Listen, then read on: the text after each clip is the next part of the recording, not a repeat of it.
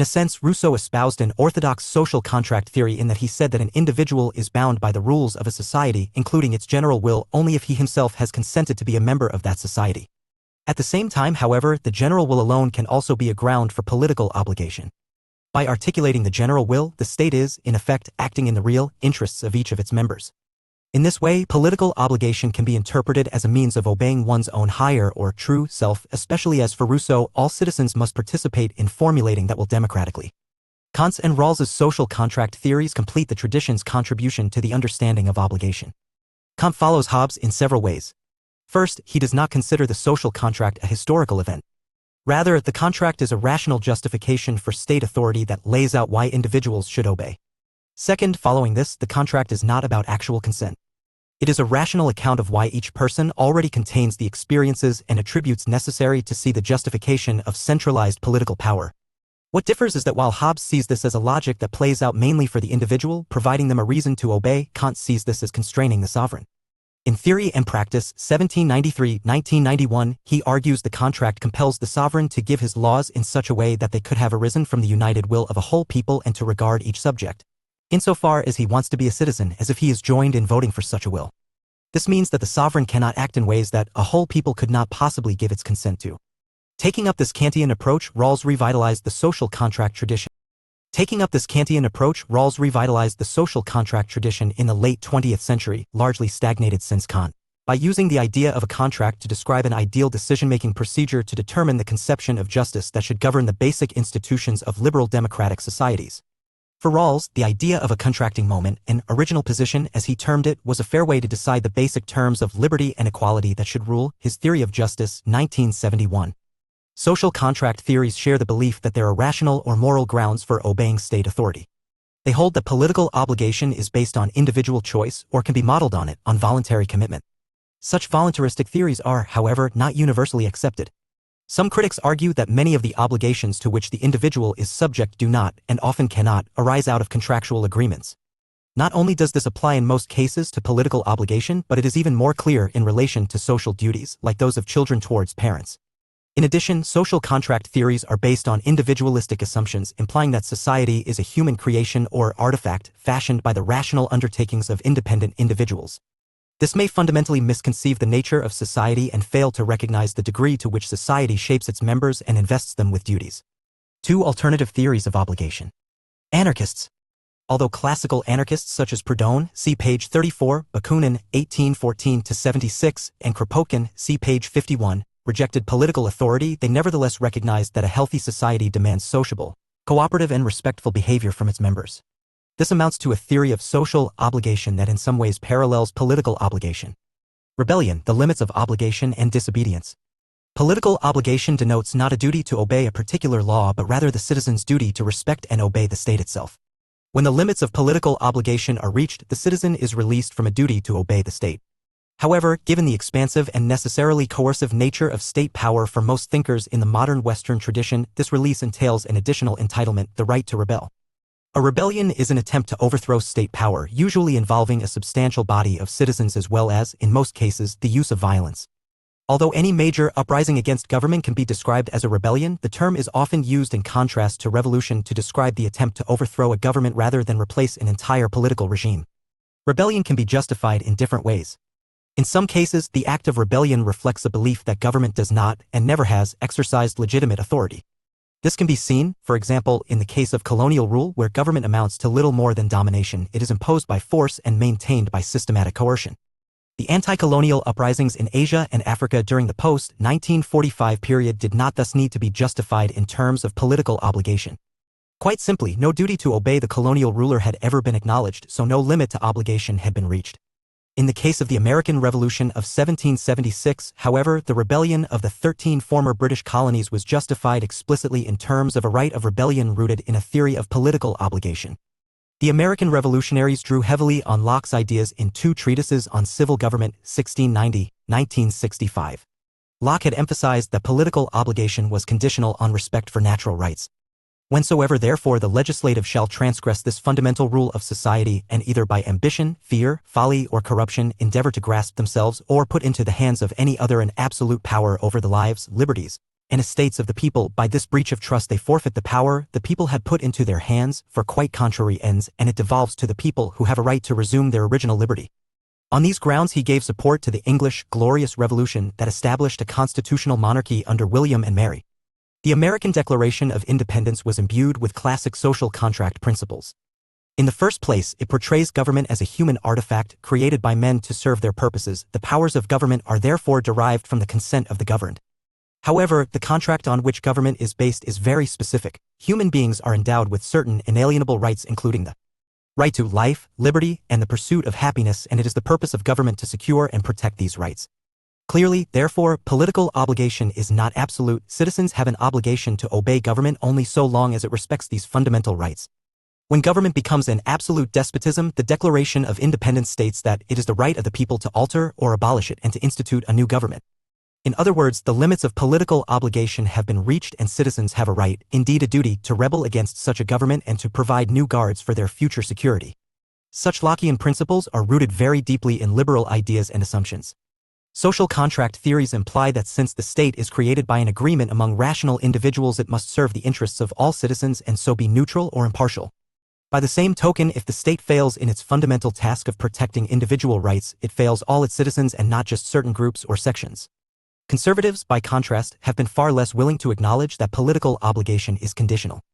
Authoritarian conservatives, following Hobbes, warn that any challenge to established authority risks the complete collapse of orderly existence. In fact, Hobbes suggests that the only way for a people to exit the contract is if the sovereign fails to maintain the security of the state and order breaks down. This of course is circular though, the state must fail for obligation to end. This is what led Joseph de Maistre, see page 140, a fierce critic of the French Revolution, to suggest that politics is based on a complete subordination to the master. In this view, the very notion of a limit to political obligation is dangerous. Marxists and anarchists have a very different attitude towards political obligation. Classical Marxists rejected the idea of a social contract, believing instead that the state is an instrument of class oppression. The function of the state is therefore not to protect individual rights so much as to defend or advance the interests of the ruling class. Indeed, Marxists have traditionally regarded social contract theories as ideological in the sense that they serve class interests by concealing the contradictions on which capitalism and all class societies are based. In this light, the notion of political obligation is a myth or delusion whose only purpose is to reconcile the working masses to their continued exploitation. Although anarchists may be prepared to accept the notion of social obligation, the idea of political obligation is, in their view, entirely unfounded. If the state is an oppressive, exploitative, and coercive body, the idea that individuals may have a moral obligation to accept its authority is quite absurd. Political obligation, in other words, amounts to nothing more than servitude. The question of the limits of political obligation, which asks, why should I obey the law, is deeply connected to another key question for political theory which turns this question on its head: what justification is there for breaking the law? This raises the issue of what is called civil disobedience, lawbreaking that is justified by reference to religious, moral, or political principles. Civil disobedience has a long heritage, drawing on writers such as Henry David Thoreau (1817–62), and the example of political leaders such as Mahatma Gandhi and Martin Luther King Jr. (1929–68). Under Gandhi's influence, nonviolent civil disobedience became a powerful weapon in the campaign for Indian independence, finally granted in 1947.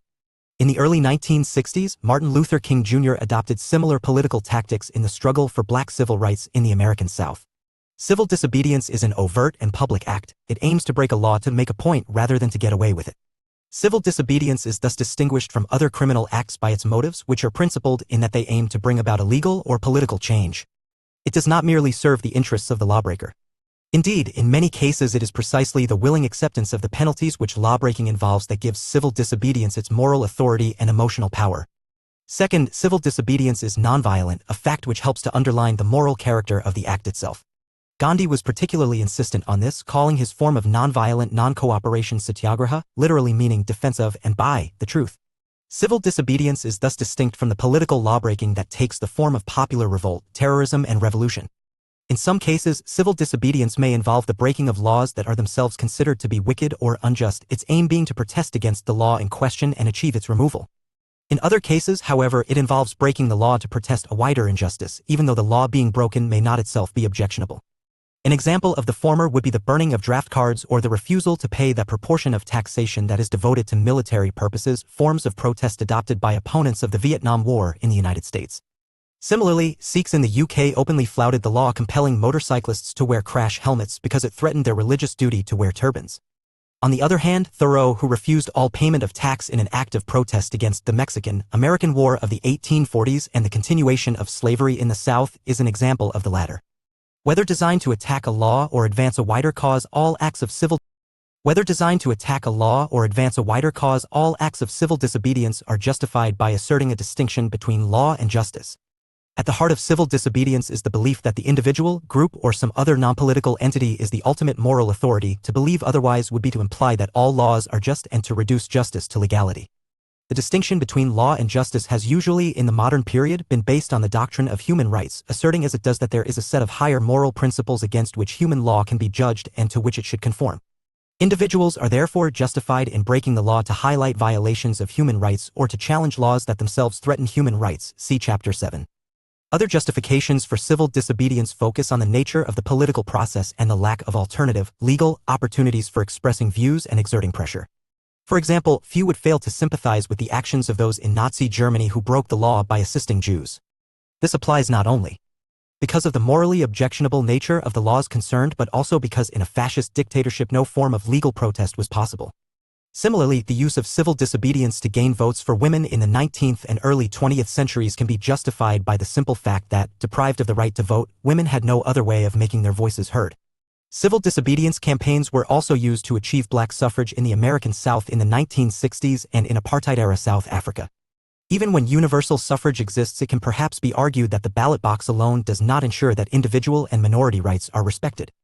A permanent minority, such as the Catholic community in Northern Ireland, may turn to civil disobedience even though they may possess formal political rights. Finally, it is sometimes argued that democratic and electoral politics may simply be too slow or time-consuming to provide an adequate means of exerting political pressure when human life itself is under imminent threat. This is, for example, the case made out by anti-nuclear campaigners and by environmental activists, both of whom believe that the urgency of their cause overrides the almost trivial obligation to obey the law. Since the 1960s, civil disobedience has become more widespread and politically acceptable. In some respects, it is now regarded as a constitutional act that aims to correct a specific wrong and is prepared to conform to a set of established rules, notably about peaceful nonviolence. Civil disobedience is, for example, now accepted by many as a legitimate weapon available to pressure groups. Sit-ins or sit-down protests help to attract publicity and demonstrate the strength of protesters' convictions and may promote public sympathy. Of course, such acts may also be counterproductive, making the individuals or group concerned appear irresponsible. In these cases, the question of civil disobedience becomes a tactical rather than a moral one. Critics of the principle nevertheless argue that it brings with it several insidious dangers. The first is that as civil disobedience becomes widespread, it threatens to undermine respect for legal and democratic means of exerting influence. At a deeper level, however, the spread of civil disobedience may ultimately threaten both social order and political stability by eroding the fear of illegality. When people cease obeying the law automatically and only do so for personal choice, the authority of law itself is undermined. As a result, acts of civil disobedience may gradually weaken the principles on which a regime is based and so be linked to rebellion and even revolution. Conclusion. All of this goes to show that the problems of law, order, and obligation in modern and contemporary political thought range over broad sets of interconnected and overlapping issues. Part of this is because of the disciplinary and historical context. These questions bring political thought substantially into discussion with legal theory, complex debates with their own complexities beyond the present discussion. Similarly, questions of law, order, and obligation are in themselves foundational. They concern what Rawls called the basic institutions of our political society and its fundamental way of distributing benefits and burdens on the one hand and structuring relations between individuals and between states and individuals on the other. Similarly, in many ways the concepts of law and obligation which bookend this chapter also flow from basic understandings of order which take us back to that foundational bugbear, human nature. It is perhaps because of the deeply foundational and thus often circular nature of these debates that law has been less of a concern in 20th and 21st century normative political theory, especially in the liberal tradition. The rule of law is a relatively settled norm in that tradition, and debates over the nature of law have moved more into legal theory. However, two concerns have remained. First, critical understandings of the law from the perspectives of critical theory and post-structuralism have concerned theorists attempting to understand law's consequences on 20th and 21st century politics. For example, Jacques Derrida's The Force of Law, 1992, has argued that the modern institution of law has an unstable relationship with our ideals of justice. Often justice requires the overcoming of law, and law is often a fetter on pursuing justice. Second, normative theorists have become very concerned with some areas of law and the justification of particular legal frameworks. For example, intellectual property rights, environmental regulation, ethnocultural diversity, and women's rights, among others. In contrast, since the 1970s and John Rawls's A Theory of Justice, justice has arguably been one of the central concepts of liberal political thought. For Rawls, justice, as social justice, was the first question of a political order and the most basic issue to address in deciding its foundational institutions. Further, he argued that a consideration of justice could lead to a fully developed normative theory of right, political order, see Chapter 11. Such a position has always been skeptically received by more critical positions. Interestingly, in recent years it has also come under attack from within the liberal tradition from self-described realists such as Bernard Williams and Raymond Josse. Focusing on the texts. Charles Louis de Secondat, Baron de Montesquieu's The Spirit of the Laws, 1750, 1989, BKS 2-3, 11, 26. The Spirit of the Laws, 1750, 1989, belongs to the rich early modern and modern tradition of political theory on law. During these centuries, law was a central topic of reflection in political thought in a way no longer true in contemporary political theory. This is because laws, natural and positive, were seen as fundamental to the state and politics generally. The keen focus on these broad questions in these periods thus put the institution of law in the central focus. Montesquieu's text is one of the key contributions to this tradition. The text contains a wealth of important reflections on government, political liberty, law, and the principle for which he is primarily known, the rule of law.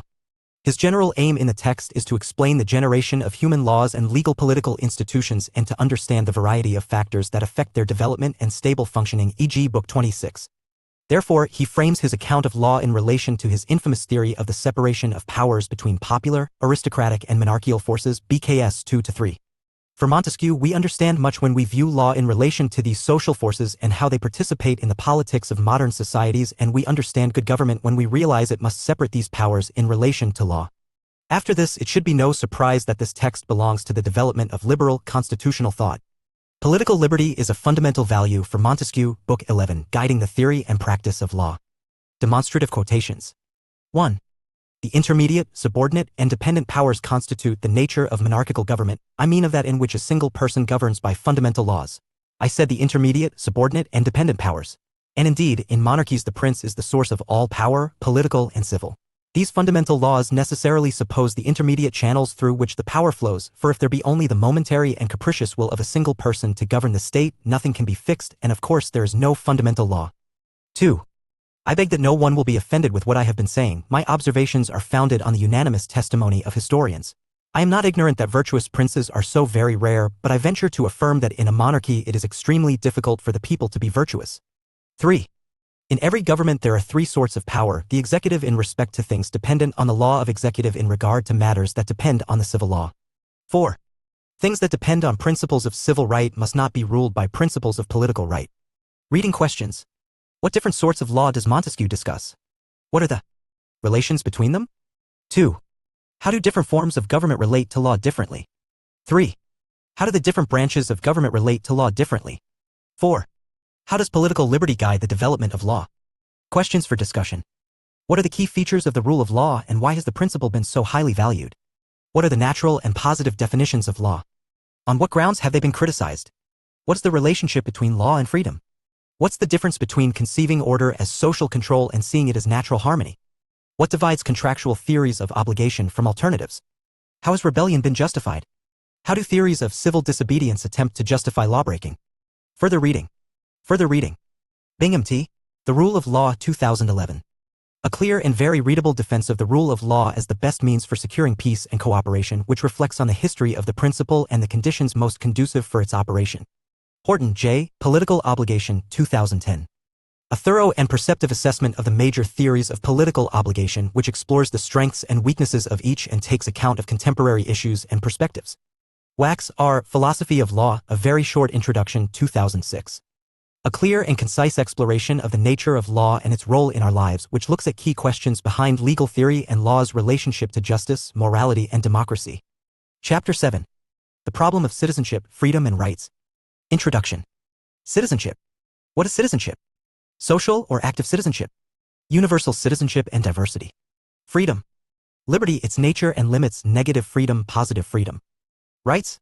Legal and moral rights, the expanding nature of rights, natural, human, and beyond conclusion. Introduction. While concepts such as power, sovereignty, and the state launched the modern Western tradition, the problem of what citizenship entails, requires, and entitles one to became the dominant question of modern political thought by the 19th century. Together, this illustrates that it is the larger question of the proper relationship between the individual and state that has concerned thinkers since antiquity. In ancient Greece, this relationship was embodied in the citizen, literally a member of the state. Citizenship was restricted to a small minority living in these states, in effect, native, freeborn propertied males. The modern concept of citizenship is, by contrast, founded on the principles of liberty/freedom and universal rights. Once again, the liberal tradition looms large. Liberal, and to a certain extent republican, thought offers the main accounts of these principles that lead into modern understandings of citizenship. As a result, the central liberal value, freedom, has a guiding role in developing the key mechanism of liberal citizenship, rights. The principle of freedom has customarily been treated by liberal political thinkers as a guiding value for the limits of the state and the goods of individual agency. Because humans require freedom, states must be limited and the rights of citizenship clear. Yet the wide valuation of freedom is matched by confusion about the term's meaning. Is freedom, for instance, an unconditional good, or does it have drawbacks? How much freedom should individuals and groups enjoy?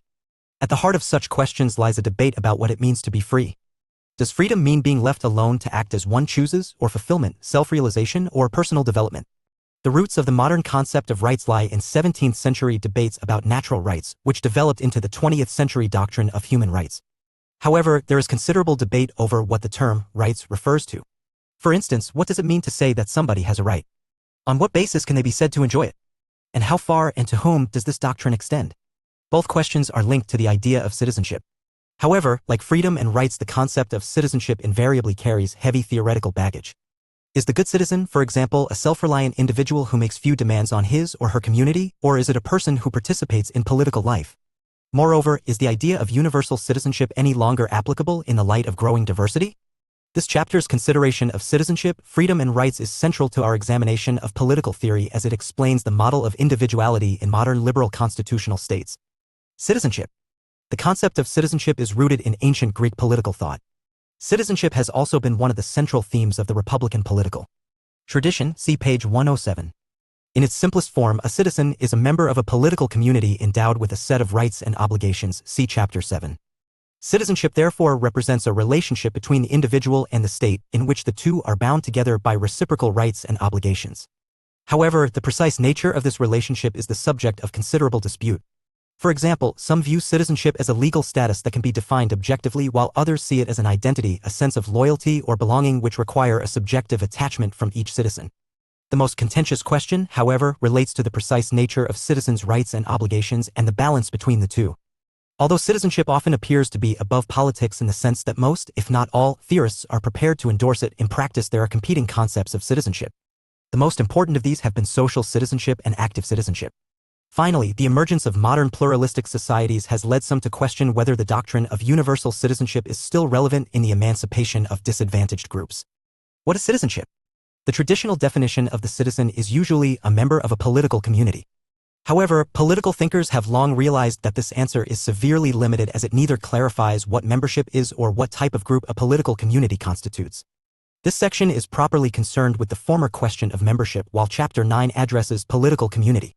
One prominent focus in Western political thought is to clarify citizenship by defining its formal, legal substance, usually by reference to the specific rights and obligations members have. Citizens can in this way be distinguished from non-citizens. The most fundamental right of citizenship is thus the right to live and work in a country, something which aliens or foreign citizens may or may not be permitted to do, and then only under certain conditions and for a limited period.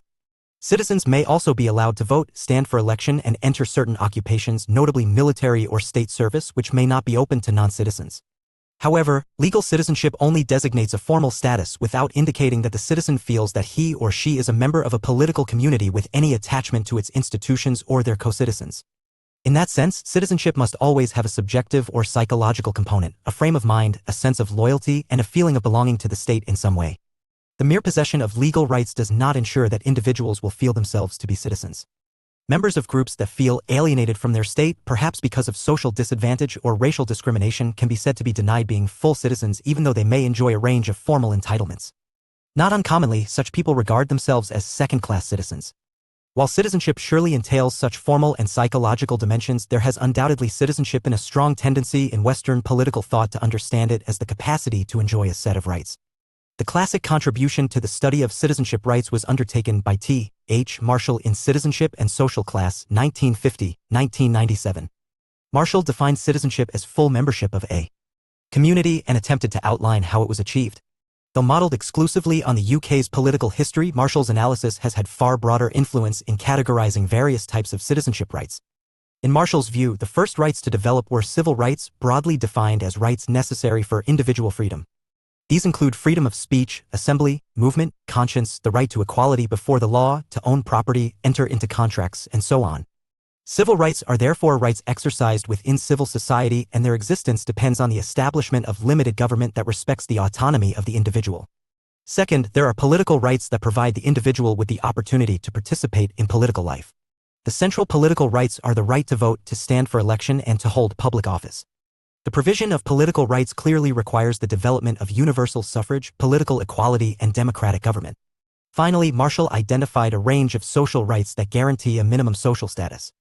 These rights are diverse but, in Marshall's opinion, include the right to basic economic welfare, social security, and, rather vaguely, the right to live the life of a civilized being according to the standards prevailing in society. Marshall's attempt to break down citizenship into three bundles of rights, civil, political, and social, has nevertheless been criticized. Political conservatives, for example, have attacked the idea of social rights discussed below in connection with social citizenship. In addition, Marshall's list may be limited. Although he included the right to own property under civil rights, Marshall did not include a broader range of economic rights demanded by the trade union movement, such as the right to union membership, the right to strike and picket, and possibly the right to exercise some form of control within the workplace. Feminist theorists, see page 308, have argued that full citizenship should also take account of gender inequality and grant women's rights and, more specifically, reproduction rights, the right to contraception, the right to abortion, etc. Similarly, multicultural theorists have argued for group-differentiated rights to ensure that minority citizens can enjoy all the rights of citizenship without being hampered by their cultural difference. Finally, because Marshall's work was developed with the nation-state in mind, some argue it failed to understand the growing significance of the international dimension of citizenship, global citizenship, see page 160. Though this point's significance can be overstated. Marshall's understanding of citizenship tends to portray it as entitlements, and his concern is defining those entitlements.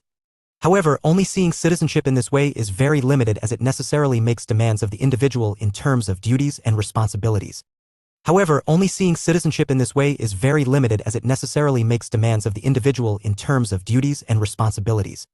To some extent, the obligations of the citizen can be said to match and perhaps balance the rights of citizenship. For example, the citizen's right to enjoy a sphere of privacy surely implies an obligation to respect the privacy of fellow citizens. Similarly, political rights could be said to entail not merely the right to participate in political life, but the duty to do so. In ancient Greece, this was reflected in the obligation of citizens to hold public office if selected by lot or rota.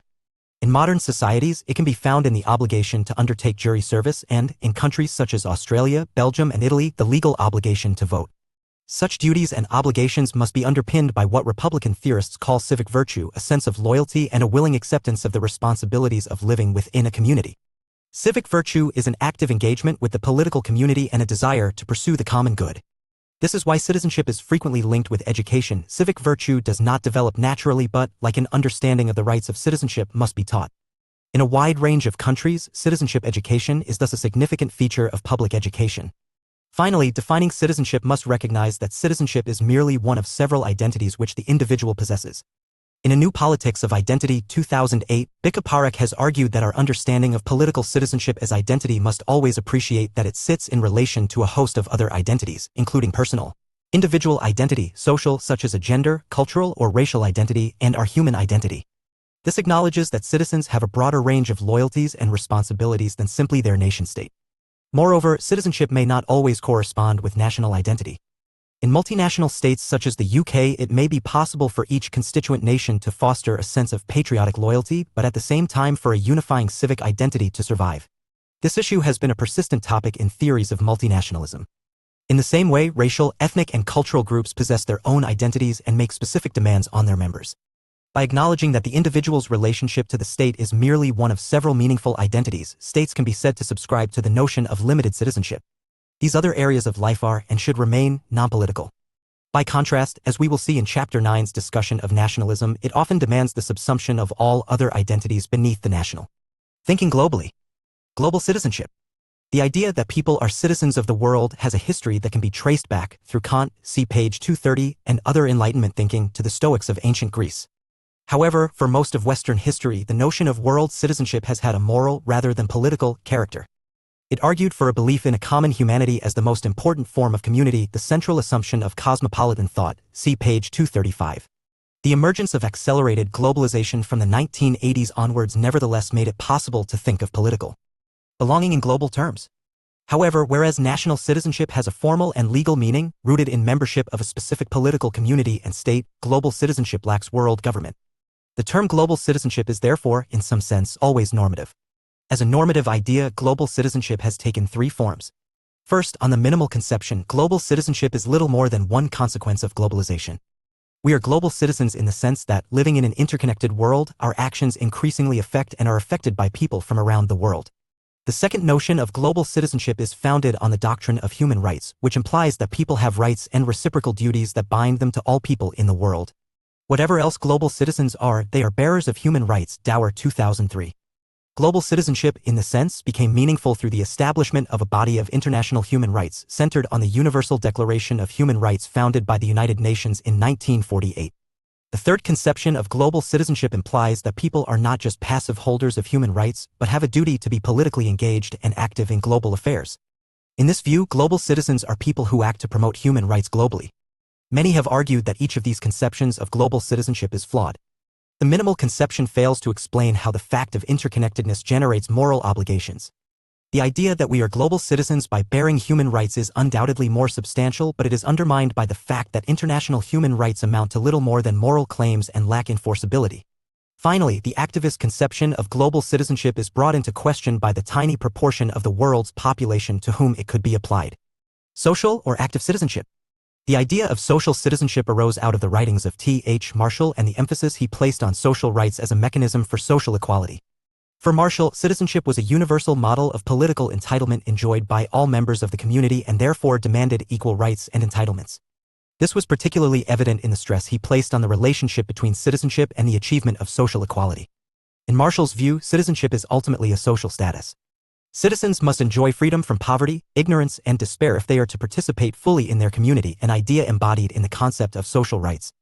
Marshall therefore believed that citizenship is incompatible with class inequalities typically found in a capitalist economic system. Citizenship and social class are opposing principles.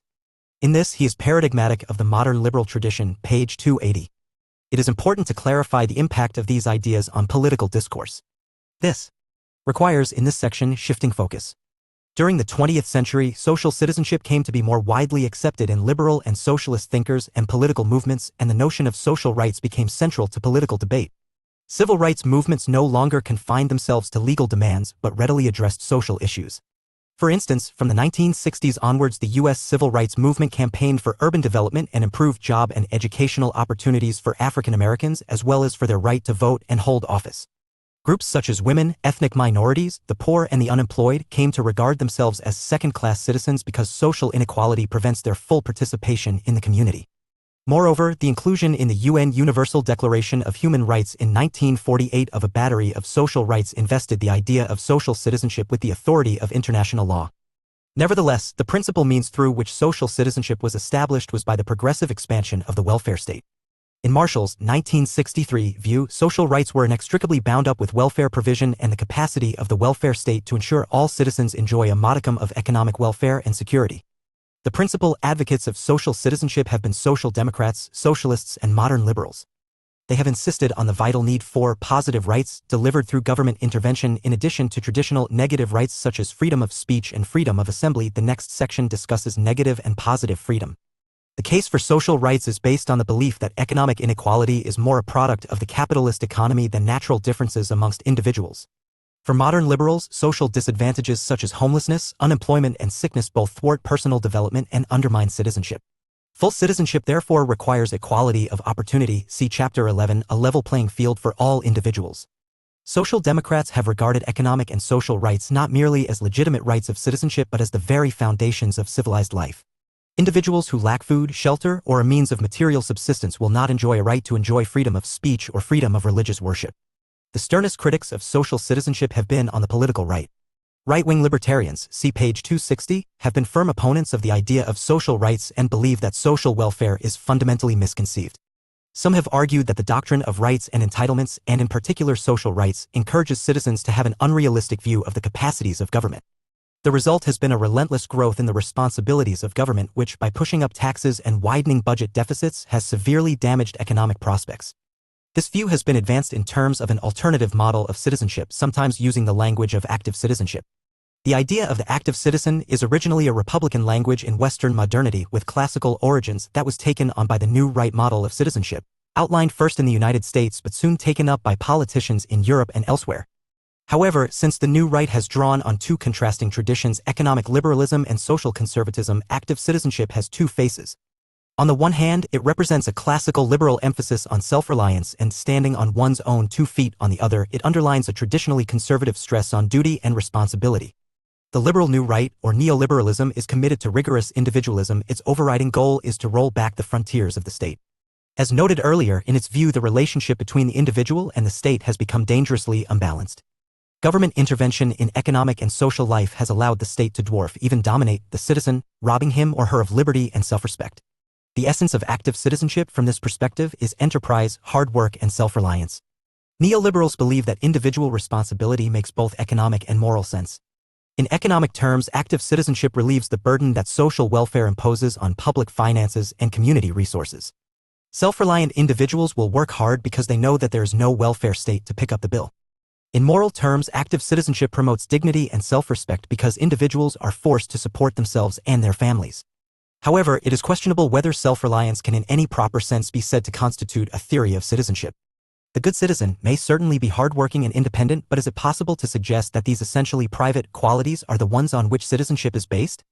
Nonetheless, such positions have argued that Marshall's citizenship of entitlement has created a society in which individuals know only their rights and do not recognize their duties or responsibilities. Such a society is fraught with the dangers of permissiveness and social fragmentation. Unrestrained liberty will lead to selfishness, greed, and a lack of respect for both social institutions and fellow human beings. This concern about the erosion of civic engagement through a focus on rights rather than responsibilities has attracted wider support since the 1980s. It has produced a shift in thinking that has, for example, resulted in the replacement of higher education grants with a system of student loans in a growing number of countries, including the United States, Australia, and the UK, and the introduction of tuition fees for university students, in both cases justified by the aim of strengthening civil obligations. Students, in this view, have a duty to pay for education; they do not merely have a right of access to it. This version of active citizenship also has its critics. Some have argued that it is in danger of replacing one imbalance with another. The emphasis on civic duty may displace a concern for rights and entitlements. Others point out that, just as social citizenship is linked to the attempt to modify class inequalities, active citizenship may be turned into a philosophy of pay your way which reinforces existing inequalities. Finally, Republican thinkers have pointed out that it is very different from the original Republican models of active citizenship that were not about economic but political contributions. All of this illustrates the divisive space that rights hold in understandings of citizenship. Universal citizenship and diversity. The conceptions of citizenship that have dominated the intellectual and institutional contexts in the Western tradition have largely been liberal and Republican. As a result, regardless of the rights they highlight, they are united in seeing citizenship as defined by its universality. The universality of citizenship takes several senses. At its most abstract level, it involves the idea that citizenship as a status is meant to supersede all other particular features of any person. This means that whatever other identities, beliefs, or personal features they have, each citizen is first and foremost a citizen. In one sense, this has a deeply emancipatory character. Whatever social and group differences exist among a population and whatever inequalities of wealth, status, and power these bring, citizenship gives everyone the same status within the political community. This has empowered disenfranchised groups to demand better and more equal treatment. For instance, the civil rights movements that sprang up from the 1960s onwards around disadvantaged groups such as women, ethnic and religious minorities, gays and lesbians, and disabled people, often articulated their demands in the language of universal citizenship. If these groups were, or felt themselves to be, second-class citizens, the solution was to establish full citizenship, the right to equal treatment and participation. Iris Marion Young, 2011, has notably argued that this conception of citizenship as universality depends on a particular understanding of equality. To be an equal citizen is to be treated the same as others. Universality is about sameness. This has two senses for Young. First, when we determine how to treat people the same, we do so based on what they have in common, not how they differ from each other. So our understanding of what citizens require, are entitled to, and should contribute is informed by a general image of humanity devoid of social differences. Second, universal treatment informed by this image should be construed as equal treatment. That is a set of laws and rules that are the same for all and apply to everyone in the same way. Insofar as people are classified as citizens, each is entitled to the same rights and expected to shoulder the same obligations as every other citizen. Laws and rules are blind, as a result, to individuals and group differences. For Young, while understanding citizenship in universal terms has some emancipatory advantages, it also creates new forms of oppression. Specifically, a general model of citizenship demands homogeneity. It requires everyone to understand themselves and act uniformly in the political realm, and it thereby creates a firm hierarchy between their political identity and all other aspects of their existence. This is problematic in two ways. First, it excludes the various social identities key to our understandings of ourselves. As Young notes in Polity and Group Difference, a critique of the ideal of universal citizenship, 1989. People necessarily and properly consider public issues in terms influenced by their situated experience and perception of social relations. Different social groups have different needs, cultures, histories, experiences, and perceptions of social relations which influence their interpretation of the meaning and consequences of policy proposals and influence the form of their political reasoning. A universal model of citizenship provides inclusion by demanding homogeneity. Second, this demand has disproportionate effects on groups suffering from various inequalities. As Young again notes, in a society where some groups are privileged while others are oppressed, insisting that all citizens should leave behind their particular affiliations and experiences to adopt a general point of view serves only to reinforce that privilege. For the perspectives and interests of the privileged will tend to dominate this unified public. For Young, a universal model of citizenship means not only that it will not address the inequality of oppressed groups, but that it will reinforce those disadvantages. When politics ignores race, gender, and other group differences, they ensure equal treatment is constructed according to the norms and values of dominant groups, meaning that systemic forms of inequality may continue unchecked. Universal citizenship may thus help to perpetuate disadvantage and unequal participation rather than redress them. Young's criticism has often taken on a larger form in political theory as a criticism of liberalism itself. For example, many critics connect universal citizenship as a model to the intellectually and institutionally influential and liberal idea of a distinction between private and public life, in which differences between people linked, for instance, to factors such as gender, ethnicity, and religion, are seen as private matters and so are irrelevant to a person's public status. As a result, liberalism is portrayed by Charles Taylor as difference-blind. It treats those factors that distinguish people from one another as secondary because all of us share the same core identity as individuals and citizens. In The Politics of Recognition, 1992, Taylor criticizes the procedural approach to liberalism, one that focuses on uniformity, formality, and impersonal rules, as the source of its inability to recognize the diverse forms of identity that motivate contemporary politics. As a result, political thinkers from many traditions have championed alternative approaches to citizenship. Taylor popularized the language of recognition by arguing for a limited form of multicultural recognition that requires states and majorities to approach minority groups with a presumption of the value and importance of their social identity. More deeply, Young, 2011, championed the notion of differentiated citizenship as a means of taking account of group differences. For her, alongside universal rights, recognition requires special rights that apply only to specific categories of people. One basis for special rights, increasingly widely accepted in modern societies, is linked to biological factors, as in the case of women's rights, see chapters 11 to 12, and rights for persons with physical/mental disabilities or the elderly. In fact, the most systematic attempt to reconcile citizenship with diversity has come from multicultural political theory. The focus here has tended to be on minority rights, special group-specific measures for accommodating national and ethnic differences as a means to diversify citizenship. In his liberal theory of multicultural rights, Wilkenlicka, 1995, argued for three kinds of minority rights: self-government rights, polyethnic rights, and representation rights. Self-government rights belong, Wilkenlicka argued, to what he calls national minorities, peoples who are territorially concentrated, possess a shared language, and are characterized by a meaningful way of life across the full range of human activities. This applies to indigenous peoples found in many parts of the world, sometimes called First Nations, see page 225. In these cases, the right to self-government should involve the devolution of political power, usually through federalism, to political units that are substantially controlled by the national minority. Polyethnic rights are rights that help ethnic groups and religious minorities that are the product of immigration to fully enjoy citizenship without their cultures negatively disadvantaging them. They would, for instance, provide the basis for legal exemptions such as the exemption of Jews and Muslims from animal slaughtering laws, the exemption of Sikh men from wearing motorcycle helmets, and exemption of Muslim girls from school dress codes. Finally, special representation rights address the underrepresentation of minority or disadvantaged groups in education and senior positions in political life. Such rights involve positive discrimination, which compensate for past discrimination or continuing cultural subordination. Their justification is not only that they ensure full and equal participation but also that they ensure public policy reflects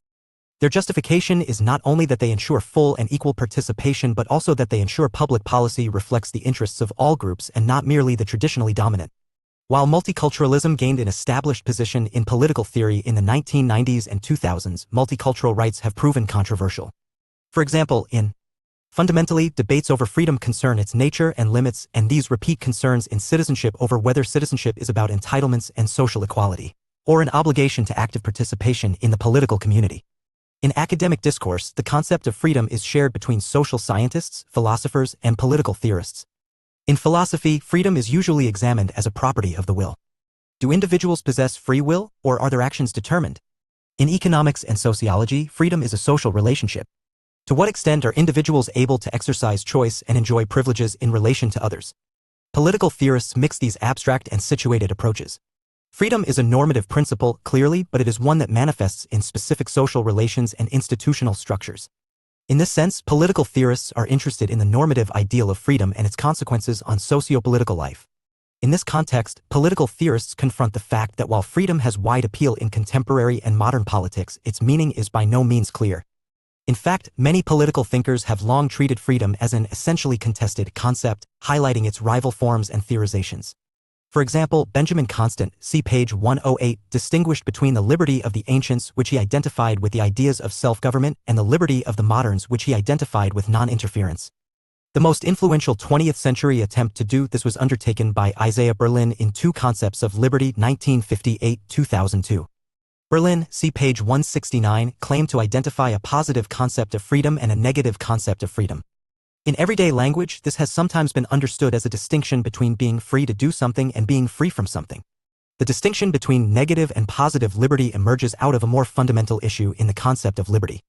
That concept is meant to offer a normative ideal that stretches across at least two domains: individual conduct and voluntary relations with other individuals, and individual and group relations to the political community. This means that liberty is both about what we do on our own as individuals and about what we do as political collectives. This ambiguity gives rise to the negative-positive distinction and makes it such an important concept for the question of citizenship. Liberty, its nature and limits. In the everyday language of most Western liberal democracies, freedom means to act as one chooses. For example, being free suggests the absence of constraints or restrictions, as in freedom of speech and unchecked ability to say whatever one pleases. The idea of freedom as primarily about the absence of impediments for the individual is also an important part of the theoretical understanding of freedom, as we will see. However, few people, everyday or academic, are prepared to support the removal of all restrictions on the individual. This is for the simple reason that our actions as individuals affect both other individuals and our political societies. As R. H. Tawney, 1931-1969, see page 195, pointed out, the freedom of the pike is death to the minnows. Even anarchists, who reject all forms of political authority as oppressive, believe individual action will be constrained by social norms and morals. What this shows us is that the consideration of freedom in the Western tradition is immediately a question of the limits of freedom. Where does acceptable freedom end? Liberal and Republican political thought has thus sought to establish normatively justified limits on freedom. One major way this has been attempted is through a distinction between two kinds of self-willed action, liberty and what may be called license. This distinction is nevertheless difficult. For example, it suggests that there can be a clear standard, moral or otherwise, imposed on freedom to decide when individual behavior is acceptable and when it is not. However, relying on such a standard and the liberty or license distinction raises the additional question: how do we theoretically distinguish between justified and unjustified uses of freedom? The distinction between liberty and its excess, license, occurs in several modern political thinkers. For example, in the Second Treatise on Government, 1690-1965, Locke, discussing the state of nature, argues, though this be a state of liberty, yet it is not a state of license. Though man in that state have an uncontrollable liberty to dispose of his person or possessions, yet he has not liberty to destroy himself or so much as any creature in his possession. For Locke, liberty is constrained by natural laws and morality, where license entails violating these. Rousseau, in the Discourse on Inequality, 1755-2000, makes a similar point, though with a higher standard. He warns against mistaking for freedom an unbridled license, which is its opposite. For Rousseau, real liberty is not simply pursuing our individual will, even constrained by a higher law. Rather, any form of domination amongst individuals compromises real liberty for him. In Letter 8 from his Over Completas, he clarifies this distinction. It is worth quoting Rousseau at length. Many have been the attempts to confound independence and liberty, two things so essentially different that they reciprocally exclude each other. When everyone does what he pleases, he will, of course, often do things displeasing to others, and this is not properly called a free state. Liberty consists less in acting according to one's own pleasure than in not being subject to the will and pleasure of other people. From letter 8 over completes to J. Rousseau, quoted in Held 2006. Discussions over liberty in modern political thought thus quickly turn into discussions on 1. Its nature and 2. Its appropriate limits. What is common is a distinction between liberty which is valued on some grounds and license or independence or some other term which is excessive, oppressive or morally corrupt in some way. There is deep ideological controversy about where liberty becomes license. Classical liberals, for instance, seek to maximize the realm of individual freedom and reduce those actions regarded as license. Although classical liberalism often refers to its 17th and 18th century form, it took a new form in the 20th century linked to the defense of private property and free market capitalism. For example, Robert Nozick, see page 246, and Milton Friedman, see page 38, saw freedom in essentially economic terms and advocated the greatest possible freedom of choice in the marketplace. An employer's ability to set wage levels, alter work conditions, and decide who to employ or not are manifestations of liberty. On the other hand, socialists regard such behavior as license on the grounds that the freedom of the employer results in oppression for workers. Revolutionary socialists may go so far as to portray all forms of private property as license, as they inevitably lead to the exploitation of the propertyless. The problem with establishing the desirable realm of liberty is that there is a bewildering number of ways to theorize and justify freedom. In much liberal political thought, the tendency is to treat freedom as a right or entitlement. Indeed, the two concepts become almost fused, as when rights are described as liberties. One of the attractions of a rights-based theory of freedom, whether these are thought to be natural, human, or civil rights, is that it enables a clear distinction to be made between liberty and license. In short, liberty means acting according to or within one's rights, whereas license means acting beyond one's rights or, more particularly, abusing the rights of others. For example, employers are exercising liberty when they are acting based on their rights, derived perhaps from the ownership of property or a contract of employment, but they stray into the realm of license when they infringe the employee's rights. However, this distinction becomes more complex when it is examined closely. In the first place, rights are always balanced against one another in the sense that most actions can have adverse consequences for other people. In this sense, freedom is a zero-sum game. When one person, an employer, gains more freedom, someone else, an employee, loses it. It is impossible, therefore, to ensure that the rights of all are respected all the time. More serious, however, is the problem of defining who has rights and why. As emphasized below, individual rights are the subject of deep political and ideological controversy. J.S. Mill proposed another influential distinction between liberty and license, see page 168. Mill argued that individual freedom was the basis for moral self-development and so proposed that individuals should enjoy the greatest possible realm of liberty. However, Mill also recognized that unrestrained liberty could become oppressive, even tyrannical. In On Liberty, 1859-1972, he proposed a distinction between self-regarding actions and other-regarding actions, suggesting that each individual should have sovereign control over the former, and therefore over his or her body. The only justification for constraining the individual, Mill argued, was harm being done to others. In effect, the harm principle indicates the point at which freedom becomes excessive, the point at which liberty becomes license. Although this distinction appears clear, it has proven controversial. This largely centers on what is meant by harm and whether it refers only to direct forms of physical harm. Mill was clearly prepared to allow individuals absolute freedom to think, write, and say whatever they wish, and to allow them to undertake harmful actions so long as they are self-regarding. Mill would not, therefore, have tolerated any form of censorship or restrictions on the use of dangerous drugs. However, since Mill, our understandings of harm have substantially broadened to include psychological, moral, and even spiritual harm. If these are included, then Mill's standard would rule out a far more extensive range of actions as license. For example, the portrayal of violence or pornography on television may be regarded as morally harmful in the sense that it can have a damaging influence on behavior. Similarly, if harm is taken to include economic or social disadvantage, it could be applied to the imposition of a pay freeze by an employer.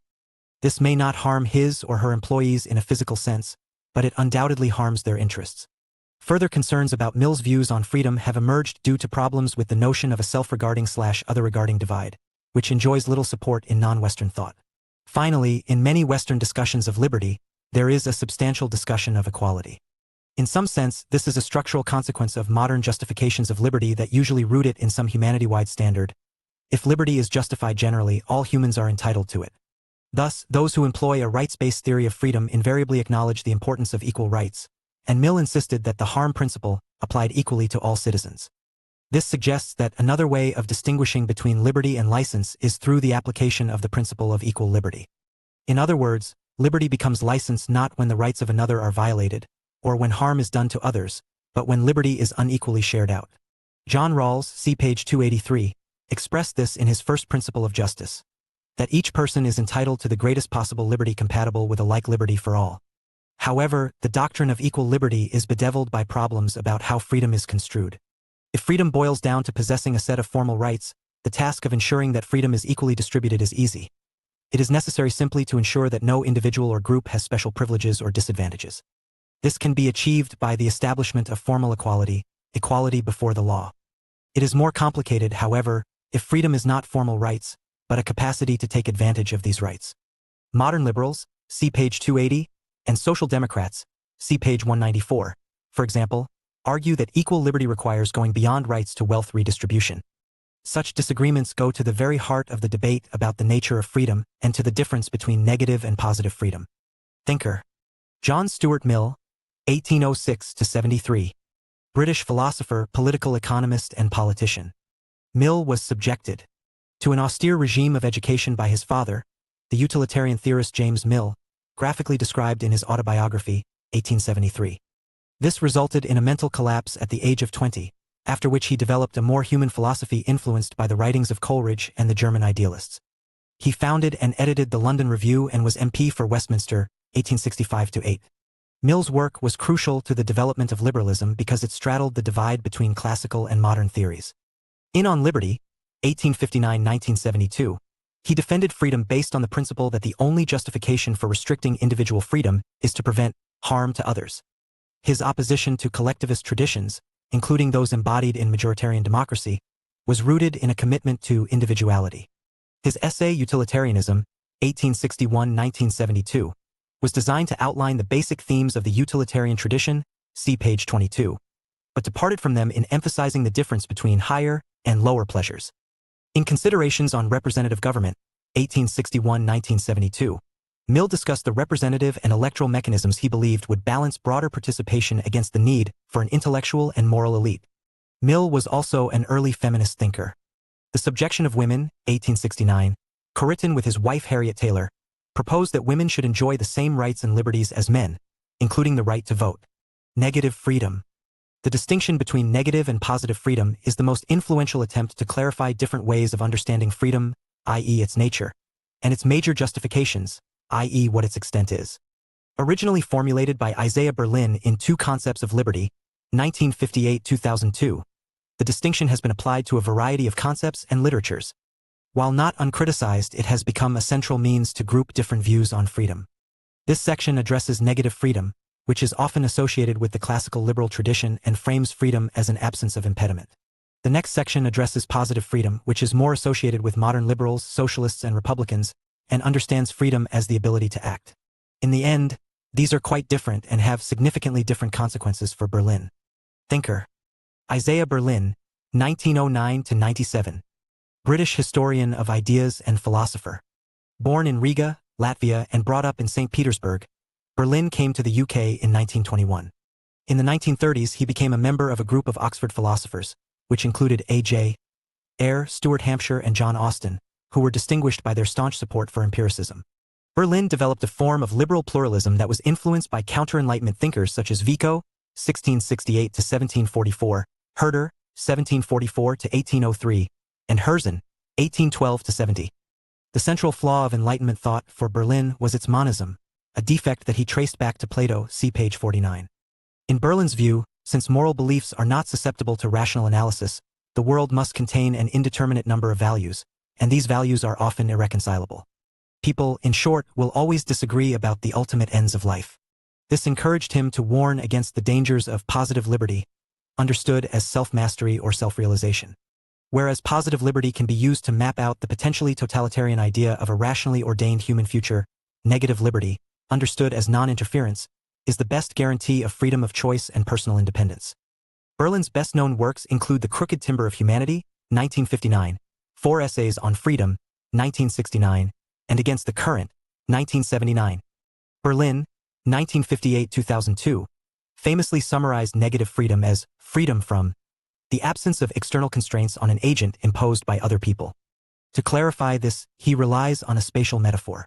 Freedom is a space of unimpeded action around the individual. He asks, what is the area within which the subject, a person or group of persons, is or should be left to do or be what he is able to do or be, without interference by other persons. This results in a conception of freedom that sees it as the absence of direct interference. The latter constitutes intentional acts by other agents that interfere with my actions. I am normally said to be free to the degree to which no man or body of men interferes with my activity. Political liberty in this sense is simply the area within which a man can act unobstructed by others. If I am prevented by others from doing what I could otherwise do, I am to that degree unfree. Although some have portrayed the negative conception of freedom as value-free, it has clear moral and theoretical implications. First, if freedom is the absence of external constraints on the individual, law takes on a particular role. Law constrains individuals and groups because, through the threat of punishment, it forces them to obey. Law is seen as the main obstacle to freedom. Thomas Hobbes, see page 73, for instance, described freedom as the silence of the law. To advocate that freedom should be maximized does not, however, mean that law should be abolished, but only that it should be restricted to protecting liberty from the encroachments of others. This is John Locke's, see page 217, point when he suggested that law does not restrict liberty so much as enlarge it. Government should similarly be restricted to a minimal role, the maintenance of domestic order and personal security. For this reason, advocates of negative freedom have usually supported the minimal state and sympathized with laissez-faire capitalism. This is not to say, however, that state intervention in the form of economic management or social welfare can never be justified, but only that it cannot be justified in terms of freedom. Second, negative freedom is linked to the idea of choice. For example, in Capitalism and Freedom, 1962, Milton Friedman sees economic freedom as freedom of choice in the marketplace, the freedom of the consumer to choose what to buy, the freedom of the worker to choose a job, the freedom of a producer to choose what to make and who to employ. On this account, choice highlights an important aspect of individual liberty. Choosing is a voluntary selection from a range of options. Consequently, it is reasonable to assume that a choice reflects a person's genuine preferences, wants, or needs. When a worker, for instance, selects one job rather than another, this indicates that that job is the one which best satisfies his or her inclinations. This link between freedom and choice, though, has received significant criticism. If freedom is reflected in the exercise of choice, the options available to the individual must be reasonable ones. At times of high unemployment, or when most available jobs are poorly paid, is it possible to regard a worker's choice of a job as a self-willed action? Indeed, classical Marxists, see page 249, argue that since workers have no other means of subsistence, they are best thought of as wage slaves. The alternative to work is destitution. Third, negative freedom is linked to the idea of privacy.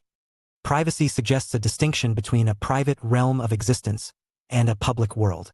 Advocates of negative freedom often regard this private sphere, consisting largely of family and personal relationships, as a Advocates of negative freedom often regard this private sphere, consisting largely of family and personal relationships, as a realm of personal autonomy. It is an arena in which individuals should be left alone to do, say, and think whatever they please. Any intrusion into the private is an infringement of liberty. To prize negative freedom is clearly to prefer the private to the public and to wish to enlarge the scope of the former at the expense of the latter. A very different tradition of political thought, however, sees public life not as a realm of duty and unfreedom, but as an arena within which altruism and social solidarity are promoted. From this perspective, the demand for privacy may simply reflect a flight from social responsibility into isolation and selfishness. Finally, the case for negative freedom is based on a conception of the human individual and rationality. Free from interference, coercion, and even guidance, individuals can make their own decisions and fashion their own lives. Importantly, they are trusted to understand and pursue their own interests. Any form of paternalism, however well-intentioned, robs the individual of responsibility for his or her own life and so infringes liberty. This is not to argue that individuals will not make mistakes, both intellectual and moral, but simply to say that if they are in a position to learn from their mistakes, they have a better opportunity to develop as human beings. In short, self-development can never be imposed, it can only arise through voluntary action. Opponents of negative freedom nevertheless suggest that when individuals are simply left alone, they may fall prey to economic misfortune or the caprice of the market and so be in no position to make rational choices. Negative freedom may thus amount to the freedom to starve. Such thinking led to the emergence of a rival, positive conception of freedom. Positive freedom.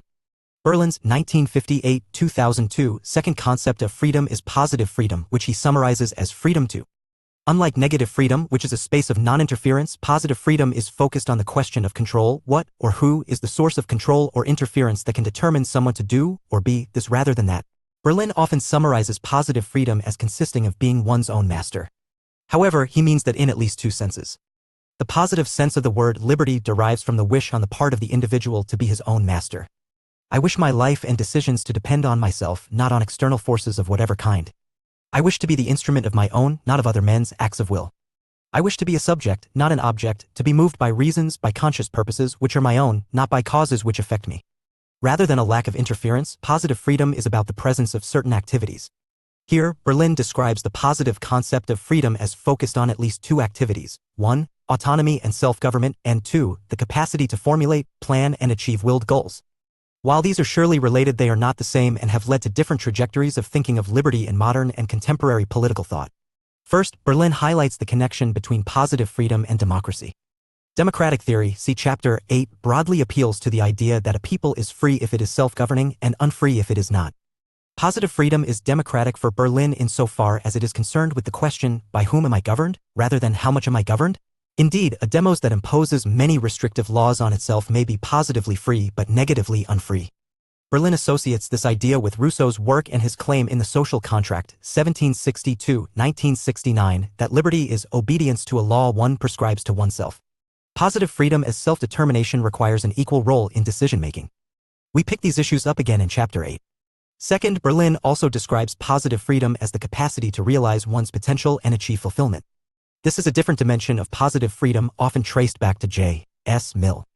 Although Mill appeared to endorse a negative conception of freedom, the individual's sovereign control over himself or herself, he nevertheless asserted that the purpose of freedom was the attainment of individuality. Individuality refers to the distinctive character of each individual, meaning that freedom comes to stand for self-development. This proved deeply influential in modern liberal thought. T. H. Green, 1911, see page 281, endorses the sense of positive freedom when he defines freedom as the ability of people to make the most and best of themselves. This freedom consists not in being left alone or democratically participating, but in having the opportunity to grow as an individual. While the first sense of positive freedom is democratic, the second is liberal and individualistic. Nonetheless, they both entail a form of equality that goes beyond the simple formal equality of liberties or rights in negative liberty. This is because positive freedom in both the democratic and individualist senses requires the equal ability, not just opportunity, to achieve these ends. So it is outcome, not opportunity focused. As such, positive freedom is often concerned with the distribution of material or economic resources and an expansion rather than a contraction of state power. However, the notion of positive freedom has been deployed in a broad range of theories whose political implications are diverse and sometimes contradictory. In effect, freedom may be positive in that it stands for effective power, self-realization, self-mastery, autonomy, moral freedom, or even spiritual freedom. To understand this range, we must remember that historically, the idea of positive freedom emerges from critiques of negative freedom developed by socialists and modern liberals in the late 19th century. Capitalism had swept away feudal structures but left the mass subject to poverty, unemployment, sickness, and disease.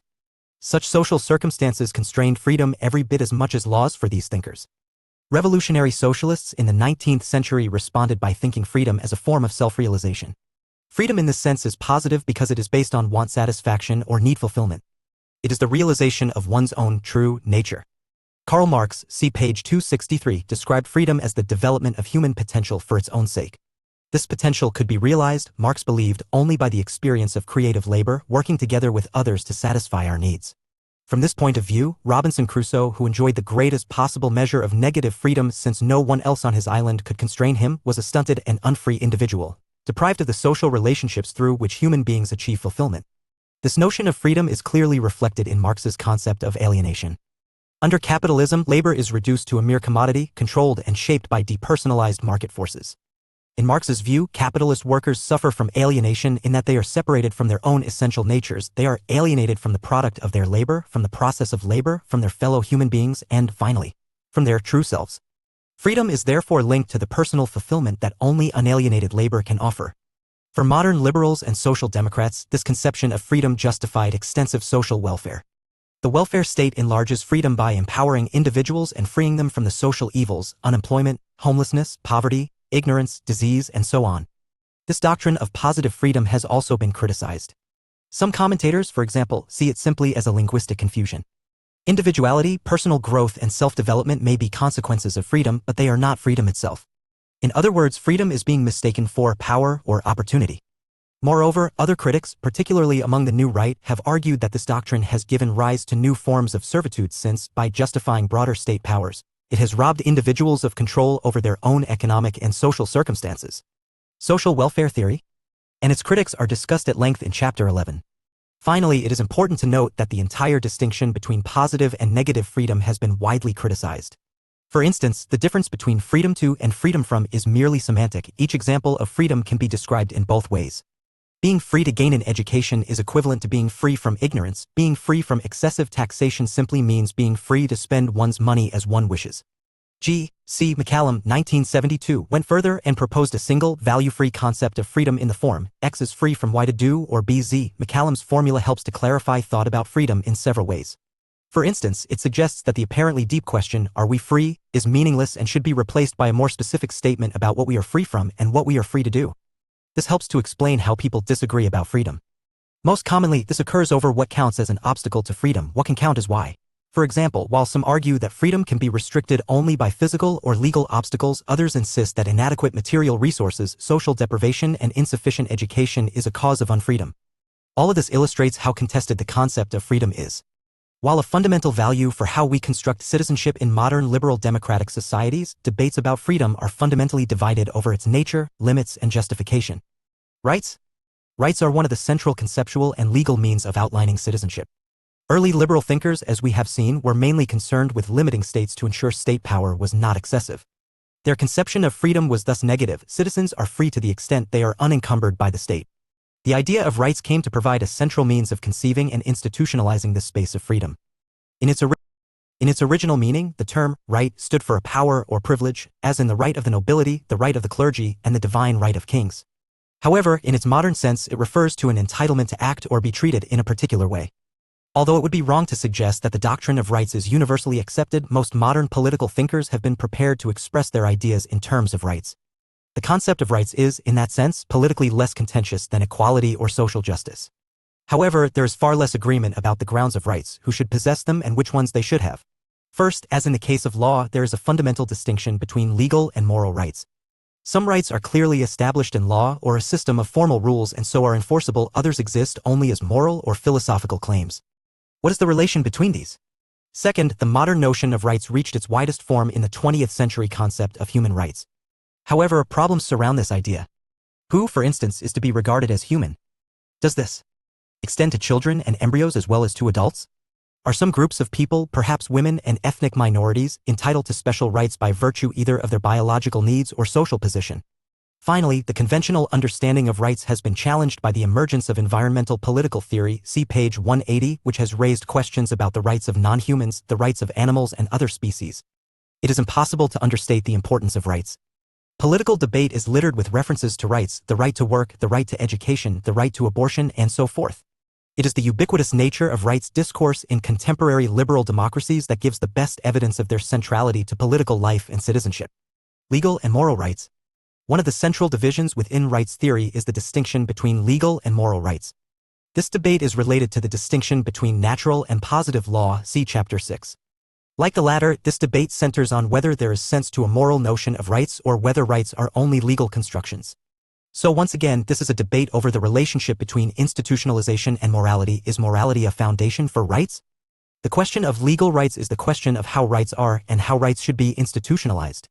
As such, it tends to engage political theory with debates in legal theory and jurisprudence. Legal rights are rights enshrined in law and are therefore enforceable. They have been described as positive rights in that they are upheld regardless of their moral content. Indeed, some legal rights remain in force for many years even though they are widely regarded as immoral.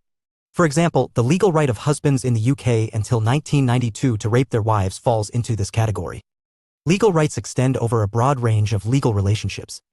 A classic attempt to categorize such rights was undertaken by Wesley Hofeld in Fundamental Legal Conceptions, 1923. Hofeld identified 4 types of legal right. First, there are privileges or liberty rights. These allow a person to do something in the simple sense that they have no obligation not to do it. They are at liberty to do it, for instance, to use the public highway. Second, there are claim rights on the basis of which a person owes another a corresponding duty, for example, the right of one person not to be assaulted by another. Third, there are legal powers. These are legal abilities, empowering someone to do something, for example, the right to get married or the right to vote. Fourth, there are immunities, which allow one person to avoid being subject to the power of another, for instance, the right of young, elderly, and disabled people not to be drafted into the army. The status that these legal rights enjoy within a political system varies considerably by country. In the UK, the content of legal rights has traditionally been vague and their status questionable. Before the passage of the Human Rights Act 1998, most individual rights in the UK were residual rights, that is, they were not embodied in statute law but rather were based on the common law. Assumption that everything is permitted that is not prohibited. This led to situations in which individual rights commonly lacked clear legal definition and were difficult to uphold in court. Although the Human Rights Act introduced greater clarity, it did not give them entrenched status, allowing Parliament by a special procedure to infringe the Act. By contrast, a Bill of Rights operates in the United States and many others. A Bill of Rights is a codified set of individual rights enshrined in constitutional or higher law. The U.S. Bill of Rights consists of the first 10 amendments of the Constitution, although it is sometimes said to include the 14th, 15th, and 19th Amendments. Bills of Rights are usually said to entrench individual rights because they are enshrined in documents that are difficult to amend. The key advantage of a Bill of Rights is that it establishes a mechanism through which rights can be legally defended and thus protects the individual from government. This occurs because, as bills of rights are enshrined in constitutional law, judges rather than politicians are tasked with upholding individual rights, and this gives them the power of judicial review, allowing them to check the power of other public bodies if they infringe on individual rights. This, of course, also dramatically enlarges the authority of the judiciary in a way some argue is anti-democratic. Moral rights comprise a different range of rights that have no legal substance but only exist as moral claims. The simplest example of this is a promise. A promise, freely and rationally made, invests one person with a moral obligation to fulfill its terms and so grants the other party the right that it should be fulfilled. Unless the promise takes the form of a legally binding contract, it is enforced by moral considerations alone. It is the fact that it is freely made that creates the expectation that a promise will be and should be fulfilled. In most cases, in contrast, moral rights are based on their content. In other words, moral rights are more commonly ideal rights which bestow on a person a benefit that they need or deserve. Moral rights therefore reflect what a person should have from the perspective of an ethical or religious system. The danger with moral rights is, however, that they may become impossibly vague and degenerate into little more than an expression of moral desirability.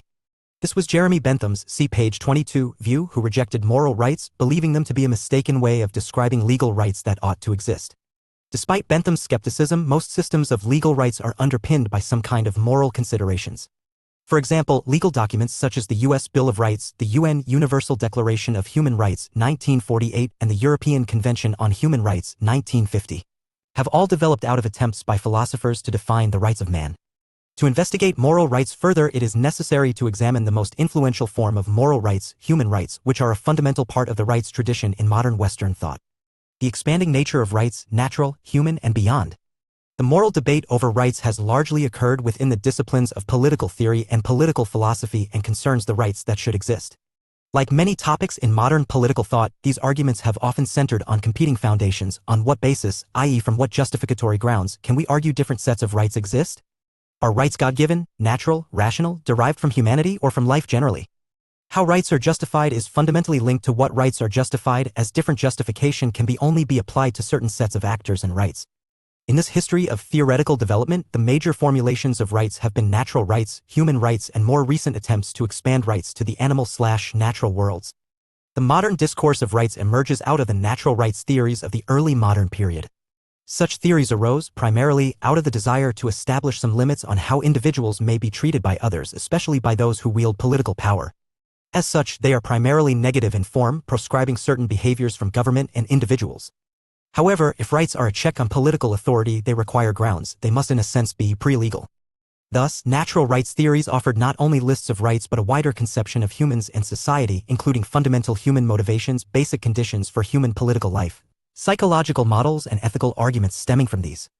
In the 17th century, John Locke's account of natural rights sets down the most influential early modern model. For Locke, our natural rights are to life, liberty, and property. This pairing is important. Locke's most basic rights are individualist, focused on security, agency, and ownership. Natural rights are not about social equality or political power. Nonetheless, there is an important claim to equality. These rights flow from the fact that people are all equal and independent. There should be no subordination or subjection amongst us. Perhaps most importantly, the ground of this equality for Locke is the human capacity for reason. Reason is what defines humanity. It separates us from the animal world and allows us to discover natural laws. This illustrates our special moral status and the fact that natural rights are rational. For Locke, natural law is the law of reason, and it is reason that teaches us the basis of our duties to one another. The impact of Locke and other natural rights theorists cannot be overemphasized. A century later, Thomas Jefferson, during the American War for Independence, defined natural rights as the right to life, liberty, and the pursuit of happiness. Such rights were described as natural in that they were thought to be God-given, self-evident, and unalienable. Similarly, during the French Revolution, the Declaration of the Rights of Man and of the Citizen, 1789, argued that the end purpose of all political associations is the preservation of the natural and imprescriptible rights of man, liberty, Similarly, during the French Revolution, the Declaration of the Rights of Man and of the Citizen, 1789, argued that the end purpose of all political associations is the preservation of the natural and imprescriptible rights of man, liberty, property, security, and resistance of oppression. In this way, natural rights rooted a particular conception and set of rights into Western rights discourse. This conception was broad, including an account of human drives, psychology, and normative claims for the conditions of a good life. But it was also particular as it focused on individual goods around life, liberty, and property. By the 20th century, the decline of religious belief led to the secularization of natural rights theories, which were reborn in the form of human rights. Human rights are rights to which people are entitled by being human. While this framing is not strictly separate from earlier natural rights, the absence of a theological justification and the shift of focus to humanity as the normative source of its own rights arguably exacerbates the individualistic tendencies of natural rights. Nonetheless, there are several key features. First, human rights are universal rights. They belong to all human beings rather than to members of any particular nation, race, religion, or culture, although attempts have been made to qualify this universality, e.g. through the idea of Asian values, see page 177. Second, human rights are also fundamental rights in that they are inalienable. They cannot be traded away or revoked. Third, human rights are absolute rights. They must be upheld at all times and in all circumstances. However, this view is more difficult to sustain since in practice rights are often balanced against one another. For example, does the assertion of a right to life rule out capital punishment and all forms of warfare, whatever the provocation? The right to life cannot be absolute if a right to self-defense is also acknowledged. The concept of human rights raises several very different questions. These circle around the issues of defining human and the rights to which human beings are entitled. For example, focusing rights on humans raises questions about when, how, and with what attributes humanity occurs. The temporal question of when human life begins, and so when humans acquire rights, has divided the abortion debate. Does human life begin at conception or at birth? The former view suggests rights for the unborn that condemn practices such as abortion and embryo research. On the latter view, abortion is acceptable since it reflects a woman's right to bodily autonomy. These positions not only reflect different conceptions of life but also allocate rights to human beings on different grounds. Those who regard embryos as human, in the same sense as adults, draw on the belief that human life is sacred. All humans are entitled to rights, regardless of the stage of development.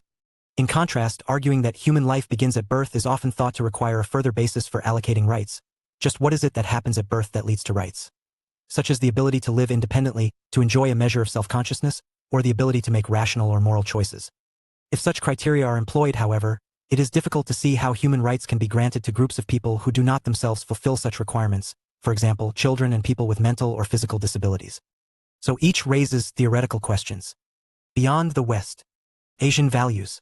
The idea that Asian culture may contain alternative political values gained momentum during the 1980s and 1990s. This view was fueled by the emergence of Japan as an economic superpower and the success of the so-called tiger economies of East and Southeast Asia, Hong Kong, Taiwan, South Korea, Thailand, and Singapore. The position was outlined in the Bangkok Declaration of 1993, when Asian state representatives from Iran to Mongolia, meeting in preparation for the World Conference on Human Rights in Vienna, 1993, issued a bold statement in favor of what they called Asian values. These are values that supposedly reflect the history, culture, and religious backgrounds of Asian societies. Examples of Asian values include social harmony, duty, respect for authority, and evaluation of family. Particularly keen advocates of this view included Mahathir Mohamad and Lee Kuan Yew, at that time the prime ministers respectively of Malaysia and Singapore. While not rejecting the idea of universal human rights, the notion of Asian values drew attention to supposed differences between Western and Asian value systems, to argue in favor of including cultural difference in discussions of human rights. From this perspective, human rights had traditionally been constructed based on culturally biased Western assumptions. Individualism had been emphasized over the interests of the community. Rights had been given preference over duties, and civic and political freedoms had been extolled above socio-economic well-being. The recognition of Asian values sought to rectify this. These included a vision of social harmony and cooperation grounded in loyalty and respect for authority, towards parents within the family, teachers at school, and the government within society as a whole. Allied to a keen work ethic and thrift, these values were a recipe for social stability and economic success.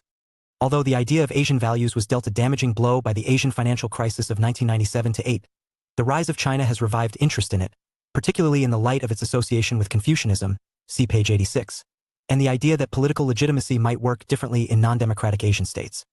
A further problem arises from the fact that while human rights are universal, human beings are not identical. For example, this issue arises in arguments for women's rights. Some argue that human rights, initially developed with men in mind, should also be extended to women. This would apply in the case of women's right to education, their right to enter professions, their right to equal pay, and so on. However, in the West, the idea of women's rights went beyond this in the 1970s to argue that women have specific needs which entitle them to special rights. Such rights include those related to childbirth or childcare, such as the right to perinatal maternity leave. More controversial, however, is the notion that women are entitled to a set of rights to compensate them for their unequal treatment by society. Women's rights could extend to a form of positive discrimination that seeks to rectify past injustices by establishing quotas for women in higher education or senior positions in business, politics, or professions. Similar arguments have been made to address racial injustice and cultural disadvantage for ethnocultural minorities. Insofar as such rights are based on a commitment to equal treatment, it can be argued that they draw on human rights. However, it is difficult to regard women's rights in this sense as fundamental human rights since they are not allocated to all human beings. Seemingly, rights that arise out of unequal or unjust treatment will be meaningful only so long as that inequality persists. In addition to these conceptual issues, Western political thought has been deeply divided in understanding human rights and what they should entail. Thus, the common idea that rights-based theories in some way stand above ideological and political differences is naive. From the outset, the idea of natural rights was closely linked to the liberal notion of limited government. The traditional formulation that human beings are entitled to the right to life, liberty, and property regarded rights as a private sphere within which the individual could enjoy independence from other individuals and, more importantly, from the state. These rights are therefore negative rights or forbearance rights. They can be enjoyed only if constraints are placed on others. In this sense, they require governments to restrict either themselves, e.g. taxation, or others that might impact on the individual. As discussed in relation to citizenship, during the 20th century another range of rights came to be added based on governments' growing responsibility for economic and social life. These are economic, social, and cultural rights, and they are positive in that they demand not forbearance but active government intervention.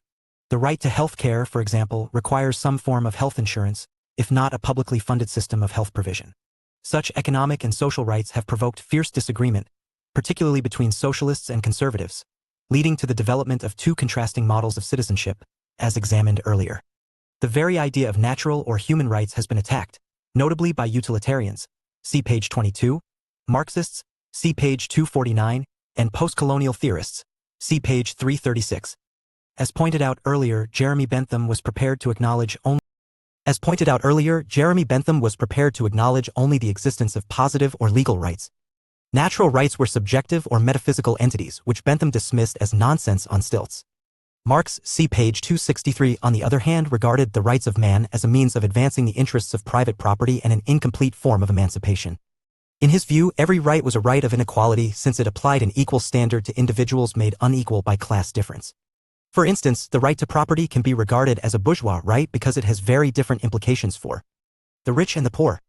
Postcolonial theorists have criticized human rights on two grounds. First, in line with communitarian, see page 57, and post-structuralist, see page 82, thinkers, they have argued that circumstances vary so much between societies as to require differing moral values and, at least, differing conceptions of human rights. Second, and more radically, they have portrayed universal values in general and human rights in particular as part of larger Western justifications colonizing and reorganizing non-Western states.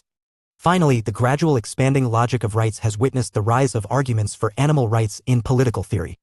These arguments are connected to the broader growth of environmental political thought, see page 180. Traditional attitudes towards animals/nature in the West were shaped by the Christian belief that humans enjoyed a God-given dominion, i.e. stewardship over the world. Humanity was the centerpiece of creation and animals exist to provide for human needs. Since they do not possess immortal souls, animals are unequal with humans.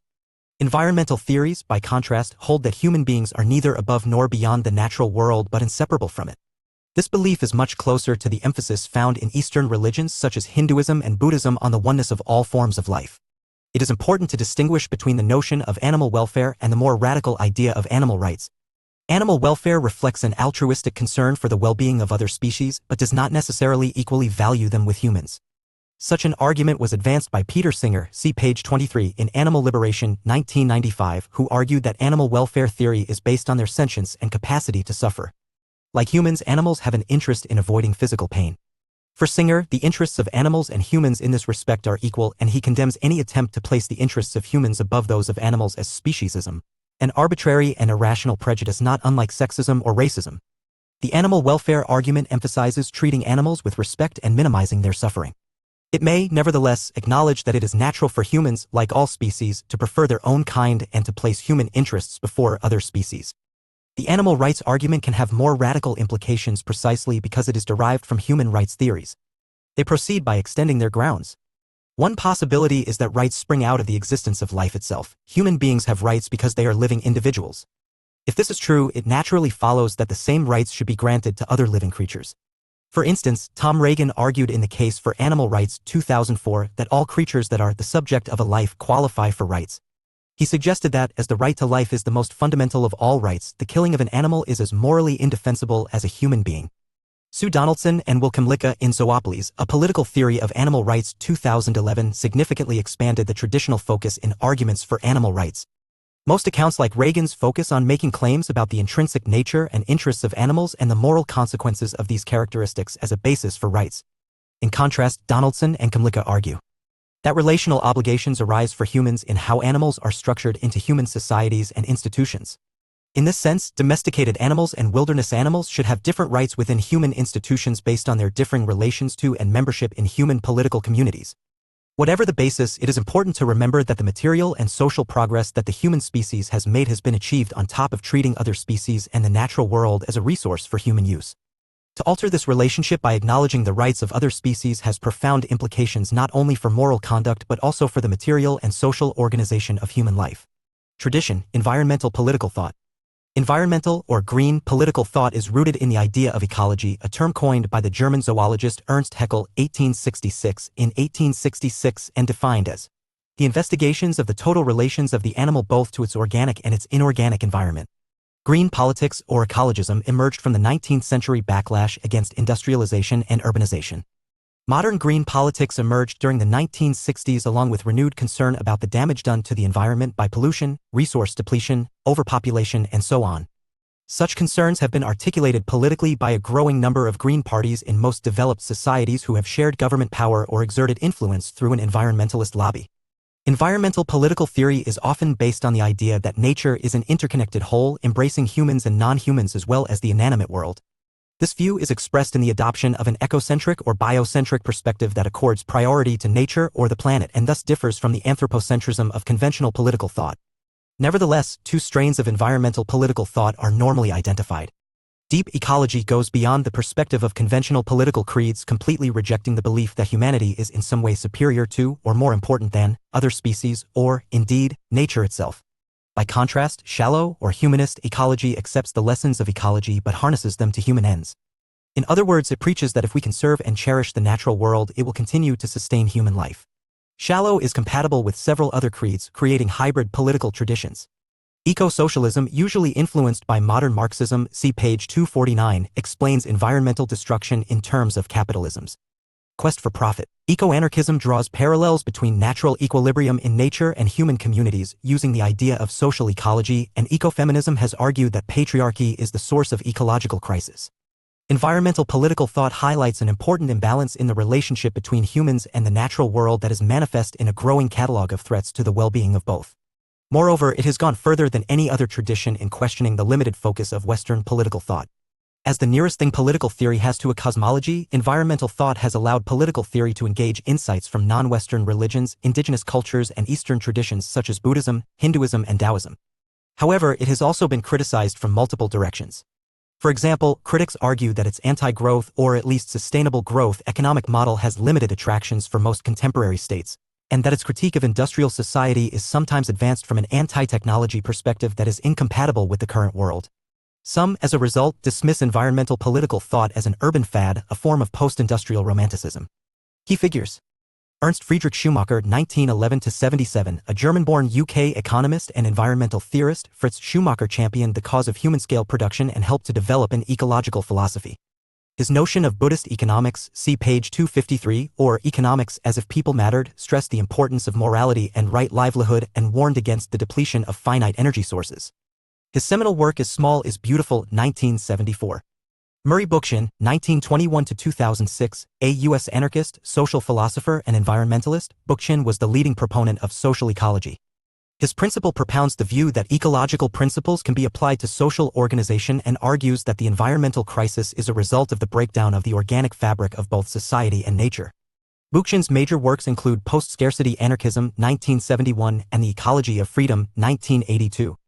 Carolyn Merchant, born 1936, a U.S. ecofeminist philosopher. Merchant's work has highlighted links between gender oppression and the death of nature. She developed a socialist feminist critique of the scientific revolution that links environmental destruction to the mechanistic view of nature that is favored by men. Merchant's chief works include The Death of Nature, 1980, and Radical Ecology, 1991. Conclusion: the problem of citizenship, of the appropriate shape of the relation between individuals and the state, has dominated modern and contemporary political thought in overt and covert ways. Due to the central influence of the liberal and republican traditions in guiding the formal and informal development of political community in the West, citizenship theory has had an individualistic and formal approach. With the concept of freedom as its ideal, it has mainly been defined through discussions of the nature and extent of the rights of citizens. That said, we have also seen that contestation and disagreement within all these concepts muddies the waters considerably. Freedom is a contested ideal even in the liberal tradition. And divisions there carry over and recur in debates over the nature of rights. New contexts of discussion, such as the expansion of citizenship entitlements, the impacts of rights on diversity and minority groups, and the idea of animals as members of our political communities, only complicate these conceptual issues. As a result, contemporary debates over citizenship are significantly contested and live, connecting not only to ongoing debates about rights but also to the contentious areas of discussion around democracy. As a result, contemporary debates over citizenship are significantly contested and live, connecting not only to ongoing debates about rights but also to the contentious areas of discussion around democracy, Chapter 8, and political community, Chapter 9. Beyond this, contemporary debates around exclusions, Chapters 12 to 13, also stem from the question of what the state owes individuals and what we owe each other. Focusing on the texts. Isaiah Berlin's Two Concepts of Liberty, 1958, 2002.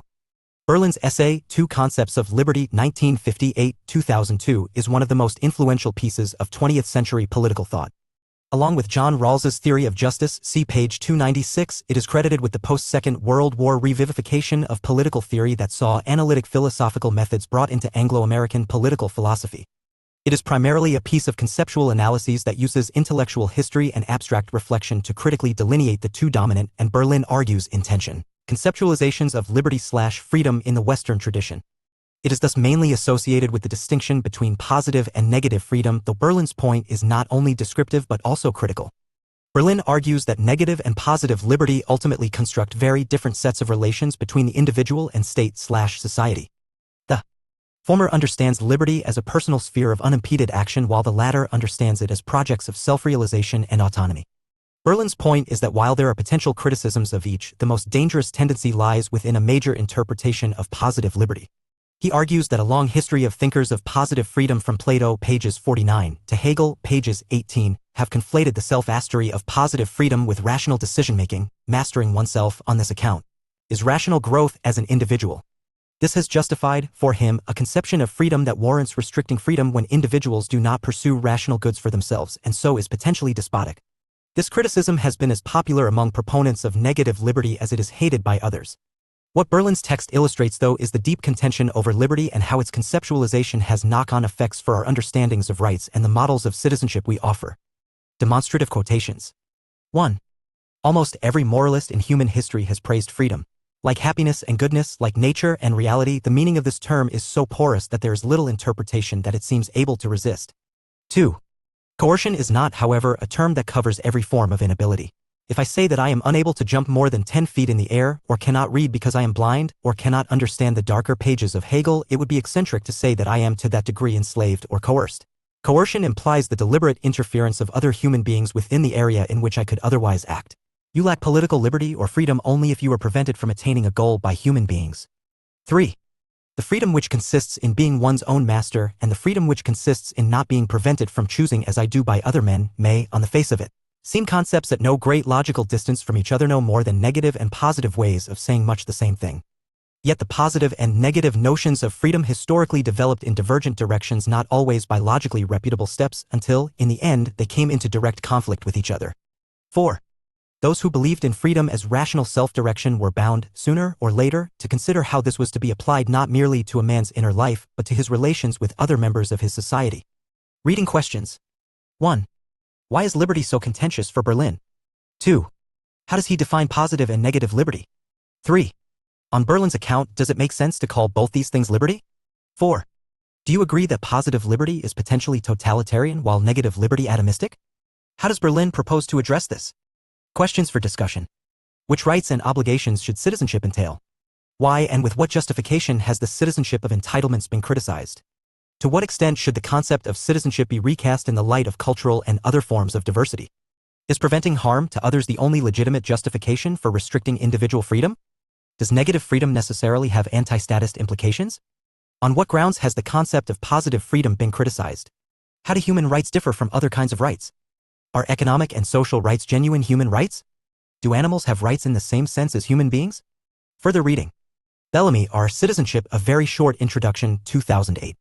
A succinct and accessible exploration of the nature of citizenship in modern, complex societies, which reflects on the importance of citizenship and whether it can be created and tested for. Frieden, M. Rights, 1991. A clear and insightful investigation of political and philosophical theorizing about rights, which treats rights as protective capsules intended to secure essential aspects of human nature and social relations. Miller, D. Edition, The Liberty Reader, 2006. A collection of important and insightful essays on liberty that have been chosen to reflect a wide range of political perspectives: liberal, libertarian, socialist, feminist, and Republican. Woods, K. Human Rights, 2014.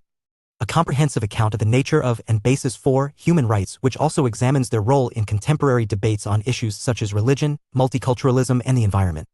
Chapter 8. The Problem of Democracy, Representation, and the Public Good. Introduction. Democracy. Democracy's essence: direct or indirect, liberal democracy, justifying and criticizing democracy. Representation. Representatives and independence, mandate theory, representation as likeness. The public good. Private and public interests, justifying the public good, measuring the public good. Conclusion. Introduction. The problem of democracy returns this discussion to the question that dominated early modern political thought: who should rule? This is the question of political authority and legitimacy that preoccupied the social contract tradition. However, democracy is a new answer to that question. In this sense, the problem of democracy pushes this book forward to the 18th, 19th, 20th, and 21st centuries, where democracy has been one of the central political ideals and controversies. During these centuries, it has generally increased in public and intellectual esteem and now seems to be an almost universally accepted ideal: the people should govern. This is the democratic plateau, the broad social and theoretical consensus in the West on the desirability of democracy as a means of decision-making. Yet, this universal endorsement, which may be overemphasized, belies the fundamental disagreement over democracy present in the history of political thought and the very divergent institutional models of democracy. The pure volume of democratic theories in the Western tradition makes a comprehensive account of these approaches difficult. These have included direct and indirect democracy, political and social democracy, pluralist and totalitarian democracy, agonist and deliberative democracy, elitist and participative democracy, and so on. So instead, this chapter engages some of the major problems of democracy. Much of the debate between perspectives has been about the values and outcomes democratic government should include. Two particularly deep problems concern us: representation and the common good. While modern democratic theories share with classical views of valuation of popular self-government, they are rarely based on prescribing wholesale direct participation of the citizenry. Rather, they prescribe that democracy will be mainly executed through select individuals who in some way represent the people and act on their behalf. However, this has raised fundamental questions about what representation means and how it is accomplished. What, for instance, is being represented: the views of the people, their best interests, or the various groups that make up the people? Is representation a necessary feature of democracy, or is it fundamentally anti-democratic? Second, one of the central justifications for democracy is that it produces governments that rule in the public interest or common good. However, what is meant by the public good? And can the people have a single, collective interest? Even if such a collective interest exists, how can it be defined and how is it related to the idea of democracy? To set the stage for these issues, we will begin by asking what democracy is as a problem and how that has elicited critical and normative debates in political theory. What forms of government can reasonably be described as democratic and why? Moreover, why is democracy so widely valued and can it be regarded as an unqualified good? This will be especially important in establishing the main point of orientation around which most democratic theory revolves, the dominant liberal democratic model. Democracy. The term democracy is firmly rooted in the political thought of ancient Greece. Like other words that end in cracy, such as autocracy, aristocracy, and bureaucracy, democracy is derived from the ancient Greek word kratos, meaning power or rule. Democracy therefore means rule by the demos standing for the many or the people. Originally, democracy was a pejorative term denoting not so much rule by all as by the propertyless and uneducated masses. It was therefore the enemy of other political goods such as justice, freedom, or stability. While some Greek thinkers such as Aristotle, see page 101, recognized the virtues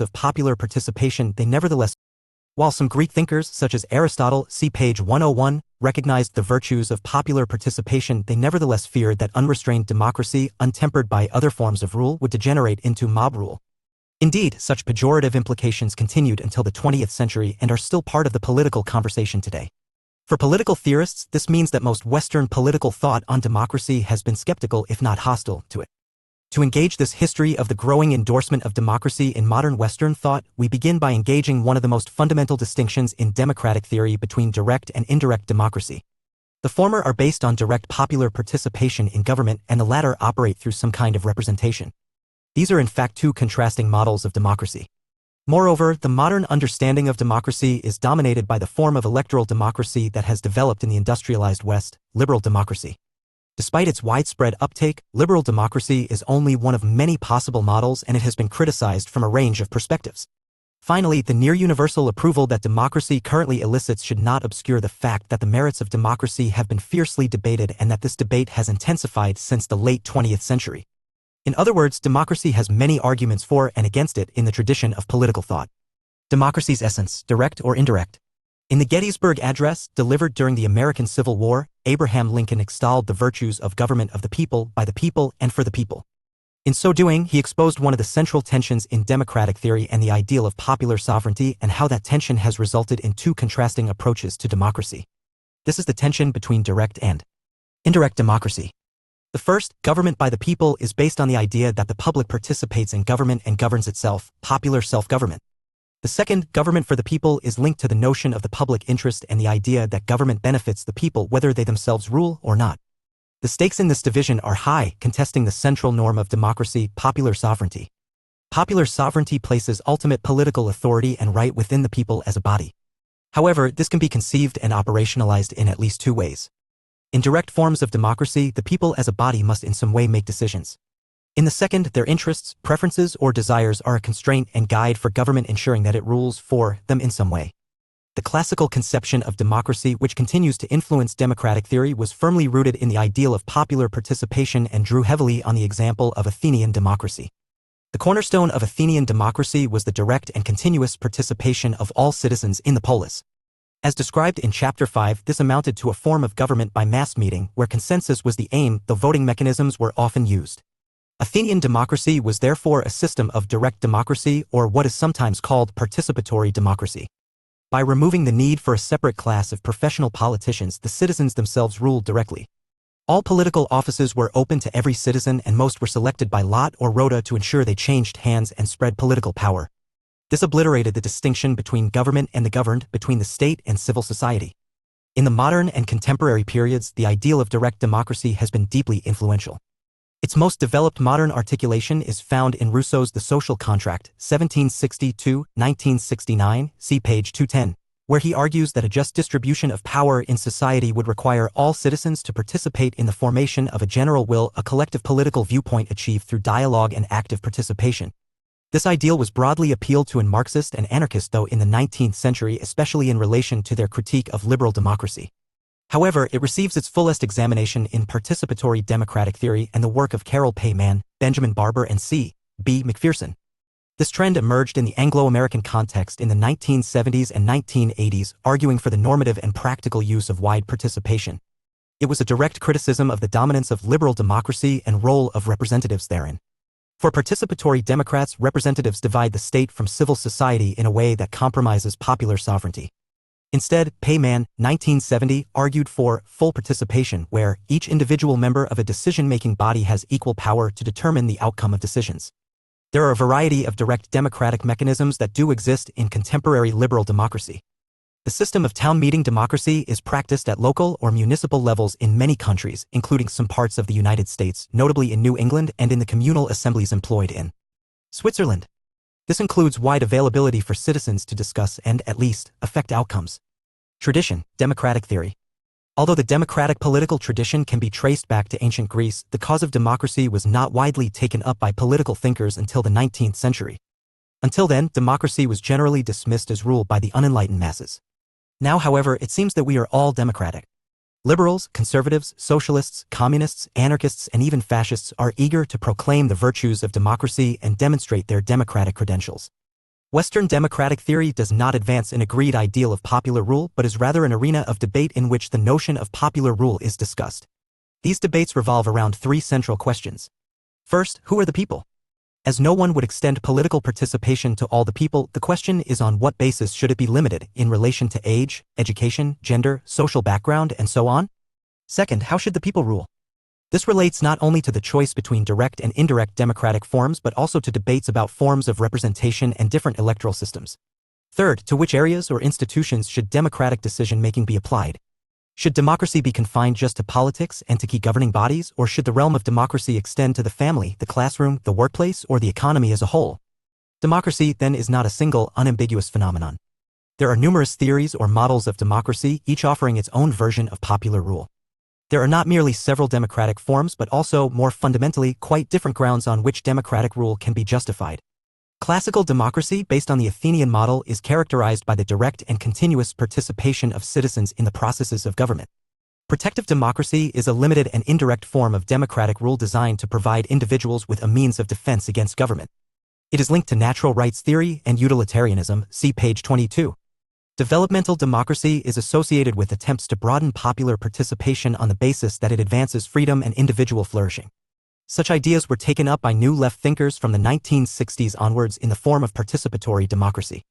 Deliberative democracy highlights the importance of public debate and discussion in shaping citizens' identities and interests and in strengthening their sense of the common good. Finally, radical or agonistic Democrats see democracy as the capacity of the people to overturn and recreate democratic institutions.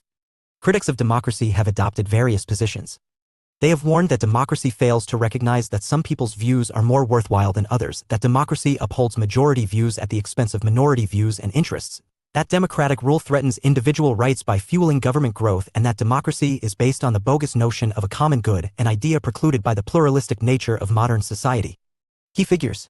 Joseph Schumpeter, 1883–1950, a Moravian-born U.S. economist and sociologist. Schumpeter's theory of democracy offered an alternative to the classical doctrine that portrayed the democratic process as an arena of struggle between power-seeking politicians intent on winning the people's vote. This view had considerable influence on later democratic elitists. Schumpeter's most important political work is Capitalism, Socialism and Democracy, 1944–1994. Robert Dahl, 1915–2014, a U.S. political scientist. Dahl was a leading exponent of pluralist theory. He contrasted modern democratic systems with the classical democracy of ancient Greece, using the term polyarchy to refer to rule by the many as distinct from rule by all citizens. He argued that the system of competitive elections prevents any permanent elite from emerging and ensures wide access to the political process. Dahl's major works include A Preface to Democratic Theory, 1956, and Dilemmas of Pluralist Democracy, 1982. Carol Pateman, born 1940, a British feminist and political theorist. Pateman's Participation and Democratic Theory, 1970, helped revive interest in participatory politics. Influenced by Rousseau, she argued that classical theories of democracy that place participation at their core are preferable to revisionist theories that minimize its role. In The Disorder of Women, 1989, Pateman explored problems surrounding women's participation and consent. See also Jean-Jacques Rousseau, page 205, J. S. Mill, page 168, and James Madison, page 197.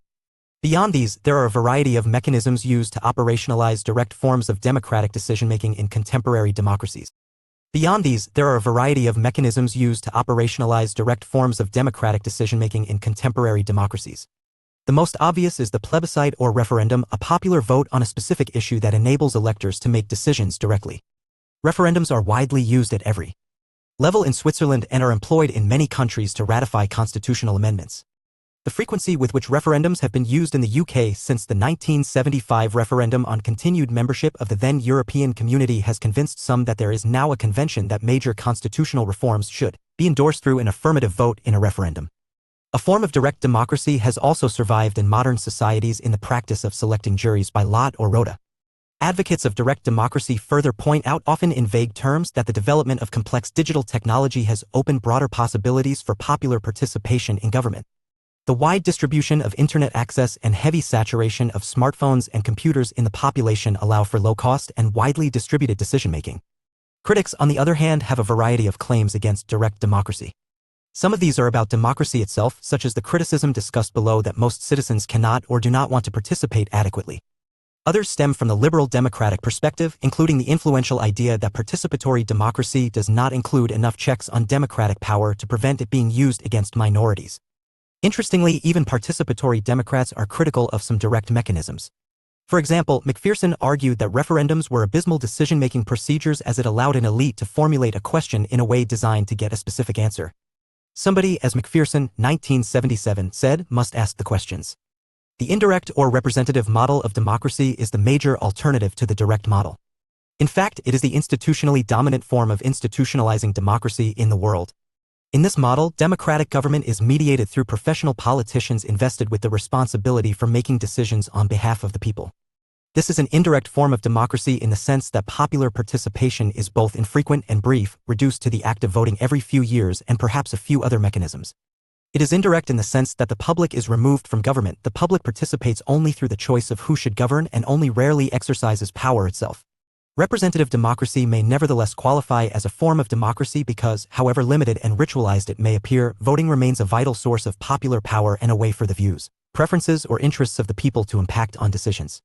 Quite simply, the public can express approval of an existing government or disapproval through electing a competitor, a fact that ensures public accountability. Although representative democracy may not fully realize the classical goal of government by the people, it may nevertheless make possible a form of government for the people. One of the most common theoretical and everyday justifications of representative democracy argues that it is the only practical form of democracy in modern conditions. A high level of popular participation is possible within relatively small communities, such as Greek city-states or small towns, because face-to-face communication can occur between citizens. However, the idea of government by mass participation being conducted in modern nation-states containing millions of citizens presents numerous difficulties. Moreover, advocates of representation argue consulting the public on each and every issue with wide-ranging debate and discussion paralyses decision-making. The most fundamental objection to direct democracy is, however, that ordinary people lack the time, maturity, and specialist knowledge to rule wisely. In this sense, representative democracy applies the advantages of the division of labor to politics. Specialist politicians, devoting all their expertise to the activity of government, can more effectively govern than the general public. Nevertheless, since the 1960s there has been growing disenchantment in many Western liberal democracies with the bureaucratic and unresponsive nature of modern government, as well as declining respect for professional politicians. In addition, the act of voting has become perceived to have little impact. Civic disengagement and declining electoral turnout in many parts of the world are thus viewed as symptoms of representative democracy not meeting the ideals of democracy. Liberal democracy. For Bernard Crick, 1962-2000, democracy is the most promiscuous of political terms. No settled model of democracy exists, only competing models. Beyond those already mentioned, there are various non-Western democratic forms, such as those found in African political thought, see page 191. Nevertheless, one theory of democracy has dominated Western democratic theory and institutionalization to the extent that many treat it as the only meaningful form. This is liberal democracy. It is found in almost all advanced capitalist societies and now extends into parts of the former communist world and developing worlds. Indeed, following the collapse of the Soviet Union, Francis Fukuyama 1992 proclaimed the worldwide triumph of liberal democracy, describing it as the end of history, the end of the struggle between liberal democracy and its competitors. Such triumphalism, however, should not obscure the fact that liberal democracy is not the only model of democratic government and, like all concepts of democracy, it has detractors. It should also be noted that since 2016, there has been significant public and intellectual skepticism of liberal democracy in the West and renewed questioning of its longevity. To understand liberal democracy, we must emphasize that it is an institutional model combining two political ideas, liberal constitutionalism and democracy. The former element emerged historically before such states could be described as democratic.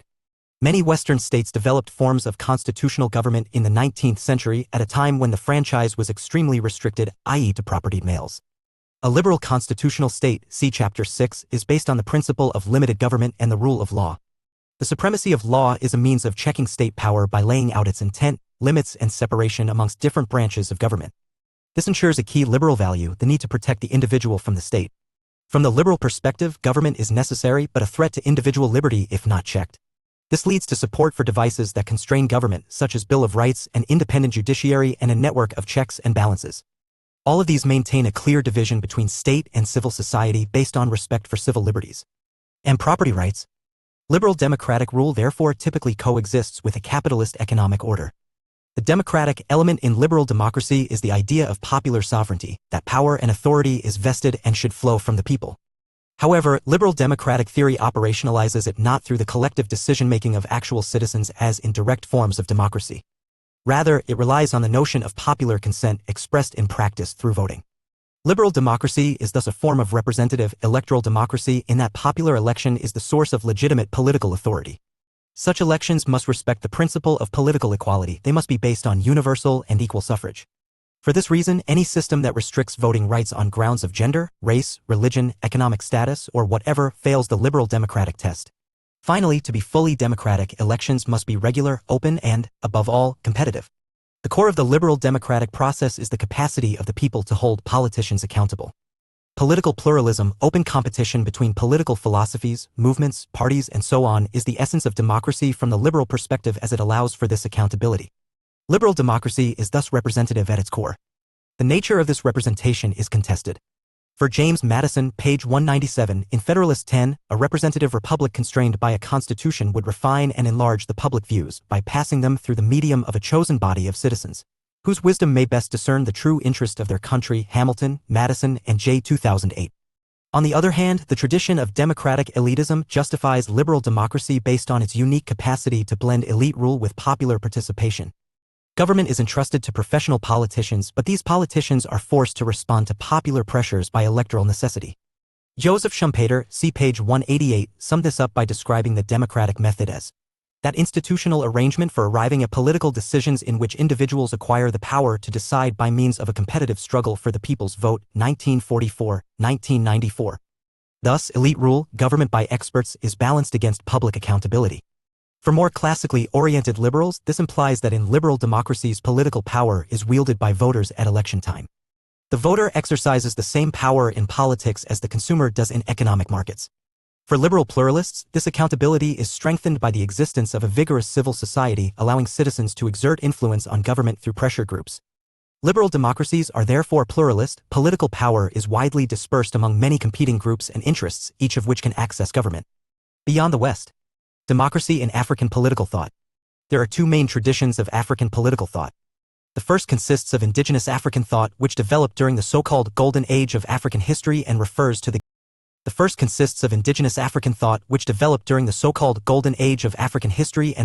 the governance of ancient kingdoms and empires such as Egypt, Kush/Nubia, Ghana, Mali, and Songhai.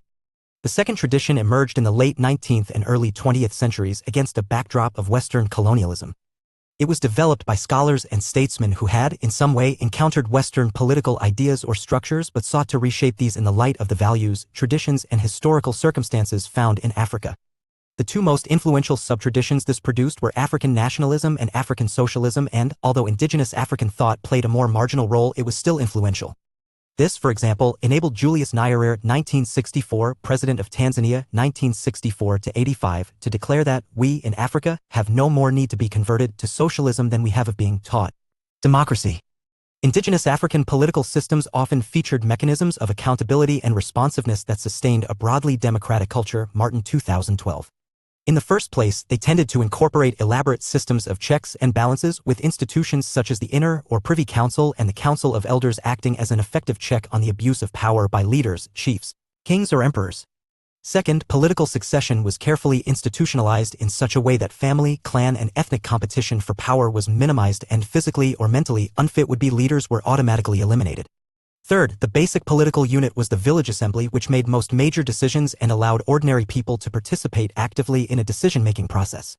Fourth, as bodies such as the Council of Elders tended to make decisions through consensus, minority views had to be considered. Finally, women played a key role in traditional African societies. In ancient Egypt, for instance, women were masters of their homes and senior to their husbands, and children were named after them. Liberal democracy has been subject to widespread criticism in Western political thought. Its principal critics have been elitists, Marxists, see page 249, and radical Democrats. Elitists argue that political power is concentrated in the hands of the few, the elite. Whereas classical elitists, early 20th century, believed this to be a necessary and, in many cases, desirable feature of political life, modern elitists have developed an essentially empirical analysis of political power. So while Schumpeter advanced a form of democratic elitism that justified power being exercised by an elite if competition among elites persisted, see Wright-Mills's 1956-2000, later elite theory argued that industrialized societies such as the United States are dominated by a power elite, a small cohesive group that commands the major hierarchies and organizations of modern society. Such a theory suggests that power is institutional in character and largely vested in the non-elected bodies of the state system, including the military, the bureaucracy, the judiciary, and the police. From this perspective, the principle of political equality and the process of electoral competition in liberal democracy are democratically ineffective.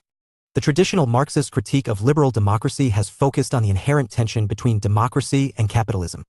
For liberals, the right to own property is the cornerstone of democratic rule as it provides an essential guarantee of individual liberty. Democracy can exist only when citizens enjoy the economic freedom of private property and a market economy. Capitalism is a necessary precondition for democracy. Marx and Engels, in contrast, argued that there is inherent tension between the political equality which liberal democracy proclaims and the social inequality which a capitalist economy generates. Liberal democracies are bourgeois democracies manipulated by the entrenched power of private property. Such an analysis inclined revolutionary Marxists such as Lenin, see page 250, Ellen Meiksenswood 1942-2016, and Rosa Luxemburg 1871-1919, to reject a democratic road to socialism. An alternative tradition nevertheless recognizes that electoral democracy gives the working masses a voice and may even be a vehicle for far-reaching socio-economic change. The German socialist leader Karl Kautsky, 1854-1938, was an exponent of this view, as were later Euro-communists. However, even when socialists have embraced the ballot box, they have been critical of the narrow conception of political equality as equal voting rights. If political power reflects the distribution of wealth, genuine democracy can only be achieved through social equality, or what early Marxists termed social democracy. Finally, in contemporary democratic theory, a broad group of radical Democrats have criticized liberal democracy, claiming it is too limited and constrains the political goods democracy offers. This broad church usually locates its inspiration in Jean-Jacques Rousseau, see page 205, the Marxist tradition and more recent participatory theory. In this sense, it is often more focused on the non-institutional and bottom-up aspects of democracy and argues these represent the genuine inclusivity and normative appeal of democracy as a means of decision-making. Chantal Mouffe and William E. Connolly, for example, offer agonist conceptions of democracy that emphasize that the value of democracy is its openness and capacity to rewrite politics and political institutions. Jacques Derrida, the French post-structuralist thinker, called this the democracy to come. In Rogues 2005, he says democracy is the only system, the only constitutional paradigm in which, in principle, one has or assumes the right to criticize everything publicly, including the idea of democracy, its concept, its history, and its name. Democracy's value is not an institution or balance of accountability, but its openness to conflict and contestation. This means no institutional, normative, or political issue is ever settled but always subject to a new popular decision. Justifying and criticizing democracy. Alongside these debates over the best form of democracy, there are continued conversations in the history of political thought over whether democracy is a desirable form of government. In fact, the longest conversation in political theory is about justifying or criticizing democracy as such. So while democracy in the West does have by the mid-20th century intense normative appeal, the majority of the tradition has existed in a different conversation. From classical thought to the modern political thought of the English, American, and French revolutions, there was recurrent debate about the merits of democracy. Indeed, during the 19th century when democracy was regarded as a radical and egalitarian creed, no issue polarized intellectual and political opinion so dramatically. The present unanimity about democracy should not disguise the fact that Democrats have defended their views in very different ways at different times.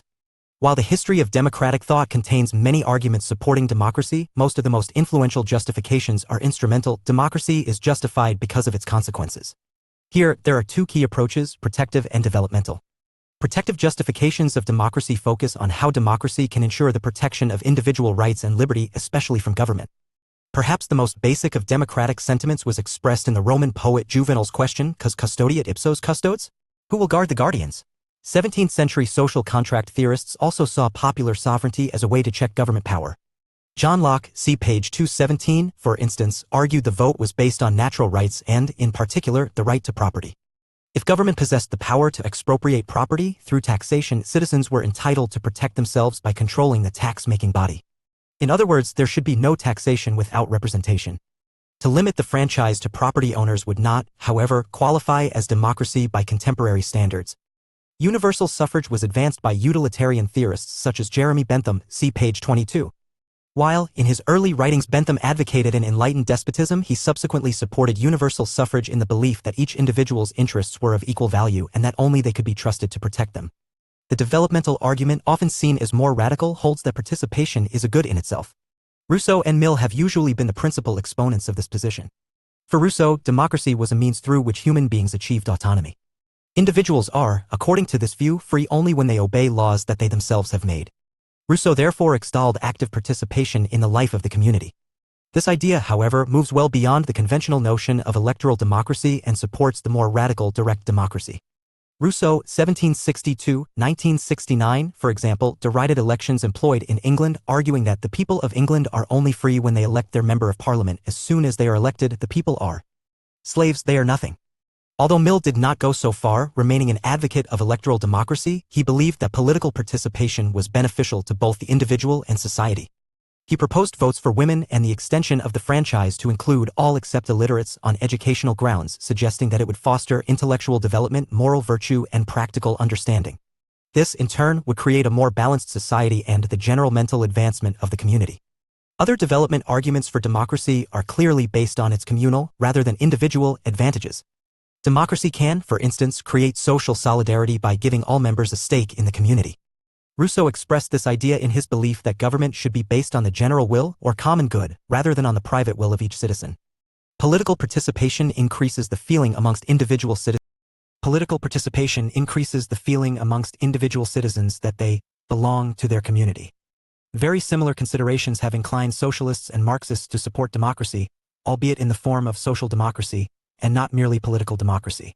From this perspective, democracy is an egalitarian force standing in opposition to any privilege or hierarchy. It represents the community rather than the individual, the collective interest rather than the particular. Tradition. Social democracy.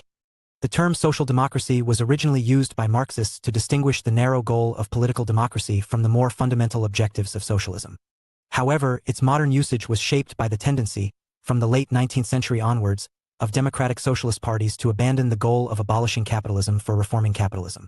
Social democracy argues for a balance between the market and the state, between the individual and community. The chief task of social democratic theory has therefore been to establish a compromise between an acceptance of capitalism as the mechanism for generating wealth and a desire to distribute wealth in accordance with moral, rather than market, principles. The characteristic emphasis of social democratic thought is a concern for the vulnerable in society.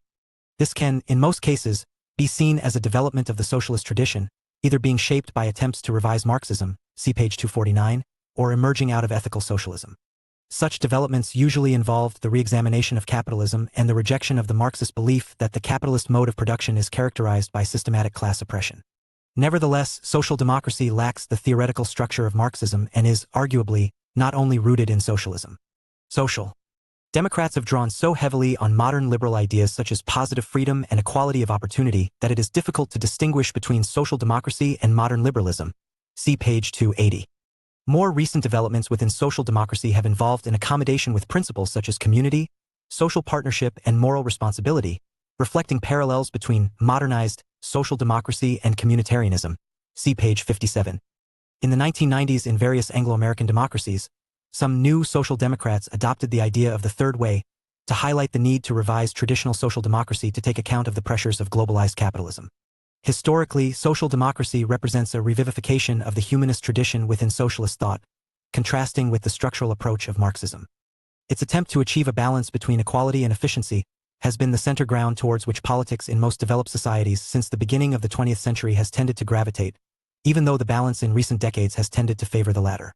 From a Marxist perspective, however, social democracy amounts to a dilution of socialist principles, an attempt to legitimize a capitalist system in the name of socialist ideals. Nevertheless, social democracy's central weakness is its lack of firm theoretical roots. Although social democrats have evinced an enduring commitment to equality and social justice, the kind of equality they support and the specific meaning they have given to social justice have constantly been revised. Key figures: Eduard Bernstein, 1850 to 1932, a German socialist politician and theorist. Bernstein was responsible for the first systematic revision of Marxism. He drew attention to the failure of Marx's predictions about the collapse of capitalism, pointing out that economic crises were becoming less, not more, acute. Bernstein rejected revolution and called for alliances with the liberal middle class and the peasantry, emphasizing the possibility of a gradual transition to socialism. Bernstein's most significant work is Evolutionary Socialism, 1898-1962. Richard Henry Tawney, 1880–1962, a British social philosopher and historian, Tawney championed a form of socialism rooted in Christian social moralism unconnected with Marxist class analysis. The disorders of capitalism derived from the absence of a moral ideal, leading to widespread material inequality. The project of socialism is therefore to build a common culture that will provide the basis for solidarity. Tawney's major works include The Acquisitive Society, 1921, Equality, 1931, 1969, and The Radical Tradition, 1964. Anthony Crosland, 1918–77, a British politician and socialist theorist, Crosland built on Bernstein in attempting to give social democracy a theoretical basis. He argued that capitalism no longer needed to be abolished as the ownership of wealth had become divorced from its control, as economic decisions were made by salaried managers rather than owners. The task of socialism is thus to narrow distributive inequalities, rather than restructure ownership. Crosland's best-known works include The Future of Socialism, 1956, 2006, and Socialism Now, 1974. Critics of democracy also tend to take an instrumental approach, arguing that it has undesirable consequences. This focus is interesting as it suggests it is difficult to argue against democracy as a moral ideal, at least in modernity. These instrumental rejections of democracy have, like justifications, taken too many forms to address comprehensively. So this section highlights several of the most influential. First, there are citizenship or subjectivity criticisms that rely on human nature arguments that in some way the majority of citizens lack the intellectual, social, or moral features required for democratic citizenship. Plato, see page 49, offers the earliest and perhaps most infamous version of this argument. He believed in a radical form of natural inequality. Human beings were born with souls of gold, silver, or bronze, and were disposed towards very different stations in life. Each station had different forms of knowledge or good associated with it, and these were not appropriate to the task of ruling, which required knowledge of political and moral virtue. As a result, in Book 6 of the Republic, he argued that members of the public are simply not competent to rule wisely in their own interests. He deploys two metaphors commonly described as the ship of state and the people as a beast to argue that the political ignorance of the majority undermines effective and just government. Instead, he advanced the idea of rule by the virtuous by a class of philosopher kings, the guardians. In the 20th century, classical elite theorists, such as Vilfredo Pareto (1848–1923), Gaetano Mosca (1858–1941), and Robert Michels (1876–1936), developed this argument from human nature to argue that democracy would not only have bad consequences, but that it was unsustainable. This is a stability criticism focused on whether democracy can be maintained. Democracy is merely a foolish delusion because political power is always exercised by an elite, a privileged minority. In The Ruling Class, 1896–1939, Mosca proclaimed that in all societies, two classes of people appear: a class that rules and a class that is ruled. In his view, the resources or attributes that are necessary for rule are always unequally distributed and, further, a cohesive minority will always be able to manipulate the masses, even in a parliamentary democracy. Drawing on Machiavelli, Pareto suggested that the qualities needed to rule conform to one of two psychological types: foxes, who rule by cunning and are able to manipulate the masses' consent, and lions, whose domination is typically based on coercion. Michels proposed that elite rule followed from the iron law of oligarchy. It is in the nature of all organizations, however democratic they may appear, for power to concentrate in the hands of a small group of dominant figures, who can organize and make decisions. Finally, some claim that democracies divide their populations. These are largely majoritarian criticisms that focus on the consequences of democracies empowering large groups, i.e. majorities, and disempowering small ones, i.e. minorities.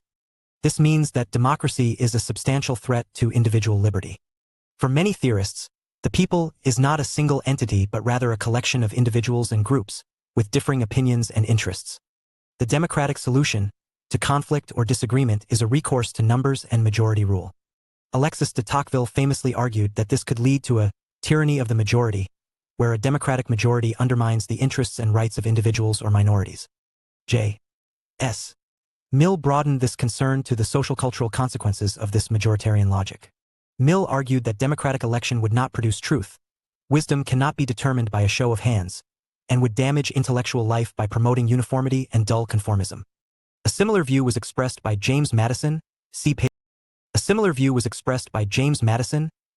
197, who argued that the best defense against such tyranny was a network of checks and balances, creating a highly fragmented system of government, often referred to as Madisonian democracy.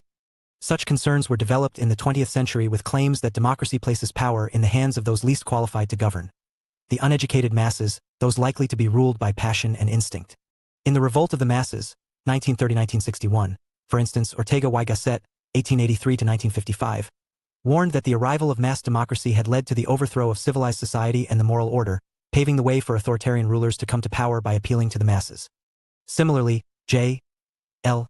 Talman, 1952-1970, argued that in the French Revolution the radical democratic theories of Rousseau made possible the brutality of the terror, a phenomenon Talman termed totalitarian democracy.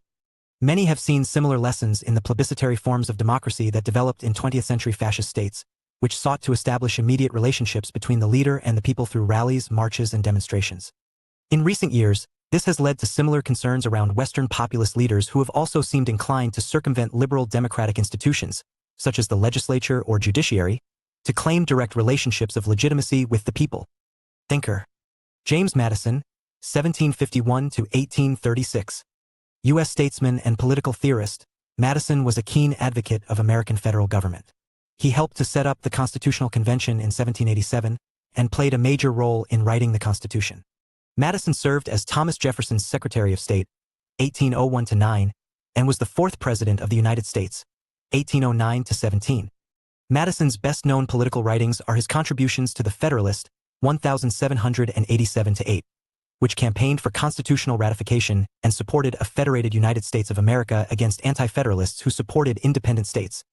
He was a leading proponent of pluralism and divided government, believing that ambition must be made to counteract ambition. He therefore urged the adoption of federalism, bicameralism, and the separation of powers. Madisonianism entails a strong emphasis on checks and balances as the principal means of preventing tyranny. His views on democracy, often referred to as Madisonian democracy, stressed the need to resist majoritarianism by recognizing the existence of diversity or multiplicity in society, and highlighted the need for disinterested elite representation independent from competing individual and sectional interests. Madison's ideas have influenced liberal, Republican, and pluralist thought. Representation. The dominance of liberal democracy means that modern and contemporary democratic theories are tied to the idea of representation. When citizens no longer rule directly, democracy is based on the claim that elected politicians serve as the people's representatives. However, merely having representatives is not democracy. So theories of representation have had to prescribe how political representation can provide the legitimacy and responsiveness that democracy requires. To do so, it asks a difficult question. What does it mean to say that one person represents another? In ordinary language, to represent means to portray or make present, as when a picture represents a scene. In politics, representation suggests that an individual or group somehow stands on behalf of a larger group. Hannah Pitkin, in her The Concept of Representation, 1967, defined it as to make present again.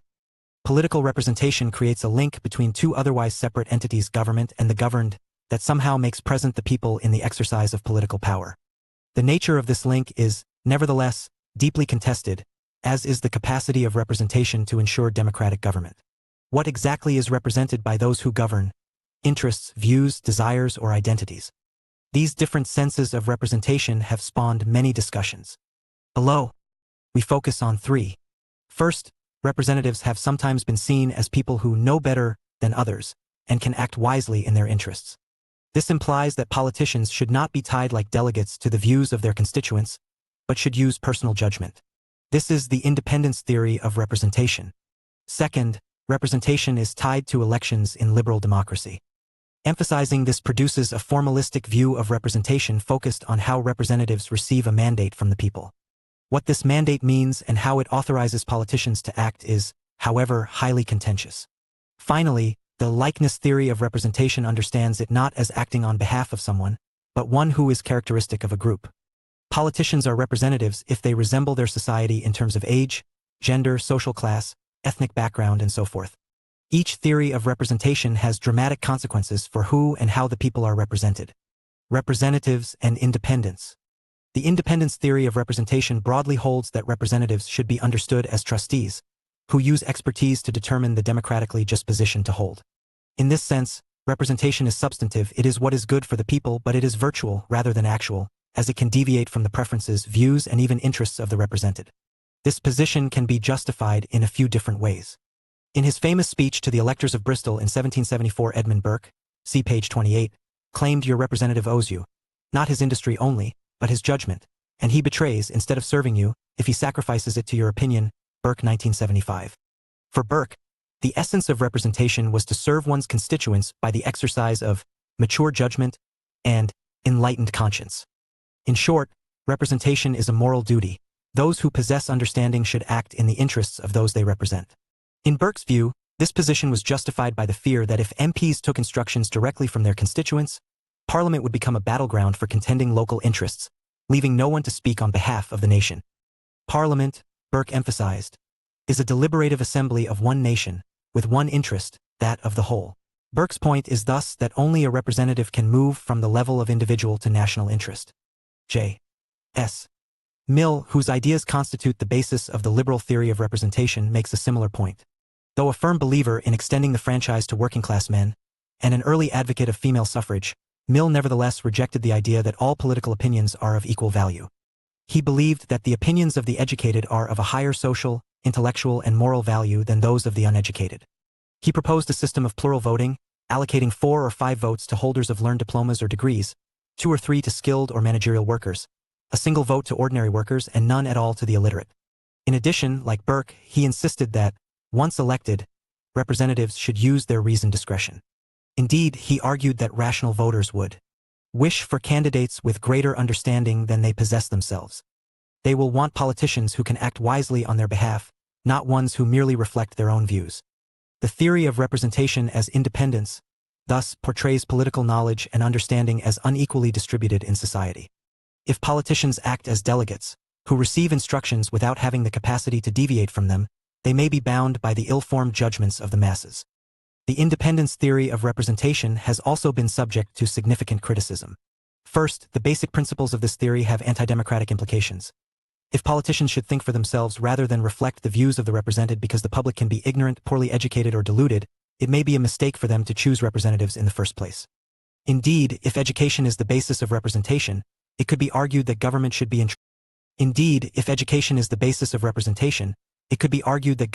entrusted to non-elected experts, selected, like the mandarins of imperial China, by some non-electoral means. Mill, in fact, did accept the need for a non-elected executive on such grounds. Second, the link between representation and education is questionable. Whereas education may aid understanding of intricate political and economic issues, it is less clear that it helps politicians to make moral and political judgments about the interests of others. There is little evidence to support Mill's and Burke's claim that education gives a broader sense of social responsibility and a greater willingness to act altruistically. The most serious criticism of the independence theory is that it grants representatives a degree of power that compromises democratic goals. By allowing representatives significant discretion, they will become insulated from popular pressures and end up acting in their own interests.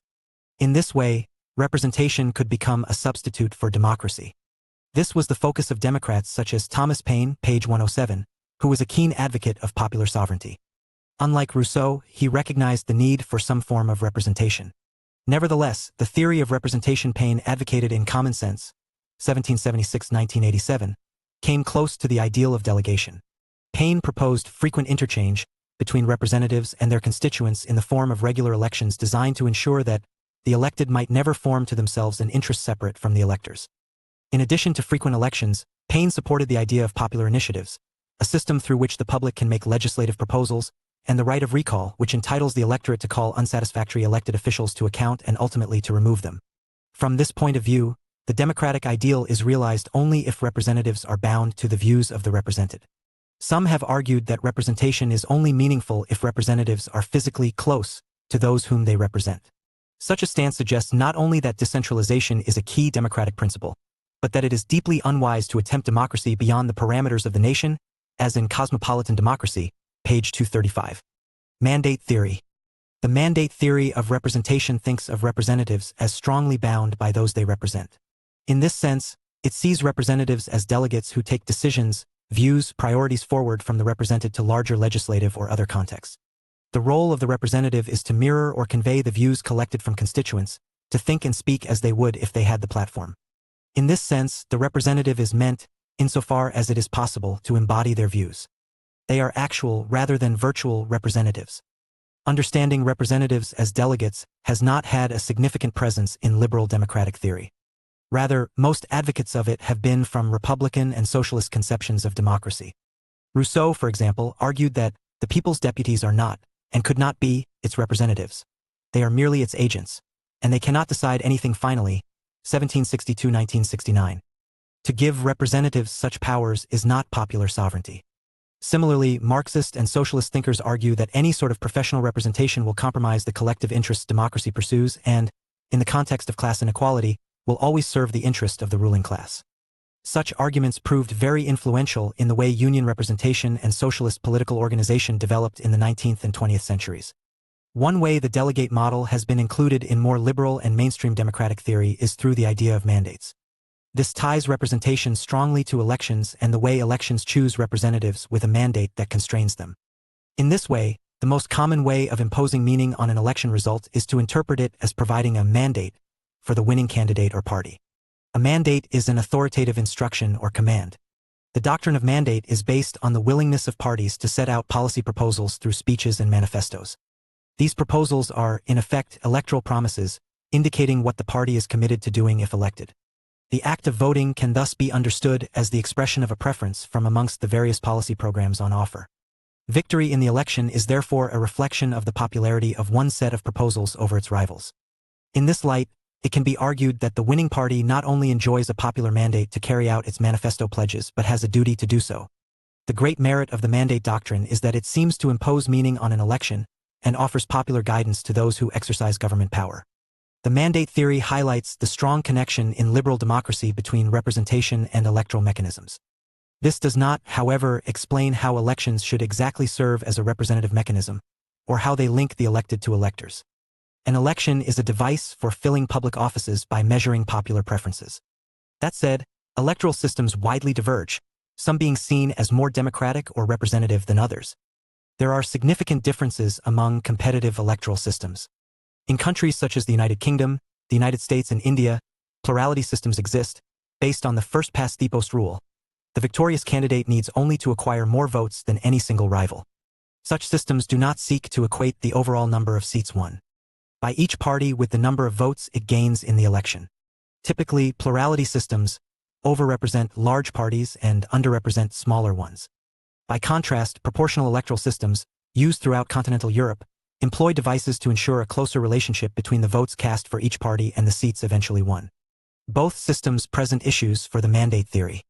In countries with plurality electoral systems, governments can be formed based on a plurality of votes rather than an overall majority.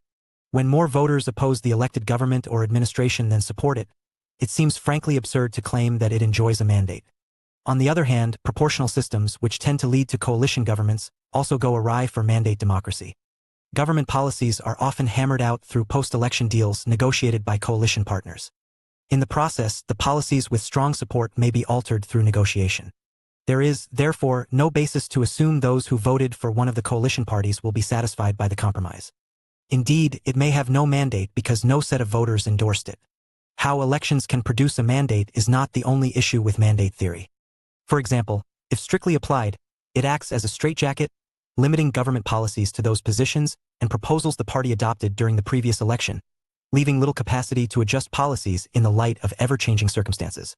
The doctrine is therefore limited in relation to events such as international and economic crises that crop up unexpectedly.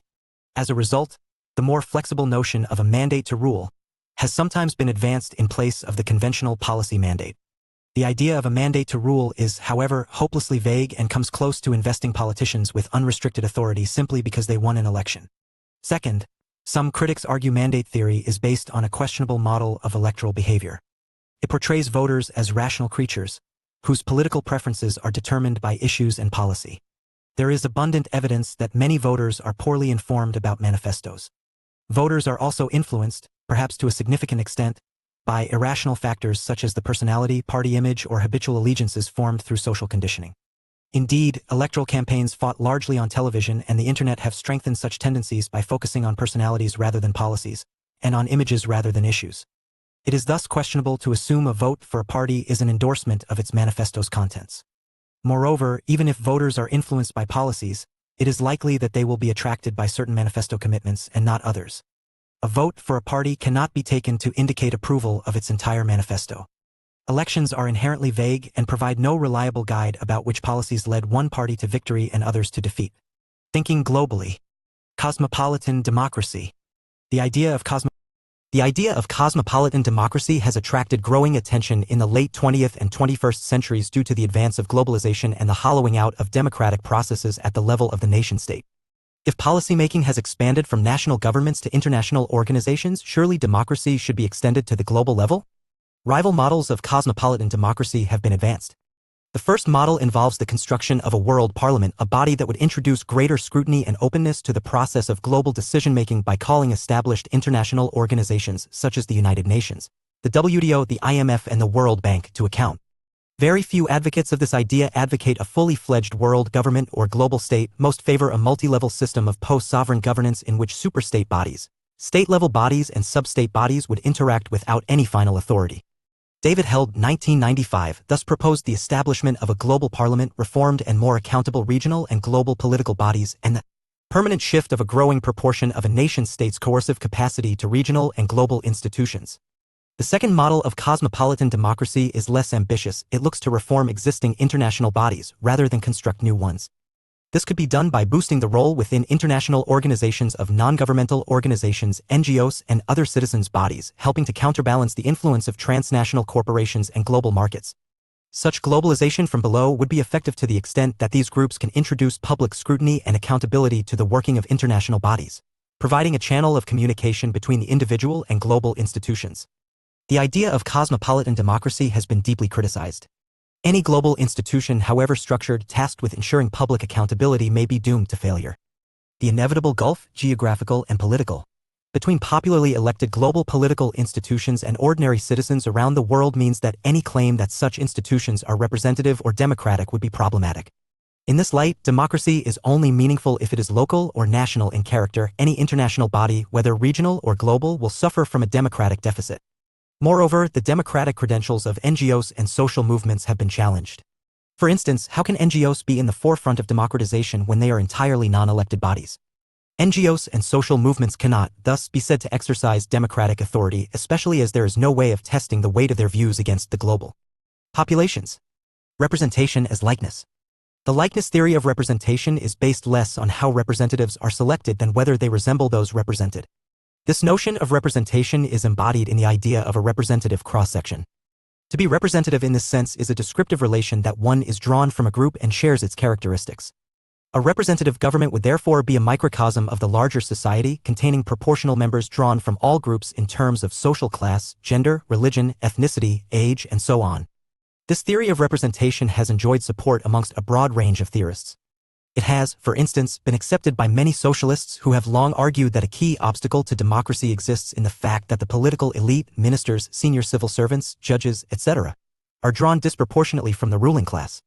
Because the working classes are underrepresented in government, their interests are marginalized. Feminist theorists, see page 308, similarly suggest that patriarchy, the dominance of the male sex, operates in part through the exclusion of women from public life. Anti-racist and multiculturalist campaigners argue that disadvantage is perpetuated by the underrepresentation of ethnocultural minorities in government and elsewhere. Indigenous political thinkers have finally argued that the forms of symbolic and legal representation of First Nations are either non-existent or inadequate to their status as original inhabitants. Likeness representation is based on the belief that representation requires representatives be drawn from the group they represent. This claim can be made on substantive lines that this ensures the representation of that group's interests. To represent means to speak for or on behalf of others, which is impossible if representatives do not have personal knowledge of those they represent. In its crudest form, this argument suggests that people are conditioned by their backgrounds and are incapable of understanding the views of different people. In its more sophisticated form, it draws a distinction between empathizing and directly experiencing what other people go through, something that engages a deeper emotional response. This implies, for example, that although a man may sympathize with women's interests and support the principle of sexual equality, his experience precludes a full understanding of women's problems that is required to represent them. In the same way, white liberals may be concerned by racial inequality but, never having experienced racism, will not understand it in a way that can represent those interests. Beyond the issue of interests, the likeness argument can also be symbolic. There is a symbolic value to having political institutions mirror back the diversity of the political community. This theory of representation is, in some ways, the most controversial for at least two reasons. First, it seems to rely on a simplistic account of social identity that believes we can narrowly select one feature of a potential representative and isolate it from other social identities they might have. In selecting any candidate as a representative of this gender, race, culture, or religion, we ignore that they belong to a series of other social groups that may pit their interests or views against the one represented. Second, some critics regard it as a positive threat to democracy rather than a necessary precondition. This theory sees representation in narrow terms as only about identity. Only a woman can represent women, only a black person can represent other black people, only a member of the working class can represent the working classes, and so on.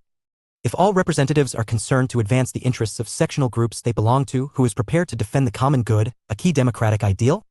Indeed, this form of representation may simply foment social conflict. The public good. One of the fundamental normative values of and justifications for democracy is that it benefits people.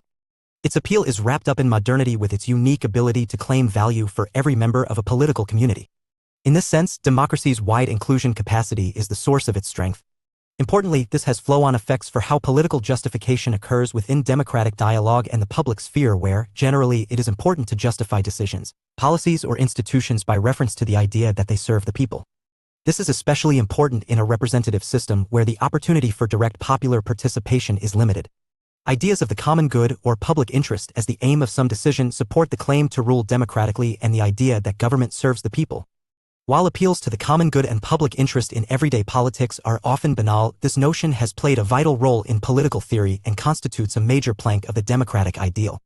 It has, however, been subjected to stern scrutiny, especially since the late 20th century.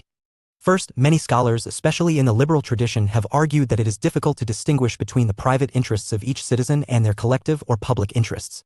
For some, the concept is misleading or simply incoherent. Second, there has been considerable debate over how the public interest can be defined. Finally, this has precipitated debate about measuring the public good and led to the suggestion that, though democracy may be desirable, there may be no constitutional or electoral mechanism adequate to gauge it. Private and public interests. In liberal theory, the idea of the public good has often been framed through interests and the distinction between private and public. As discussed in Chapter 4, in political theory, interest is usually defined as a benefit or advantage, something someone wants or is good for them. The public interest is what is good for the people as a group. However, several issues emerge here. First, defining interest requires more detail. What does this good consist of and who can define it? Are interests simply desires, defined subjectively by everyone? If so, interests must be consciously acknowledged or manifest in behavior. Liberal thought, for example, tends to identify interests as stated preferences. However, an interest can be thought of as a need, requirement, or even necessity of which the individual may be entirely unconscious. This suggests a distinction between felt or subjective interests and genuine or objective interests. Second, the idea of a public good or interest raises a deeper problem of definition. What is the nature of an interest that is held collectively? Assuming even moderate diversity within a group, is a public good simply what most individuals want or need? Or is there a distinct level of interest in a democratic society, a level of collective being that goes beyond individuals and constitutes the common good? The theoretical problem of defining interests stands behind any discussion of the public interest. Those who insist that all interests are felt interests or revealed preferences hold that individuals are the only or best judges of what is good for them. By contrast, theorists who favor real interests may argue that the concept of interest is critical only if they are taken to be something objective that individuals can be mistaken or systematically manipulated around. However, Brian Barry, 2011, attempted to bridge the gap between these two concepts by defining a person's interests as that which increases his or her opportunities to get what he or she wants. This accepts that interests are wants that can only be defined subjectively by the individual, but suggests that those individuals who fail to select rational means of achieving their ends do not recognize their own best interests. Private interests are normally thought to be self-regarding and usually materialistic interests of individuals or groups. This idea is based on long-established liberal beliefs about human nature, in which individuals are separate and independent agents, each advancing his or her perceived interests. In short, individuals are egoistical and self-interested. This notion of private interests is inevitably linked to conflict, or at least competition. If private individuals act rationally, they will prefer their own interests to others. Socialists, however, have typically rejected this image. Rather than being narrowly self-interested, socialists believe human beings to be sociable and cooperative, bound to one another by a common humanity. The belief that human nature is essentially social has profound implications for any notion of private interests. To the extent that individuals are concerned about the good of their fellow human beings, their private interests become indistinguishable from the collective interests of all. In other words, socialists challenge the very distinction between private and public interests, a position that inclines them to natural social harmony, see Chapter 6, rather than conflict and competition. Despite these extremes, most debates in political theory operate with a distinction between private and public interest. The difficulty this causes tends to be on the public end. Because of the dominance of liberal political thought in modernity, it has often been the conception of public or common good that has been treated skeptically, and the onus of justification has, as a result, fallen there. Any concept of the public interest must, in the first place, be based on a clear understanding of what public means. The public stands for all members of a community, not merely the largest number or even the overall majority. Whereas private interests are multiple and competing, the public interest is single and indivisible. It is that which benefits every member of the public. However, there are two rather different conceptions of what might constitute the public interest. The first is based on the idea of shared or common interests. In this view, individuals share an interest if they perceive that the same action or policy will benefit them, in the sense that their interests overlap. The public interest therefore constitutes those private interests that all members of the community hold in common. For example, defense against external aggression, a goal that all citizens could be expected to share, is a prime example. The more radical notion of the public interest is not based on shared private interests but the interests of the public as a collective body. Instead of seeing the public as a collection of individuals, whose interests may or may not overlap, this view portrays the public as a collective entity possessed of distinct common interests. The classic proponent of this idea was Rousseau, who conceptualized it as the general will. In The Social Contract, Rousseau defined the general will as that which tends always to the preservation and welfare of the whole, 1762-1969. The general will represents the collective interests of society. It will benefit all citizens, rather than merely private individuals. Rousseau thus drew a clear distinction between the general will and the selfish, private will of each citizen. The general will is what the people pursue when they think from the perspective of the political community. The difficulty with this notion of the public interest is that, so long as they persist in being selfish, it cannot be constructed based on the felt preferences of individuals. It is possible, in other words, that citizens may not recognize the general will as their own, even though Rousseau clearly believed that it reflected the collective interests of the political community. As a result, Rousseau argues that public interest can only be pursued dialogically through the active participation of every citizen. Thinker. Jean-Jacques Rousseau, 1712–78.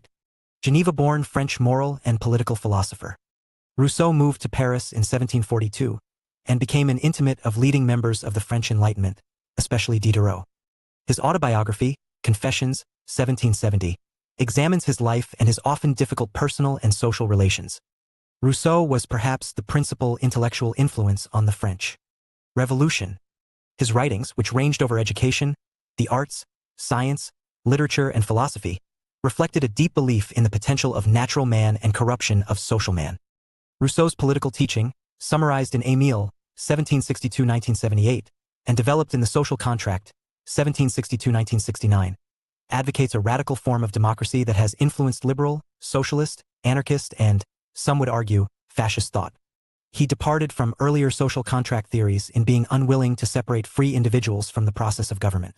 His aim was to devise a form of authority to which the people can be subject without losing their freedom. In this light, he proposed that government be based on the general will, reflecting the collective good of the community as opposed to the particular and selfish will of each citizen. Rousseau believed that freedom consists in political participation, obedience to the general will, meaning that he was prepared to argue that individuals can be forced to be free. He envisaged such a political system operating in small, relatively egalitarian communities united by a shared civil religion, justifying the public good. Despite the centrality of the common good to modern and contemporary political theory, the concept has often been subject to a variety of criticisms. The most dramatic version is the argument that it is nonsensical. The public cannot have an interest. This position is often associated with the classical liberal tradition.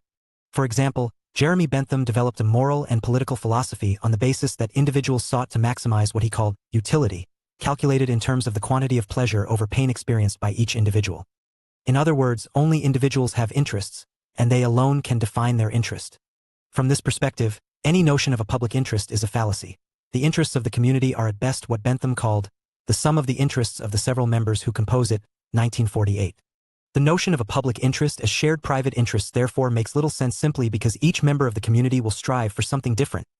A collection of private interests does not add up to a coherent public interest. Critics of the common good attack both major conceptions of the public interest. On the one hand, in terms of the understanding of public good as overlapping interests, they often argue that the issues over which all citizens would agree, e.g. the need for public order or defense, are limited. Even when there is general agreement about a broad goal, there will be profound differences about how to realize it. For instance, is order more likely to be promoted by social equality and respect for civil liberty, or by stiff penalties and strict policing? On the other hand, Bentham's views contrast even more starkly with the notion of the collective interests of the community. Rousseau's idea of the general will is problematic on this account, because collective entities such as society, the community, and the public do not exist as entities that can have an interest. The nearest Bentham came to acknowledging a collectivity was his notion of general utility, defined as the greatest happiness for the greatest number. However, this formula merely accepts that public policy should be designed to satisfy the greatest number of private interests, not that it can serve the interests of all members of the public. In fact, its very logic of calculating where most interests lie assumes this is impossible. Similar debates and criticisms have operated in political science. Modern pluralist theorists such as Robert Dahl, page 188, and rational choice or public choice theorists agree in viewing politics in terms of competition between various private groups or interests. The emergence of organized groups is explained in terms of rational, self-interested behavior. Individuals who are powerless when they act separately can exert influence by acting collectively with others who share similar interests. For example, this can explain the emergence of trade unionism. The threat of strike action by a single worker can be disregarded, but an all-out strike by the entire workforce cannot. This interpretation acknowledges the existence of shared interests and the importance of collective action. However, it challenges the collective idea of a public interest. Interest groups are sectional pressure groups, representing a part of society, e.g. ethnic or religious groups, trade unions, professional associations, employers groups. Each sectional group has a distinctive interest, which it seeks to advance through a process of influence. This leaves no room, however, for a public interest. Each group places its interest before those of the whole society.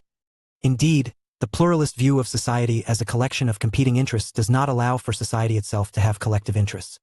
Despite these criticisms, the concept of a public interest has been defended by many theorists. Its defense usually takes one of two forms. The first rejects the philosophical assumptions on which the individualist attack is based, questioning the image of human beings as essentially self-interested. It is clear, for example, that Rousseau regarded selfishness not as a natural impulse but as evidence of social corruption. Human beings are plastic and historical creatures deeply affected by the norms of their communities and subject to development across time. He argued their communal nature was key to social development and genuine autonomy, and so he was anti-individualist in this sense. Socialists uphold the idea of the common good on the same grounds.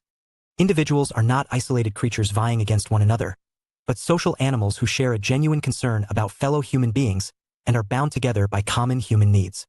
The second form defends the concept of the public interest from the perspective of overlapping interests, without relying on overt claims about human nature.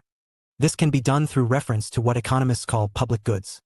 Goods or services from which all individuals derive benefit but that none has an incentive to produce. Environmental concerns such as energy conservation and pollution are strong examples of a public interest. The avoidance of pollution and the conservation of finite energy resources are undoubtedly public goods in that they are vital for both human health and the long-term survival of the human species. These can therefore be said to constitute the real interest of individuals. However, following Berry, this can perhaps be a case of individuals and groups demonstrating that they do not recognize their own best interests. All people acknowledge the need for a healthy environment, but acting only on their own interests, they may not act to secure one. In economics, this has been called the tragedy of the commons. In such circumstances, the public interest can only be safeguarded by government intervention, designed to curb the pursuit of private interests for the collective benefit of the whole society. Measuring the public good. The concept of the public good raises a problem for the representative and electoral focus of contemporary liberal democracies. As discussed above, in liberal democracy, representatives have a key role in connecting the people to government. In a sense, they are the conduits through which the government accesses public interests to, ideally, act on them. These democracies operationalize the public good in terms of the conceiving of it as the overall balance of interests in the political community. However, this claim relies on elections being reliable mechanisms for measuring voter preferences. Only in this way can governments hope to be selected who have proposed what most citizens want. So, this model requires that the electoral process ensures government in the public interest. One of the most influential arguments for this has actually come from outside political theory in Anthony Downes's An Economic Theory of Democracy, 1957. Downes explained the democratic process through an economic model of behavior. He believed that electoral competition creates, in effect, a political market in which politicians act as entrepreneurs bent on achieving government power, and individual voters behave like consumers, voting for the party whose policies most closely reflect their preferences. Downes believed that a system of open, competitive elections guarantees democratic rule, because it places government in the hands of the party whose values and policies most closely correspond to the preferences of the largest group. Moreover, democratic competition incentivizes policy consensus, as parties are encouraged to shift their policies towards the center ground, to appeal to the largest number. Although the economic theory of democracy does not contain an explicit concept of the public interest, it attempts to explain how electoral competition ensures that government pays regular attention to the preferences of most of the enfranchised population. This is a rough approximation of the public interest. Downes's model of democratic politics has its limits. In the first place, it assumes a relatively homogeneous society, forcing parties to develop moderate policies that will have broad appeal. In deeply divided societies, party competition may ensure government in the interests of the largest sectional group. Second, it could be argued that party competition shifts politics away from the public interest since it encourages parties to frame policies which appeal to the immediate private or sectional interests of voters, rather than more abstract, shared interests. For example, parties are noticeably reluctant to propose policies to limit the use of finite fossil fuels, or to tackle problems such as climate change, because such policies, though in the long-term public interest, bear significant short-term costs that may cost votes. Third, Downes's model may have questionable assumptions about the rationality of the electorate and the pragmatic nature of electoral politics. As discussed previously, voters may be poorly informed about political issues and their electoral preferences may be shaped by a range of irrational factors such as habit, social conditioning, the image of the party, and the personality of its leader. Similarly, parties are not always prepared to construct policies simply based on their electoral appeal. To some extent, they attempt to shape the political agenda and influence the values of voters. Finally, the responsiveness of the political market to voters' preferences may also be affected by the level of party competition or lack of it. In countries such as Japan and Sweden, where single parties have enjoyed long periods of uninterrupted power, the political market is distorted by monopolistic tendencies. Two-party systems, such as in the United States, can be described as duopolistic. Even the multi-party systems of continental Europe can be seen as oligopolistic, since coalition partners operate like cartels restricting competition and blocking entry into the market. On a more theoretical level, there is a more fundamental problem that there may be no constitutional or elective mechanism that can reliably measure public interest. Downes's economic theory assumes voters only have a single preference because traditional electoral systems offer a single vote. However, in any issue area, a wide range of policy options are available. In the face of many options, voters will have a scale of preferences that could be indicated through a preferential voting system. The significance of such preferences was first highlighted in Welfare Economics by Kenneth Arrow, whose Social Choice and Individual Values, 1951-2013, discussed the problem of transitivity. This suggests that when voters can express a number of preferences, it may be impossible to establish which option genuinely enjoys public support. Take, for instance, the example of an election in which candidate A gains 40% of the vote, Candidate B receives 34%, and candidate C gets 26%. In such a situation, it is clearly possible to argue that no party represents the public interest because none receives an overall majority of votes, though candidate A could obviously make the strongest claim to do so on the grounds of achieving a plurality, more votes than any other single candidate. However, from another perspective, each candidate had a majority voting against it. The situation becomes more confused when second preferences are considered. Let us assume that the second preferences of all candidate A supporters go to candidate C, the second preferences of candidate B favor candidate A, and the second preferences of candidate C go to candidate B. This creates a situation in which each candidate could claim to be preferred by most voters. The combined first and second preferences for candidate A add up to 74%, 40% plus B's 34%. Candidate B could claim 60% support from the electorate, 34% plus C's 26%. And candidate C could claim 66% support, 26% plus A's 40%. In other words, an examination of the second, or more, preferences of voters can lead to the problem of cyclical majorities in which it is difficult to arrive at a collective choice that could reasonably be described as being in the public interest. Although A's claim to office may still be the strongest, it is severely compromised. Although A's claim to office may still be the strongest, it is severely compromised by the majorities that B and C also enjoy. Arrow described this as the impossibility theorem. It suggests that even if the concept of a public interest is meaningful, it may be impossible to define that interest in practice through any existing electoral arrangements. The implications of Arrow's work for democratic theory are profound. The challenges of connecting electoral mechanisms to the public good motivated what, arguably, has become the dominant theory of democracy in the contemporary literature, deliberative democratic theory. Associated with figures such as Jürgen Habermas, Joshua Cohen, James Fishkin, and John Dryzek, deliberative theory is a theory of democracy focused on improving the quality and legitimacy of democratic mechanisms. They reject both the economic conception of democracy in Downs and social choice theory as well as the fixation on elections generally in liberal theory. Instead, they argue the legitimacy of democracy as a decision-making system is not about its relation to the actual will of voters, but its relation to the formation of reasonable political judgment. For deliberationists, democracy is a process of reasoning, of giving and asking for reasons in dialogue with others. The point is not to measure fixed preferences but to engage people in processes that encourage them to reflect on and challenge those preferences. As Cohen notes, 1997, the notion of a deliberative democracy is rooted in the intuitive ideal of a democratic association in which the justification of the terms and conditions of association proceeds through public argument and reasoning among equal citizens. When people deliberate under appropriate conditions, they produce legitimate outcomes because they are forced to discuss considering the common good. Much of deliberative theory has been about how to establish these deliberative exercises to achieve these ends. As such, for a normative theory, it has been remarkably applied, producing deliberative experiments and exercises in a variety of national contexts on contentious issues such as climate change policy, indigenous recognition, and transitional justice. Finally, radical democratic theory questions both the standards of measurement and rational deliberation as measures of the public good. As discussed above, radical democratic theory is a broad church of critical positions on democracy. Most often it is associated with the agonist theories of democracy that have entered the mainstream of Anglo-American democratic theory since the 1980s.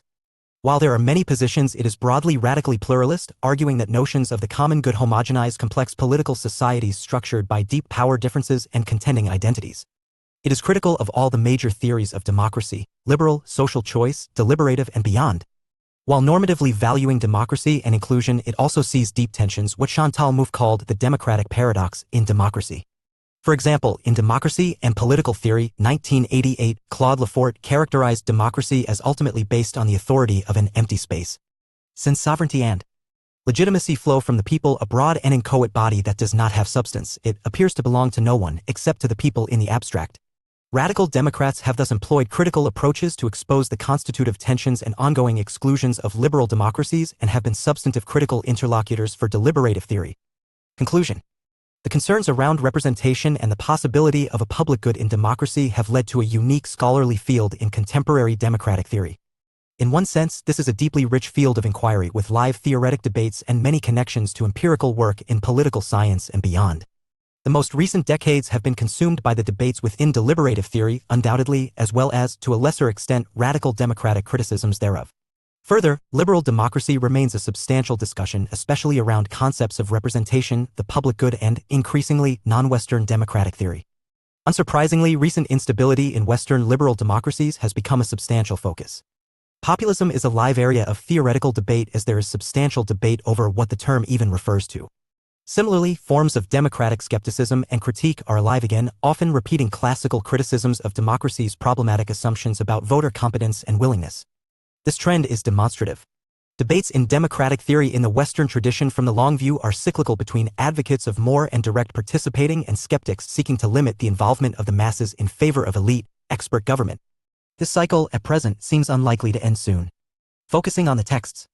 Jean-Jacques Rousseau's The Social Contract, 1762-1969, BK 1, CHS 6-7, BK 3, CHS 1 and 4. The social contract occupies at least two important junctures in the history of modern political thought. On the one hand, it represents the linking of the social contract tradition, page 47, with modern democratic theory, page 187. Rousseau uses the social contract to argue for a model of political community that places legislative authority firmly in the broad populace.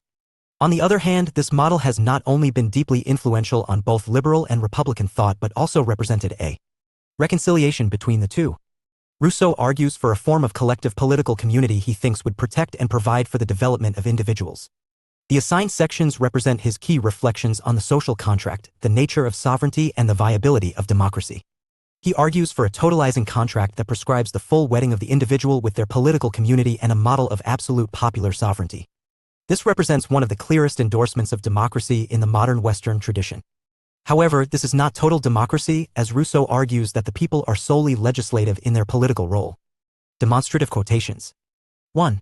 These clauses, properly understood, may be reduced to 1. The total alienation of each associate, together with all his rights, to the whole community. 4. In the first place, as each gives himself absolutely, the conditions are the same for all, and, this being so, no one has any interest in making them burdensome to others. 2. Each man, in giving himself to all, gives himself to nobody, and as there is no associate over whom he does not acquire the same right as he yields others over himself, he gains an equivalent for everything he loses, and an increase of force for the preservation of what he has. 3. But the body politic or the sovereign, drawing its being wholly from the sanctity of the contract, can never bind itself, even to an outsider, to do anything derogatory to the original act, for instance, to alienate any part of itself, or to submit to another sovereign. 4.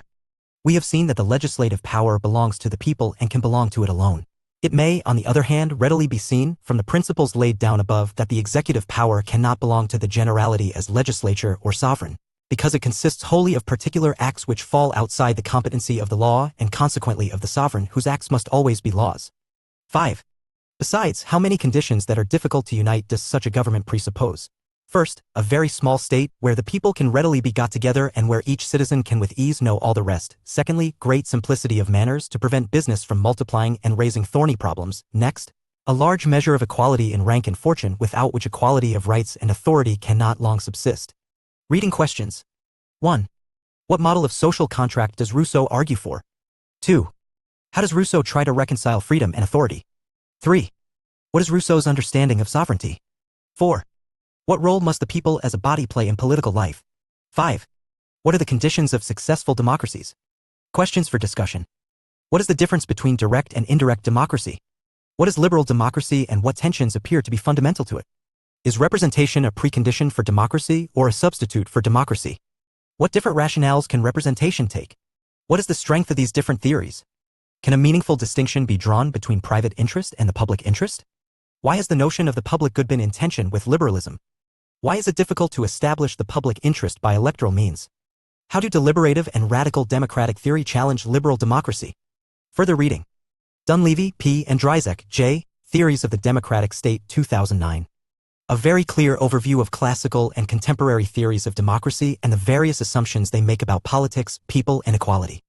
Held, D. Models of Democracy, 2006.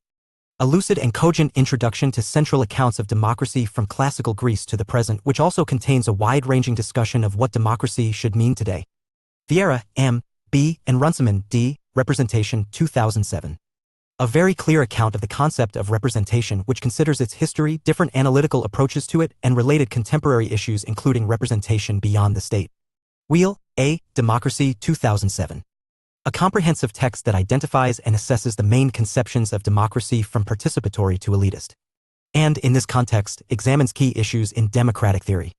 Chapter 9. The Problem of Political Community, Toleration, the Nation and Cosmopolitanism. Introduction. Toleration. The foundational case for toleration, toleration versus difference, the limits of toleration. The nation. What is a nation? The value of nations? Nationalism and the world? Cosmopolitanism? Globalization and the end of the nation-state? Transnational communities and identity, a cosmopolitan political community? Conclusion. Introduction. The concept of political community in modern and contemporary Western political thought concerns the nature of the community, i.e. the group, that is created by political institutions. On the one hand, this question flows from modern states and citizenship, which create a body of formally equal citizens who are linked by common conditions and institutions. On the other, it becomes more tangible by the growing importance of democracy, see Chapter 8, and its placement of political legitimacy in the people. Together, these raise the question, what sort of unity, i.e. community, does the democratic state require, and what does that mean for how citizens are related to each other as a group? While previous chapters have concerned the vertical relationship between individuals as citizens with the state, the problem of political community concerns the horizontal political relationship between citizens. How to conceive of their community and what that means for how they relate to each other. The definition of community and political community are notoriously controversial in social and political theory. Much of this debate has surrounded the nature of communities in general and at the level of the state, whether political units require communities and the normative value of different types of political community, e.g. liberal versus nationalist. Generally, political communities concern the identities, norms, beliefs, structures, modes of interaction, and symbols of the political level of group life associated with the state. As such, they set out how and in what ways citizens are bonded to each other. Bikaparek, 1995, argues they can include the central organizing principles of the polity, its structural tendencies, characteristic ways of thinking and living, the ideals that inspire its people, the values they profess and to which its leaders tend to appeal, the kind of character they admire and cherish, their propensities to act in specific ways, their deepest fears, ambitions, anxieties, collective memories, traumatic historical experiences, dominant myths and collective self-understandings. In this, the concept of political community identifies the socio-cultural dimension of modern states. These are not just laws and institutions, they are values, practices, and cultures. For example, every modern state has an official language, public holidays, many of which recognize majority religious or cultural events, and the recognition of some cultural heritage. However, how states include, describe, and organize culture differs widely. Some have a recognized religion, some recognize multiple nations within, and some have a contested settler colonial past. What is common is that every political community understands itself, the political community, others, other specific political communities it differs from, and the global human community. The modern and contemporary debate over political community has been structured through a series of concepts. Perhaps the most foundational was the debates over toleration that emerged in the 17th century wars of religion. This conflict on the Protestant-Catholic divide concerned the role, entitlement, and responsibility of the state in religious difference, and it spawned a corresponding debate in political thought. Toleration is often related to fundamental modern commitments to freedom, see Chapter 7. As the willingness to put up with actions or opinions we disagree with, toleration may either be a precondition for civic harmony that broadens individual freedom or a permissiveness that destroys political cohesion. Even more importantly, how does toleration treat diversity within our communities? Is toleration repressive or oppressive? In the 19th century, these individualist debates over our unity with fellow citizens developed into discussions over the appropriate unit of political rule. In other words, over what population group and within what territorial boundaries should state power operate. For the last 200 years, the dominant answer to that question has been the nation. It is assumed that the nation is the only legitimate modern political community and that the nation-state is the highest form of political organization. But what sort of unity do nations offer, and what is it based on? Also, what happens when this model comes under pressure from economic and cultural globalization and the growth of transnational communities? These conditions cast doubt on the state and its model of political community, i.e. the nation-state. As a result, many theorists have argued that nationalism should give way to cosmopolitanism as the dominant form of political community. Toleration. The debate on toleration is the first confrontation in modern Western political thought with the problem of socio-cultural difference. What is the proper disposition of the state to religious difference? And what do co-citizens owe each other in the face of significant divides?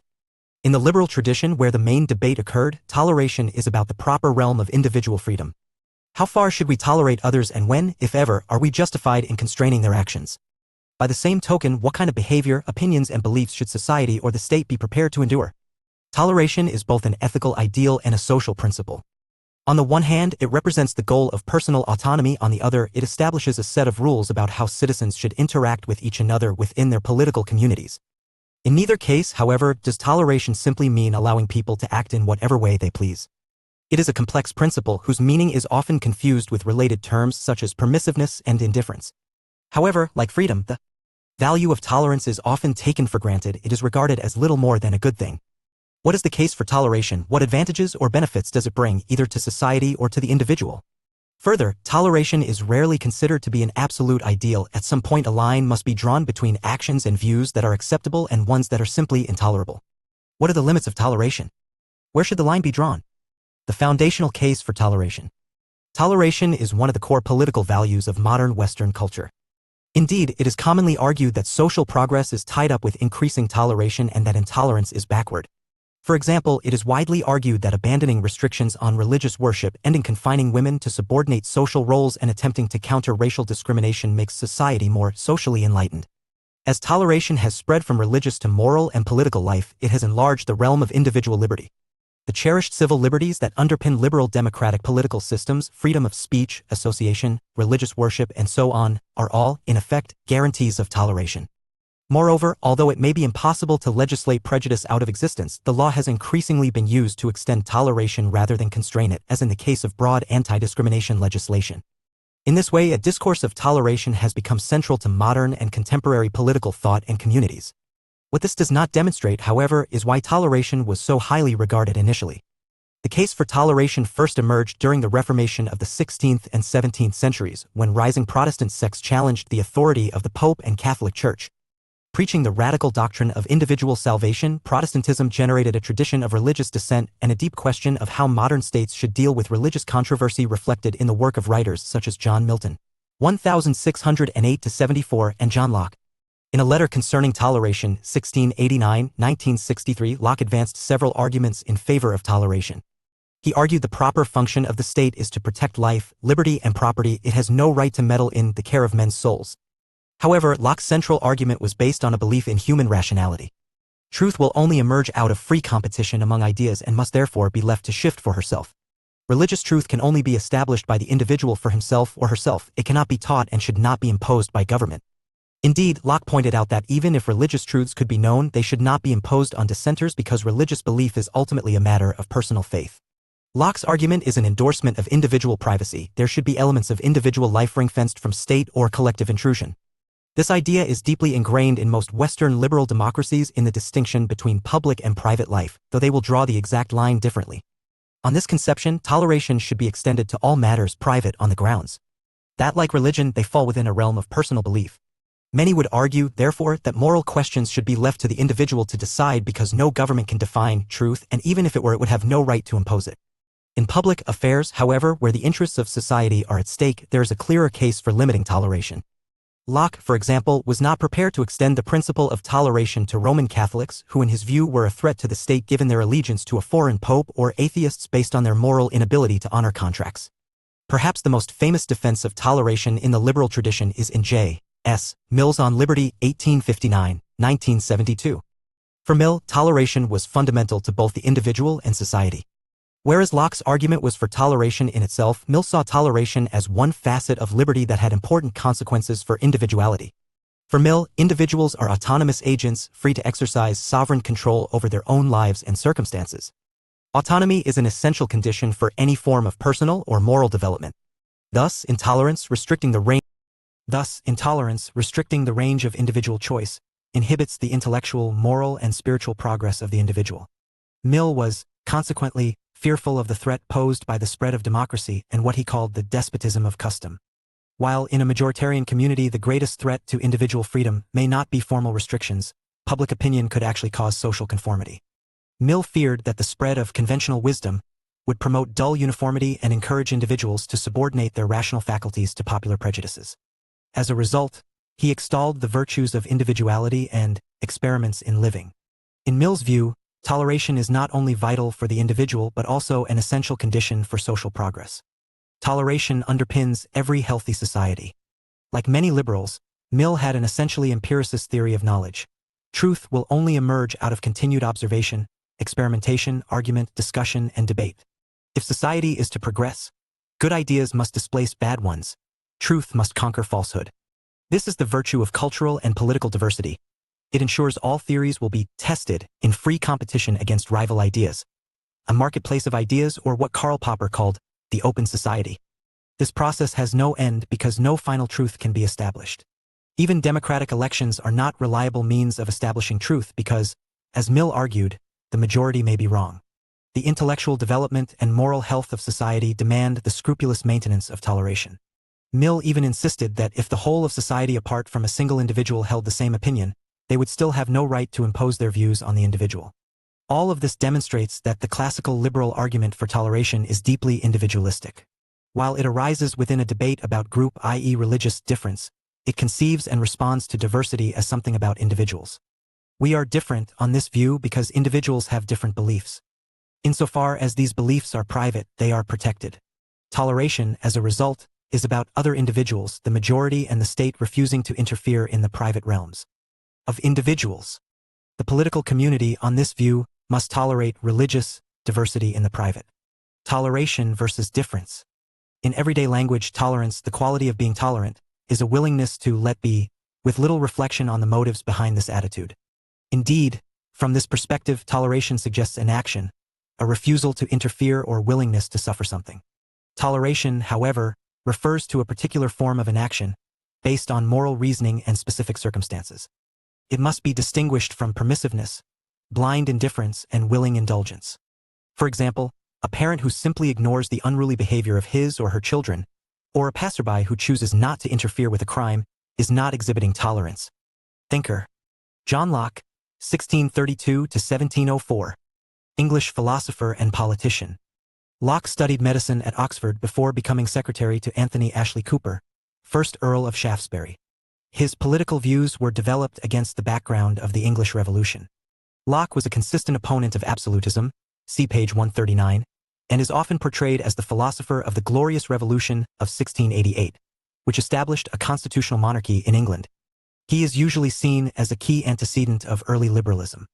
His two treatises of civil government, 1690–1965, used social contract theory to emphasize the importance of natural rights, the right to life, liberty, and estate, property. As the purpose of government is to protect such rights, government should be limited and representative. However, the priority he accorded property rights prevented him from endorsing political equality or democracy in the modern sense. His A Letter Concerning Toleration, 1689–1963, defends freedom of religious conscience, claiming rulers are always uncertain about the meaning of true religion. Religion could only be constrained if it threatened order, which meant, Locke argued, not extending toleration to atheists or Roman Catholics. Toleration is a refusal to interfere with the behavior or beliefs of others, when the behavior and beliefs are disapproved of. Toleration, in other words, is not morally neutral. As such, it is a form of forbearance. It exists when there is a capacity to impose one's views but a deliberate refusal to do so. Enduring what cannot be changed is not toleration. It would be absurd, for example, to describe a slave as tolerant of his servitude simply because he does not rebel. Although toleration means forbearance, it does not mean non-interference. Toleration allows for influence to be exerted over others, but only in the form of rational persuasion. There is undoubtedly a difference, for example, between permitting a person to smoke and tolerating their smoking. In the latter case, the fact that smoking is disapproved of or disliked may be registered, and an attempt made to persuade the person to stop smoking.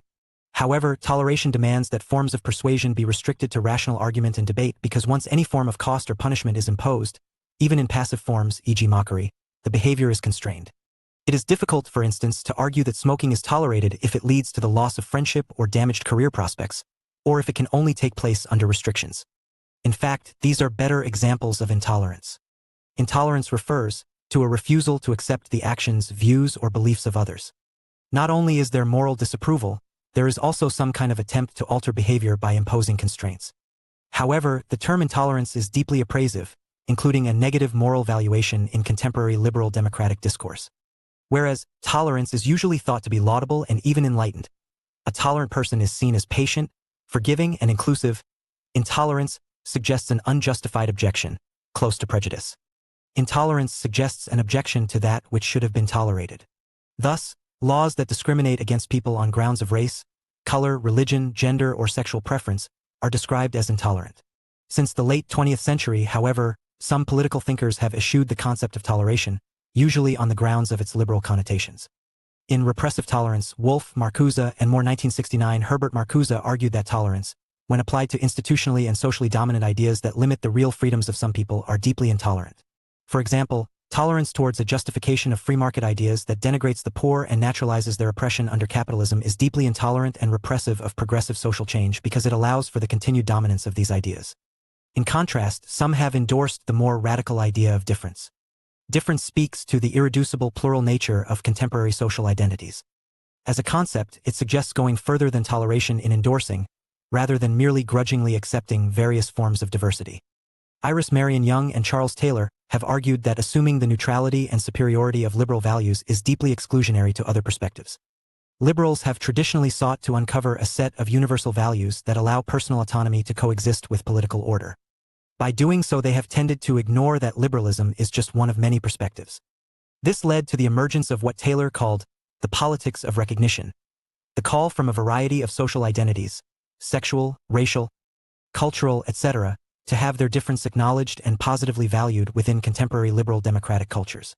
These debates around recognition are questions of identity and so are discussed in chapters 12 and 13. What is key now is that the politics of difference implies what John Gray, 1996, termed a post-liberal position in which liberal values, institutions, and regimes no longer enjoy a monopoly of legitimacy. This undermines any attempt to discourage beliefs by claiming they are intolerant or illiberal.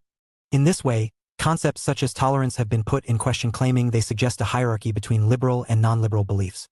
It also illustrates how debates about diversity and recognition in the late 20th and 21st century developed these questions of political community. See chapters 12 to 13. The limits of toleration. Although positively valued in Western liberal democratic culture, toleration is not absolute. In fact, critics of liberal toleration have often claimed it has two inbuilt, usually regarded as an essential condition for both liberty and democracy. Political pluralism, the unrestricted expression of all political philosophies, ideologies, and values, ensures individuals can develop their own views within an entirely free market of ideas, and that political parties compete on a level playing field. However, should toleration be extended to the intolerant? Should parties that reject political pluralism and that, if elected to power, would suppress open debate, be allowed to operate?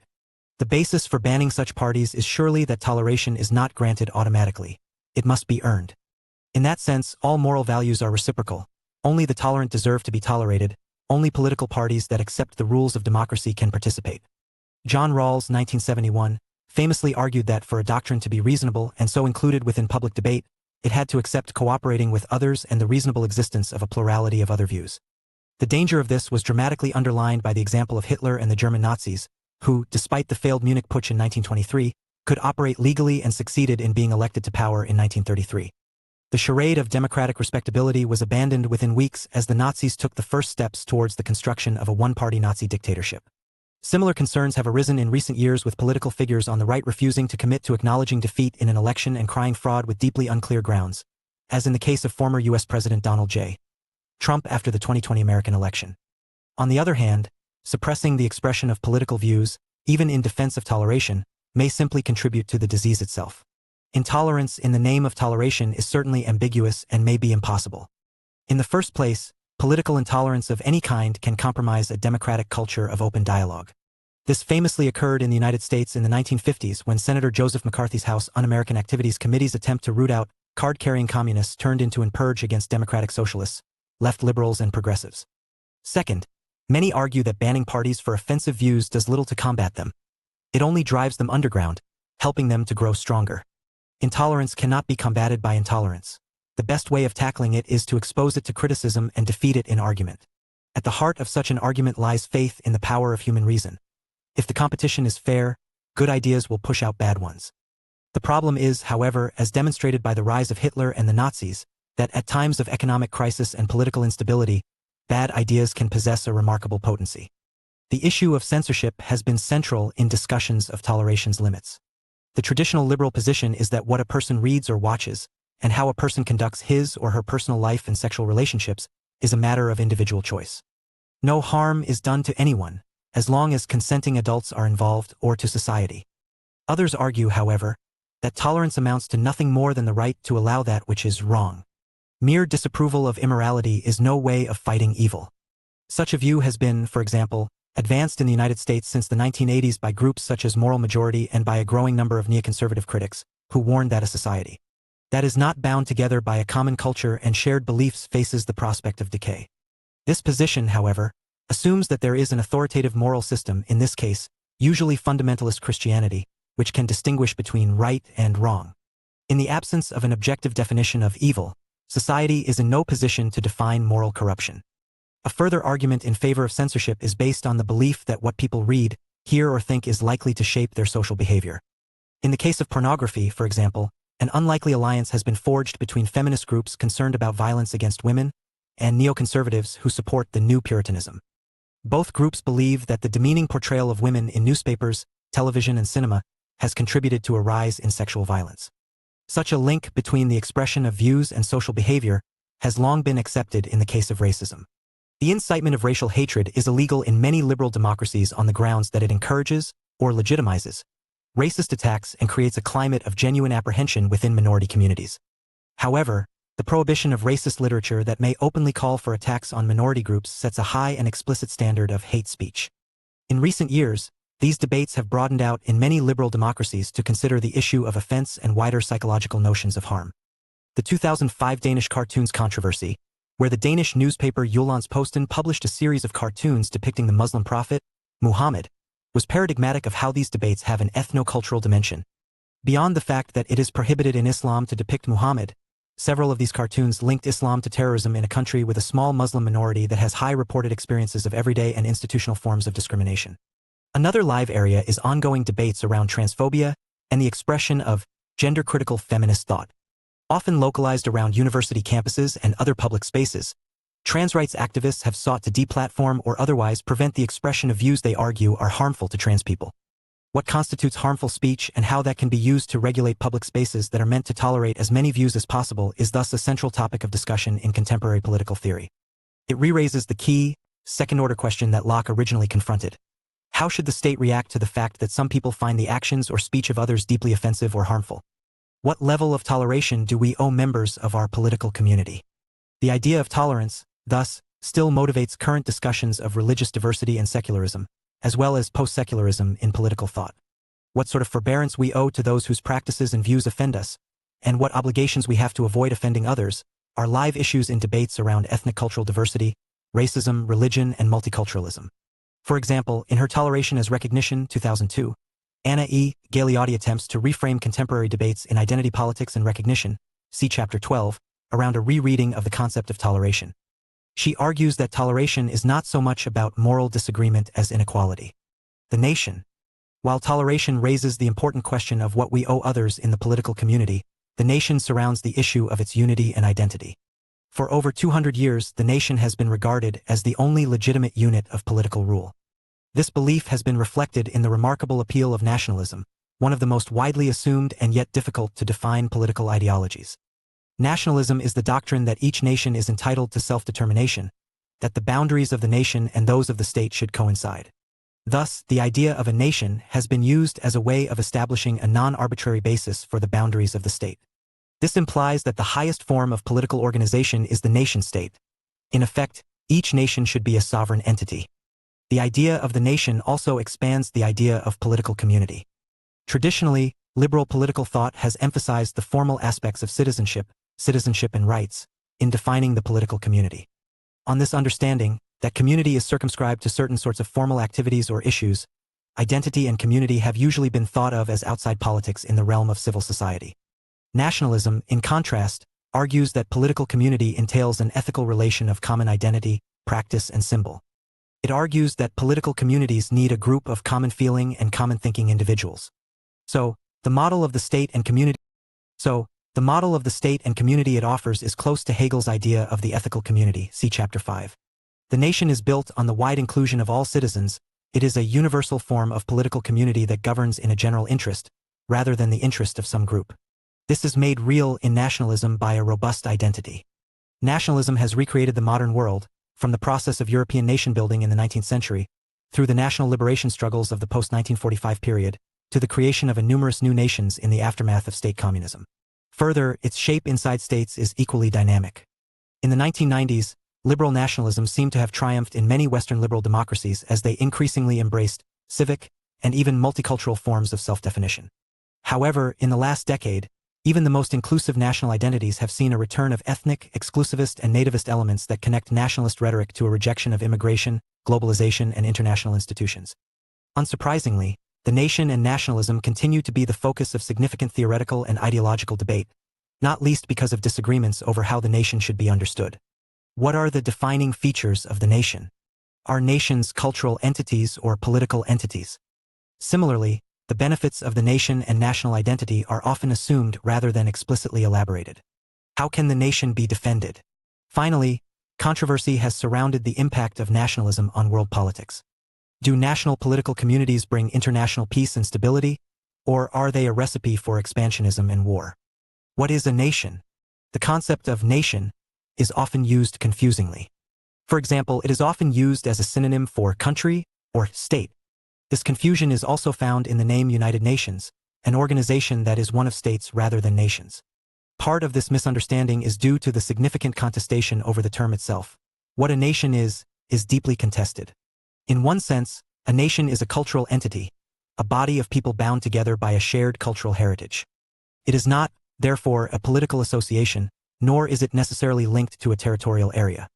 Nations may lack statehood either because, like all African and many Asian nations in the early 20th century, they are the subjects of an imperial power, or because they are incorporated into multinational states such as the UK, Canada, or Belgium.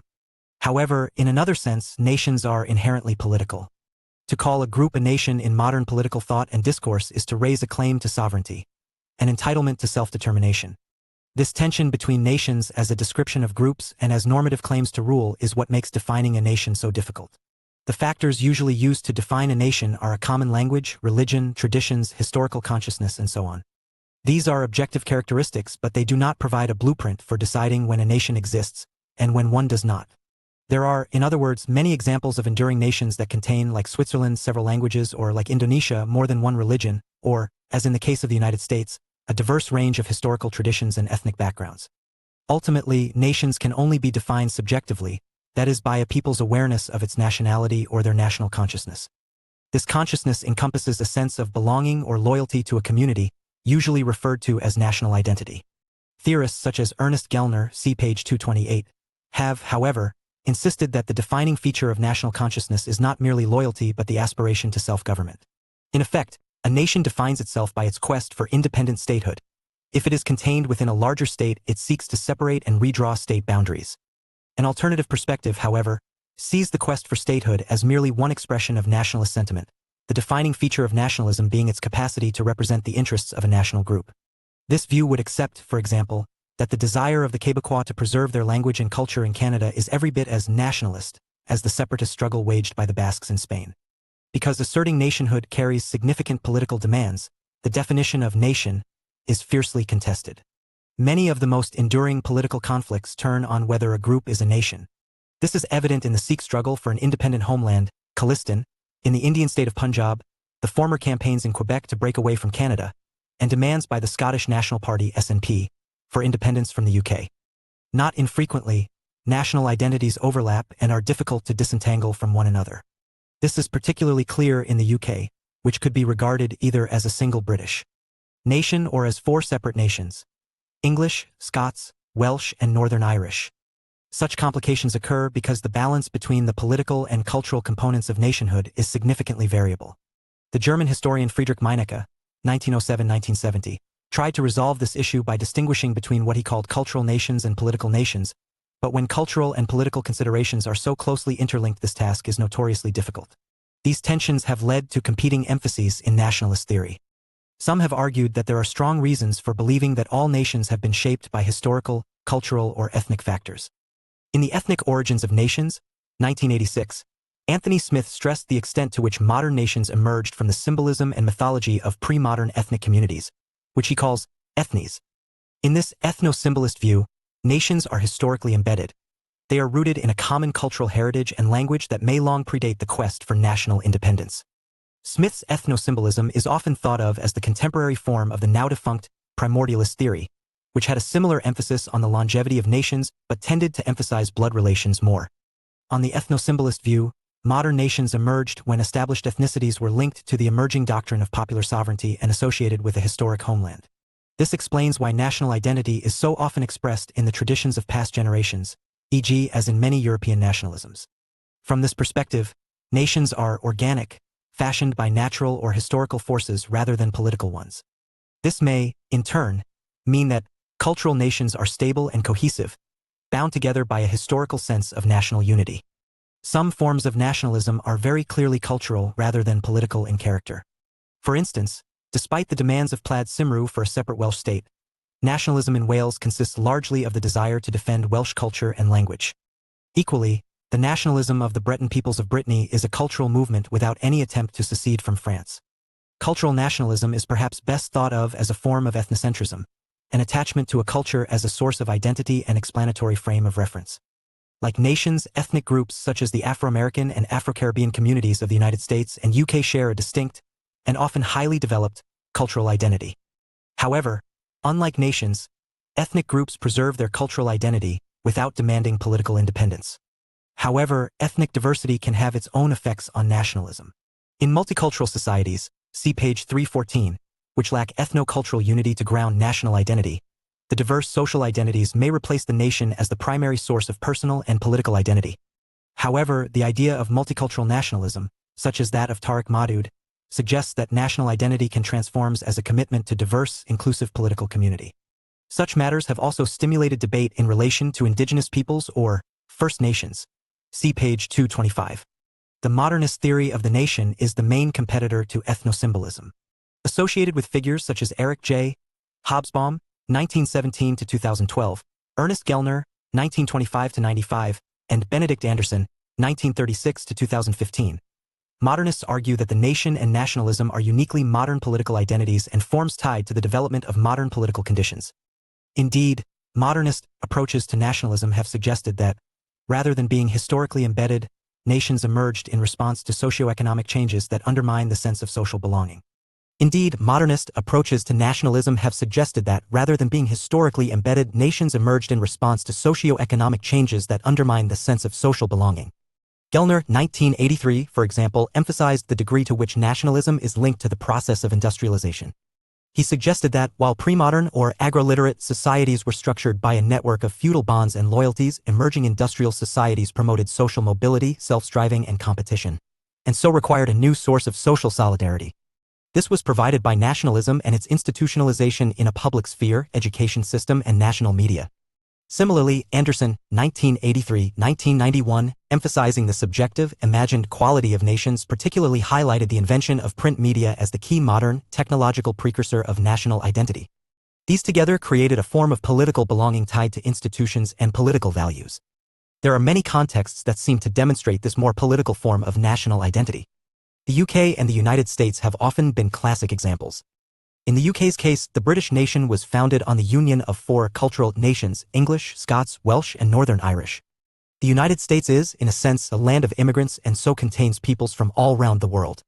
In such circumstances, a sense of U.S. nationhood has developed more out of a common allegiance to the liberal democratic principles expressed by the Declaration of Independence and the U.S. Constitution than out of a recognition of cultural ties. Such nations are founded on a voluntary acceptance of a common set of principles as opposed to an already existing cultural identity, and so have been called civic rather than ethnic. It is sometimes argued that the style of nationalism in such societies is typically tolerant and democratic. The United States has, for example, sustained a high degree of social harmony and political unity against a background of profound religious, linguistic, cultural, and racial diversity. On the other hand, political nations can at times fail to generate the social solidarity and sense of historical unity that is found in cultural nations. This can be seen in the UK, particularly since the introduction of devolution in the strengthening of Scottish and Welsh nationalism and the rise of Englishness, but the decline of a sense of Britishness. Particular problems around nationalism have been encountered by developing world states, which are political in one of two senses. First, in many cases they achieved statehood only after a struggle against colonial rule, and so their national identity is deeply influenced by the unifying quest for national liberation. This tied their nationalisms to anti-colonialism and, in the decolonial period, has assumed a distinctively post-colonial character, see page 336. Second, these nations have been shaped by territorial boundaries inherited from the colonial period. This is particularly evident in Africa, whose nations often encompass a wide range of ethnic, religious, and regional groups bound together by little more than a common colonial past and state borders shaped by imperial rivalries. The value of nations? The nation and nationalism have been the focus of ideological and theoretical debate that goes well beyond how nations should be understood. Of equal focus is the question of the value or justification of the nation. Much of liberal theory has traditionally been hostile to cultural identities, and so is there any defense for the nation? Such defenses have been made along several lines. Perhaps the most common justification for the nation is that national identity provides the surest basis for political solidarity. This is because nations are, in essence, organic communities. In this view, humankind is naturally divided into a collection of nations, each of which possesses a distinctive character and a separate identity. This, nationalists argue, is why a higher loyalty and deeper political significance attaches to the nation than to any other social group. Whereas, for instance, class, gender, religion, and language may be important in particular societies or may come into prominence in particular circumstances, the bonds of nationhood are found in all societies, they endure over time, and they operate at an instinctual, everyday level. Beyond the West. Indigenous peoples as First Nations. The term First Nation was first used in the 1970s to refer to the indigenous people of Canada other than the Inuit and Métis peoples, a collection of over 630 groups. Subsequently, it has been used to refer to indigenous peoples around the world, also called Aboriginal, Native, or Tribal peoples. It is estimated that there are more than 370 million indigenous people, roughly 5% of the world's population, spread across 90 countries. In view of the diversity of indigenous peoples, no official definition of indigenous has been adopted by the UN, leading to a general reliance instead on self-identification at both an individual and community level. The idea that these groups are first peoples or nations acknowledges that they are descendants of those who inhabited a country or geographical region in pre-colonial times. Their distinct language, art, music, social, economic, and political practices are therefore historically embedded. Modern nations, by contrast, came into existence only from the late 18th century onwards and were commonly based on traditions that were invented by processes of nationalization. Hobsbawm, 1983. To portray indigenous peoples as nations is to assert that they are political entities entitled to rights beyond those associated with ethnic or cultural minorities. These have included the right to self-government, possibly extending to the ability of indigenous communities to restrict the mobility, property, and voting rights of non-indigenous people, thereby bringing collective rights into conflict with traditional individual rights. Ownership rights have also commonly been claimed over territory, including surrounding natural resources, to which indigenous peoples have been tied in various ways. Nevertheless, such demands have typically in 20th and 21st century indigenous politics not been based on full independence or secession, in part because these groups are often geographically dispersed and internally very different in contemporary states. Nonetheless, the assertion of indigenous nationhood is a key part of the politics around the legacy of colonialism today. Strong societies are therefore founded on a clear national consciousness. As discussed above, modernist approaches to nationalism have suggested that, rather than being historically embedded, nations emerged in response to socio-economic changes that required a new source of social belonging. This was provided by nationalism, especially through the device of the nation-state. The great strength of the nation-state is that it offers the prospect of both cultural cohesion and political unity. When a people who share a common cultural identity gain the right to self-government, nationality and citizenship coincide. In this light, attempts to promote national patriotism through national anthems, national flags, commemorative days and oaths of allegiance can be seen to have advantages for the individual and wider society. This view implies that immigrants should take on at least essential elements of national character, as the growth of multiculturalism, see page 314, may threaten the social solidarity modern states require. The nation has also been defended as key to ensuring freedom. This was evident at the birth of nationalism during the French Revolution, when the idea of national community was linked to popular sovereignty. This connection is usually seen as originating in Jean-Jacques Rousseau's Considerations on the Government of Poland, 1782. Using Rousseau's idea of the general will, revolutionaries in France argued that government should be based not on the absolute power of a monarch, but on the indivisible collective will of the entire community. Sovereign power thus resided in the French nation. In this view, nationhood and statehood are intrinsically linked. The litmus test of national identity is the desire to attain political independence, usually expressed in the principle of national self-determination. Nationalism is therefore orientated around the nation-state ideal expressed by J. S. Mill, 1861-2011, in the principle that the boundaries of government should coincide in the main with those of nationality. Such thinking, most clearly elaborated in the tradition of liberal nationalism, accords the nation a moral status broadly equivalent to that of the individual, in that both are endowed with basic rights. National self-determination is a collective expression of individual freedom, nationalism being an essentially liberating force that opposes foreign domination, whether by multinational empires or colonial powers. Moreover, self-determination has implications for the domestic organization of government power, establishing a clear link between nationalism and democracy. The final justification of the nation is that it constitutes an ethical community, an effective basis for moral conduct. This can be seen in at least three ways. First, a sense of moral concern, possibly extending to moral obligation, arises amongst people who share a common cultural identity and way of life. So, it is only within national communities where people accept a social responsibility for one another that welfare provision and redistribution are possible. Second, the nation gives morality an important collective dimension and helps liberate people from narrow self-interest. A sense of loyalty is an important component of national consciousness, making personal existence more meaningful and social existence more secure. This sense of duty can extend to a willingness to fight and possibly die to save the nation. Finally, ethical nationalism, the theory that the rights of and obligations towards members of one's nation enjoy moral priority over those related to others, makes morality more robust and realistic. In part, this applies because, as communitarian theorists, see page 57, argue morality is only possible. In part, this applies because, as communitarian theorists, see page 57, argue, morality is only possible if it is grounded in the communities that have shaped our lives. People consistently morally prioritize those closest to them, most obviously family, close friends and members of their local community. As Walzer, 1994, argued, a thick sense of morality can only operate within a single culture. This not only implies that morality is fashioned by the distinctive history, culture, and traditions of a society, but also explains why obligations cannot extend beyond the ethical or national framework. Tradition, nationalism. The modern Western idea of nationalism is often thought to have emerged in the wake of the French Revolution, as crown subjects were encouraged to self-identify as citizens of France. Nationalism is the belief that the national community is the central principle of political organization. As such, it is based on two assumptions. First, humankind is naturally divided into distinct nations, and, second, the nation is the only legitimate unit of political rule. Classical political nationalism set out to bring the borders of the state into line with the boundaries of the nation. Within so-called nation-states, nationality and citizenship coincide. However, nationalism is a complex and diverse theoretical body. Not only are there distinctive political, cultural, and ethnic forms of nationalism, but also the political implications of nationalism have been wide-ranging and contradictory. Liberal nationalism is a principled form of nationalism. Instead of upholding the interests of one nation over others, it proclaims that nations are equal in their rights to freedom and self-determination, and that they involve internal norms of basic freedom and equality. It attempts to reconcile the desire to support the interests of one community with universalistic liberal norms. Liberal nationalism thus views nationalism as a mechanism for securing a peaceful domestic and world order.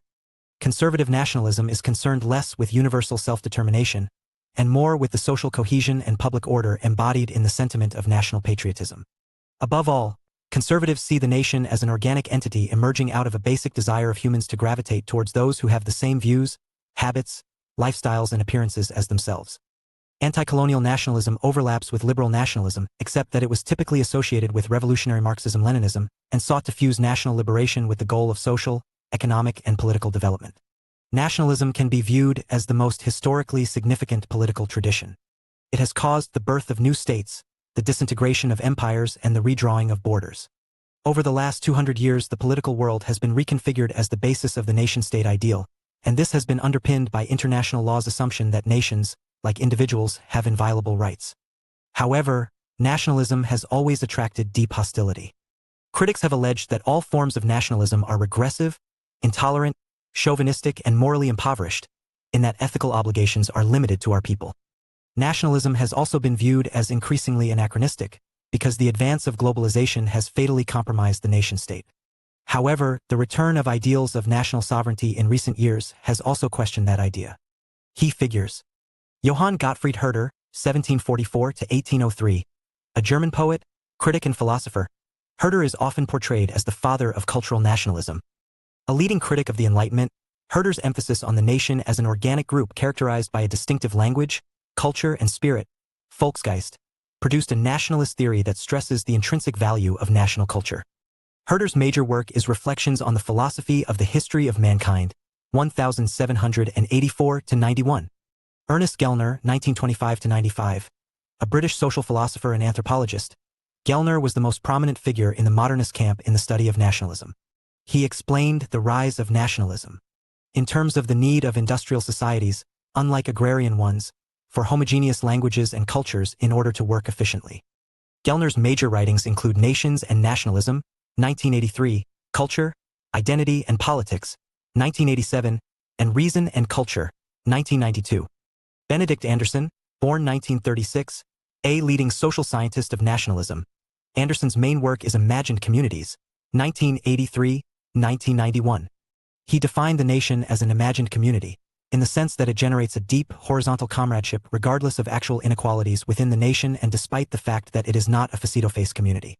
Anderson's other works include The Spectres of Comparison, 1998, and Under Three Flags, 2005. See also J. Rousseau, page 205, J. S. Mill, page 168, and Gandhi, page 340. Nationalism and the World. The problem of political community raises the question of the effect of nationalism on the world. In a world structured by nations, how will they interact? There have been deep disagreements on the nation's implications for international stability. Two starkly contrasting visions have been presented, one in which nationalism is a guarantee of peace and order, and the other in which it is inherently destabilizing. This reflects both the highly contested nature of nationalism and the extent to which nationalism has been fused with other political doctrines, thereby creating rival nationalisms. The belief that a world of independent nation-states creates peace and stability is most clearly associated with liberal nationalism. This reflects an underlying liberal faith in the principle of natural harmony, which applies not only to the economy and groups in civil society but also to the nations of the world.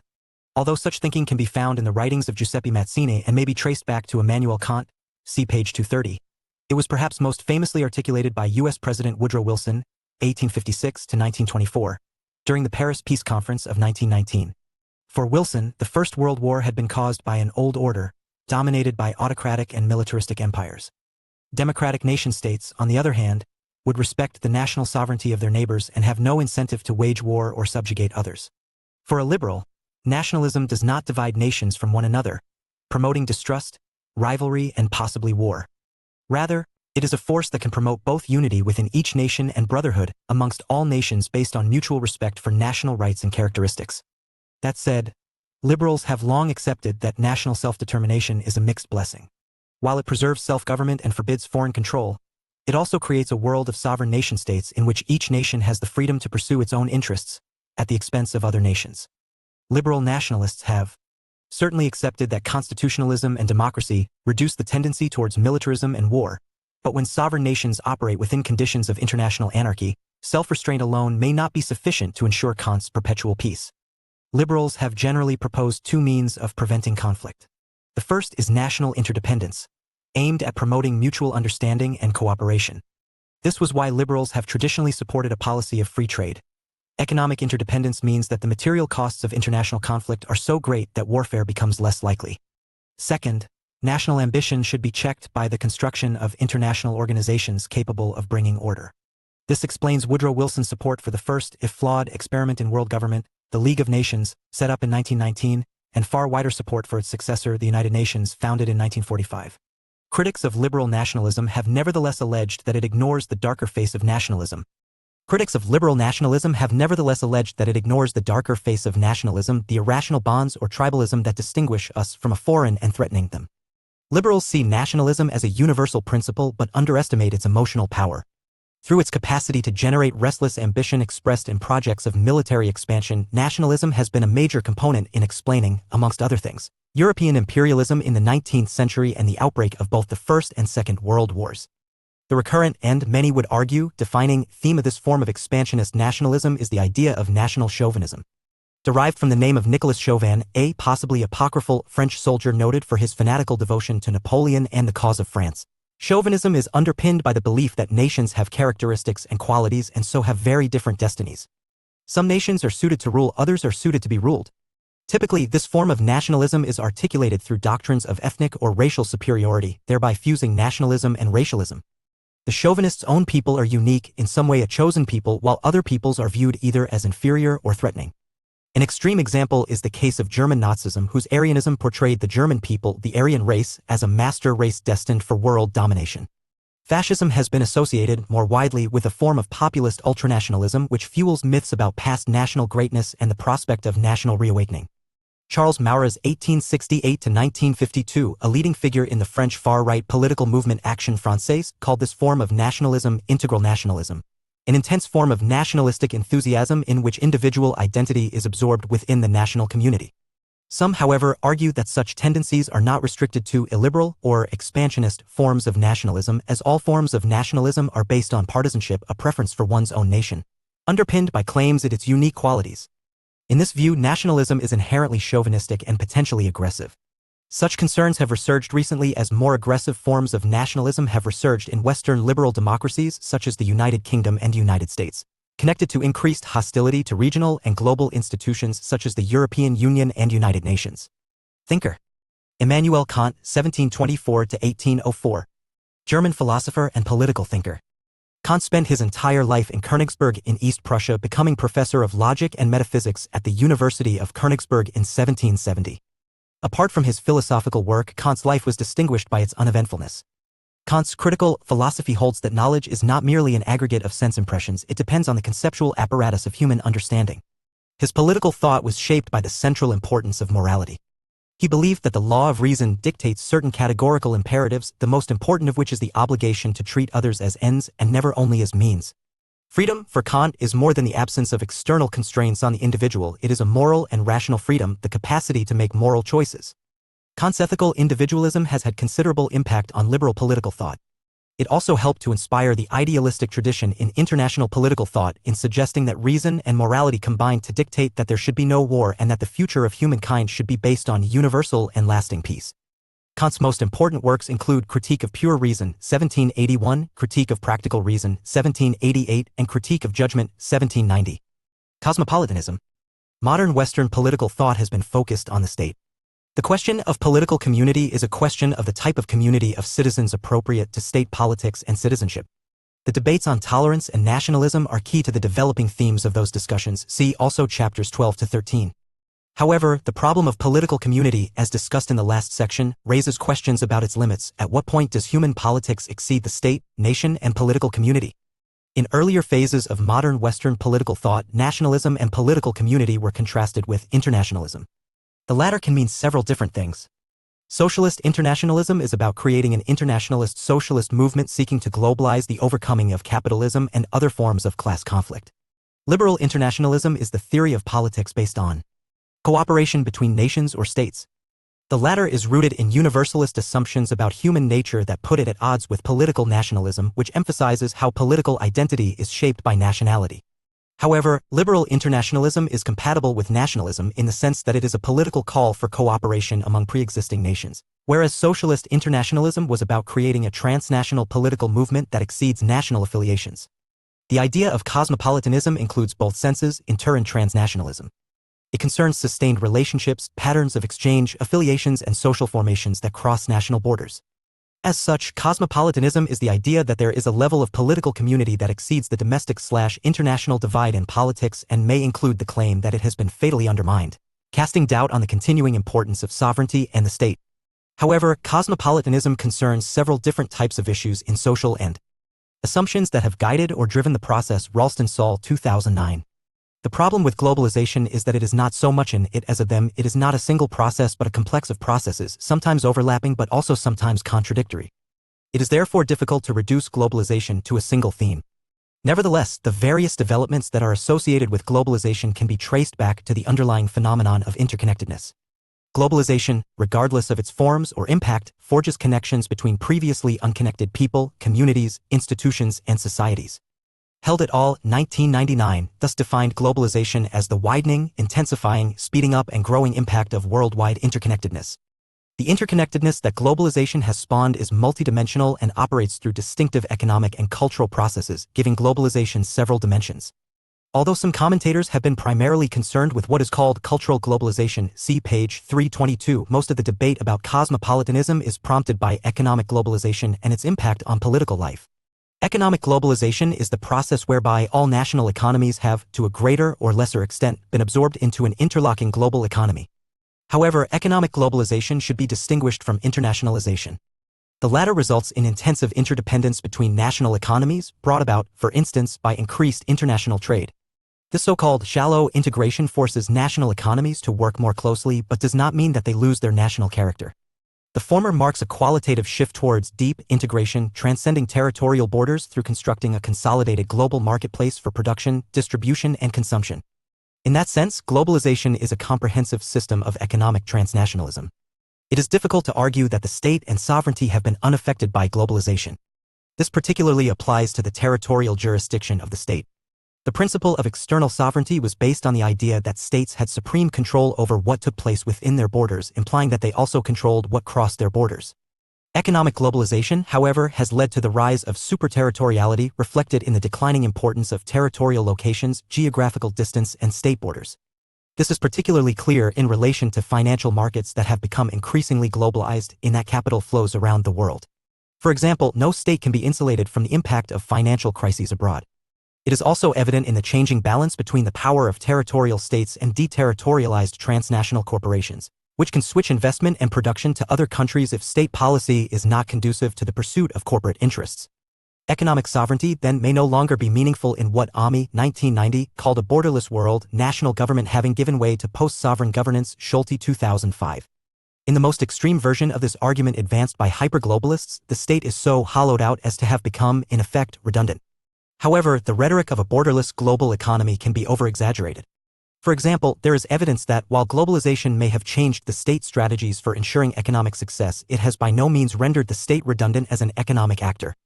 Indeed, rather than globalization having been foisted on unwilling states by forces beyond their control, economic globalization has largely been created by states. This was evident in the role that the United States played in the 1970s and 1980s in bringing about a shift towards a more open and liberalized world trading system, and in the enthusiasm of China, the rising hegemon, for globalized economic arrangements. Moreover, although states when acting separately may have a diminished capacity to control transnational economic activity, they retain the facility to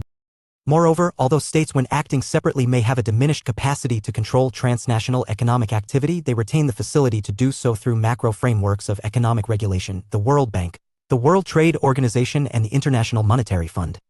Transnational communities and identity. A transnational community is a community whose cultural identity, political allegiances, and psychological orientations cut across national borders. In that sense, transnational communities challenge the nation-state ideal of political community, which links political cultural identity to a specific territory. Transnational communities have therefore been thought of as deterritorialized nations or global tribes. There is, of course, nothing new about scattered communities that have maintained their cultural distinctiveness and resisted assimilation. The Jewish diaspora, literally meaning dispersion, which can be traced back to the 8th century BCE, is the classic example of a transnational community. Ironically, the remarkable resilience of Judaism and the Hebrew language in the absence of a Jewish homeland can be significantly explained by a history of persecution through antisemitism. Other examples include the Armenians, many of whom have been forced into exile by successive invasions dating back to the Byzantine Empire. However, many argue that the emergence of transnational communities is one of the chief features of the modern, globalized world. An increase in international migration does not in itself create new, transnational social spaces. For transnational communities to be established, immigrant groups must sustain relations that link their societies of origin and of immigration. This is made easier in the modern world by a variety of developments. Whereas, say, Irish immigrants to the United States in the 19th century had little prospect of returning home and only a postal service to keep them in touch with their friends and families, modern communities of Filipinos in the Gulf states, Indonesians in Australia, and Bangladeshis in the UK benefit from cheap transport and improved communications. Air travel enables people to return home on a regular basis, creating fluid communities that are linked both to their society of origin and their society of settlement. The near-ubiquitous mobile phone and increasingly smartphone has also become a basic resource for new immigrants, helping to explain, amongst other things, its increased penetration in the developing world, including the rural parts of Asia and Africa. Transnational communities, moreover, are bound together by a network of family ties and economic flows. Migration, for example, may maintain rather than weaken extended kinship links, as early immigrants provide a base and working opportunities for other members of their community who subsequently emigrate.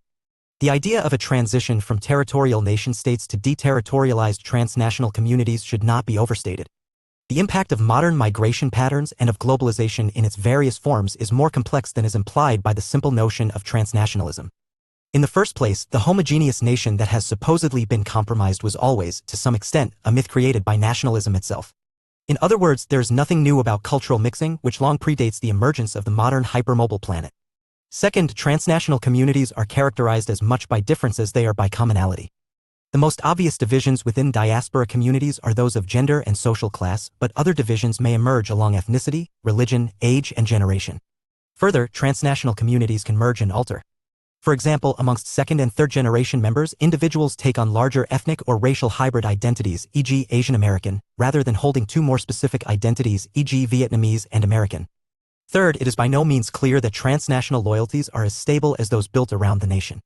Quite simply, social ties that are not territorially rooted may not be viable in the long term. Finally, it is misleading to suggest that transnationalism has somehow displaced nationalism when each has influenced the other, creating a complex web of hybrid identities. Hybridity has thus become one of the major features of modern society in relation to multiculturalism, see Chapter 12. A cosmopolitan political community? Structural globalization and transnational migration offer two key contexts for the contemporary prominence of cosmopolitan ideas. This is because global interconnectedness and the incredible movement of peoples does not merely challenge how we understand the world but our moral relationships and political identities.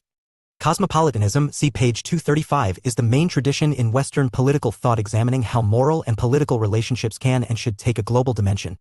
While it is associated with Kant's Perpetual Peace, 1795, and other 19th century discussions of internationalism, globalization renewed interest in forms of cosmopolitanism, often expressed through ideas such as global justice or world ethics. As the world has shrunk in the sense of people having a greater global awareness, it has become more difficult to ignore the global dimension of our ethical relationships and confine moral obligations to a single political society. For cosmopolitan theorists, the world constitutes a single moral community. People thus have obligations towards all other people regardless of nationality, religion, ethnicity, and so forth. Cosmopolitan theory is usually informed by a critique of nationalism, and so the two are often pitted against each other as direct competitors. This critique has two dimensions. First, flowing from the constructivist approach to nationalism that emphasizes its subjective dimensions, nations are seen as imagined or invented, not as organic or natural communities. National identity is not rooted in social psychology but is an ideological construct and usually one that serves the interests of powerful groups. Second, nationalism inculcates narrow moral thinking.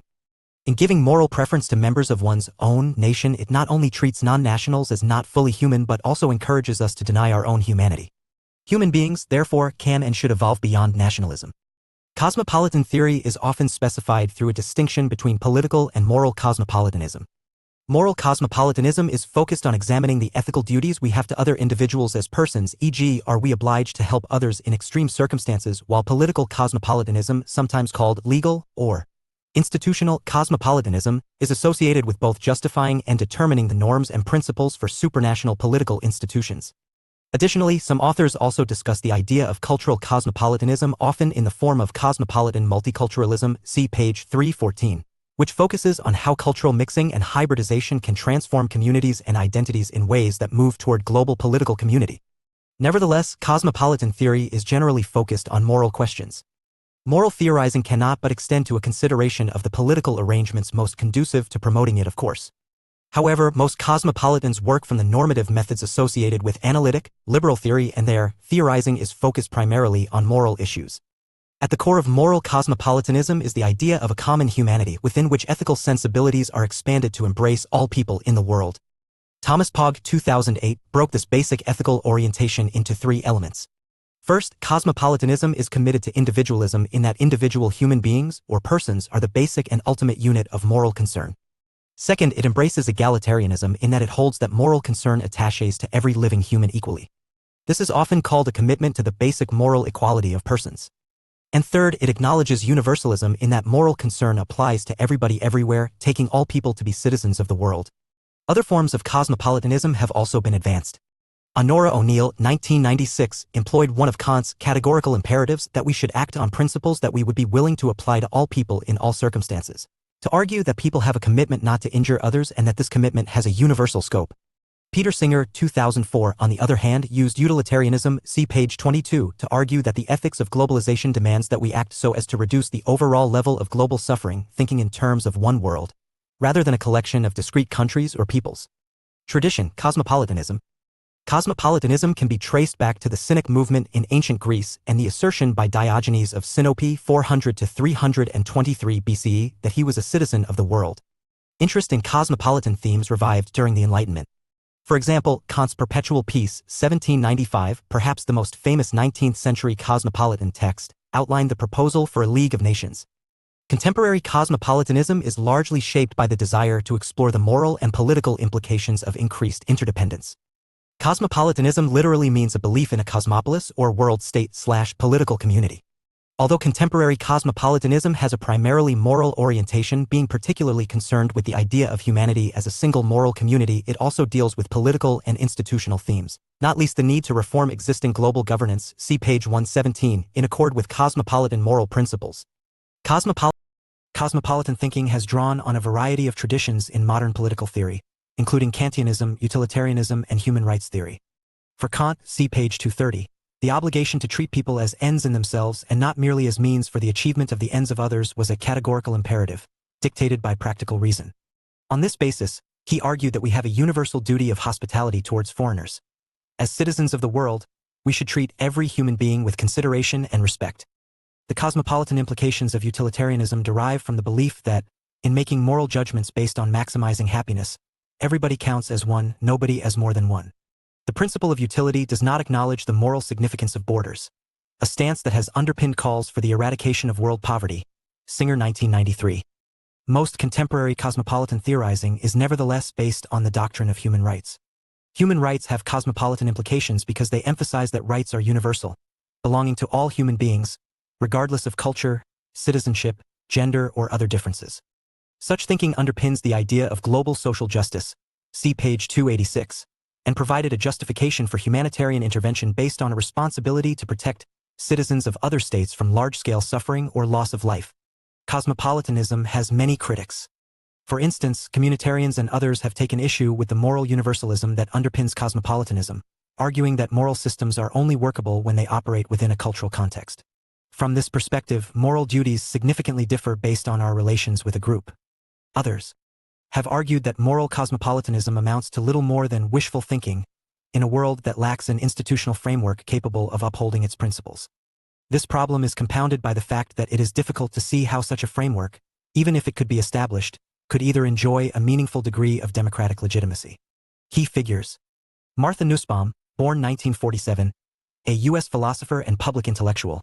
Nussbaum has written prolifically on subjects such as education, gender, sexuality, religious tolerance, and human rights.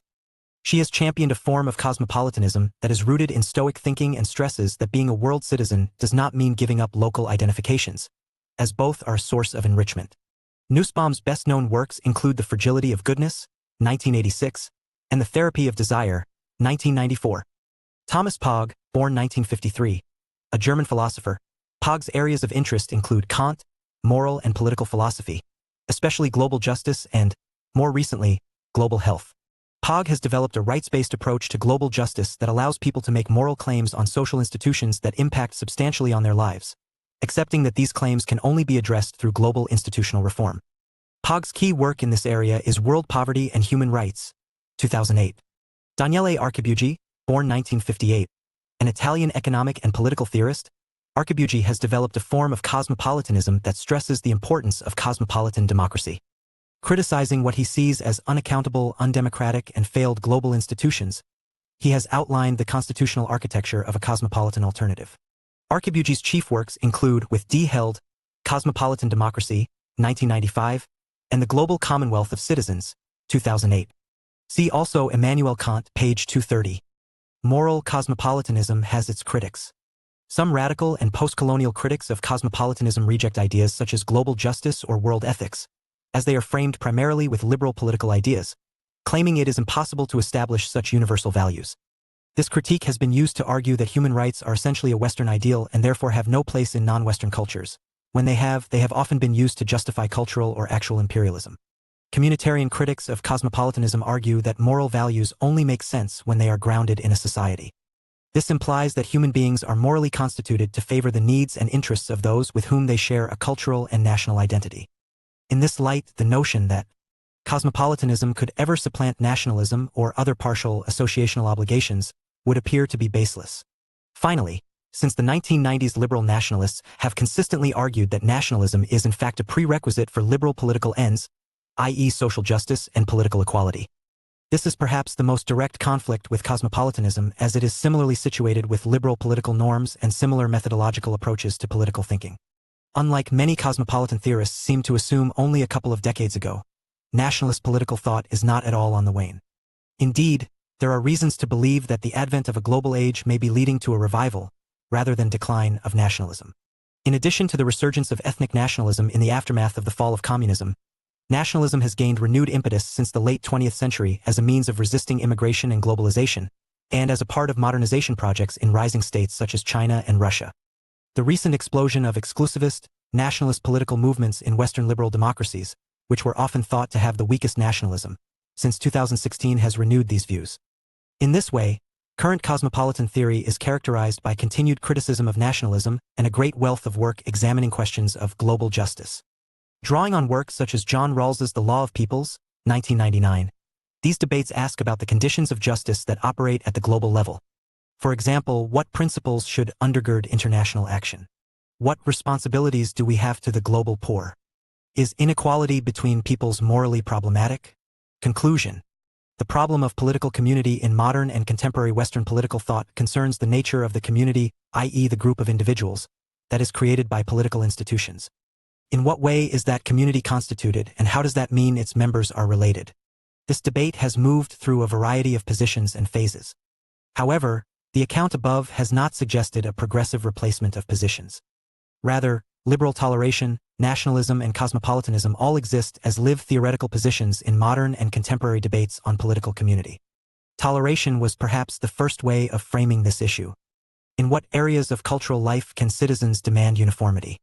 What sort of forbearance do we owe to those whose practices and views offend us, and what obligations do we have to avoid offending others?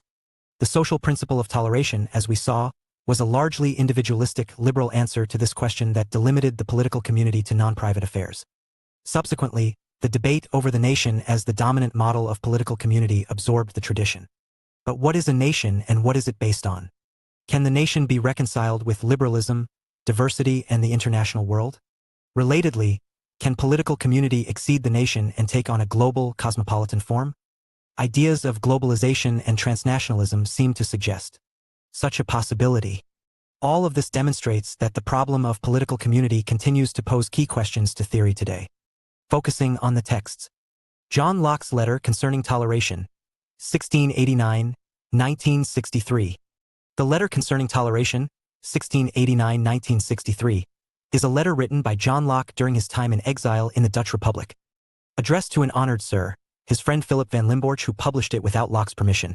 It was prompted by debates in Europe at the time on religious toleration that resulted from conflict between Protestants and Catholics and widespread state action on religious conformity. As one of Locke's most accessible writings that applies much of his political theory, it is perhaps his most widely read text. Locke's main strategy in letter is to firmly distinguish the spheres of religion and politics as having separate forms of authority, goods and relations. Locke's main strategy in letter is to firmly distinguish the spheres of religion and politics as having separate forms of authority, goods and relations to individuals to make any overlap between them inappropriate. Governments have nothing to do with the care of men's souls, and religious groups are fundamentally voluntary in nature, and so have no authority over non-members or members who choose to leave. Further, since the state's action is defined by the use of force, which is inappropriate to change minds and beliefs, politics is an inappropriate realm to pursue religious ends. For these reasons, letter is usually understood to offer one of the most influential versions of the liberal public-private divide. A conception of political life that firmly carves off voluntary individual life from politics to protect each from the other. Demonstrative quotations. 1.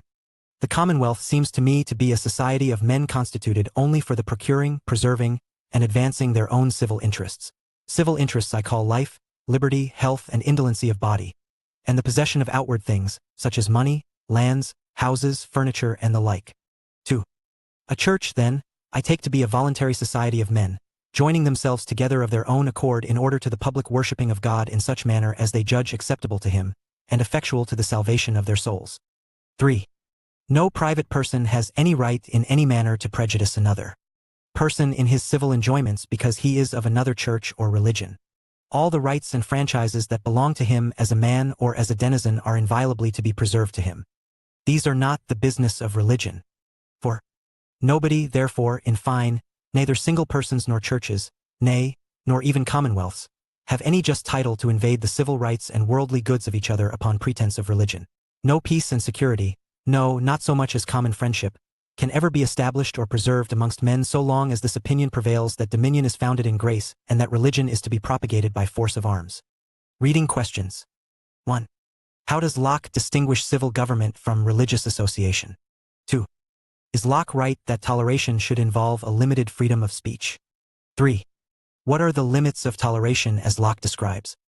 4. Does toleration require us to never discuss differences such as religion? Questions for discussion. What type of concept is tolerance? How do liberal theories of tolerance divide political and non-political life? Is tolerance repressive? Does it violate a wider valuation of difference? Are nations subjective or objective entities? How convincing is the distinction between cultural and political nations? What is the effect of national political community on the international world? How do globalization and transnational communities challenge ideas of political community? Does cosmopolitanism offer a convincing criticism of nationalism? Is it a plausible alternative? Further reading. Cohen, A. J. Toleration, 2014. A comprehensive introduction to the issue of toleration that investigates what should be tolerated and why, as well as the proper limits of toleration using clear examples. Galeotti, A. E. Toleration as Recognition, 2004. An examination of the problems that toleration encounters, which argues that, by treating toleration as recognition, account can be taken of the unequal status of different social groups. Miller, D. National Responsibility and Global Justices, 2012. An analysis of the moral claims that have been made on behalf of the nation, which also advances a non-cosmopolitan theory of global justice that gives nationhood a central place. Oscar Rimley, U. Theories of Nationalism, A Critical Introduction, 2010. A comprehensive and insightful introduction to the key theories of nationalism, which examines the major criticisms that have been leveled at each part. The 20th and 21st Centuries. Problems of Exclusion. Chapter 10. The Problem of Property. Planning and the Market. Introduction. Property. Private property, common property. The market. The idea of the market, the ideal of the market, critiques of the market. Planning. The planning process, the value of planning apparels of planning conclusion. Introduction. The problem of property concerns the social institution and mode of distribution that organize ownership. This is a question not only of what we own but also how we own and what sort of relations we establish individually and collectively around ownership. This has been one of the most heated debates in the tradition of Western political thought in modernity. In one sense, this chapter should come earlier, as questions of property arise early in the modern tradition, often serving as metaphors for civil society. However, these questions have not disappeared and have also been the primary mover of the political thought of the 19th, 20th, and 21st centuries as well. This fact is often not apparent because there is substantial agreement within traditions on the broad form of property and the broad economic system they endorse. Where there is controversy, lasting and deep, is between traditions. Liberalism, and to a certain extent conservatism, have long been divided from critical traditions such as Marxism, anarchism, and socialism in terms of their basic understanding of economics, their view of property, and their prescribed economic system. These basic ideological divisions conditioned the politics of the last 2 centuries, where ideological debate has revolved around a battle between capitalism and socialism, a clash between 2 rival economic philosophies. This struggle was regarded as fundamental to the political spectrum itself. Right-wing ideas were sympathetic to capitalism, left-wing ones to socialism. In effect, this tendency reduced politics to a debate over 2 issues. 1. The way we should organize ownership of property, and 2. The desirability of one economic system over another. The first question asks how ownership should be organized. Should property be owned by private individuals and be used to satisfy personal interests? Or should it be owned collectively by the community or the state and be harnessed to the common good? At stake is a fundamental division in viewpoint. Should we approach politics through the lens of the individual or the collective? Questions about property are closely related to conflicting models of economic organization, the second question. 2 rival economic systems dominated much of Western 20th century political thinking: market capitalism and central planning. At times, politics has been simplified to a choice between the market and the plan. The idea of the market has arguably been the dominant framing throughout modern political thought. It is aligned to the liberal constitutional model of the state and the individualistic culture of modern Western political societies. What is it that has made market-based systems of economic organization so pervasive?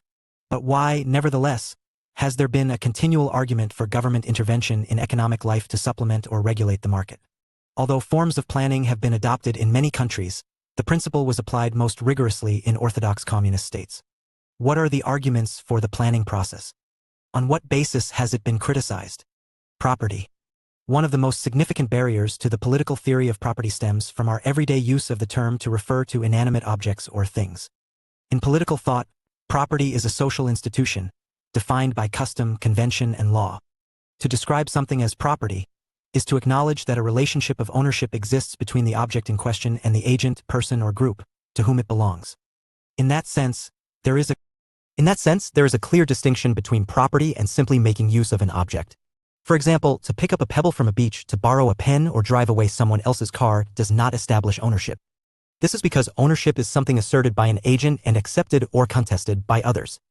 It is a social relationship with meaning, practices, and history. The concept of property is thus an established and enforceable claim to an object or possession. It is a right, not a thing. The ownership of an object is reflected. The idea of private property is deeply naturalized in Western political and intellectual culture. In everyday language, it is not uncommon for all property to be thought of as private. Nevertheless, private property is a distinctive form of property and nowhere is it completely exclusive. That is, even where an emphasis on private property is strongest, there are forms of common and state property. Nonetheless, it is the dominant conception in Western political thought. This is for at least three reasons. First, in early modern discussions, the private conception of property quickly took hold to resist the ingrained social hierarchies of feudal societies. Second, mainly articulated by thinkers that came to be associated with the liberal tradition, e.g. John Locke and Samuel Pufendorf. The private conception of property became deeply embedded in the liberal constitutional model of the state that became the increasingly dominant model during the 18th and 19th centuries. Third, the main critics of private property in the Western tradition have come from the socialist and anarchist traditions, and the fate of this model has often been tied to their status. Private property is a social system of ownership allocation that organizes the ownership of things by allocating them to individuals. The latter can use and manage them as they please, to the exclusion of others. Similarly, this individual exerts control over the object to the exclusion of control by society or the state at large. As a result, private property is defined by C. B. McPherson, 1973, as the right of an individual or institution to exclude others from the use or benefit of something. The right to exclude does not necessarily deny access totally. Rights of access or easements can often exist, e.g. if people need to cross land because it is the only way to access a key resource, but in general owners have a power to exclude others from use. The notion of property as private developed in the early modern period and provided a legal framework within which commercial activity could take place. Private property thus became the cornerstone of the growing capitalist economic order. Liberal, see page 37, 280, and later conservative, see page 142, theorists have been the most committed defenders of private property. But its justification has taken multiple forms over the several centuries of discussions. Most influentially, there are four key arguments for private property. Thinker. Robert Nozick, 1938–2002. U.S. political philosopher. Nozick's major work, Anarchy, State, and Utopia, 1974, is widely seen as one of the most important examples of the rerise of classical liberal political thought in the late 20th century. It had a profound influence on neoliberal theories. Nozick's work is often interpreted as a response to John Rawls, see page 283, and a part of a critical backlash against the post-1945 growth in state power. He developed a form of libertarianism, see page 260, that draws on the ideas of Locke, see page 217, and was influenced by 19th-century individualists such as Spooner, 1808–87, and Tucker, 1854–1939. At the core of his view of justice is a theory of entitlement that takes certain rights to be inviolable and rejects the notion that social justice requires wealth redistribution according to a particular pattern. Nozick argued that property rights should be strictly upheld if wealth has been justly acquired in the first place and has been justly transferred from one person to another. In short, whatever arises from a just situation by just steps is itself just. Nozick, 1974. On this basis, he rejected all forms of welfare and redistribution as theft. Nozick nevertheless supported a minimal state which he believed would inevitably develop from a hypothetical state of nature. Some of the conclusions of Anarchy, State, and Utopia were moderated in the Examined Life, 1989. One of the earliest arguments for private property is the self-ownership argument.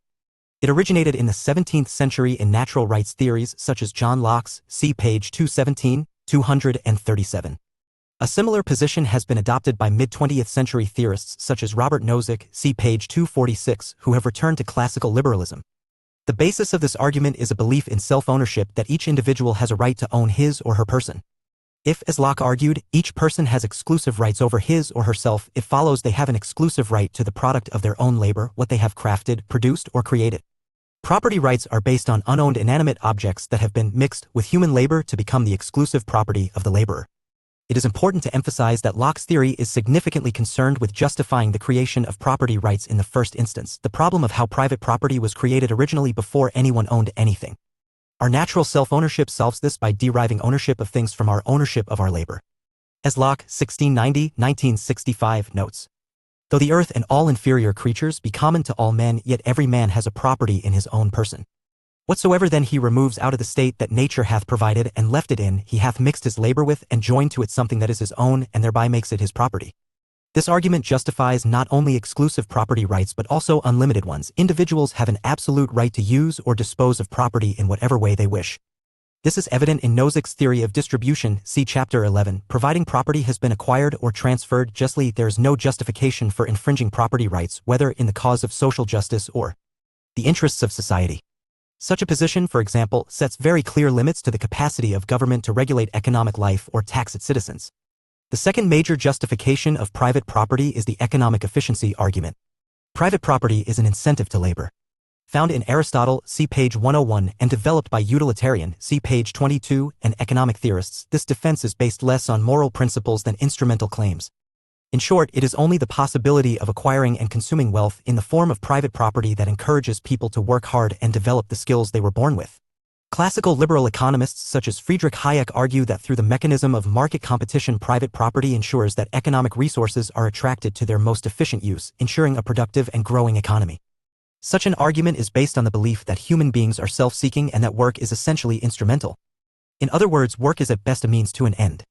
The driving force behind productive activity is simply the desire for material consumption. Third, there is the moral benefits argument. Here, private property promotes important political values, notably individual liberty. Property ownership gives citizens independence, enabling them to formulate and pursue individual life plans. By contrast, the property list can easily be controlled either by the wealthy or by government. Thus, even political theorists who feared the emergence of economic inequality, such as Jean-Jacques Rousseau, see page 205, the anarchist Pierre-Joseph Proudhon, see page 34, and modern social democrats, see page 194, have been unwilling to completely abolish private property. This argument has, however, been put forcefully by free market economists, such as Friedrich Hayek, see page 261. In The Road to Serfdom, 1944-1976, Hayek portrayed property ownership as the most fundamental of civil liberties and a key way to limit government power over individuals. He argued that personal freedom can reign only within a capitalist economic system which limits state power. In his view, government intervention in economic life necessarily escalates to the point where all aspects of social existence are brought under state control. In effect, any encroachment on private property contains the seeds of totalitarianism. In addition to its economic and political advantages, private property promotes important social values. Property owners have a stake in society, an incentive to maintain order, be law-abiding, and behave respectfully. Conservatives and liberals have, as a result, praised the notion of a property-owning democracy offered by John Rawls in A Theory of Justice, 1971. Such thinking underpinned Ackerman and Allstott's 1999 proposal that all young Americans should be given a financial stake in society in the form of a capital sum of $80,000. The estimated cost of a 4-year education at a top U.S. university. This attempt to establish a stakeholder society rejects the idea that property is an individual right based on merit or just transfer. Indeed, it seeks to counter the unfairness that results from rights-based property ownership, which allows for entrenched inequalities in the distribution of wealth resulting from the inheritance of property or its just transfer. The stakeholder justification for private property is, by contrast, that asset ownership engenders freedom and responsibility, widening opportunities and encouraging people to think and act with longer-term considerations. A final justification for private property, the personal fulfillment argument, sees property not as a final justification for private property. The personal fulfillment argument sees property not as an economic resource or consumable wealth, but a source of personal fulfillment. In this sense, the enjoyment that property ownership brings may be psychological. This can take two forms.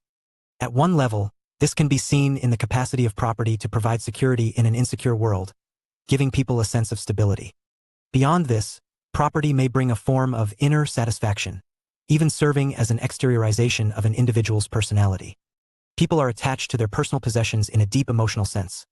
They realize themselves through, even see themselves in, what they own: their cars, houses, books, and the like. This dimension of property ownership explains why, aside from the physical loss of possessions, the burglary often leaves its victims with feelings of personal violation. There have been substantial criticisms of private property in the history of Western political thought, mainly advanced by socialists and anarchists, although others have recognized the need to limit property rights. One of the earliest and most influential critiques is Jean-Jacques Rousseau's The Discourse on Inequality, 1754, which argued that the institution of property is the source of most social ills, want and violence. It is only with property that evils such as social rank and competition enter humanity. As a result, the creation of property as an institution constituted a deeply violent act, one that without precedent compromised common and natural forms of ownership. In one of the most famous passages, Rousseau, 1755-2000, claims, "The first man who, after enclosing a piece of ground, took it into his head to say, 'This is mine,' and found people simple enough to believe him, was the real founder of civil society." How many crimes, how many wars, how many murders, how many misfortunes and horrors would that man have saved the human species, who pulling up the stakes or filling up the ditches should have cried to his fellows, "Beware of listening to this impostor. You are lost if you forget that the fruits of the earth belong equally to us all, and the earth itself to nobody." Rather than the just outcome of labor, Rousseau sees the original act of claiming property as deeply violent. This idea was also expressed notably in Proudhon's 1840-1970 famous dictum, "Property is theft." What Proudhon meant was not so much that individuals have no right to property, but simply that the accumulation of wealth in private hands ignores the collective creation of wealth and allows the rich to exploit the poor. The most influential critique of original private property is undoubtedly found within the Marxist tradition. In Capital, 1968, Marx referred to this as primitive accumulation and argued that it was deeply violent. The so-called primitive accumulation, therefore, is nothing else than the historical process of divorcing the producer from the means of production, Marx and Engels, 1968. It is the act that divides humanity into two, or more, classes and creates inequality and conflict. In modern Western political thought, this led to a broad trend of arguing that private property is not a condition of liberty and equality, but its most fundamental threat. One version of this argument warns that unfettered property rights leads to a grossly unequal distribution of wealth, allowing property to become a means of controlling, even enslaving, others. For example, Marxists argue that private property allows for a fundamental power differential around wealth between those who produce value through labor and those who control wealth as owners. Adopting a labor theory of value that was based on the writings of Locke, Marx, see page 263, argued that production and accumulation of wealth or capital involves class exploitation. The bourgeoisie extracts surplus value from the labor of the proletariat and controls what happens to it without any power from those who produce it. In the Communist Manifesto, 1848-1976, Marx and Engels thus summed up communism in a single phrase: abolition of private property. Further concerns about private property have focused on its tendency to distort human nature by breeding acquisitiveness and greed. This is a stance that has been adopted not only by socialists but also traditional conservatives, who have emphasized that, as custodians not owners of property, we have a duty to preserve it for the benefit of future generations. Similar thinking is evident in environmental political theory, see page 180, in the idea of ecological stewardship, sometimes linked to the notion of Buddhist economics, see page 253. Tradition, Marxism. Marxism as a theoretical system developed out of the writings of Karl Marx.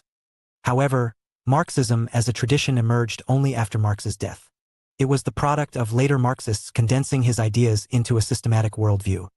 However, a variety of Marxist traditions can be identified, including classical Marxism, the Marxism of Marx, orthodox Marxism or dialectical materialism, the mechanistic form of Marxism that served as the basis for 20th century communism, and Western, modern or neo-Marxism, which tend to view Marxism as a humanist philosophy.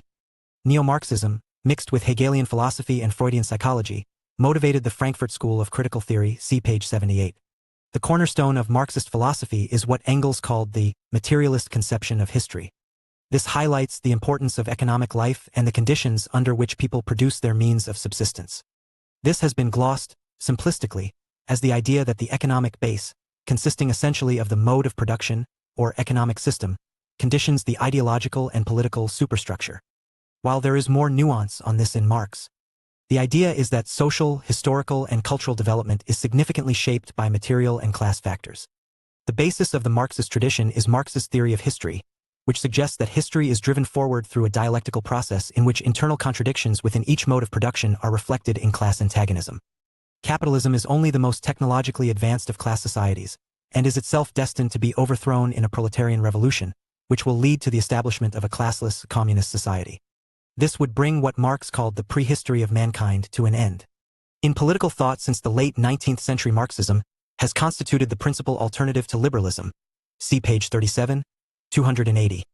It is distinctive in its critical, historical, and structural approach that explains the economic, social, and political institutions and relations of modern and past societies in a holistic way that exposes new forms of oppression and liberation. Politically, it has attacked oppression and had a particularly strong appeal to disadvantaged groups and peoples. However, Marxism's status in political thought has declined slightly in the late 20th century. To some extent, this occurred as other critical traditions in political thought, such as post-structuralism and post-colonialism, claimed to transcend Marxism, even while drawing on its insights. These theories have often claimed that Marxism is too rigid, deterministic, or fixated on class, rather than other social divisions, e.g. gender, race, or colonialism. Nonetheless, it offers one of the key inspirations for critical approaches to contemporary liberal democracy and continues in current discussions of post-Marxist critical theory. Key figures: Friedrich Engels, 1820–95, a German industrialist and lifelong collaborator of Marx. Engels elaborated Marxist theories for the growing socialist movement. By emphasizing the role of the dialectic as a force operating in social and political life, he helped to establish dialectical materialism as a distinct brand of Marxism. Engels's major works include Anti-Düring, 1877–8, The Origins of the Family, Private Property and the State, 1884, and Dialectics of Nature, 1925. Vladimir Ilyich Lenin, 1870–1924, a Russian revolutionary and leader of Russia/USSR, 1917–24. Lenin's primary theoretical concern was with organization and revolution, emphasizing the central importance of a tightly organized vanguard party to lead the proletarian class. He analyzed colonialism as an economic phenomenon and was committed to the insurrectionary road to socialism. Lenin's best-known works include What is to be Done? 1902, 1968, Imperialism, the Highest Stage of Capitalism, 1916, 1970, and the State and Revolution, 1917–1973. Antonio Gramsci, 1891–1937, an Italian Marxist and social theorist, Gramsci tried to redress the emphasis within orthodox Marxism on economic and material factors. Gramsci highlighted the degree to which ideology is embedded at every level in society, a hegemony, and called for the establishment of a rival proletarian hegemony based on socialist principles.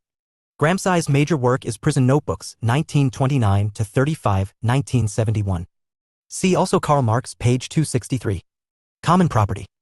Despite the common misconception of property as private property, common property has a history that long predates modern socialist thought. Plato, see page 49, recommended that, among the philosopher kings who should be entrusted to rule, property should be owned in common, and Thomas More's Utopia, 1516, 2012, portrays a society without private property. As such, the common conception of property is the main rival tradition in the West. Whereas private property is based on the right to exclude others from use, common property can be defined, in Macpherson's 1973 words, as the right not to exclude others. In other words, a right of access to property is shared by the members of a collective body and no member is entitled to detach a portion from the common and exclude others, thereby establishing private domain. This does not necessarily mean that no one is excluded from use of common property. The right of common ownership may be restricted to the members of a cooperative, a commune, or a locality. For example, access to common land may be restricted to people designated as commoners, non-commoners being excluded, just as the free use of public facilities such as libraries, museums, and schools may not be extended to non-citizens. In other cases, common ownership may be universal in the sense that no human being is or can be excluded from use, as has sometimes been advocated in the case of land. The case in favor of collective property has usually been advanced by socialists, communists, and collectivist anarchists, and has usually focused on two issues. First, central to this is a very different theory of labor than Locke's. Locke believed that the right to private property could be traced to the labor of an independent and specifiable individual. Supporters of common property, on the other hand, regard labor as a social activity depending on group cooperation rather than independent effort. The wealth produced should be owned in common and should be used to promote the collective good. This is revealing. A key part of the conception of common property is about control. For example, Marx was under no illusion that surplus value, the fact that some of the value produced by a laborer would not go to satisfy their direct needs, would disappear in a socialist society. However, it would be held in common, used for the collective good, and so all who produced it would have a say in its use. Second, common property has also been justified on grounds of social cohesion and solidarity. When property is owned in common, antisocial instincts such as selfishness and competition are diminished, while social harmony and collective identity are strengthened. Plato, for instance, believed common ownership to be essential because it would ensure that the class of rulers would act as a united, selfless whole. Socialists have typically seen common property as ensuring that all citizens are full members of society. It harnesses the collective energies of the community, rather than the selfish drives of the individual. Common property has also attracted severe criticism.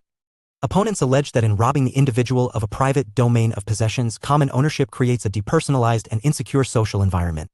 Some socialists have implicitly acknowledged this problem in drawing a distinction between productive property, the means of production, which should be collectively owned, and personal property, the means of consumption, which remains private. Others argue that common property is inherently inefficient in that it fails to provide a material incentive to work and realize one's talents. A final problem is that collective property includes no mechanism for restricting access to scarce resources except cooperation. Garrett Hardin, 1968, explained this by reference to what he called the tragedy of the commons. Before the enclosure of land, all commoners had an unrestricted right of access, being able to graze as many animals as they wished. The problem was that in many cases land was overgrazed and became unproductive, a tragedy which affected all commoners. Systems of private property ownership address this problem by allowing the market to ration scarce resources through the price mechanism.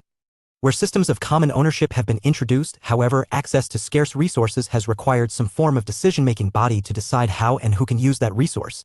One of the most dominant forms this has taken in political theory is through the imposition of some form of political authority. Thus, often in practice, common ownership becomes state ownership.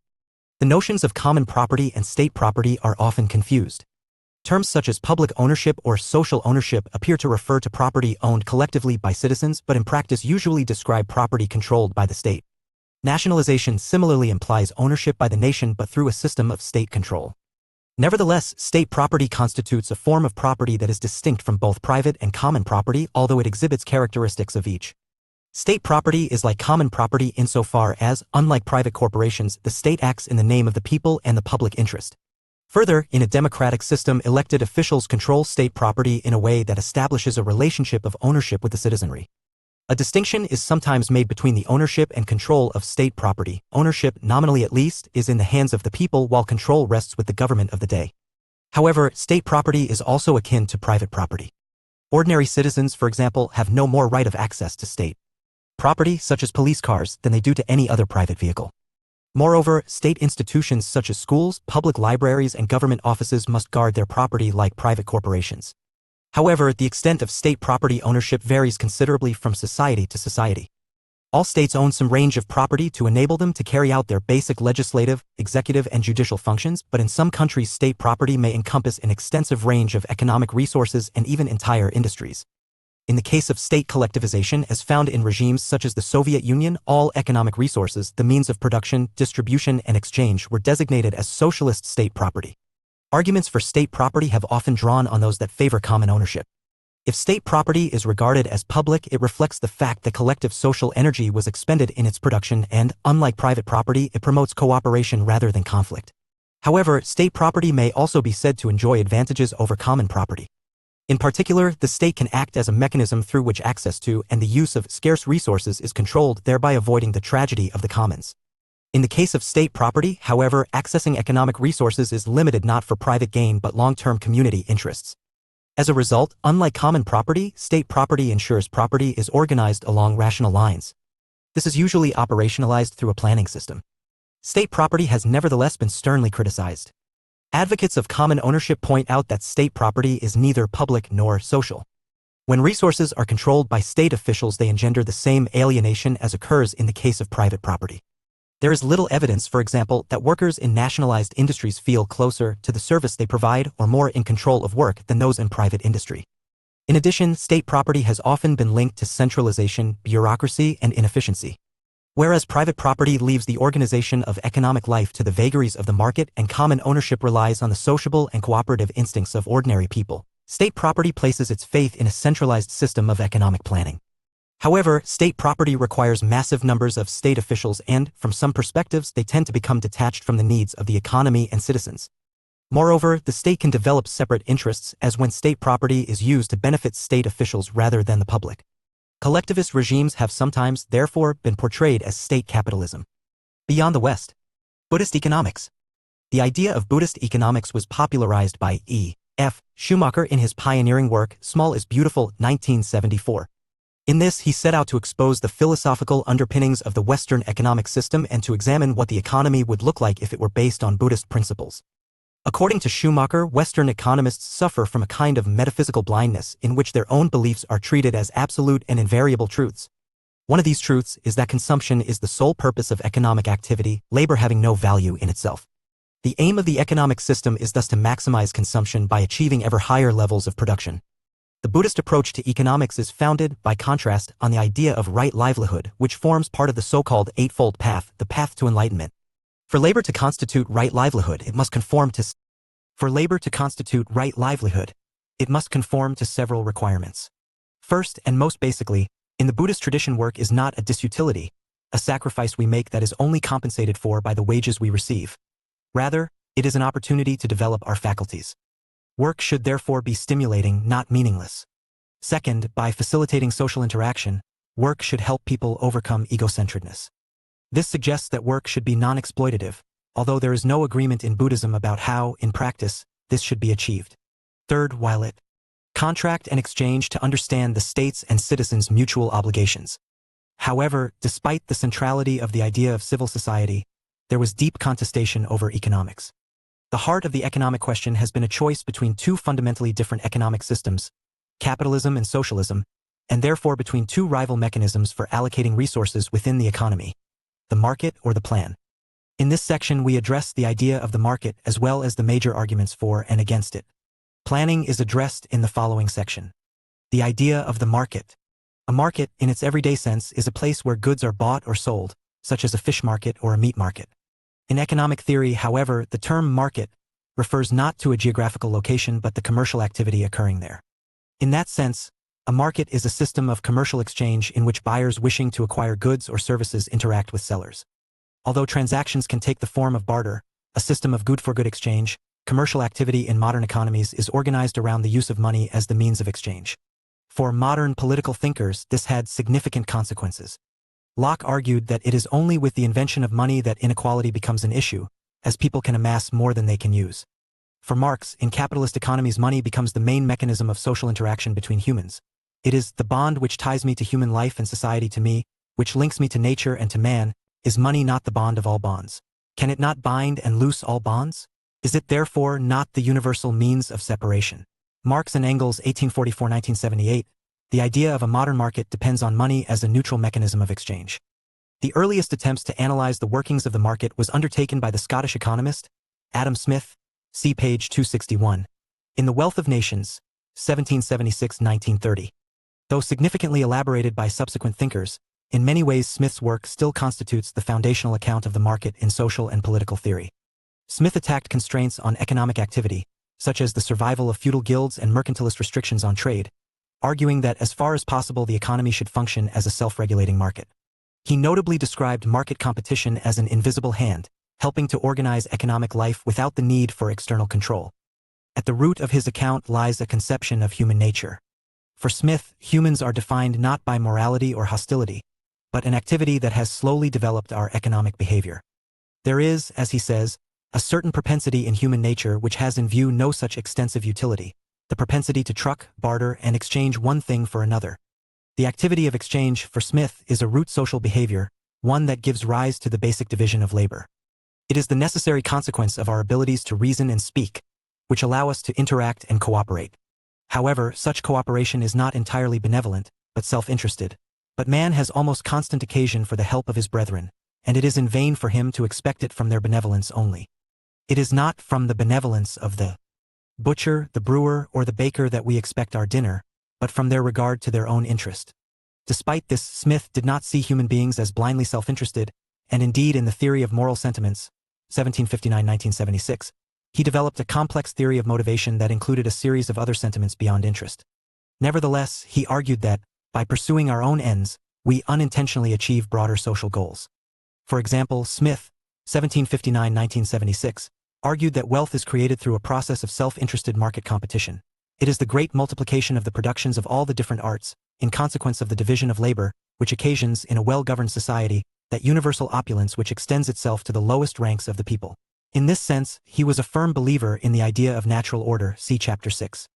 This notion of unregulated social order, arising out of the pursuit of private interests, was also expressed in Bernard Mandeville's The Fable of the Bees, 1714–1924, which emphasizes that the success of the hive is based on the bees giving in to their vices, that is, their passionate and egoistical natures. Later economists developed this idea into the model of perfect competition. This assumes that the economy has an infinite number of producers and consumers, each possessed of perfect knowledge about every part of the economy. In such circumstances, the economy will be regulated by the price mechanism, responding to market forces of demand and supply. Demand is the willingness and ability to buy a good or service at a particular price. Supply refers to the quantity of a good or service available for purchase at a particular price. Prices thus reflect the interaction between demand and supply. When demand exceeds supply, the market price rises, encouraging producers to step up output. Similarly, new and cheaper methods of producing goods will increase supply and allow prices to fall, encouraging more people to buy. Although decision-making in such an economy is highly decentralized, lying in the hands of an incalculable number of producers and consumers, it is not random. An unseen force is at work ensuring stability, Adam Smith's invisible hand. Ultimately, market competition tends towards equilibrium because demand and supply come into line with one another. The price of shoes will, for instance, settle at the level where the number of people willing and able to buy shoes equals the number of shoes available for sale, and will only change when the conditions of demand or supply alter. For liberal political economists such as Smith, a market economy is nothing more than a vast network of commercial relationships, in which consumers and producers indicate their wishes through prices. The implication of this is that government does not need to regulate or plan economic activity. Economic organization can be left to the market. Indeed, if government interferes, it risks upsetting the delicate balance. In short, the economy works best when left alone by government. In its extreme form, this leads to the doctrine of laissez-faire, literally meaning allow to do, suggesting the economy should be entirely free from government influence. However, few political thinkers have argued that the market can in all respects replace government. Most free market economists follow Adam Smith in acknowledging that the government has a vital, if limited, role. The liberal theory of the market includes a role for the state. They accept that only a sovereign state can provide a stable context for the economy to operate by deterring external aggression, maintaining public order, and enforcing contracts. In this respect, they have a minimal or night watchman view of the state. Later classical liberals, such as Milton Friedman, page 38, have additionally acknowledged that government has a legitimate economic function, though one largely confined to the maintenance of the market mechanism. For example, government must police the economy to prevent competition being restricted by unfair practices, such as price agreements and the emergence of trusts or monopolies. Moreover, government is responsible for ensuring stable prices. A market economy relies above all on sound money, in other words, a stable means of exchange. By controlling the supply of money, governments are therefore able to keep inflation at bay. Thinking globally. Global capitalism. The term global capitalism suggests that capitalism has been reconstructed, particularly since the 1980s, into a single, interlocking world economy. This has occurred through the development of transporter and transnational economic structures, of which three have been particularly important. 1. An enormous expansion in the scale of the international trading system. 2. Transnational corporations, TNCs, have come to dominate more economic sectors and now account for most world production. And 3. A global financial system has emerged that allows capital to flow around the world, literally, at the speed of thought. However, two starkly different images of global capitalism have been advanced. From a liberal perspective, a globalized economy is a consequence of the market tendency to break down barriers to production, distribution, and exchange that arise from the existence of sovereign nation-states. In this view, global capitalism promotes prosperity and opportunity. Although it makes the rich richer, it also makes the poor less poor. This occurs, for example, because international trade allows countries to specialize in the production of goods and services in which they have a comparative advantage, with other benefits accruing from the economies of scale that specialization makes possible. Similarly, transnational production is a force for good. As TNCs spread wealth, widen employment opportunities, and improve access to modern technology in the developing world. Marxists, by contrast, have drawn attention to inequalities that operate within global capitalism. World systems theorists, for instance, argue that the interlocking capitalist system is characterized by structural inequalities that are based on exploitation and a tendency towards crisis rooted in economic contradictions. From this perspective, core areas in the developed North benefit from concentrations of capital, high wages, and advanced technology, while peripheral Areas in the less developed South are exploited by the core through their dependency on the export of raw materials, subsistence wages, and weak frameworks of state protection. Global capitalism thus perpetuates global inequality. Nevertheless, the demise of national capitalism may have been greatly exaggerated. Not only does the bulk of economic activity continue to occur within a national framework, but also the image of economic globalization as an irresistible force may serve largely ideological purposes, in making the trend towards the free market seem inevitable. Hurst and Thompson, 1999. However, rather than dismissing the very idea of global capitalism, whether as liberating or exploitative, as a myth, it is perhaps better to think of it as part of a more complex reality that combines national, regional, and global elements. The ideal of the market. The idea of the market in the liberal tradition is tied to the important consequences it is meant to have. Markets do certain things in this ideal conception, and that has been key to their justification. This justification has centered on the market's supposedly unique ability to create wealth by generating an unrelenting impetus for enterprise, innovation, and growth. In the idea of a market, growth is the central goal, the measure of success imposed on any exchange or production. But just how does the market ensure growth? First, markets ensure that resources are used most efficiently. The market is a highly sophisticated communication system, constantly sending messages or signals between consumers and producers. The price mechanism acts as the central nervous system of the economy, transmitting signals through fluctuating prices. The point here is rationality. Markets function as complex communication networks that use signals, such as prices, to direct resources and labor to wherever will generate more wealth. As Friedrich Hayek, 1988, argued, decentralized control over resources, control through several property holders, leads to the generation and use of more information than is possible under central direction. For example, a rise in the price of saucepans conveys to consumers the message, buy fewer saucepans, while producers receive the message, produce more saucepans. The market is thus able to accomplish what no rational allocation system could possibly achieve because it places economic decision-making in the hands of individual producers and consumers. As a result, market economies constantly adapt to changes in commercial behavior and economic circumstance. Economic resources are used efficiently because they are drawn irresistibly to their most profitable use. New and expanding industries will win out against old and inefficient ones as healthy profit levels attract capital investment and labor is drawn by the prospect of high wages. In this way, producers are encouraged to calculate costs in terms of opportunity costs, that is, in terms of the alternative uses to which each factor of production could be put. Only a market economy is therefore capable of meeting the criterion of economic efficiency proposed by the Italian economist and elite theorist Vilfredo Pareto, 1848–1923, namely that resources are allocated so that no possible change could make someone better off and no one worse off. Efficiency also operates at the level of the individual firm. The market decentralizes economic power by allowing vital decisions about what to produce, how much to produce, and at what price to sell to be made by each business.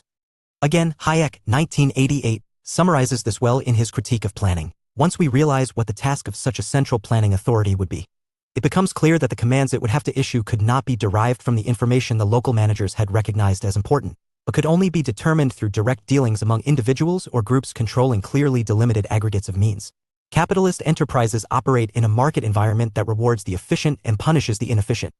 To compete in the marketplace, firms must respond to relevant information and keep their prices low.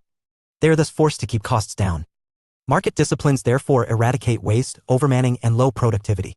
There is no doubt that in certain respects these disciplines imposed are harsh, the collapse of failed businesses and the decline of unprofitable industries, but the market justification is that this is the price for overall prosperous economy. Second, market economies are consumer responsive. In a competitive market, the crucial output decisions, what to produce and in what quantity, are made in light of consumer behavior, what they are willing and able to buy. In other words, the consumer is sovereign. The market is thus a democratic mechanism governed by the purchase decisions, or votes, of individual consumers. This point was made by Milton Friedman in Capitalism and Freedom, 1962. By removing the organization of economic activity from the control of political authority, the market eliminates the source of coercive power. It enables economic strength to be a check to political power rather than a reinforcement. If economic power is kept in separate hands from political power, it can serve as a check and a counter to political power. For Friedman, the market draws on individual choice in a democratic way and is a decentralized social form of democracy as a result. This is reflected in the bewildering variety of consumer products in capitalist economies and the range of choice confronting purchasers. Consumer sovereignty drives technological innovation by encouraging firms to develop new products and improved production. This latter argument has led some 20th century classical liberal theorists to justify the market for moral and political reasons, not just economic ones. For instance, the market is morally desirable as it provides a mechanism through which people can satisfy their own desires. Market capitalism is justified in utilitarian terms. It leaves the definition of pleasure and pain, and therefore of good and bad, with the individual. This is clearly linked to individual liberty. Within the market, individuals can exercise freedom of choice. They choose what to buy and where to work, whether to set up in business, what to produce, who to employ, and so on. As Friedman, 1962, again notes, so long as effective freedom of exchange is maintained. The central feature of the market organization of economic activity is that it prevents one person from interfering with another in respect of most of his activities. Furthermore, market freedom is closely linked to equality. In a market economy, people are evaluated based on individual merit, their talent and work ethic. All other considerations, race, color, religion, gender, and so on, are irrelevant. In addition, it can be argued that the market tends to strengthen moral standards. For example, successful employer-worker relations demand reliability and integrity from both parties, while business agreements would be very difficult to conclude without honesty and trust. The market is thus a training ground for ethical behavior. Critiques of the market. There have been significant criticisms of the market. Most have focused on how the market is the central feature of a capitalist economy. Capitalism is, in Marx's words, a generalized system of commodity production, a commodity being a good or service produced for exchange, that is, it has market value. The market is therefore the organizational principle that operates within capitalism, allocating resources, determining what is produced, setting price and wage levels, and so on. Criticisms of the market tend to focus on capitalism much more than advocates, and these criticisms take several forms. Especially important are normative criticisms of market inequalities and instrumental criticisms of market consequences. Normative criticisms of the market take several forms. A wide body of theorists in modernity, conservative, Republican, and socialist, have argued the market is destructive of social values. By rewarding selfishness, the market creates atomized individuals with little incentive to fulfill social or civic responsibilities. For example, in the Communist Manifesto, 1848-1976, Marx famously claimed that in capitalism, all that is solid melts into air. Capitalism tends to destroy and transform existing social relationships, replacing feudal categories of blood and kinship with market relations that treat someone based on their labor value. This not only destroys existing social bonds, a point communitarian and conservatives have bemoaned, but also makes people more egoistic, as their behavior is shaped by this market logic. This directly contradicts the claim, made by many classical liberals, that markets encourage social conscience and a kind of cooperation. Normative criticisms of the market also focus on its tendency to create deep social inequality. Again, Marxist and socialist critics loom large. These critiques often place the market within the general institution of private property and the unequal economic power between those who own wealth and those who do not. For Marx, labor produces works of wonder for the rich, but nakedness for the worker. It produces palaces, but only hovels for the worker. It produces beauty, but cripples the worker.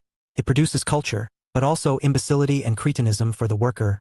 Marx and Engels, 1968. An unregulated market will also generate wide income differentials. It is mistaken that the market is a level playing field based solely on individual merit. Rather, the distribution of wealth is influenced by the ruling class interests and they use the market to reinforce their dominance. This means that markets tend to distort our understanding of social relations. As Marx notes in the German Ideology, 1846-1970, the ideas of the ruling class are in every epoch the ruling ideas. The ruling ideas are nothing more than the ideal expression of the dominant material relations, the dominant material relations grasped as ideas, hence of the relations which make the one class the ruling one, therefore the ideas of its dominance. On the other hand, many critiques of the market focus on its instrumental consequences. Such criticisms do not tend to address the ability of the market to create wealth. Marx and Engels acknowledged that capitalism had created previously undreamed of technological progress. However, they also argued that markets, and capitalism generally, are afflicted by fundamental contradictions that tend to produce economic crises. The most common of these criticisms relates to overproduction, a crisis of supply and demand being out of equilibrium, where supply starts to drastically exceed demand. For Marx, it is an inherent tendency to a competitive market's structural incentive to continual growth and expansion. As technology improves and productivity rises, wealth in a market will increase while simultaneously diminishing the value of this wealth, as more is produced for cheaper. This leads to a falling rate of profit, one of Marx's most famous and influential economic ideas, in capitalism, that creates unemployment amongst laborers and general immiseration, further driving down demand. In Capital, 1968, Marx argued this is what causes economic globalization, as capitalists need new sources of demand.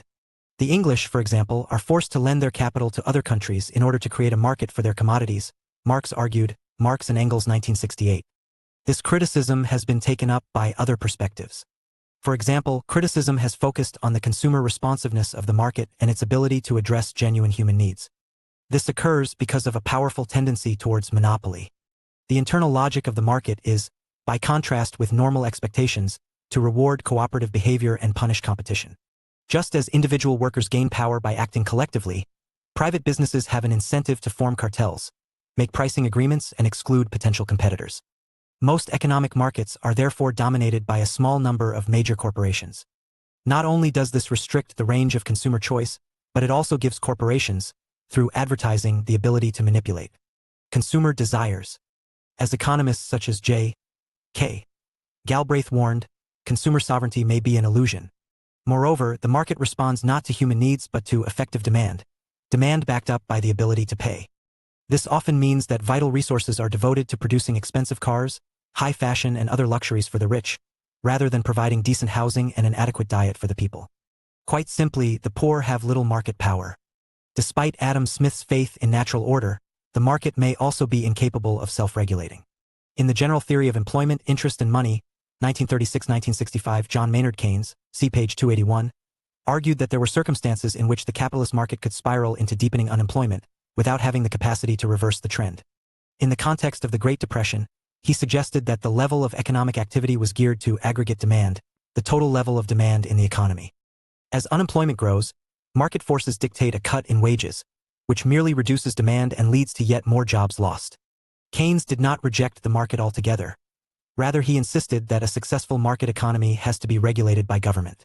Government must manage the level of demand, increasing it by higher public spending when economic activity falls, leading to a rise in unemployment, but reducing it when the economy is in danger of overheating. Although the high point of Keynesianism came during the long boom of the 1950s and 1960s, its influence remains today, especially considering the 2008 global financial crisis and the significant recessions resulting from the COVID-19 pandemic. In the latter, the huge level of government investment has suggested a turn away from classical liberal views on government intervention. However, there is an obvious difficulty with understanding the consequences of the market. There has never been a pure market system. Impurities have been present in all market-based economies, the most obvious of which is government intervention. Indeed, during the 20th century, the predominant economic trend in the capitalist West was for laissez-faire to be abandoned as governments assumed wider economic and social responsibilities. Welfare states, see Chapter 11, were established that affected the labor market by providing a social wage. Governments managed their economies through fiscal and monetary policies, and, in many cases, government exerted direct influence by taking industries into public ownership. Some have gone as far as to suggest that it was precisely this willingness by government to intervene, rather than leave the economy to the market, that explains the widespread prosperity enjoyed in advanced capitalist states. It is notable, for instance, that even though this trend has been reversed since the 1980s, in no country has this meant the resurrection of the night watchman state. Tradition. Libertarianism. Some trends in political thought lack a good name. Such is the case with the deep tendency to value individuality and the social sphere of the market in 19th, 20th and 21st century Western political thought that is broadly referred to as libertarianism, a popular rather than academic term. This group occupies a theoretical position that ranged from classical liberalism to individualist anarchism. The libertarian tradition is characterized by the strict priority allocated to liberty, understood in negative terms, over other values, such as authority, tradition, and equality. Libertarians seek to maximize the realm of individual freedom and minimize public authority, typically seeing the state as the principal threat to liberty. This anti-statism differs from classical anarchist doctrines, in that it is based on an uncompromising individualism that places little emphasis on human sociability. The two best-known libertarian traditions are rooted in, respectively, the idea of individual rights and laissez-faire economic doctrines. Libertarian theories of rights stress that the individual is the owner of his or her person and that people have an absolute entitlement to the property their labor produces. They are thus founded on an extreme faith in the individual and freedom.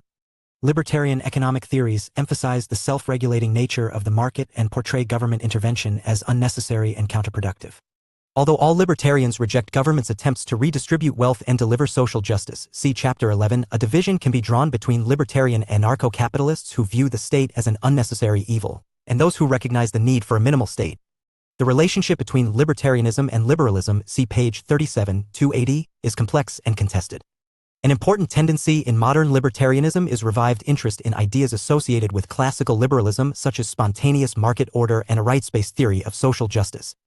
Most libertarians nevertheless argue that liberalism, even in its classical form, fails to sufficiently prioritize liberty over order and accepts too much of the state. On the other hand, it has often been pointed out that neoliberalism or market liberalism in the 20th century significantly overlaps with libertarian views on rights and the market. Outside the realm of economics, however, libertarians and neoliberals have differed sharply over foreign policy and social regulation. Criticisms of libertarianism generally fall into one of two categories. The first sees the rejection of any form of welfare or redistribution as an example of capitalist ideology linked to the interests of private wealth. The second highlights the imbalance in libertarian philosophy that allows it to stress rights but ignore responsibilities, and which values individual ability but fails to account for the extent to which these are a product of the social environment. Key figures. Adam Smith, 1723–90, Scottish economist and philosopher. Smith was a critic of mercantilism and made the first systematic attempt to explain the workings of the economy in market terms, emphasizing the role of the invisible hand of market competition. A classical liberal, his best-known works include The Theory of Moral Sentiments, 1759, 1976, and The Wealth of Nations, 1776–1930. Max Stirner, 1806–56, a German philosopher. Stirner developed an extreme form of individualism based on egoism, a philosophy that places the individual self at the center of the moral universe. He argued that individual action should be unconstrained by law, social convention, or moral and religious principles. His most important political work is The Ego and His Own, 1845–1963. Friedrich Hayek, 1899–1992, an Austrian economist and political philosopher. Hayek was the most influential free market theorists. An exponent of the so-called Austrian school, he portrayed the market as the only means of ensuring economic efficiency and attacked government intervention as totalitarian. Hayek was a classical liberal rather than a conventional libertarian. His best-known works include The Road to Serfdom, 1944, 1976, The Constitution of Liberty, 1960, and Law, Legislation and Liberty, 1979. See also Robert Nozick, page 246. Planning. Some idea of planning constitutes the key alternative to the market as the way to organize an economy. This is not only an alternative system but also an intellectual approach. The spontaneous market is in some ways diametrically opposed to the rational planning of economic life. To plan is to draw up a scheme or devise a method for achieving a specified goal. All forms of planning therefore have two essential features. First, planning is a purposeful activity presupposing the existence of clear objectives. These goals may be highly specific, as in the case of the output targets set in Soviet-style central planning, or they may be more generalized, for example, increasing economic growth, reducing unemployment. Second, planning is a rational activity. It assumes that economic and social problems are capable of being solved through the exercise of human ingenuity. The problem of scarcity can best be overcome by constructing a rational mechanism of resource allocation geared to established human goals. However, the idea of planning is often poorly understood, being linked in many minds only to the machinery of central planning once found in orthodox communist states. Yet planning has assumed a wide variety of forms, having been employed by states in the developing world and advanced industrial countries. Moreover, although some argue that historical developments have discredited the planning process, others argue the same about unregulated markets. Finally, it is difficult to see how economic activity can take place without some element of planning. The planning process. The idea of planning has traditionally been associated with socialist economics, particularly with Marxism, see page 249. However, Marx never developed a blueprint for organizing a socialist society and, believing that it was impossible to envisage how a historically different society would work, he restricted himself to broad principles. His central claim was that private property would be abolished and replaced by a system of collective or social ownership. At this point, the relations of production, the sum of social relationships, would cease being a fetter on the further development of the forces of production, meaning that a communist society would be characterized by material abundance. This would finally solve the problem of scarcity, allowing economic resources to be geared to the satisfaction of human needs, a requirement that presupposes some kind of planning. Unfortunately, Marx did not specify what that arrangement would entail. What is certain is that neither Marx nor Engels envisaged the level of central control and bureaucratic complexity that characterized the planning process in the Soviet Union. Marx consistently supported broad popular participation at every level, and his prediction that the state would wither away as full communism was established suggests support for common property and self-management rather than state collectivization. As such, many of the reflections on planning do not come from political theory properly, but political actors and movements. Their planning approach reached its highest stage of practice in the Soviet Union, a model later adopted by state socialist regimes in Eastern Europe and elsewhere. Lenin, see page 250, described communism as Soviet power plus electrification, indicating a broad commitment to modernization and the task of bringing the economy under democratic control. This vision, however, was not realized until the launch of the first five-year plan in 1928 and the collectivization of Soviet agriculture. This led to the construction of a centrally planned economy. Except for private plots of land supposedly for the personal use of peasants, all economic resources came under the control of the state. Under Stalin, a command economy was established which involved a system of so-called directive planning operating through a hierarchy of party and state institutions. Overall control of economic policy was retained by the Communist Party, the Politburo, and the Central Committee. Gosplan, the State Planning Committee, was responsible for drawing up five-year plans, which were then implemented by a sprawling network of economic ministries. Thinker. Karl Marx, 1818–83. German philosopher, economist, and political thinker. After a brief career as a university teacher, Marx took up journalism and became increasingly involved with European socialist movements. He moved to Paris in 1843, later spent 3 years in Brussels and finally, in 1849, settled in London. Marx worked for the rest of his life as an active revolutionary and writer, supported by his lifelong collaborator Friedrich Engels, see page 250. With few competitors, he is the most theoretically significant thinker in the socialist tradition, spawning his own distinctive academic and practical socialist theory, Marxism, see page 249. Marx's systemic theory was derived from a synthesis of Hegelian philosophy, British political economy, and French rationalism. His early writings, known as the Economic and Philosophical Manuscripts, 1844, outlined a humanist conception of communism based on the prospect of unalienated labor in conditions of free and cooperative production. The ideas of historical materialism started to emerge in the German Ideology, 1846–1970, and are given their most succinct expression in a contribution to the Critique of Political Economy, 1859. Marx's best-known and most accessible work is the Communist Manifesto, with Engels, 1848–1976. A popular text that summarizes his critique of capitalism and highlights its transitional nature by drawing attention to systematic inequality and instability. Marx's classic work is the three-volume Capital, 1867, 1885 and 1894, which analyses the capitalist process of production and is based on a structural account of materialist, economic development. In other countries, however, planning has been a way of supplementing rather than replacing the market. In such cases, a system of indicative planning has developed in which plans do not establish directives instructing enterprises what to produce and how much, but rather seek to indirectly influence the economy. Economists sometimes refer to this form of government intervention as economic management to distinguish it from Soviet-style planning. Nevertheless, it still seeks to exercise a purposeful and rational influence over the organization of economic life. After 1945, state intervention became increasingly commonplace in the West as governments sought to meet a broad range of economic objectives, maintaining high economic growth, controlling inflation, boosting international trade, ensuring full employment, and fairly distributing wealth. In countries such as the UK and France, this led to the nationalization of strategic industries and the construction of mixed economies. Formal systems of planning were also established. In the UK, some steps were taken in this direction under the National Plan, drawn up in 1966. In the UK, some steps were taken in this direction under the National Plan, drawn up in 1966 by the ill-fated Department of Economic Affairs. However, in France and the Netherlands, more developed and successful systems were introduced. A form of planning was also applied in Japan, clearly distinguishing it from the free market model of economic development found in the United States. The economic miracle Japan experienced in the 1950s and 1960s was overseen by the Ministry of International Trade and Industry, which guided the investment policies of private industry, helped to identify growth industries, and targeted export markets. A similar system of careful government intervention to promote export-led growth was adopted elsewhere in East Asia, notably by the tiger economies of Hong Kong, Singapore, South Korea, and Taiwan. India, however, developed a system of planning that drew from Soviet experience, with the Indian Planning Commission set up in 1947 drawing up five-year plans. Although this planning system gave the Indian government considerable influence over investment and trade, it did not amount to direct control. The value of planning. Justifications of planning tend to frame their arguments on economic, political, and moral considerations. The economic case for planning focuses on how it is a rational approach to the economy. Planning places the economy firmly in human hands rather than leaving it to the capricious whims of the market. This is particularly important in establishing overall economic goals, what to produce and how much to produce. Relieved of the profit goal, planners can organize a system of production for use geared to the satisfaction of human needs instead of a system of production for exchange that responds only to market forces.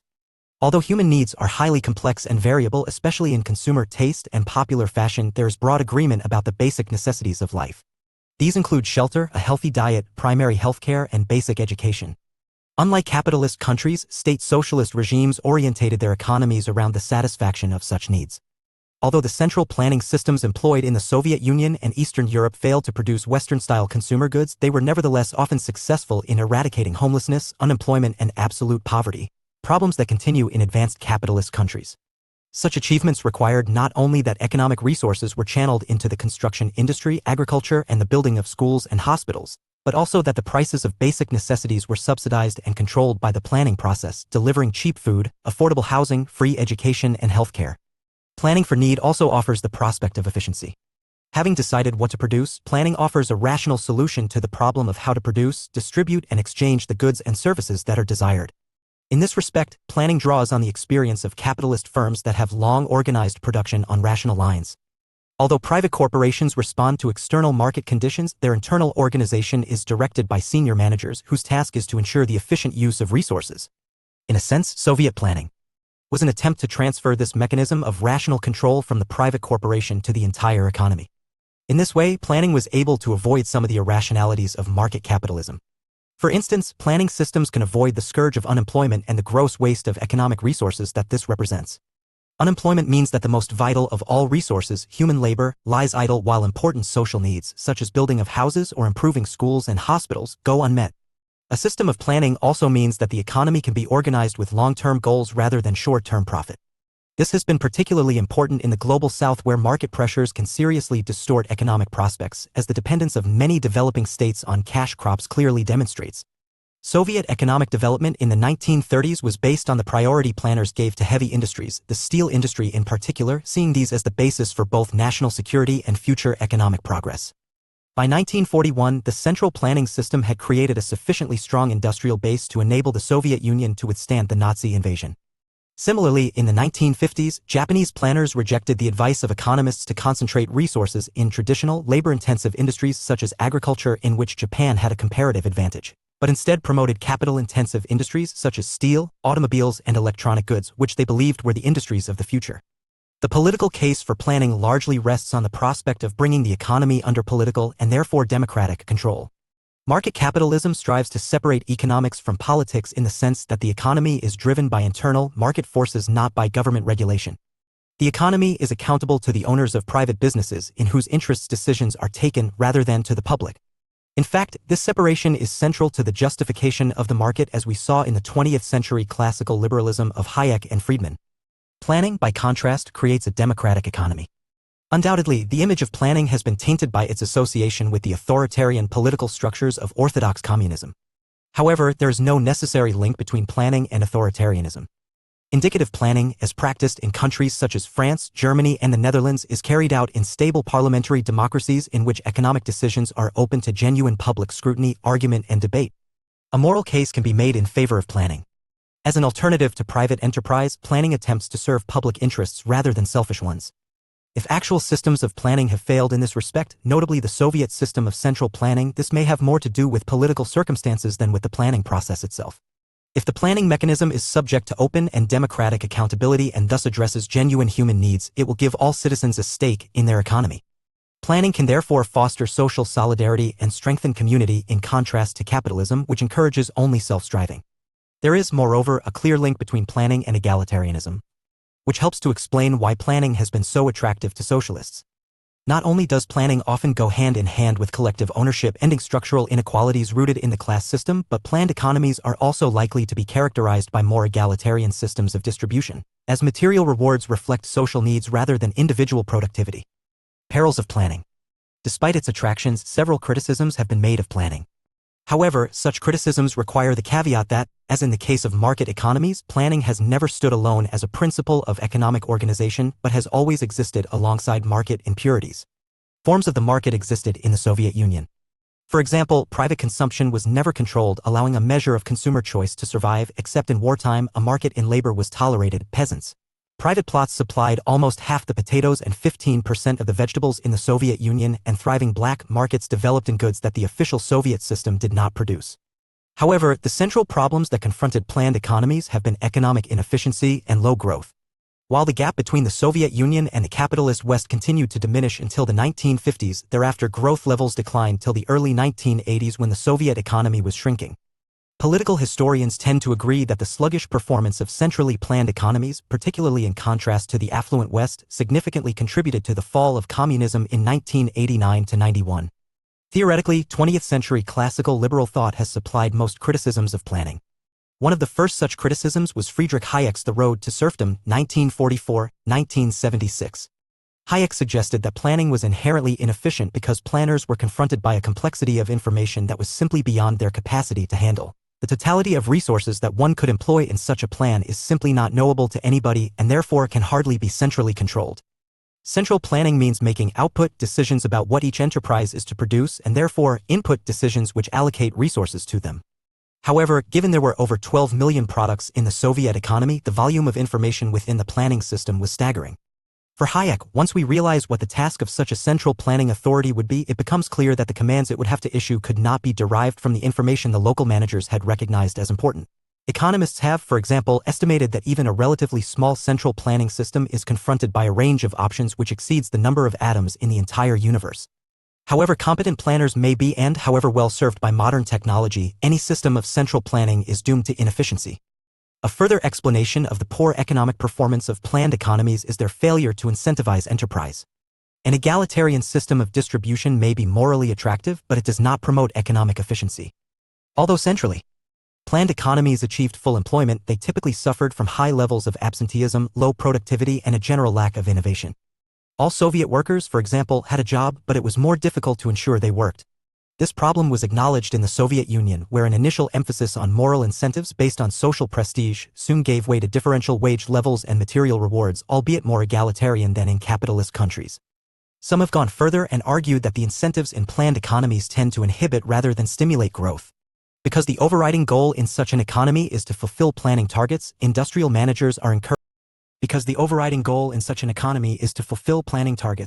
industrial managers are encouraged to underestimate their productive capacity in the hope of getting more achievable output targets. Planners themselves are likely to set modest targets since promotion, prestige, and other rewards are linked to the successful completion of the plan. The planning machine is thus biased to low growth. Finally, planning has been attacked on political and moral grounds. Planned economies have been associated with bureaucracy, privilege, and corruption. In the absence of market competition, planners impose their own preferences and values on society. This can lead to the tyranny of the planners, as economic and social priorities are determined from above, without the wishes of ordinary people being understood. Centrally planned economies have certainly suffered from the problem of bureaucratization, as vast armies of state officials, estimated at over 20 million in the Soviet Union, enjoyed unique privileges. Milo Vangelos, 1957, termed this sprawling state bureaucracy the new class, drawing parallels between it and the Western capitalist class. At the very least, the concentration of economic power in the hands of state officials can foster widespread corruption, a problem that became endemic in state socialist regimes. The fiercest attack on planning was Hayek's, who argued that it contains the seeds of totalitarian oppression. Once economic life is regulated, all other aspects of human existence will be brought under, often brutal, state control. In this view, Gosplan led to the gulags. In perhaps a more muted form, Friedman argued that economic activity needs to act as a barrier to, rather potential support for, state power just to prevent this situation. In Gillas's 1957 words, by removing the organization of economic activity from the control of political authority, the market eliminates this source of coercive power. It enables economic strength to be a check to political power rather than a reinforcement. Conclusion. The problem of property concerns the social institution and mode of distribution by which ownership should be organized. Such debates concern the way in which we own in the first instance, but also larger questions of how we exchange, produce, and consume within the economic system. While in some way these debates sit at the genesis of modern political thought, they have also been key movers in the 19th, 20th, and 21st centuries where there has been substantial intellectual and political controversy over property and the economy. Even recently, when global capitalism has for some no major competitor, there are deep concerns around inequality, capitalism, and the political consequences of economics. For example, how does continued inequality within and between states connect to the deep intransigence of exclusion, racism, ethnic nationalisms, and climate change today? However, the controversy around property and economics is often not as apparent because there is substantial agreement within traditions on the broad form of property and the broad economic system they endorse. Where there is controversy, lasting and deep, is between traditions. Liberalism, and to a certain extent conservatism, have long been divided from critical traditions such as Marxism, anarchism, and socialism. That said, differences do abound. Marxists and socialists have been concerned to continue understanding the changing shape of global capitalism, branching out into international political theory, as well as bringing their frameworks more into debate with other critical schools, such as Frankfurt critical theory and post-structuralism. On the other hand, the 20th century featured deep debates between more classically and modern-oriented liberals around how to political and socially limit market and capitalist negative tendencies. Divisions between neo- and egalitarian liberals, in this regard, have been stark, see Chapter 11. Such divisions continue today in light of ardent questions around the state, the economy, and our political communities. Focusing on the texts. Karl Marx and Friedrich Engels' The Communist Manifesto, 1848, 1976, PTS 1 and 2. The Communist Manifesto, 1848-1976, is one of the most widely read and influential political statements of the 19th and 20th centuries. Written on the eve of the outbreak of the 1848 revolutions in Europe, it was intended to offer a programmatic statement for European socialist movements. Readers thus must keep in mind the public nature of the document. Unlike some of Marx's other writings, the manifesto is neither journalism, which Marx often wrote, nor a technical, theoretical text. It is a political manifesto intended for distribution to a working class, European population to encourage their participation in a revolutionary political movement. Nonetheless, the theoretical impact of the document stems from its succinct summarization of key aspects of Marx and Engels' ideas. In Part 1, Bourgeois and Proletarians, it articulates their historical materialist approach to understanding economics as well as applying this to a history from feudalism to modern capitalism. This discussion illustrates the centrality of class struggle, the role of the working class in overcoming capitalism, and the understanding of capitalist dynamics in their theory. Part 2, Proletarians and Communists, lays out the relationship between the communist movement and the working class. It moves from general claims about why communism serves the broad interests of that group to specific measures it endorses. Demonstrative quotations. 1. When people speak of the ideas that revolutionize society, they do but express that fact that within the old society the elements of a new one have been created, and that the dissolution of the old ideas keeps even pace with the dissolution of the old conditions of existence. 2. All property relations in the past have continually been subject to historical change consequent upon the change in historical conditions. 3. The history of all past society has consisted in the development of class antagonisms that assumed different forms at different epochs. 4. The executive of the modern state is but a committee for managing the common affairs of the whole bourgeoisie. 5. Labor produces works of wonder for the rich, but nakedness for the worker. It produces palaces, but only hovels for the worker.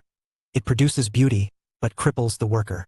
It produces culture, but also imbecility and cretinism for the worker. Reading questions. 1. What is the role of material structures in Marx and Engels' theory? How do they relate to ideas? 2. What moves history? 3. How do Marx and Engels understand class? 4. How is the state related to material structure? Questions for discussion. What is property? How do liberals justify private property? Why have Marxists and others viewed property as theft? Is state ownership collective? What is the relationship between capitalism and the market? How, supposedly, does the market mechanism generate economic equilibrium? What types of criticisms have social and political theorists made of the market? What is the relationship between socialism and planning? How has planning been upheld on moral grounds? Are planned economies inefficient? Further reading. Ingham, G. Capitalism, 2008. An accessible introduction to classical accounts of capitalism in the works of Smith, Marx, Schumpeter, Weber, and Keynes, which goes on to analyze capitalism's key institutions and their interactions. Mack, E. and Gauss, G.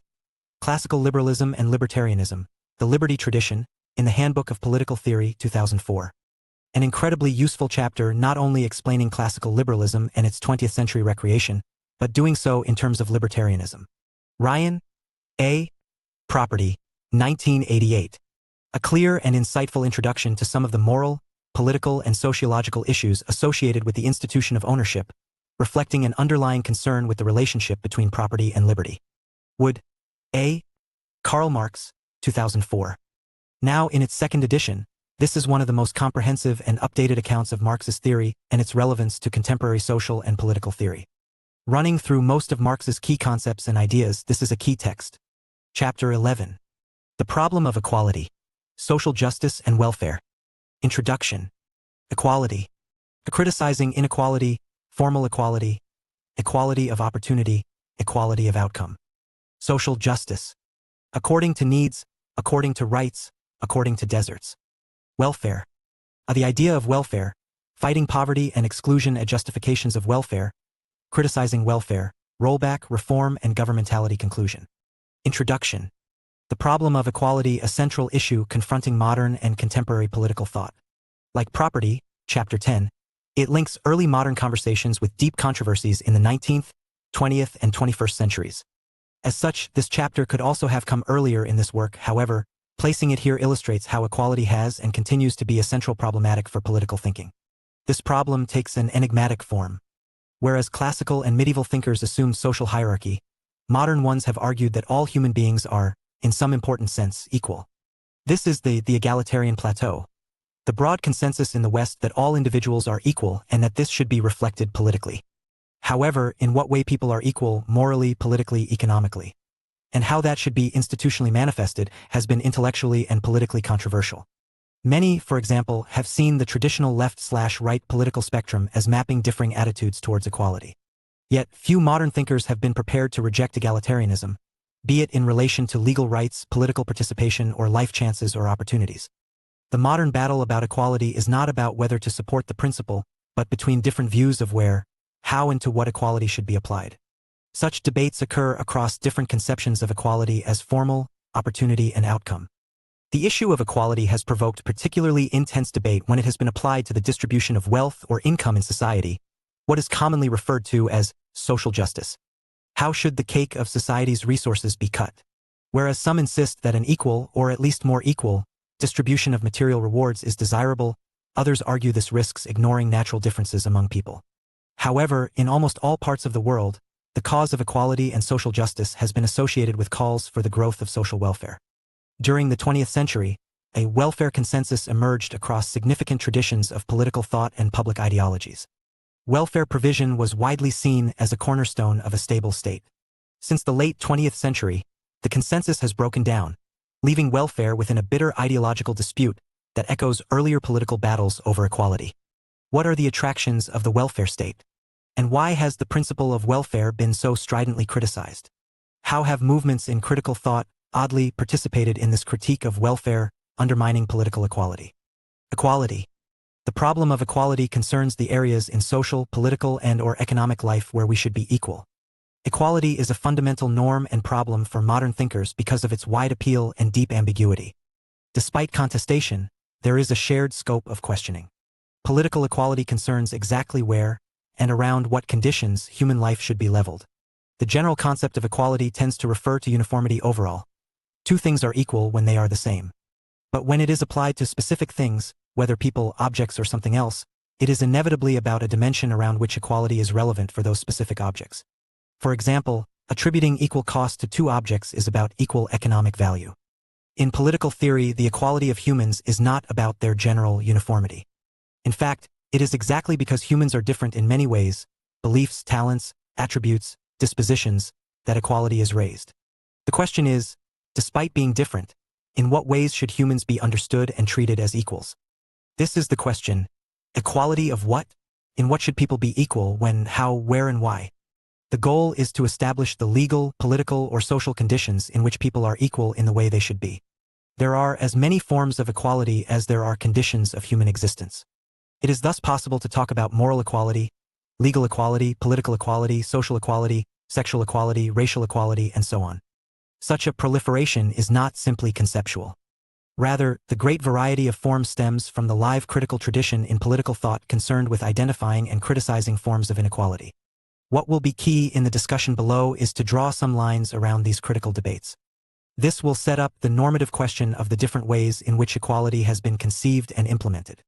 The most significant of which have been formal equality, equality of opportunity, and equality of outcome. Although the ideas of equal opportunities and equal outcome developed out of an original commitment to formal equality, they point in very different directions. For instance, supporters of legal equality may roundly denounce equality of opportunities when this implies discrimination in favor of the poor or disadvantaged. Similarly, advocates of social equality may attack the notion of equal opportunities, claiming it amounts to the right to be unequal. Egalitarianism thus encompasses a broad range of views, and its political character has been deeply contested. Criticizing inequality. The critical approach to equality in modern Western political thought is concerned with the sources and consequences of socio-political inequalities. It includes a variety of perspectives: liberalism, republicanism, socialism and Marxism, feminism, Frankfurt critical theory, and post-structuralism. As such, it is difficult to generalize about, and a comprehensive account is not possible, especially as these issues are addressed in other chapters under various topics. Rather, this section will illustrate how the critique of inequality entered the modern tradition, to contextualize the dominant normative accounts of equality that follow. The concept of equality was not widely endorsed in pre-modern Europe. Ancient Greek thinkers were generally hostile. Plato famously argued that inequality, in talents, roles and capacities, was natural and that socio-political structure should reflect that fact. In Book 3 of the Republic, he describes this through the idea that citizens have souls of gold, silver and bronze, and only those with the first are meant for the task of ruling. Aristotle, despite being more ambivalent on equality, similarly saw no problem with the restrictive application of citizenship in Athens and widespread use of slavery. Roman thinkers were not much more positive. To the extent that equality was relevant, it was only in a reduced formal sense.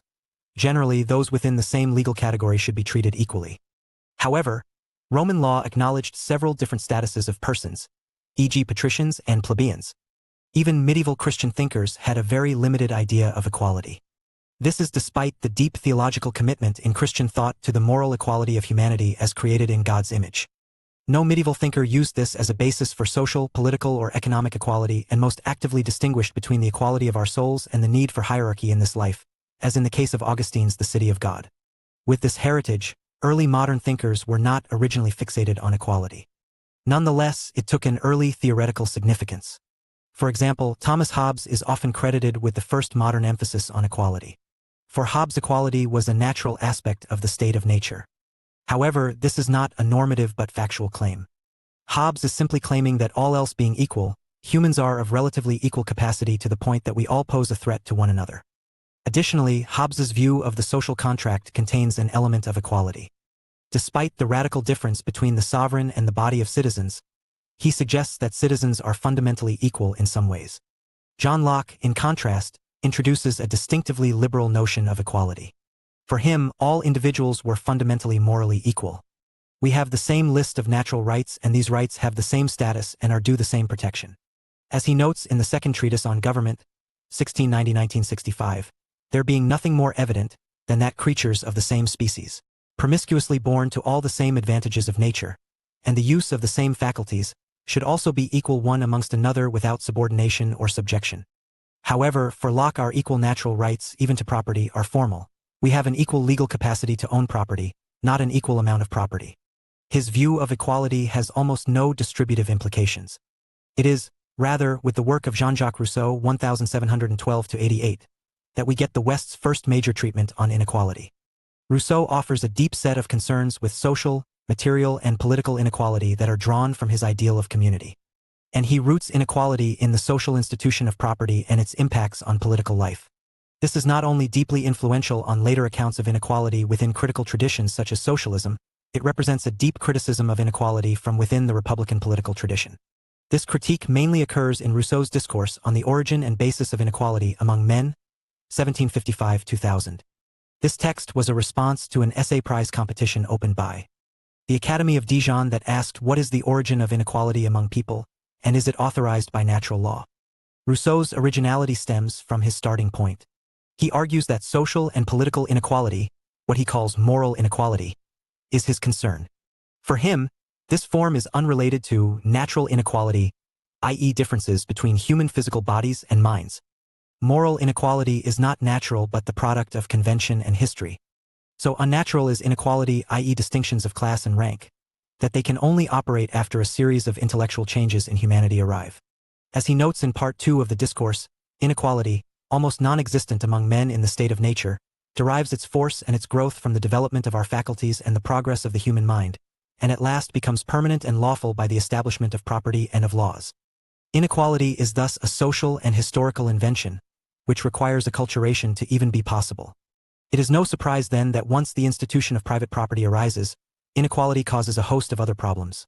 In a word, competition and rivalry on the one hand, and an opposition of interests on the other, and always a secret desire of profiting at the expense of others.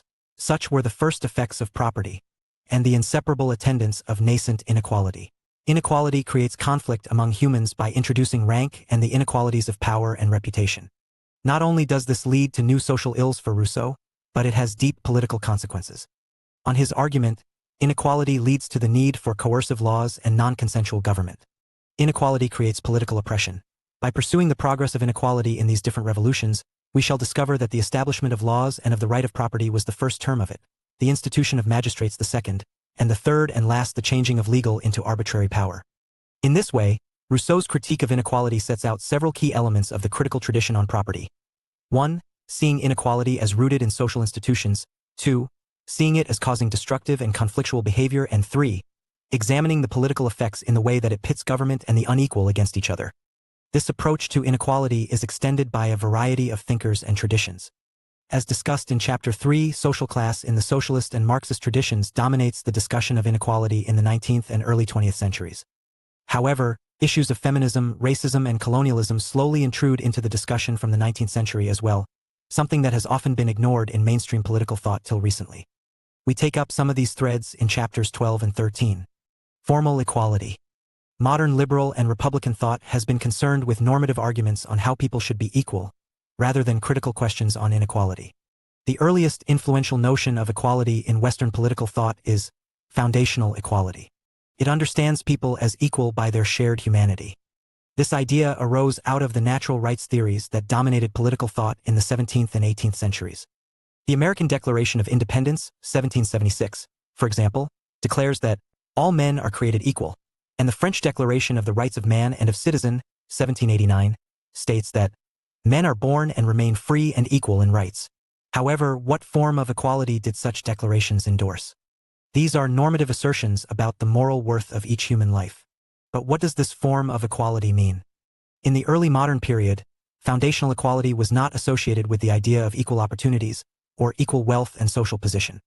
Locke, see page 217, as suggested above, saw no contradiction in endorsing that all men are created equal, while defending absolute property rights and restricting the franchise to property owners, to say nothing of the exclusion of women from human beings. Men are equal only in that all human beings are invested with identical natural rights. The right to property is a right to potentially own property, not to actually have some. The idea that all human beings possess equal rights is the basis of this formal equality. Because of their common humanity, each person is entitled to equal treatment by the rules of social practice.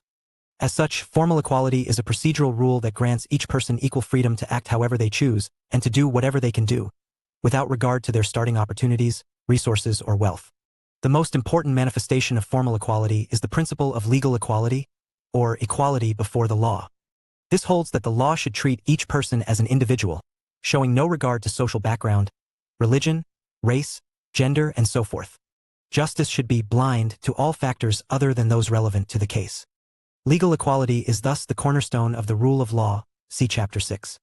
The principle of formal equality is essentially negative. It is confined to eradicating special privileges and discrimination.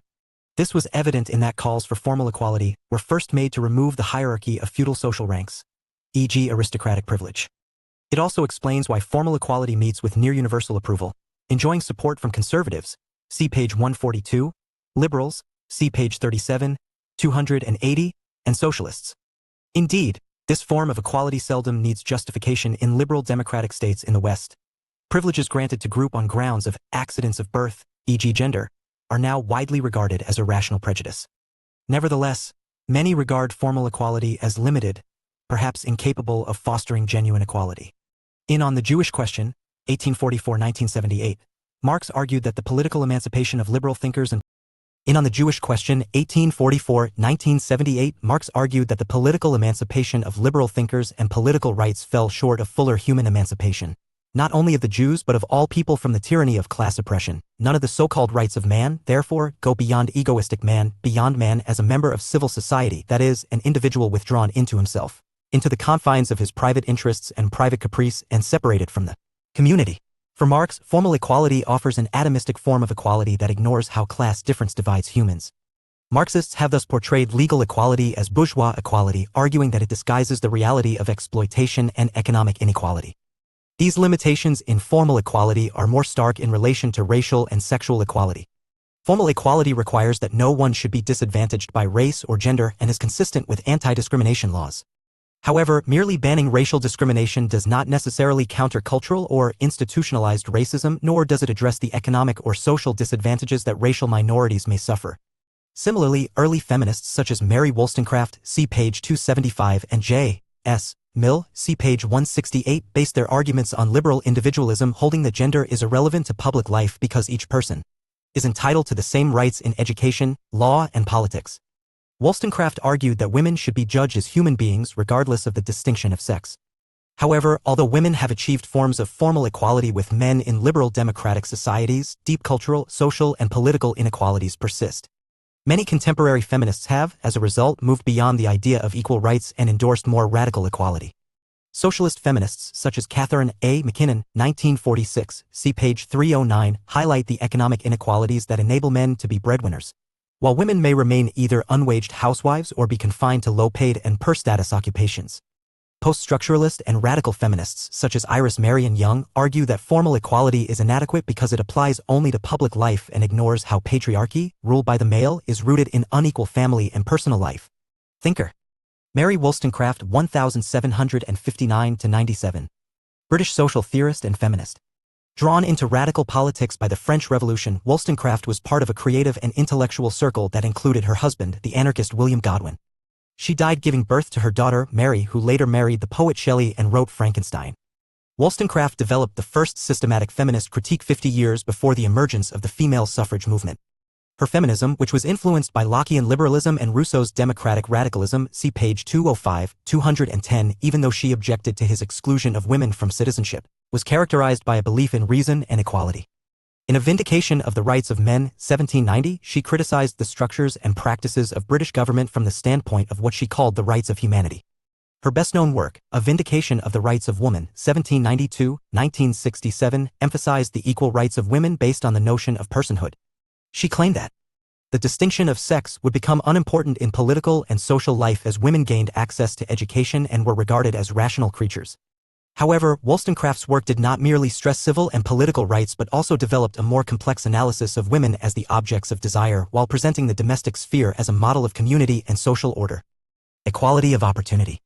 The equality of opportunity is the second major normative specification of equality in modern political thought. In one sense, it flows naturally from formal equality. Equal formal status could lead to the equalization of opportunities before individuals. This connection seems supported by the status of the principle amongst different political traditions. Like formal equality, equality of opportunity enjoys wide support in the political thought and public culture of Western liberal democracies. Social democrats, see page 194, and modern liberals, see page 280, see equal opportunity as the cornerstone of social justice, and even modern conservatives now extol the virtues of a society based on individual effort. However, despite links between the two, they can have very different implications, and a consistent application of equality of opportunity may endanger formal equality or have otherwise perverse effects on equality generally. Equality of opportunity is concerned with initial conditions, the starting point of life, the circumstances in which they live, and the prospects available. There is an overwhelming tendency to employ sporting metaphors to clarify the concept. Equality of opportunity is about an equal start in life or a level playing field. The sporting metaphor is particularly apt as it reveals that the focus on initial circumstances assumes inegalitarian outcomes. Advocates of equal opportunities do not expect all runners to finish a race together simply because they left the starting blocks at the same time. Indeed, it is precisely the equal start to the race that legitimizes its unequal outcome, the difference between winning and losing. Unequal performance can be attributed to differences in natural ability and effort. In effect, the principle of equal opportunity implies an equal opportunity to realize one's unequal potential and equal opportunity to be unequal. For this reason, equality of opportunity relies on a distinction between two forms of equality, one acceptable, the other unacceptable. Natural inequality, arising from personal talents, skills, hard work, and so on, is either inevitable or morally right. People, in this sense, have a right to be unequal. However, inequalities from social circumstances such as poverty, homelessness, or unemployment are morally wrong because they mean some start the race under much better conditions. In contrast to Rousseau, who above argued that social and natural inequalities seldom were related, proponents of equality of opportunity thus assume that, when appropriately constrained, only natural inequalities will result. This is eminently clear in John Rawls's, see page 283, conception of fair equality of opportunity, see page 296. For Rawls, an egalitarian liberal, fair quality of opportunity exists when those with the same talents and motivation have the same chance at achieving their aims in a society. As Rawls summarizes, assuming there is a distribution of natural assets, those who are at the same level of talent and ability and have the same willingness to use them should have the same prospects of success regardless of their initial place in the social system. 1999. This highlights the important sense in which equality of opportunity is connected to the idea of fairness. Equality of opportunity thus points towards an inegalitarian ideal, but a very particular one, a meritocratic society. The term meritocracy was coined by Michael Young, 1961, to refer to rule by a talented or intellectual elite, merit being defined as IQ plus effort, although Young used the term satirically. In a meritocratic society, both success and failure are personal achievements, reflecting the simple fact that while some are born with skills and a work ethic, others lack them. Not only is such an equality morally justified, but it provides a powerful incentive by encouraging people to realize their talents.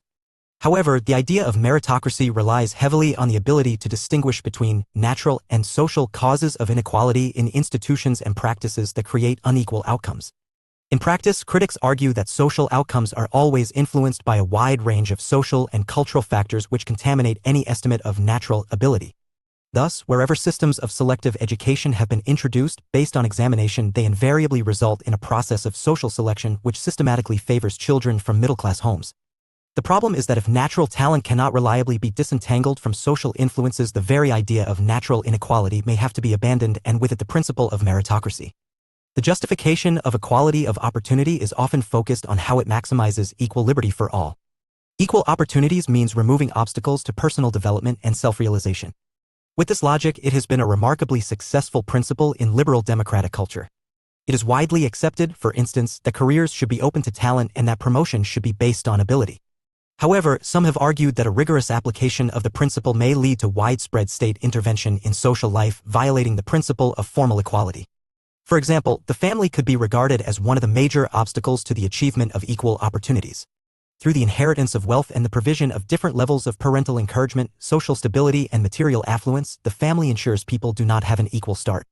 To push equality of opportunity to its extreme would mean contemplating banning inheritance and regulating family life through a wide range of compensatory programs. This issue is often referred to as the family freedom issue. In this sense, there may be a trade-off between equality and freedom, with the need to balance between equalizing opportunities and protecting individual rights and freedoms. One controversial equal opportunity policy is reverse or positive discrimination. This policy, associated with affirmative action on race issues in the United States, discriminates in favor of disadvantaged groups to balance out continued inequality.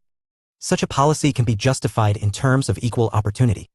When racial minorities are socially underprivileged, formal equality does not give them a meaningful opportunity to gain an education, pursue a career, or enter political life.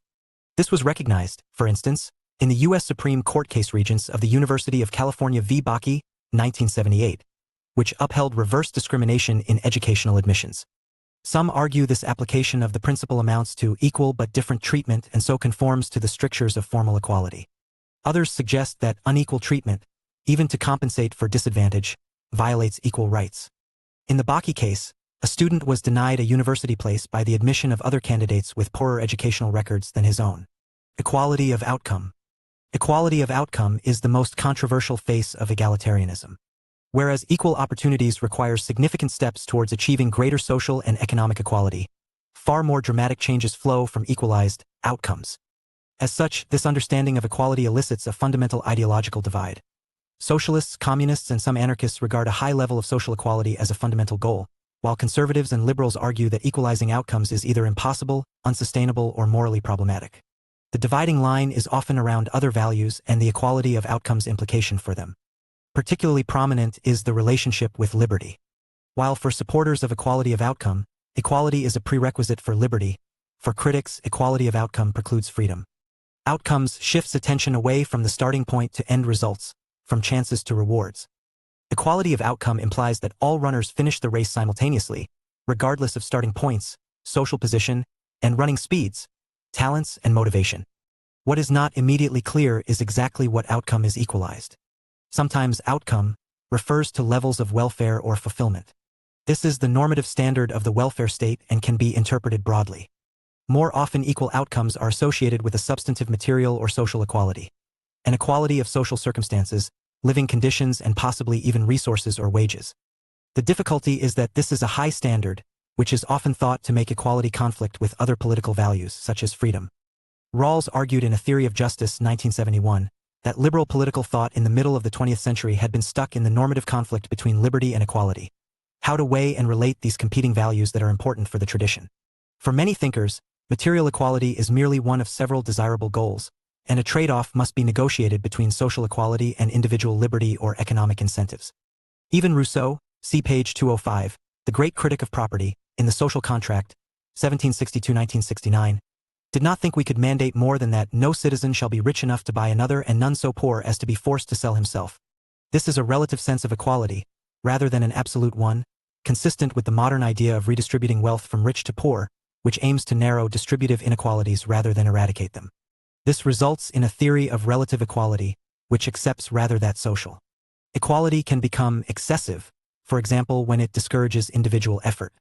As a result, it is only in the socialist tradition that we find thinkers who argue for a far higher degree of social equality as possible and desirable, getting close to a theory of absolute equality. Marxism, see page 249, seeks the abolition of the class system through the collectivization of productive wealth. At least in economic terms, this suggests an absolute lack of differentiation. However, even Marx argued the ultimate treatment of individuals would be different because of differing needs. He famously noted, from each according to his ability, to each according to his needs in the Critique of the Gotha Program, 1875-1968. Supporters of equality of outcome, whether in its moderate or radical sense, usually argue that it is the most vital form of equality, since, without it, other forms of equality are counterproductive. Equal legal rights are, for example, of little benefit to citizens who do not possess material security. Moreover, the doctrine of equal opportunities is commonly used to defend material inequalities by suggesting these reflect natural, rather than social factors. In contrast, defenders of social equality argue that differences among human beings result from unequal treatment by society than unequal natural endowment. Some thinkers argue that equality of outcome is a prerequisite for individual liberty. They argue that a certain level of material prosperity is essential for an individual to be fulfilled. Rousseau feared that material inequality would lead to the enslavement of the poor and deprive them of intellectual autonomy. Equally, inequality would corrupt the rich, making them selfish, acquisitive, and vain. Furthermore, a high level of social equality is sometimes regarded as vital for social harmony. Inequality, 1931-1969. R. H. Tawney argued that social equality constitutes the practical foundation for a common culture, one founded on the unifying force of fellowship. He castigated equality of opportunity as the tadpole philosophy. Although all may start out from the same position, they are left to the vagaries of the market where some will succeed but many will fail. Marxist support for the collectivization of productive wealth similarly reflects the desire to build a society that is founded on universal fulfillment. This argument, of course, also has critics. They reply that the pursuit of equality of outcome will lead to stagnation, injustice, and tyranny. David Hume, in the Inquiry Concerning the Principles of Morals, 1751-1983, summed it up well: render possessions ever so equal, men's different degrees of art, care, and industry will immediately break that equality. Or if you check these virtues, you reduce society to the most extreme indigence, and instead of preventing want and beggary in a few, render it unavoidable to the whole community. The most rigorous inquisition, too, is requisite to watch every inequality on its first appearance, and the most severe jurisdiction, to punish and redress it. Hume argues social leveling is 1. Unsustainable, always remerging, and so will require constant correction. 2. Economically inefficient, and 3. Requires tyranny to be enforced. For conservative and classical liberals, stagnation results because social leveling caps aspirations and removes the incentive for enterprise. To the extent that a society pursues social equality, it will suffer inertia. The economic cost of equality is also compounded by the moral price. Friedrich Hayek, 1979, see page 261, and Keith Joseph argued the socialist principle of equality is based on social envy, the desire to have what the wealthy already possess. Policies that promote equality by redistributing wealth rob the rich to pay the poor. The simple fact is, Hayek argued, that people are different and have different aspirations, talents, dispositions, and to treat them as equals therefore results in inequality. As Aristotle, see page 101, put it, injustice arises not only when equals are treated unequally but also when unequals are treated equally. Social justice. The term social justice is equally controversial. For some, It is inextricably linked to egalitarianism and a deeply suspect moral project. These conservative and classical liberal thinkers recoil from the term. Hayek, for instance, regarded social justice as a weasel word used intentionally to mislead. Social democratic and modern liberal thinkers, on the other hand, treat social justice favorably as the attempt to reconstruct the social order in accordance with moral principles and rectify social injustices. However, there is no necessary link between social justice and the idea of equality. All theories of social justice can be used to justify inequality, and some are profoundly inegalitarian. Nonetheless, the concept has been a key forum for mainly 20th century thinkers to offer moral arguments for how the benefits and burdens in society should be distributed. A distinctive concept of social justice, as opposed to the more ancient ideal of justice, first emerged in the early 19th century. Social justice refers to a morally defensible distribution of benefits or rewards in society. Such benefits usually refer to social, or what Rawls called primary, goods, things such as wages, profits, housing, medical care, welfare benefits, and so forth. Social justice is therefore about who should get what. For example, when do income differentials become so wide they are unjust? Or, on an international level, is the unequal distribution of wealth between the global north and south immoral? Unsurprisingly, political thinkers have not agreed on answering these questions and significantly contest a just distribution of material rewards. Like justice itself, social justice is an essentially contested concept. In Social Justice, 1979, David Miller therefore identified the major normative options for principles of social justice. These are needs, rights, and deserts. According to needs, a theory of social justice based on needs determines distribution through an objective standard: all humans are due. Needs differ from wants and preferences. A need is a necessity, it demands satisfaction, it is not a desire which can have an irrational basis. For this reason, needs are often regarded as basic to human beings, their satisfaction is the foundation of any human life. While wants are matters of personal judgment shaped by social and cultural factors, needs are objective and universal, belonging to all people. The attraction of a needs-based theory of social justice is that it addresses the most fundamental requirements. Such a theory accepts as a moral imperative that all people are entitled to the satisfaction of basic needs because worthwhile human existence would otherwise be impossible. Attempts to identify human rights are, for instance, often grounded in notions of basic needs. The difficulty is that needs arguments can be challenged, that their account of needs is not truly universal and so fails as in theory of social justice. Any argument based on needs assumes a model of humanity and is subject to the difficulties of that mode of argumentation, see Chapter 3. The need standard has most commonly been proposed by socialist thinkers and is sometimes regarded as the socialist theory of justice. As mentioned above in the Critique of the Gotha Program, 1875-1968, Karl Marx proclaimed that a fully communist society would inscribe on its banners the formula, from each according to his ability, to each according to his needs. It would be a mistake to reduce socialist social justice to need satisfaction. Marx distinguished between the distributive principles appropriate to full communism and to the transitional socialist society. He argued that capitalist practices could not be transformed overnight and that many, e.g. material incentives, would linger in a socialist society. He therefore recognized that under socialism labor would be paid according to its individual contribution and that this would vary according to the worker's capacities. In effect, in Marx's view, the socialist principle of justice amounted to each according to his work. The criterion of need is the communist principle of justice because it is appropriate only to a future society of material abundance where the distribution of wealth becomes almost irrelevant. Tradition, modern liberalism. Modern liberalism is a subtradition within liberal political thought that emerged from the late 19th century and dominated liberal thinking in the 20th. It revised classical liberalism, see page 37, claiming the development of industrialization appeared to deliver not general prosperity but urban poverty and growing class divides. In the late 20th century, modern liberal ideals became key to the egalitarian liberalism of John Rawls, see page 283, that continues to dominate liberal thought today. Modern liberal thought is distinguished by an expansive attitude to state intervention, abandoning the classical liberalism ideal of a minimal state. This shift was underpinned theoretically by a re-evaluation of human nature. Modern liberals see egoism as balanced against social responsibility, emphasizing less the quest for wealth and more individuals' intellectual and moral development. Such thinking has often included a broader, positive view of freedom. Instead of implying that individuals should rise or fall in society strictly based on talents and work, freedom is equated with human flourishing and realizing individual potential. As such, it justifies social and economic intervention. Social interventions safeguards individuals from social evils, disease, poverty, ignorance, squalor, and so on. Economic intervention rectifies the imbalances of laissez-faire capitalism, especially the problem of long-term unemployment. Nevertheless, modern liberal support for collective provision and state intervention is conditional. The goal of modern liberalism is to help people to help themselves. This means raising the vulnerable to the point where they can make their own moral choices. Modern liberals have always emphasized that they built on, rather than betrayed, classical liberalism. They do not recommend that negative freedom is replaced by positive freedom, but endorse whichever form of freedom is more appropriate in the circumstances. Similarly, they support economic management not to displace market capitalism, but to make it work more effectively. However, for classical liberals, modern liberalism abandoned individualism and embraced collectivism, breaking with fundamental liberal values.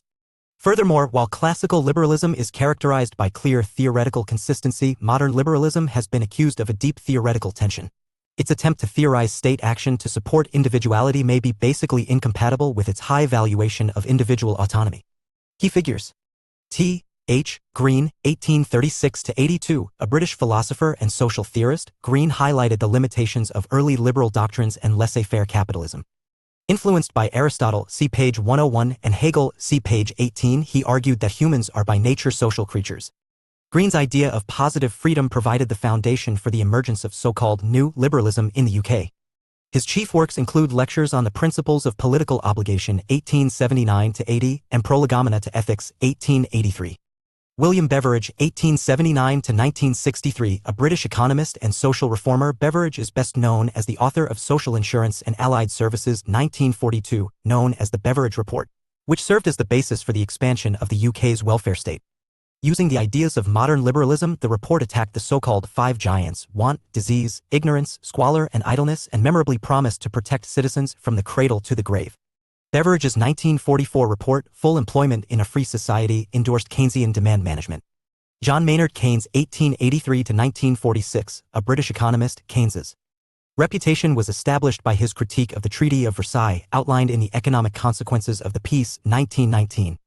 His major work, The General Theory of Employment, Interest and Money, 1936–1965, departed significantly from neoclassical economic theories and contributed to establishing the discipline of macroeconomics. By challenging laissez-faire principles, he provided a theoretical basis for the policy of demand management widely adopted by post-Second World War Western governments. See also J. S. Mill, page 168, and John Rawls, page 283. Although need and equality have often gone together, modern egalitarian theories have sometimes drawn on broader arguments. The most influential, John Rawls's A Theory of Justice, 1971, has significantly shaped liberal and social democratic concepts of social justice. Though not strictly a needs theorist, Rawls, see page 283, employed an instrumental notion of needs in his idea of primary goods. Primary goods are things every rational individual desires, and we desire more of them rather than less. They can include rights, liberties, opportunities, wealth, self-respect, and health, amongst others. They are common means for attaining human ends. Social justice therefore concerns how these primary goods or needs resources are distributed. Rawls proposed a theory of justice as fairness based on two principles. 1. Each person is to have an equal right to the most extensive liberty compatible with a similar liberty for others. 2. Social and economic inequalities are to be arranged so that they are both A. to the greatest benefit of the least advantaged, and B. attached to positions and offices open to all under conditions of fair equality of opportunity. The first principle, the liberty principle, reflects a traditional liberal commitment to formal equality. The second, the difference principle, is a significant measure of social equality. However, this does not justify absolute social equality. Rawls accepts the argument that material inequality is an economic incentive. Nevertheless, he argues that material inequalities are only justifiable when they advantage the least well-off. There has been much debate about what types of systems meet this standard, and it has been variously interpreted as requiring a high and fairly low standard. However, generally, this position has been understood to be compatible with a market economy in which wealth is redistributed through the tax and welfare system up to the point this disincentives enterprise and disadvantages even the poor. What is more notable about Rawls's theory is the way he comes to this conclusion.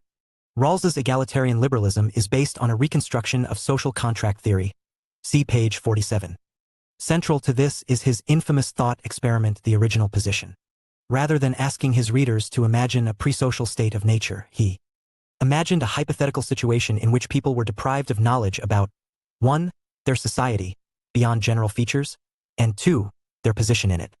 They stood behind what he called the veil of ignorance, and were unaware of their talents, social identities, and any other personal features. In this condition, He asked by what principles would people distribute the benefits and burdens of society, i.e. would they choose an egalitarian society or an inegalitarian one? Rawls argued that individuals would maximin. They would ensure that the lowest in society still lived an acceptable standard. In Rawls's view, people are likely to opt to live in an egalitarian society simply because, however enticing the prospect of riches are, it would never counterbalance the fear of being disadvantaged. Thus, Rawls began with traditional liberal assumptions about human nature, believing individuals to be rationally self-interested, but created a decision-making structure that would produce a broadly egalitarian distribution of wealth as fair. Any needs-based theory of social justice clearly has egalitarian implications insofar as it tends to create a minimum standard no one can fall beneath. If needs are the same, material resources should be distributed to satisfy the basic needs of every person. This means that every person is entitled to food and water, shelter, adequate health care, and personal security. This can have global implications. To allow people, wherever in the world, to be hungry, thirsty, homeless, sick, or to live in fear, when the resources exist to make them otherwise, is therefore immoral. The need criterion implies that people who live in prosperous contexts have a moral obligation to relieve suffering globally. Indeed, it suggests a global redistribution of wealth, in line with the principle of global social justice. See page 286. Distribution according to need therefore points towards the public provision of welfare services, rather than any system of private provision where ability to pay affects outcome. Nevertheless, a needs-based theory of justice does not always lead to equal distribution because needs may sometimes be unequal. For example, if need is the criterion, the only proper basis for distributing healthcare is ill health. The sick should receive a greater proportion of the nation's resources than the healthy because they are sick. Distribution according to human needs has received significant criticism, largely because needs are difficult to define. First, conservative and sometimes liberal thinkers criticize the concept of needs on the grounds that it is an abstract and metaphysical category, divorced from the desires of actual people. They argue that resource allocation should correspond to the more concrete preferences that individuals express, for instance, through market behavior. Second, it is also pointed out that if needs exist, they are in fact conditioned by the historical, social, and cultural context in which they arise. If this is true, the notion of universal human needs is deeply problematic. People in different parts of the world with different social conditions may have different needs.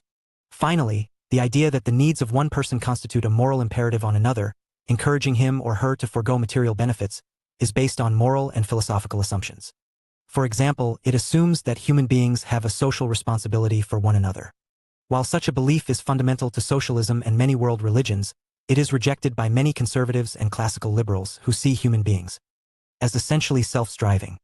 Thinker John Rawls, 1921 to 2002, U.S. political philosopher. Rawls's major work, A Theory of Justice, 1971, is regarded as the most important work of political philosophy written in English since the Second World War.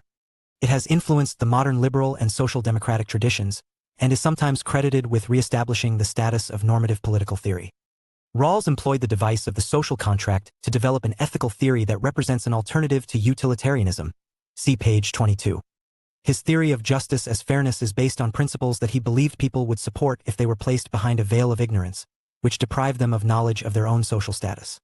He proposed that social inequality is justified only if it works to the benefit of the least advantaged, in that it strengthens incentives and enlarges the size of the social cake. This presumption in favor of equality is rooted in the belief that people cooperating for mutual advantage should have an equal claim to the fruits of their cooperation and should not be penalized because of social inequalities, for which there is no rational justification. Redistribution and welfare are therefore just because they conform to widely held views of fairness. Rawls developed a similar justification for the principles of equal liberty and equality of opportunity. In The Law of Peoples, 1999, he sought to apply his theory of justice to the larger world of peoples, and thus explored how far the international realm could be reformed. According to Rights, despite the prominence of egalitarian trends in political theory, the late 20th century has seen increasing criticism of egalitarianism and welfarism from classical, neoliberal, and conservative thinkers. For example, Robert Nozick, see page 246, in Anarchy, State and Utopia, 1974, rejected both the needs-based principle of justice and equality, instead championing a principle of justice based on the idea of rights and entitlements. In so doing, he built on a tradition of distributive thought dating back to Plato and Aristotle, which suggests that material benefits should correspond to personal worth. This was also the cornerstone of the classical liberal concept of social justice, advocated by writers such as John Locke and David Hume, 1711 to 76. Just as the concept of needs provides the foundation for an egalitarian justice, so rights has usually served as the basis for a rival liberal principle. Rights are moral entitlements to act or be treated in a particular way. See Chapter 7. In distributive theory, however, rights have been regarded as entitlements that have been earned, usually through work. For example, classical liberals argued that the right to own property is based on the expenditure of human labor. Those who work hard are entitled to the wealth they produce because they have added their labor to that thing. In that sense, rights-based theories are not concerned with outcomes, who has what, but with how that outcome is arrived at. Rights-based theories are thus a theory of procedural justice. By contrast, needs-based theories are concerned with substantive justice because they focus on outcomes, not on how those outcomes are achieved. Rights theories are therefore properly thought of as non-egalitarian rather than inegalitarian. In themselves, they endorse neither equality nor inequality. From this perspective, material inequality is justified only if talents and the willingness to work are unequally distributed among humankind. This contrasts with Rawls's theory of justice, which he also claims is procedural, insofar as his method does not require an outcome, but which he asserts would still have broadly egalitarian outcomes built into its major principles. The most influential modern rights-based theory of justice is Robert Nozick's. Nozick, 1974, distinguished between historical principles of justice and end-state principles. Historical principles relate to past actions that have created differential entitlements. In his view, end-state principles such as social equality and human needs are irrelevant to distributing rewards. Nozick identified a set of historical principles through which we can determine if a distribution of wealth is just. He suggested 3 justice-preserving rules. First, wealth must be justly acquired in the first place. That is, it should not have been stolen and the rights of others infringed. Second, wealth must be justly transferred from one responsible person to another. Third, if wealth has been acquired or transferred unjustly, this injustice should be rectified. These rules can be used to justify gross inequalities in the distribution of wealth. Nozick rejected absolutely the idea that there is a moral basis for redistributing in the name of equality or social justice, a term of which he was deeply suspicious. If wealth is transferred from rich to poor, either within a society or between societies, it is only as an act of private charity, undertaken through personal choice rather than moral obligation. On the other hand, Nozick's third principle, the so-called rectification principle, could have dramatically egalitarian implications, especially if the origin of personal wealth lies in acts of duplicity or conquest. Rights-based theories have been subject to several criticisms. Any exclusively procedural theory of justice is, for instance, forced to disregard end-state conditions. This may mean that circumstances of undeniable human suffering are regarded as just. A just society may be one in which the many are unemployed, destitute, or starving, while the few live in luxury, providing wealth has been acquired and transferred justly. Furthermore, any historical theory of justice, such as Nozick's, must explain how rights are acquired in the first place. The crucial first step in Nozick's account is the assertion that individuals can acquire rights over natural resources, yet he fails to demonstrate how. An additional objection to rights-based theories of justice is that they are grounded in what C. B. McPherson, 1973, called possessive individualism. Individuals are seen to be the sole possessors of their own talents, and they are thought to be morally entitled to own whatever their talents produce. The weakness of such a notion is that it abstracts the individual from his or her social context, and ignores society's contribution to cultivating individual skills. According to Deserts-based theories undoubtedly resemble rights-based theories in several ways, notably in rejecting any presumption in favor of equality, and connecting distribution to individual worth. However, the idea of deserts is distinctive, suggesting a different basis for worth and, thus, material distribution. This basis can take very different forms but is decidedly moral and social communitarian. Thus, while the notion of needs has been understood as a socialist or egalitarian principle and rights has been linked to classical liberal theories, the idea of deserts has been employed by conservative or communitarian, see page 57, thinkers intent on justifying, not abstract social justice, but concrete natural justice. However, the ideological leanings of deserts theories are difficult because of the broad, even slippery, nature of the concept. A desert is a just reward or punishment, reflecting what a person deserves. In this wide sense, all principles of justice can be said to be deserts, as justice means giving each person what he or she is due. In a sense, the broader notion of just deserts encompasses both needs-based and rights-based theories. For example, it can be said that the hungry deserve food, and the worker is due a wage. Nevertheless, there is a narrower concept of deserts. This is related to the idea of innate or moral worth, that people should be treated according to their inner qualities. For example, the theory that punishment is a form of retribution is based on the idea of deserts because the wrongdoer is thought to deserve punishment not simply because of his actions, but in view of the moral quality that action demonstrates. Conservatives have been attracted to deserts precisely because it grounds justice in the natural moral order, rather than in the principles of political theorists. To hold that justice is somehow rooted in nature is to believe its principles are inevitable. While a critic of desert theory, J.S. Mill largely agreed with its intuitiveness. For him, desert is the most common theory of justice.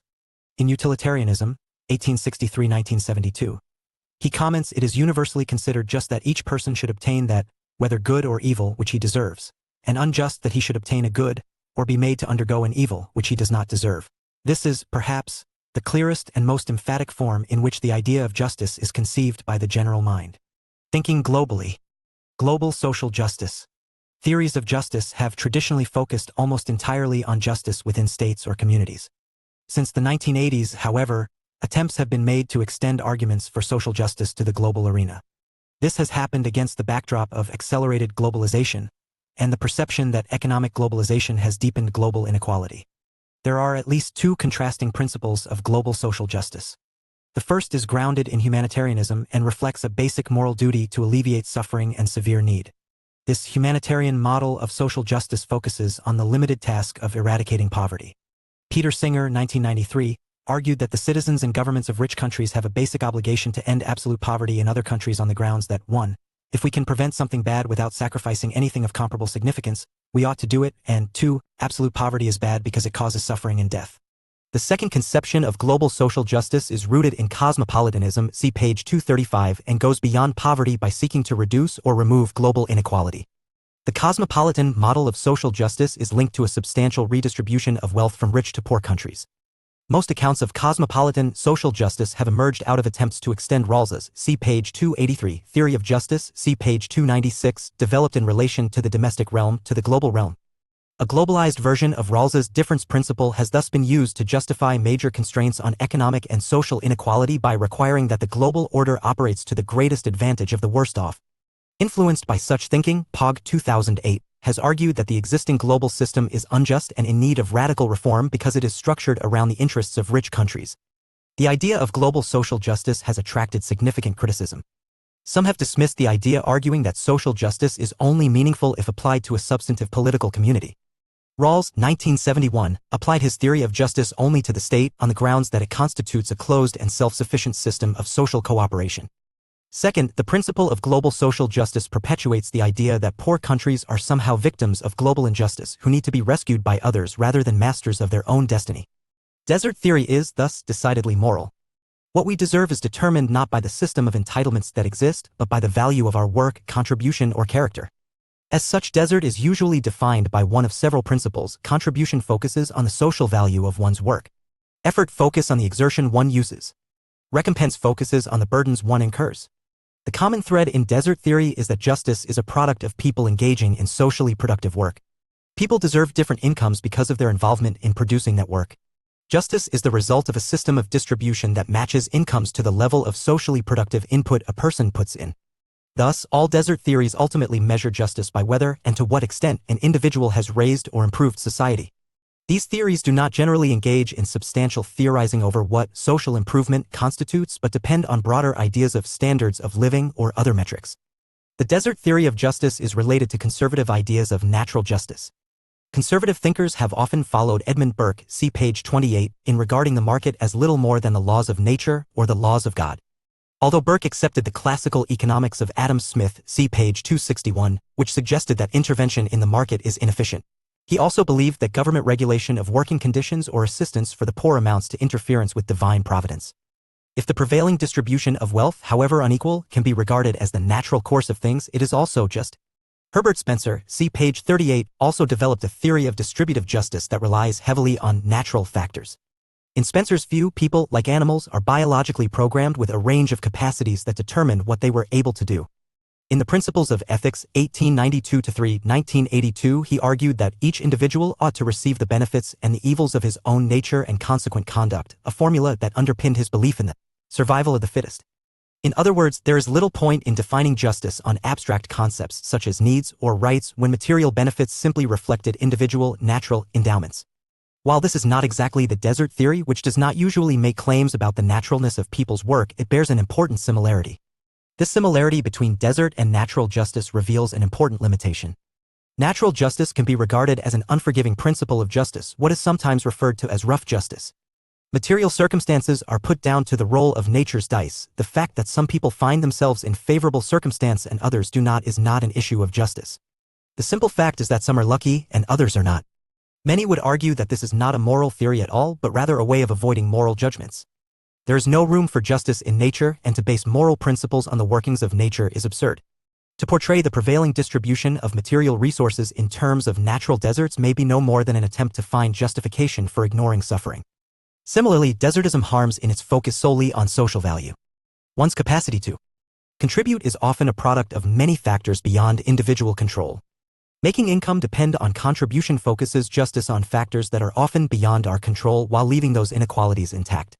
In A Theory of Justice, 1971, Rawls made this point, calling desert theory the idea that justice is happiness according to virtue.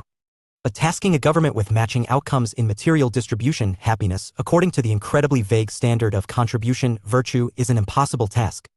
Welfare. Discussions of equality and social justice in political theory substantially overlapped with discussions of the idea of welfare in the 20th century. The way welfare arose in these debates is atypical. The focus derives substantially from outside political theory in political practice amongst proponents of the welfare state. In this instance, political theory has had to catch up with actors by turning to a concept already in use. However, in another sense, the focus on welfare derives from an important development in political theory, the late 19th century growth of the tradition of modern or social liberalism.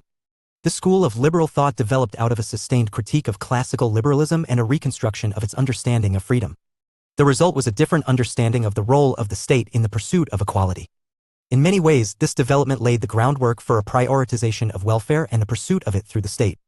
Overall, welfare refers to happiness, prosperity, and well-being, not mere physical survival but some measure of health and contentment.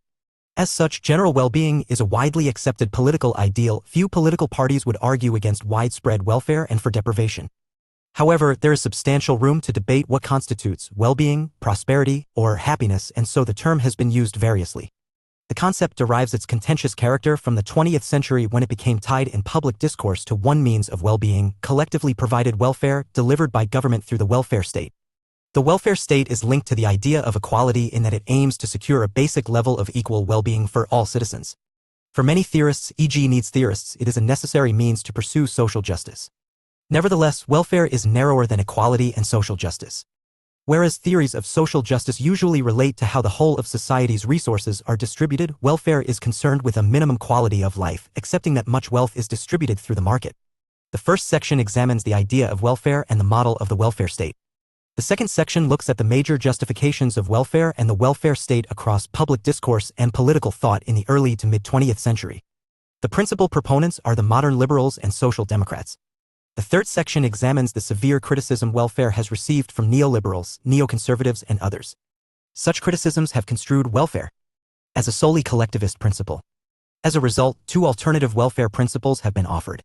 The first is the individualist theory of welfare, which holds that well-being is more likely to result from the pursuit of individual self-interest, regulated by the market, than from public provision.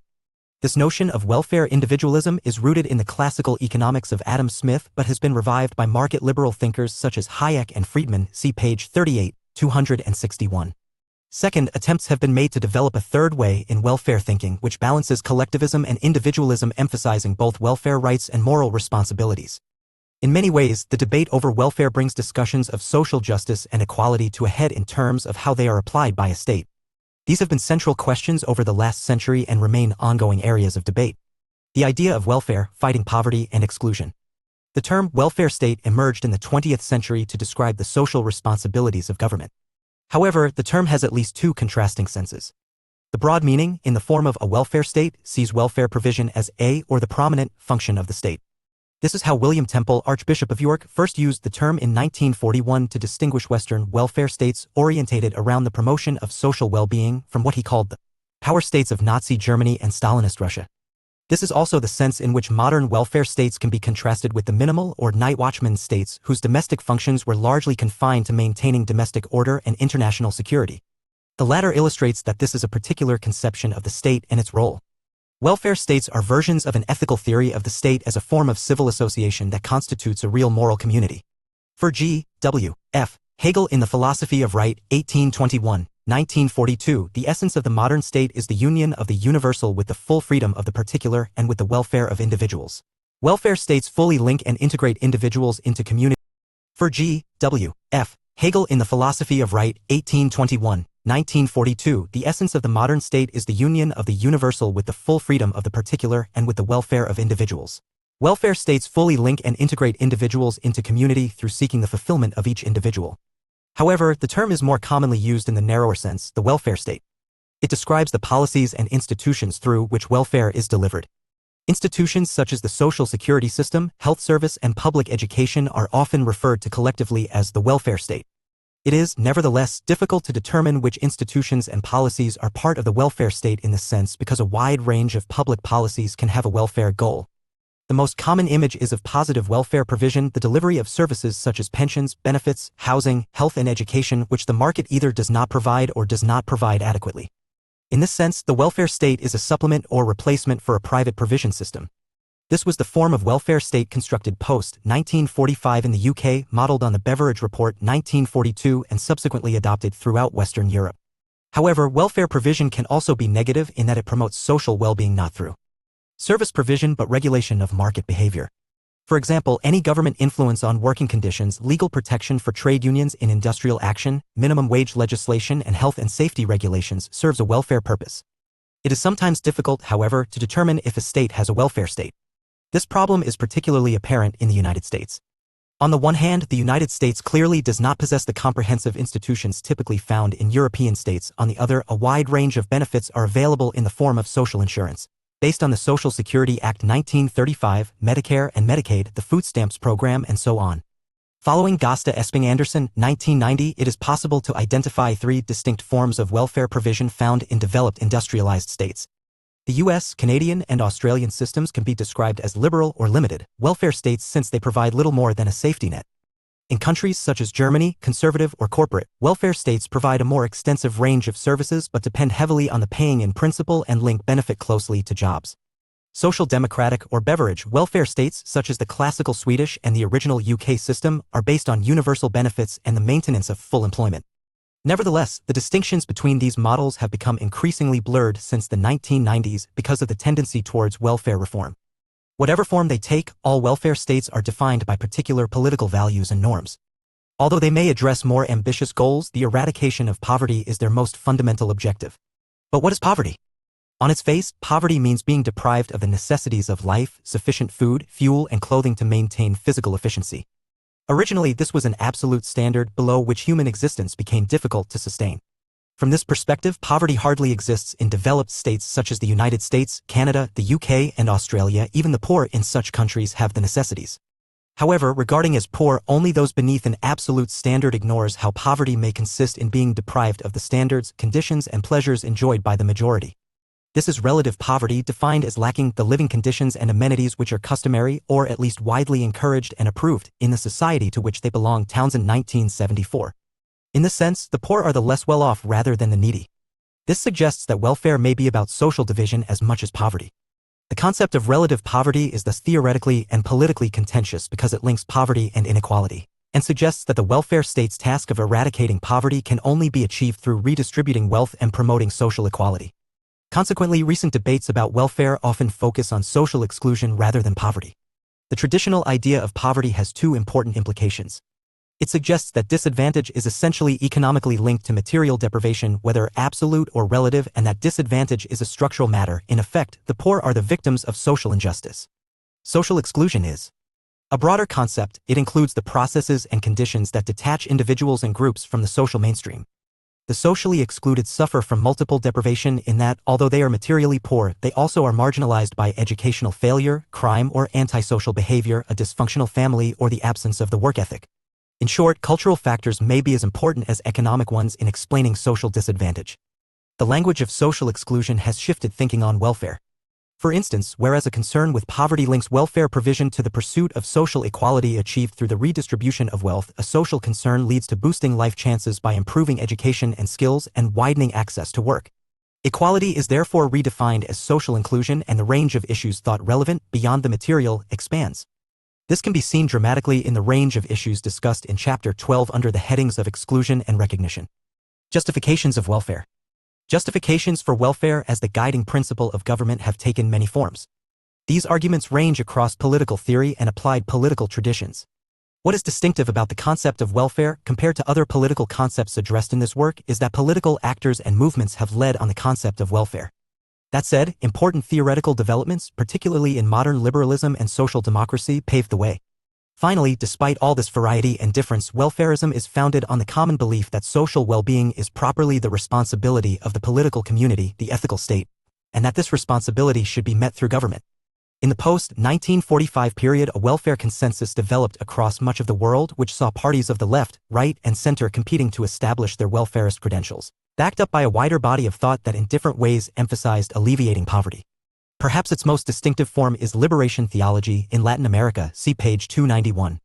This consensus was underpinned by powerful electoral factors, as a large body of voters recognized that the welfare state provided social safeguards which free market capitalism did not. Nevertheless, welfarism is by no means a coherent philosophy. Although liberals, conservatives, and socialists have each recognized its attractions, they have often been drawn to welfare by different considerations and endorsed different systems of welfare provision.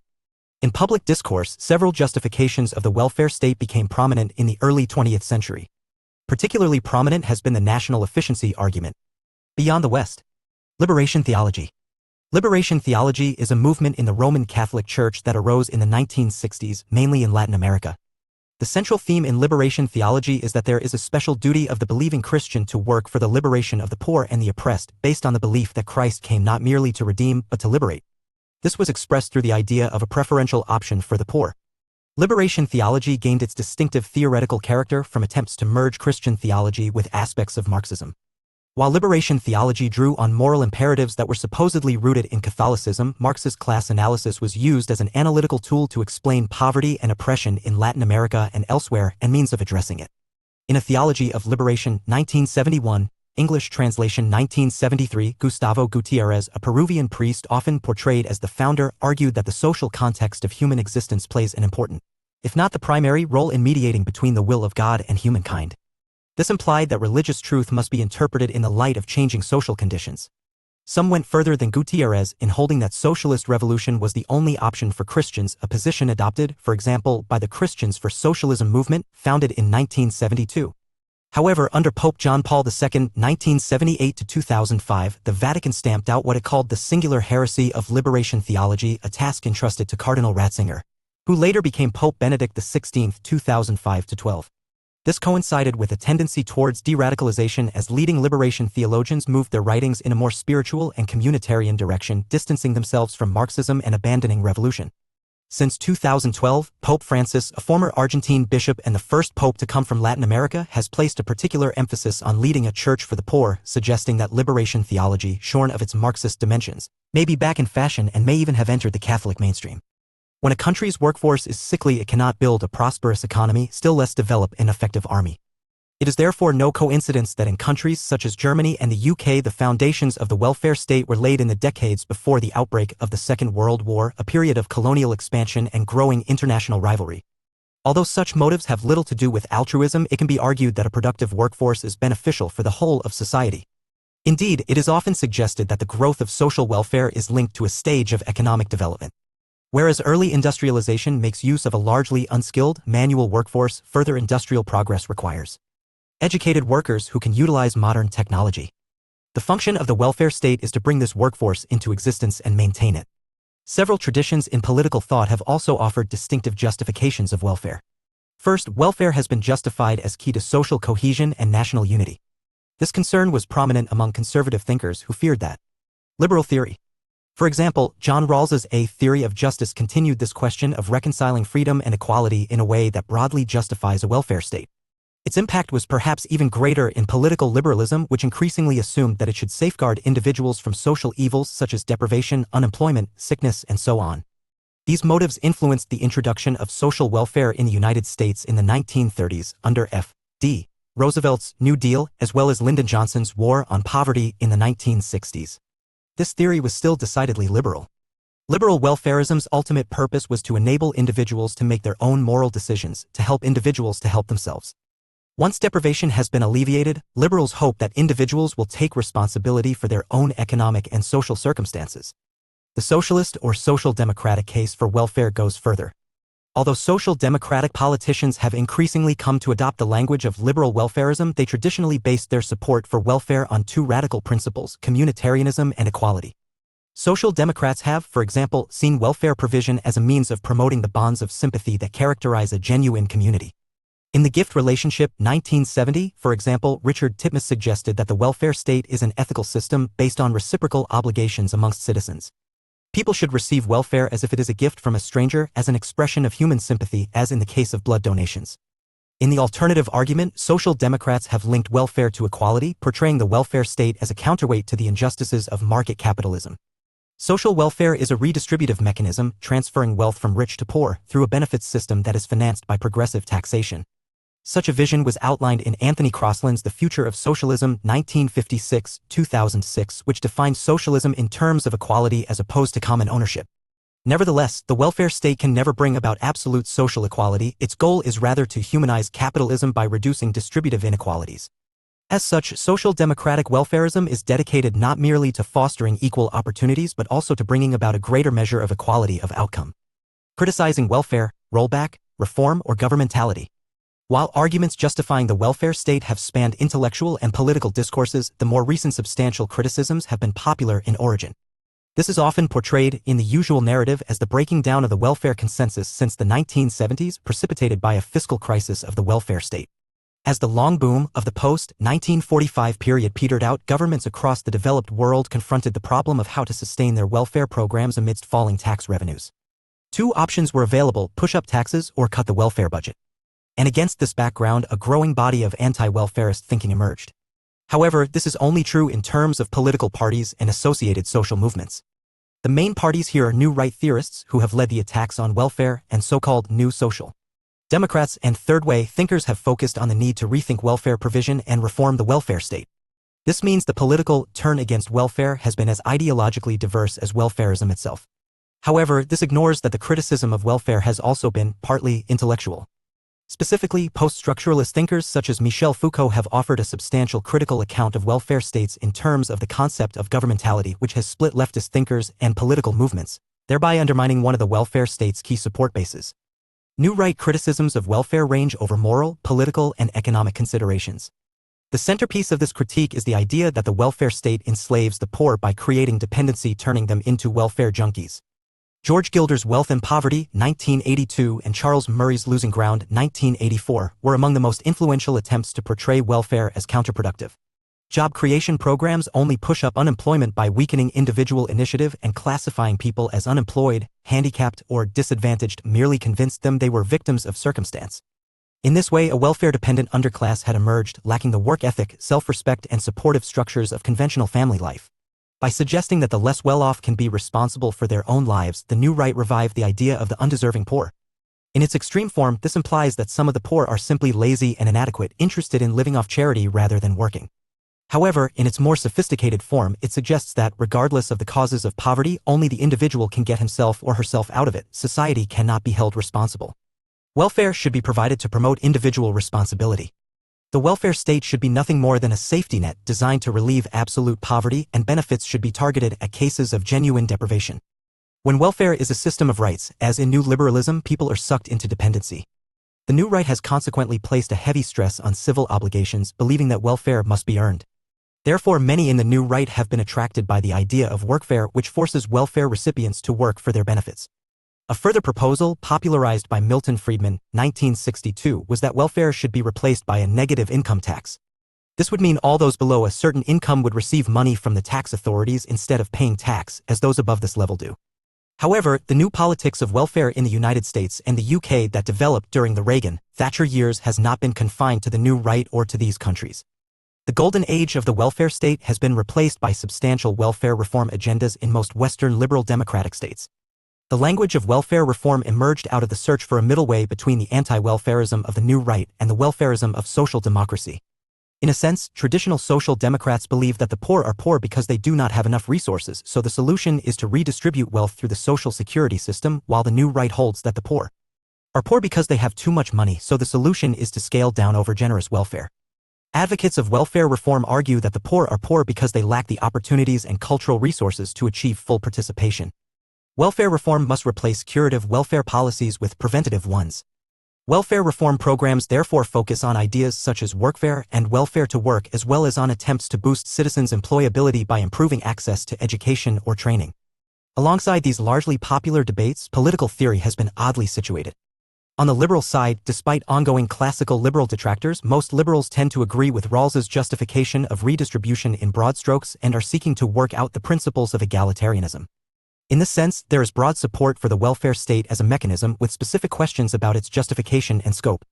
On the other hand, radical and critical debates in political theory have significantly affected the support for welfarism on the political left. Much of this seems to be due to the influence of the work of Michel Foucault and post-structuralism, see page 82 on political theory. As discussed in chapters 4 and 5, Foucault offered a wide theory of power as constitutive of all social relations and norms. This account informs a reconstruction of the idea of government. Government concerns the way in which the actions and behaviors of individuals are constrained and limited by states. To govern, in this sense, is to structure the possible field of action of others. Foucault 1982. States use their power in a variety of ways to guide conduct towards certain outcomes for a population. For Foucault, modern forms of government which reach their apotheosis in the welfare state are defined by government as biopower.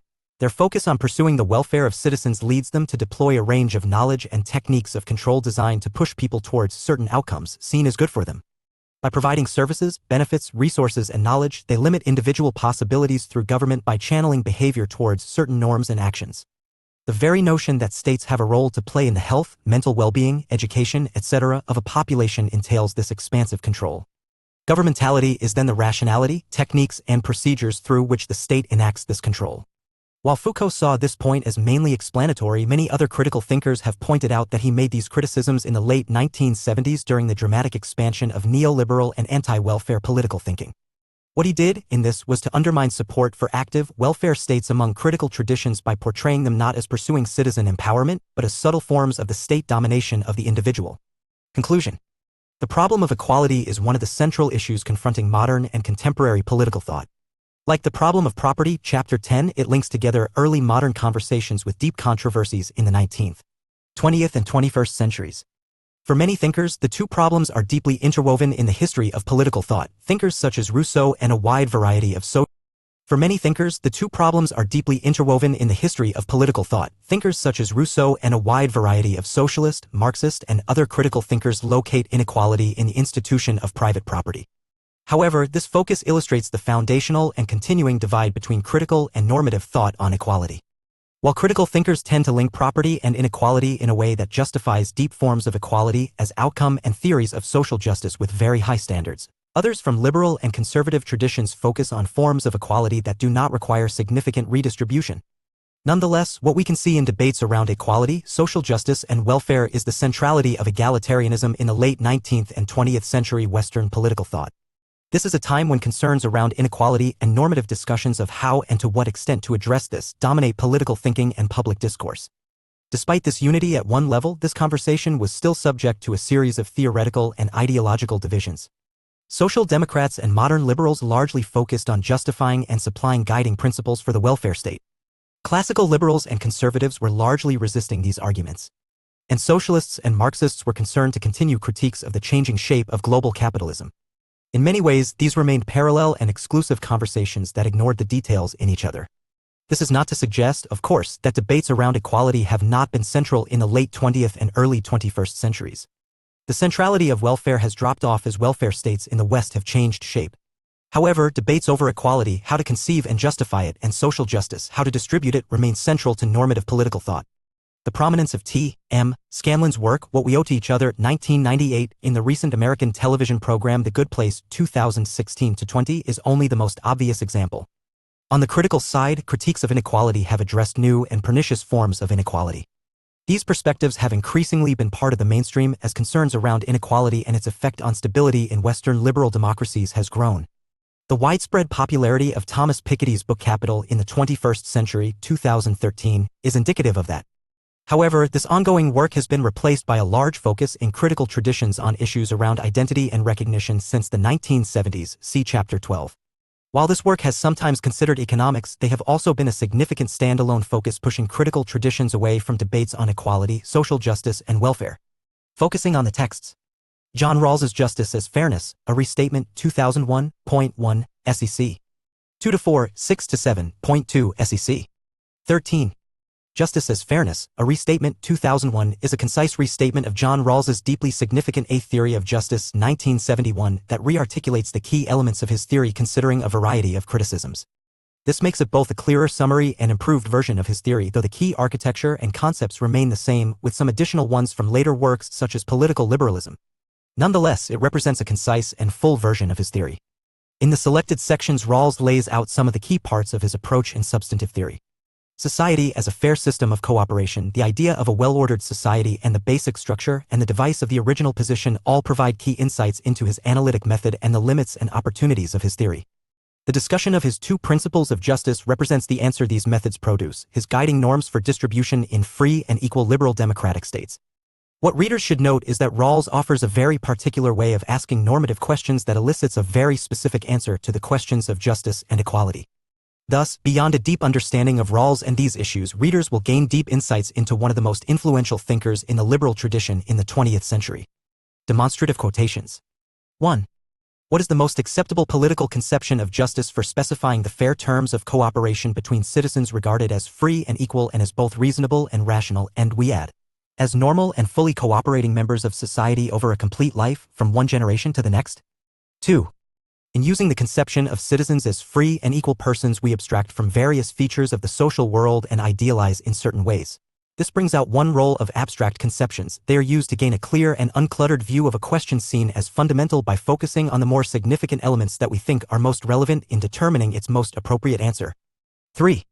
Reasonable persons are ready to propose or to acknowledge when proposed by others the principles needed to specify what can be seen by all as fair terms of cooperation. Reasonable persons also understand that they are to honor these principles even at the expense of their own interests as circumstances may require, provided others likewise may be expected to honor them. 4.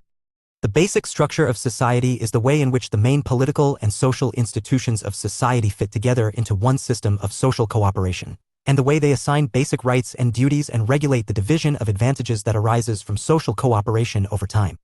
5. We must specify a point of view from which a fair agreement between free and equal persons can be reached, but this point of view must be removed from and not distorted by the particular features and circumstances of the existing basic structure. Reading questions. 1. Define and discuss the following ideas from Justice as Fairness. A. Society as a fair system of cooperation. B. Well-ordered society or basic structure of society. C. The original position. 2. What is the significance of the distinction between the reasonable and the rational? 3. What are Rawls's two principles of justice? Questions for discussion. On what basis has inequality been criticized? What does it mean to suggest that people are born equal? In what sense does equality of opportunity uphold inequality? Is equality of outcome a manifestation of envy? Does the notion of social justice imply equality? What is the needs theory of social justice and is it problematic? How egalitarian is Rawls's theory of justice? What is the difference between rights and deserts? How did ideas of welfare link poverty and inequality? How does this differ from inclusion? What is the strongest justification for welfare? Do post-structuralist critiques of the welfare state undermine egalitarianism? Further reading. Barry B. Why Social Justice Matters 2005.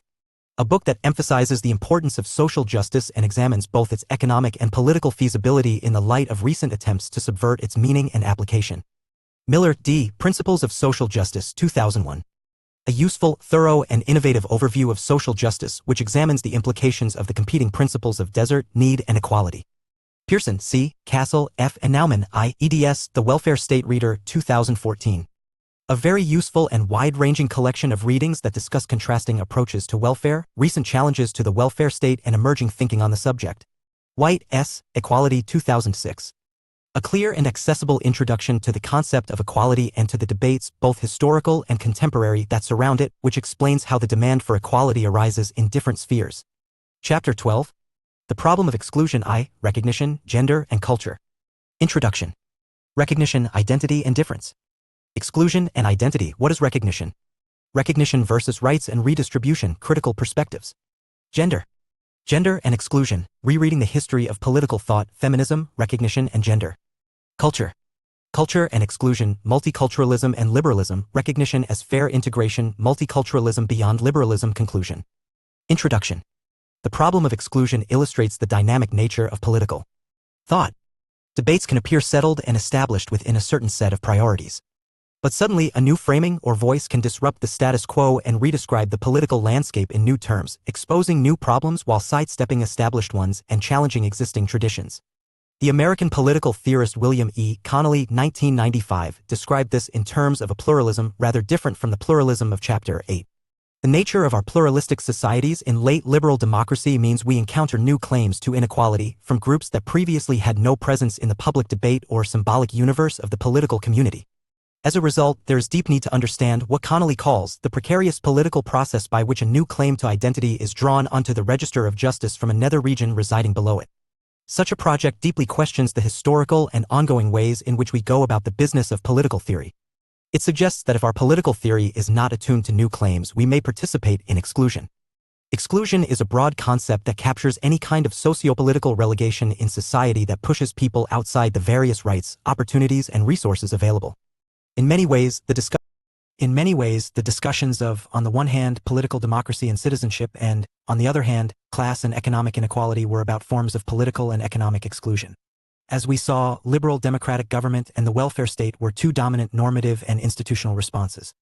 However, the exclusion we address here is slightly different, though of course related.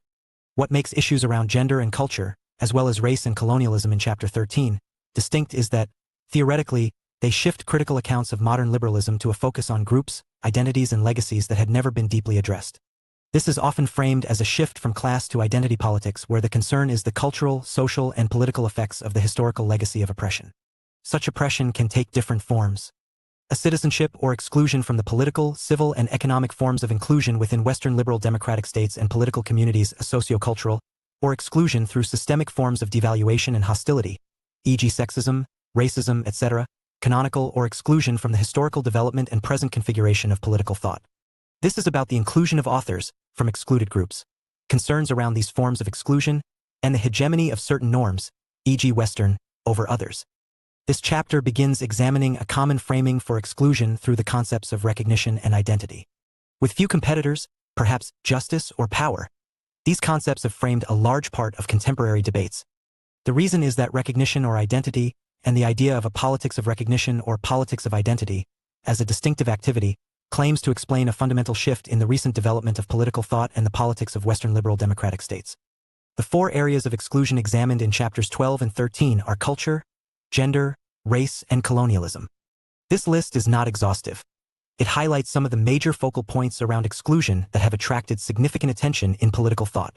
In this, the purpose is not to offer comprehensive treatments of these important topics, but to use them as examples of the various dimensions that have motivated discussions of recognition, identity, and exclusion in recent Western political thought.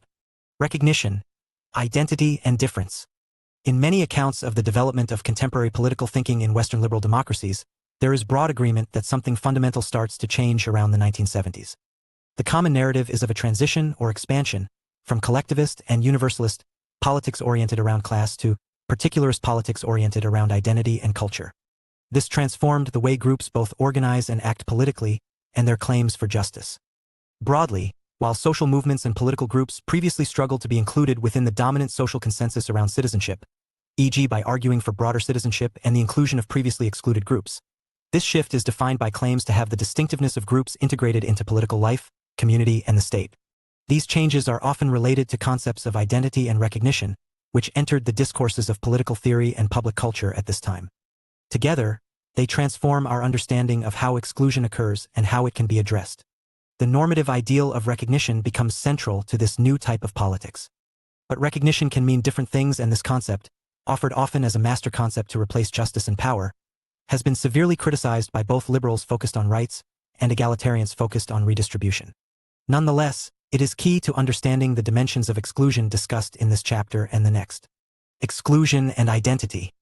The purported cause of this shift in politics, from universalistic class to particularistic identity, is a change in social divisions. A social division is a split or divide in society that both reflects the diversity of social positions within it, and some sort of inequality or exclusion in social, economic, or political life. Highlighting social divisions in a political theory or discourse casts these groups, be they economic, racial, religious, cultural, or sexual, as political actors with explanatory and normative significance. In this way, the idea of social division politicizes social groups. Between the 18th and mid-20th centuries, economic inequality and class were the main social divisions of concern in Western political thought. Class highlights socio-economic divides based on an unequal distribution of wealth, income, or social status. A social class is a group of people who share a similar economic and social position who are thus united by a common interest. Because of the strong relationship between economics and resulting social power, theories of class, e.g. Marxism, have tended to be materialist. In explaining social division, they give explanatory significance to material economic organization. In contrast, the new social divisions of recent decades have not been class-focused. Rather, they have circled around a variety of other social divisions we have discussed earlier in the book, including race, culture, gender, and colonized peoples, amongst others beyond our present scope. While each is discussed below, the present point is that these social divisions have often been construed as matters of identity, rather than class. This does not suggest that these excluded groups do not experience material or class-based forms of exclusion. Rather, the issue is that the intellectual and political discourse surrounding these social divisions has tended to overwhelmingly frame them in a way that gives explanatory and normative primacy to the categories of race, culture, gender, and colonialism themselves, rather than seeing these as issues stemming from class. Identity, in a general sense, refers to a relatively stable and enduring sense of selfhood. As Bikku Parekh, 2008, defines it, the identity of a thing consists in those constitutive features that define it as this thing or this kind of thing rather than some other, and distinguish it from others. The key word here is constitutive. The elements of a thing that form its identity are those, without which it would be fundamentally different. This already presents a deep difficulty around identifying and justifying which features meet this bill. However, this difficulty is compounded when discussing the identity of a people or group because people are self-conscious and self-determining agents. They are able to reflect on who they are and decide what they wish to make of themselves. People and groups actively interpret, present and contest their identities and others in ways that make identity a matter of interpretation rather than empirical description. Parekh argues that this matter is further complicated by the fact that any individual's identity is three-dimensional: personal, social, and human. Emphasizing personal identity treats people as individuals. This implies that each person is separate and unique. As discussed in Chapter 3, while individualism is defined by a deep focus on the inner qualities of a person, it is a universalist theory in that all human beings are taken to share the same status and are entitled to the same rights.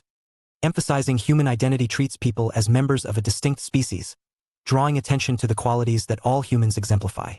The notion that our identity is rooted in a common humanity suggests that the characteristics that human beings share are more significant than any individual or social differences.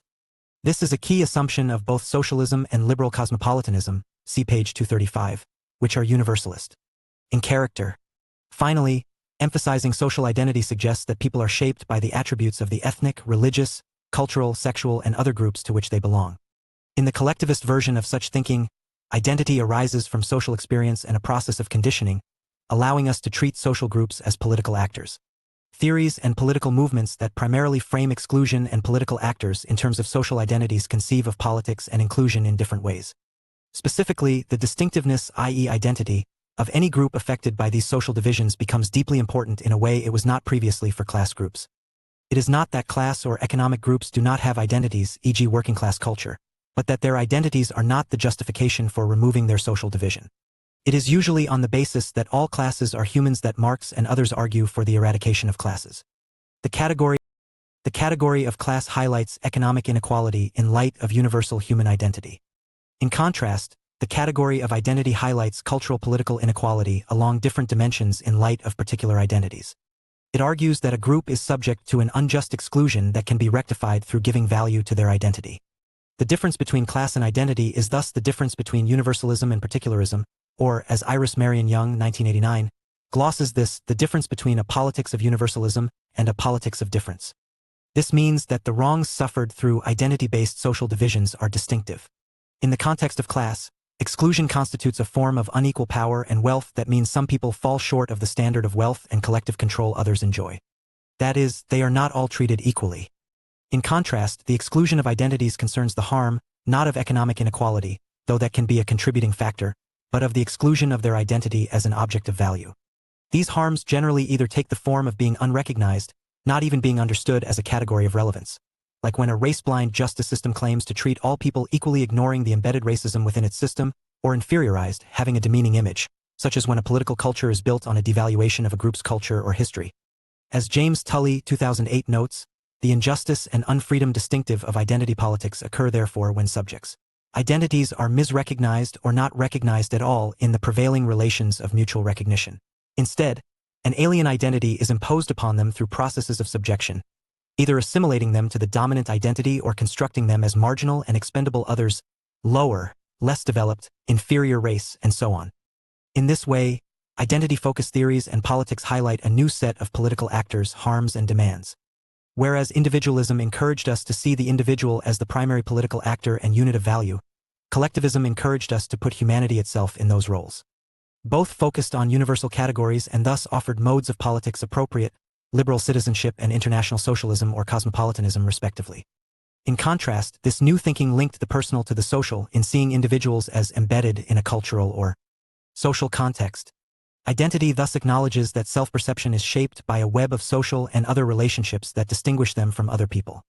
Identity therefore implies difference. An awareness of different others sharpens our sense of identity. This has revised our understanding of citizenship and political community, linking it to ideas such as recognition, as Tully did above. What is recognition? The concept of recognition is the central normative concept for identity politics in contemporary political thought. As previously noted, the concept has come to deep current prominence. This is, at least in part, due to the expansive nature of the idea. Recognition purports to identify a shift in political behavior organized around a distinctive set of normative, political demands groups are making to both the state and other groups within the political community. It is both an empirical claim about a shift in politics and a normative claim about what justice requires currently. This dual focus has made the idea of recognition quite large. Rather than focusing on specific groups or problem situations, theories of recognition tend to approach it as an overall theory of harm and resolution meant to capture all aspects of contemporary social oppression and opposition. It is a general critical theory of oppression and reconciliation that speaks to the harms or exclusion peoples can experience as a result of their identities. This makes it both uniquely influential and very difficult. The major theories of recognition in contemporary Western political theory stem from the work of Charles Taylor, Nancy Fraser, and Axel Honneth. We focus on Taylor's The Politics of Recognition, 1994, as it provides the original and most general framing. There are, at least, three key claims Taylor makes in this essay. 1. A descriptive claim about current recognition politics as he sees it. 2. A normative criticism of procedural liberalism's ability to recognize groups. And 3. His intermediate position that combines liberalism with a recognition of particularity and a predisposition to approach groups assuming the value of their identities. Taylor famously begins his essay by arguing that there has been a proliferation of political movements in recent decades that organize their politics around demands for recognition. This is the politics of minority or subaltern groups who claim they are entitled to recognition they do not receive. Taylor's account of recognition depends on a series of claims about identity and the unique harms it can suffer. This is his social thesis that identity is intersubjective. It is a result of processes of social interaction and interpretation that flow between individuals and groups. Our identities are not solely the product of the individual asserting an identity. Rather, we define our identity always in dialogue with, sometimes in struggle against, the things our significant others want to see in us. Taylor, 1994. This means that our identity is partly shaped by recognition from others or its absence. As a result, the absence of recognition being ignored or misrecognition, being understood in ways that do not match your understanding and or are denigrating constitute serious harms from one person or group to another. Person or a group of people can suffer real damage, real distortion, if the people or society around them mirror back to them a confining or demeaning or contemptible picture of themselves. Taylor does not claim this need for recognition is human nature. Rather, it is a result of modern individualism which has so glorified the individual, while breaking down previous social hierarchies, that one of its principal ideals is authenticity, being true to one's deep inner self. The result is a fundamental tension in modern culture.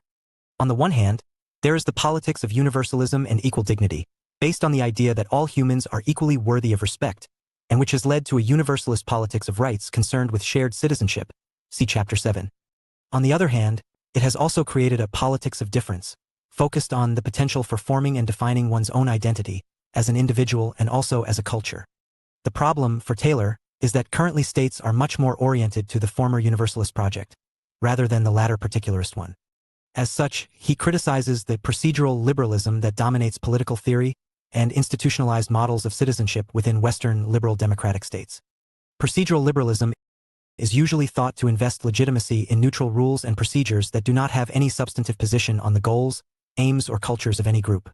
It is the highest ideal of the neutral, liberal constitutional state. For Taylor, though, it fails to provide recognition to distinct groups. As he summarizes, the politics of equal respect, as enshrined in a liberalism of rights, is inhospitable to difference, because it insists on uniform application of the rules defining these rights, without exception, and b. It is suspicious of collective goals. I call it inhospitable to difference because it can't accommodate what the members of distinct societies really aspire to, which is survival. His main examples are distinct cultural communities, such as the French-speaking Québécois in Canada, his home province. As linguistic minorities in a larger English-speaking dominated Canada, the Québécois aspire to, and need recognition for, the real goal of their community, the continued existence of a French-speaking Quebec. However, a liberalism of neutral rules cannot recognize such a collective goal, and the way it will require differentiated and non-uniform forms of citizenship for the Québécois, e.g. the ability to impose tough language laws that limit personal freedom. The problem is that when uniform images of citizenship reign and no recognition of groups is permitted, liberal societies assume the superiority of their values over minorities and tend to reflect back demeaning images of those groups to their members in the form of non- or misrecognition. The final parts of Taylor's essay begin articulating his own normative conception of recognition. He rejects claims that we must equally value all cultures and identities. Instead, he argues that dominant and minority communities must engage actively in intercultural dialogue. This entails presuming the value of other cultures and engaging in a robust interpretive exercise of mutually discussing their respective identities and cultures. This would allow a fusion of horizons and the creation of a regime of reciprocal recognition among equals. In this way, recognition will involve the removal of mis- and non-recognition and the empowerment of certain identities to maintain their cultures and communal integrity. In all this, it amounts to a process of politico-cultural self-assertion as subordination is challenged by reshaping identity to give the group concerned a sense of usually publicly proclaimed pride and self-respect, for example, black is beautiful, gay pride, and so on. Embracing and proclaiming a positive social identity thus serves as an act of defiance or liberation, freeing people from others' power to determine their identity. Moreover, it is an assertion of group solidarity in that it encourages people to identify with those who share the same identity. Recognition versus rights and redistribution, critical perspectives. While the impact of Taylor's recognition theory cannot be overestimated, it has also been deeply controversial. In fact, debates around recognition have uniquely drawn on a variety of traditions, approaches, and perspectives in contemporary political thought, including liberals, communitarians, Marxists, critical theorists, post-structuralists, and pragmatists, amongst others. This critical literature is so very large that it cannot be treated comprehensively here. Instead, it is helpful to understand recognition by contrast to two competitor concepts consistently deployed in criticisms of it, rights and redistribution. This will highlight both how recognition is often criticized and how it has been reconstructed in various ways. As we saw in Taylor's original essay, the relation between recognition and liberalism is central to the debate. The notion of the politics of rights derives largely from liberalism, although it has also been embraced by Republican thinkers, see page 107. From a liberal perspective, disadvantage is largely understood as legal and political exclusion, some groups lacking the rights enjoyed by their fellow citizens. Liberals are committed to the principle of universal citizenship where all members of society enjoy the same status and entitlements. In this sense, liberalism is difference-blind. It views difference as the problem because it leads to discriminatory or unfair treatment and proposes that difference be banished from politics in the name of equality. Liberals therefore believe that social advancement can be brought about primarily through formal equality, guaranteeing that people enjoy the same status in legal and political rights and equality of opportunity, ensuring an equal starting point to those from excluded groups. First-wave feminism, see page 308, had a distinctive liberal character in that its campaign for female emancipation focused on the struggle for votes for women and equal access to education, careers, and public life in general. Due to this emphasis, many liberals have been critical of the idea of recognition. Brian Barry, probably most famously, argued that the concept of recognition and identity politics generally misunderstood the importance of identity vis-a-vis liberal rights. In Culture and Equality, 2002, Barry argues that liberal rights aid individuals should they choose to transform and develop their identities in new ways undetermined by their social groups. The existence of an identity, for Barry, does not provide political reasons for treating that group in a way different to all others. The logic of the argument for recognition seems to suggest, on this view, that identities and groups by virtue of their existence are due forms of particular recognition. Instead, Barry's egalitarianism argues that a liberal polity is dedicated to the moral equality of individuals in a way that means no preference can be shown amongst them. From a more cosmopolitan angle, Michael Waldron, 1953, has similarly argued that liberalism's commitment to understanding individuals as defined by their human, rather than social, identity ignores that the increasingly global and hybridized nature of identity means that any official recognition of some identity is reifying something already in flux and changing. In this way, some liberal theorists have argued that recognition is incompatible with liberal ideals. However, as we will see in the discussion of culture below, other liberals have used a liberal focus on rights to argue for recognition of cultural difference through theories of multiculturalism, see page 314. The concept of redistribution has also been a prominent critical framework for recognition. While historically redistribution is rooted in socialist thought, particularly social democrats, see page 194, and Marxists, see page 249, the egalitarian liberal thought in the late 19th and 20th centuries were also fundamentally concerned with it. The idea arose out of the belief that universal citizenship and formal equality are not sufficient to tackle the problems of marginalization. People are held back not merely by legal and political exclusion but by social disadvantage, poverty, unemployment, poor housing, lack of education, etc. To paraphrase Richard Tawney, see page 195, the right to eat at the Ritz is meaningless if you cannot afford it. From the social democratic perspective, the key idea is the principle of equal opportunities, the belief that a level playing field allows people to rise or fall in society strictly based on personal ability or work. This is a shift from legal to social egalitarianism, the latter involving a system of redistributing wealth to alleviate poverty and overcome disadvantage. In such an approach, difference is acknowledged as it highlights the existence of social injustice. Nevertheless, this amounts to a provisional acknowledgement of difference in that different groups are identified only to expose unfair structures which can then be removed. In the Marxist version of this argument, this can only be achieved through the abolition of the class system and the establishment of a classless society. In contemporary political theory, the redistributive critique of recognition thus spans liberal and critical or Marxist traditions.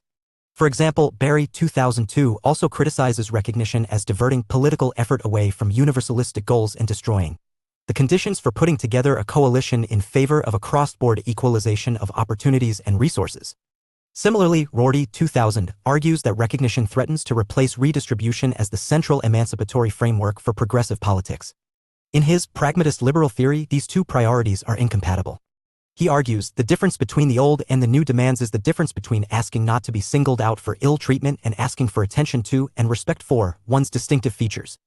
This highlights what has broadly come to be known as the recognition redistribution debate associated with Nancy Fraser and Axel Honneth, who both offer critical theories of recognition that attempt to integrate redistributive theory within a theory of recognition that accepts the political importance of identity.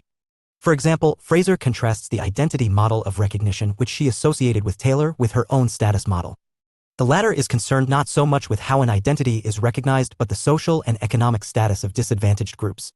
Fraser, 2001, clarifies, "My proposal is to treat recognition as a question of social status. From this perspective, I shall call it the status model. What requires recognition is not group-specific identity but rather the status of group members as full partners in social interaction. Misrecognition, accordingly, does not mean the depreciation and deformation of group identity. Rather, it means social subordination in the sense of being prevented from participating as a peer in social life." For Fraser, most situations of oppression involve both cultural and economic factors, disrespect and exploitation. That is, discriminatory ideas and economic exclusion usually come together. As a result, a critical theory must see them as connected. She thus offers her own normative standard, the parity principle. Participatory parity means being treated and participating as a full peer in social life in both cultural and economic senses. Finally, beyond rights and recognition, there is a body of criticisms commonly made of recognition. Several deserve attention. First, like toleration, see Chapter 9, recognition may be a hierarchical concept. States and majorities may be obliged to give it, but the theory suggests they 1. Hand it down at their discretion and 2. Require no similar recognition from subordinate groups. In his reconstruction of recognition, James Tully, 2008, argues that recognition must be understood as a dialogical, a product of negotiation between oppressed groups and the state, rather than monological, handed down by the state norm, and that this involves increasing access to democratic mechanisms to contest the current norms of recognition. The hierarchical nature of recognition has particularly concerned theorists of indigenous and post-colonial politics, see Chapter 13. Second, recognition, as Waldron suggests, can unnecessarily fix the identities of the groups it recognizes, inhibiting their natural cultural development. Amartya Sen, 2006, developed a particularly sustained attack on what he called the solidaristic theory, which suggests that human identities are formed by membership of a single social group. This, Sen argued, not only leads to the miniaturization of humanity but also makes conflict more likely, as people identify only with their own monoculture and fail to recognize the rights and integrity of people from other cultural groups. Finally, as recognition arguments can be focused around many different types of social identity, gender, sexuality, culture, ethnicity, religion, and so on, recognition may have contradictory implications. Recognizing one identity may disempower and further the oppression of another. This has been particularly evident in the tension between feminism and multiculturalism, discussed below. The politics of recognition developed out of the belief that group marginalization has deep origins, influencing debates across issues of culture, gender, race, and colonialism, among others. Group marginalization is understood not merely as a legal, political, or social phenomenon but as a cultural one. It operates through values developed by dominant groups that structure how marginalized groups see themselves and are seen by others. These inculcate a sense of inferiority, even shame, helping to entrench marginalized groups in their subordination. From this perspective, egalitarianism has limited value, in both its legal and social forms, and it may even be part of the problem if it conceals deeper structures of cultural marginalization. In this light, those who embrace recognition for social and political theorizing are inclined to emphasize difference rather than equality. This manifests as an emphasis on a positive politics of endorsement, even celebration of identities, allowing marginalized groups to assert themselves by claiming an authentic sense of selfhood. Gender. Since the 1970s, the concept of gender has become a central idea in contemporary political theory. It was a product largely of feminist thinkers and their attempt to disentangle the social domination of women from arguments naturalizing it. Gender arose as a concept opposed to sex in the sex-gender distinction. Further, its purpose was fundamentally emancipatory, to reveal the constructed and oppressive nature of the social norms, rules, and institutions governing women in Western social, economic, political, and intellectual life. In this sense, the idea of gender and the sex/gender distinction is foundational to considerations of the situation of women and other sexual minorities. It defines the dimension of their self and the social groups that are excluded in some way in contemporary politics, and has been key to assessing women in the history of political thought. It further offers an identification of the particularity, i.e. their gender identity, that needs to be recognized to treat this group justly. However, while the distinction between sex and gender is foundational, it has also been criticized in ways that challenge contemporary feminism. Much of this has to do with the continuing debates between liberal, critical radical, and post-structuralist traditions in feminist thought, as well as related issues around other sexual minorities. Gender and exclusion. The concept of gender attempts to identify forms of exclusion that stem from the social divisions that exist around ideas of sex, gender identity, and sexual preference. That is, it facilitates theorizing on how the division of people into different gender groups has resulted in various forms of exclusion in social, economic, and political life. As such, the sex/gender distinction is foundational to theories of gender. Broadly, in the distinction, sex is taken to signify human biological features related to the differences between men and women, e.g. chromosomes, hormone levels, sex organs, sexual maturity processes, and other physical differences. In contrast, gender signifies the social cultural practices of differentiation between different identities, social roles, behaviors, and dress, modes of interacting and identity. Sex and gender are thus ways of differentiating men and women based on their respective standards. For feminists, the point of distinguishing between the two was to counter the idea that social differences, e.g. in roles in the family and social life, flowed from the natural differences of sex. The sex/gender distinction was thus a theoretical means of undermining the oppression of women and seeking their recognition. The history of political thinking on sex and gender in the modern Western tradition is surprisingly long. However, much of this theorizing lacked an explicit concept of gender and was focused more on the exclusion of women. The concept of gender, in fact, does not arise in political thought until the 1970s. However, the sense that there are cultural and identity-related aspects to sex is a long-standing aspect of feminism in political thought. That said, the exclusion of women in political life has been matched by an exclusion from the tradition of Western political thought. This is true in at least two senses. First, female thinkers who have contributed to the tradition have tended to be ignored, and thereby silenced, from later discussion. As Susan Oken, 2004, notes, this is the legacy. Even when issues of sex and gender preoccupied the great philosophers, as they did Rousseau, they tended until the 1970s to be virtually ignored by subsequent interpreters and teachers of the tradition. Within the tradition, if that word is interpreted liberally, while rare feminists had challenged it, the norm was to assume or to argue that the division of labor between the sexes and the sexual hierarchy it was presumed to justify were natural, not political. The naturalness and justness of the division between men and women has thus characterized most of modern Western political thinking. Second, the history of Western political thought has tended to assume or explicitly argue that women are justly excluded from political life. In Women in Western Political Thought, 1979, Oken illustrated the central role of these arguments in thinkers such as Plato, Aristotle, and Rousseau. Similarly, Carol Pateman, in The Sexual Contract, 1988, offered a rereading of the social contract tradition, see page 47, in modern political thought that attempted to illustrate how liberal understandings of contract justified the systematic exclusion of women from social, economic, and political life. Pateman argued that the social contract relied upon an implicit sexual contract between the state and adult men, which made women subordinate to individual men. Women are not party to the original contract through which men transform their natural freedom into the security of civil freedom. Women are the subject of the contract. The sexual contract is the vehicle through which men transform their natural right over women into the security of civil patriarchal right. Pateman and Oken both attempt to illustrate one of the key arguments of contemporary feminist political thought, that modern citizenship is constitutively built on the exclusion of women, and that including women would radically transform existing politics. The feminist project around recognizing gender thus rides the uncomfortable line of both attempting to include women in male-dominated politics while unsettling that structure in a way that genuinely makes women a part. As Oken, 1979, asks, this is the question of whether the existing tradition of political philosophy can sustain the inclusion of women in its subject matter, and if not, why not? Tradition. Feminism. Feminist political thought has been concerned with three key issues. First, it analyses the institutions, processes and practices through which women have been subordinated to men. Second, it explores the most effective ways to challenge this subordination. And third, it applies these insights to political thought to both understand how political theory has historically been complicit in excluding women and to create a feminist practice of political theory. The first wave of feminism was closely associated with the women's suffrage movement, which emerged in the 1840s and 1850s. Feminism's second wave arose during the 1960s and expressed the more radical demands of the growing women's liberation movement. The third wave, in turn, has been concerned both with inequalities within feminism itself and between women, typified by intersectional questions on the relation between feminism and race and gender, and with the persistent oppression of women in the 21st century. The result has been that since the early 1970s, feminism has diversified into several different theoretical bodies and is a distinctive tradition of political theory.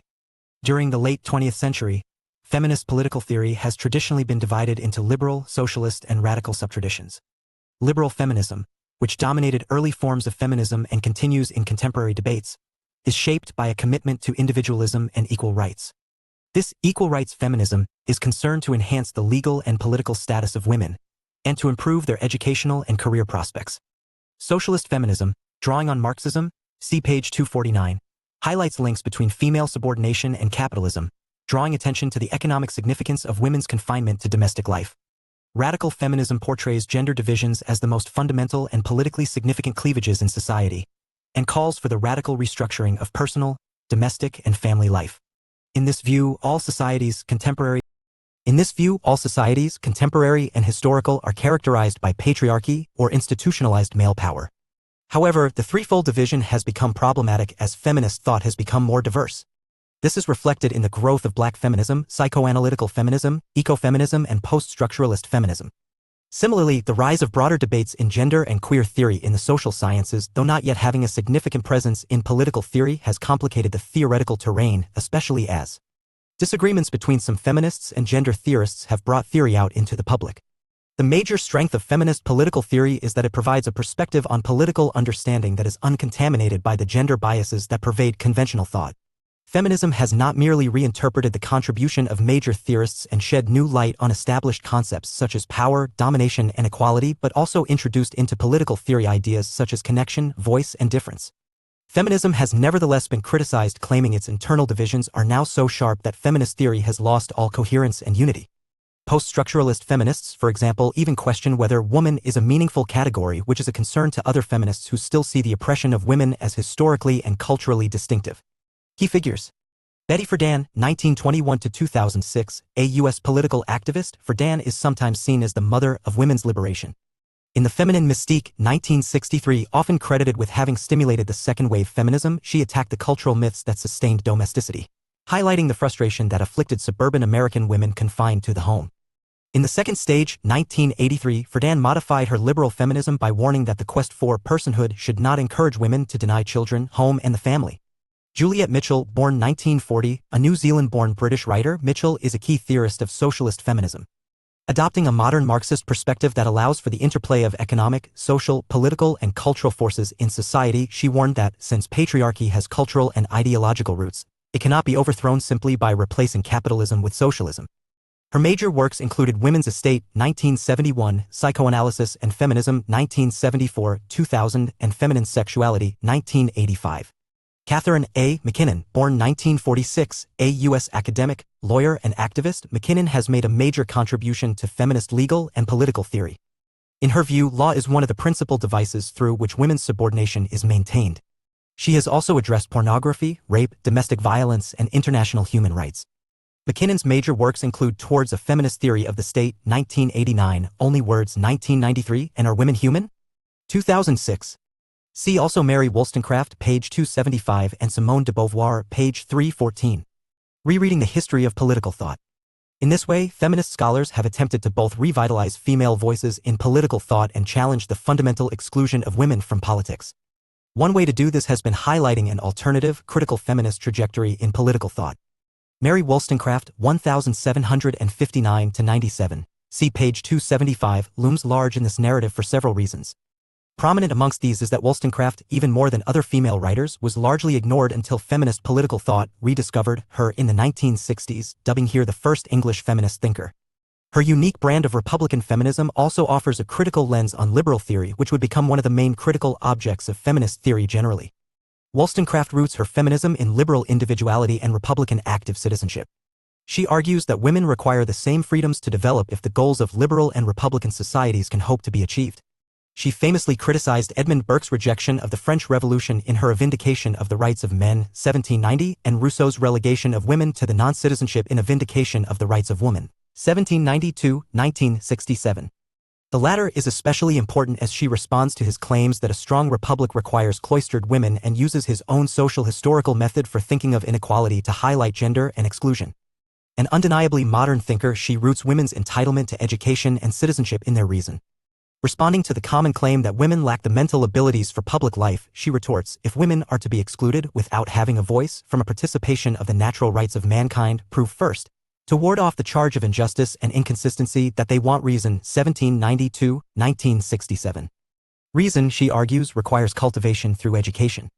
If the women of her society lacked reasoning and were too concerned with appearance and romantic love, as she claimed, it was because they were taught to be so. For Wollstonecraft, denying women a political existence was the principal cause of this limitation. Women, denied all political privileges and not allowed, as married women, excepting in criminal cases, a civil existence, have their attention naturally drawn from the interest of the whole community to that of the minute parts. In this way, Wollstonecraft challenges the idea that gender differences flow from natural sexual differences. And she argues that this justifies a political role for women. She argues that the nature of modern political societies requires free women. Principally, this is about a change in morals. Women for her have been cloistered in the private sphere through moral structures such as propriety that seclude women in private life and cordon them off from political virtues. And how can woman be expected to cooperate unless she know why she ought to be virtuous? Unless freedom strengthen her reason till she comprehend her duty and see in what manner it is connected with her real good. Social conditions on this account dramatically affect behavior. Stuart Mill's The Subjection of Women, 1869–2006, has also been fundamental for the feminist rereading of Western political thought. Not only is it a major argument for women's equality, but it was largely ignored until the second half of the 20th century.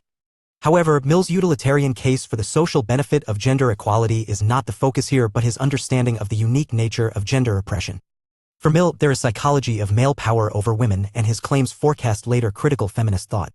He argues that the oppression of women is unique among forms of social oppression in its totality. They, women, are so far in a position different from all other subject classes that their masters require something more from them than actual service. Men do not want solely the obedience of women, they want their sentiments. All men desire to have, in the woman most nearly connected with them, not a forced slave, but a willing one. They, men, have therefore put everything in place to enslave their women's minds. Mill suggests that a deeply ingrained and pervasive form of oppression structures relations between men and women. However, it is only a century later, in the work of Simone de Beauvoir, 1908–86, that we see a deeper analysis. For the Second Sex, 1949-2010 is often credited with introducing the sex/gender distinction into political thought, though she does not do so explicitly, through a critical analysis of the myth of femininity and its constitutive devaluation against masculinity. For her, femininity is a real but constructed social structure. Women do exist for de Beauvoir, as there is a common experience of being a woman, but there is no essence to women. To decline to accept such notions as the eternal feminine, the black soul, the Jewish character, is not to deny that Jews, Negroes, women exist today. This denial does not represent a liberation for those concerned, but rather a flight from reality. Women have no essential nature that makes them fundamentally different to men. And perhaps more importantly, the current social idea of women, femininity, is deeply devalued in relation to masculinity. The terms masculine and feminine are used symmetrically only as a matter of form, as on legal papers. In actuality, the relation of the two sexes is not quite like that of two electrical poles, for man represents both the positive and the neutral, as is indicated by the common use of man to designate human beings in general, whereas woman represents only the negative, defined by limiting criteria without reciprocity. For de Beauvoir, in Western intellectual and public culture, masculinity represents the norm and femininity its negative image. Thus, the generally devalued side of most distinctions are associated with women: masculine reason versus feminine irrationality, active men versus passive women, strong man versus weak woman, logical masculinity versus emotional femininity, etc. For this reason, she argues, women are the other, the excluded non-entity that represents everything outside what masculine political culture takes to be valuable. The feminism of the 1970s onwards drew on these thinkers and the many others beyond our discussion here, see page 308, to critically interrogate the oppression of women throughout modern and Western political thought. Importantly, with claims such as those of Wollstonecraft, Mill, and de Beauvoir, there emerged the idea that gender itself, the socially constructed identity of women, might be part of the male domination of women. Feminism, recognition, and gender. The concept of gender arose initially to criticize the oppression of women. By separating social gender out from biological sex, feminist theorists could denaturalize women's inequality, criticize its social origins, and begin transforming social relations. As a result, the concept of gender has been, unsurprisingly, central to contemporary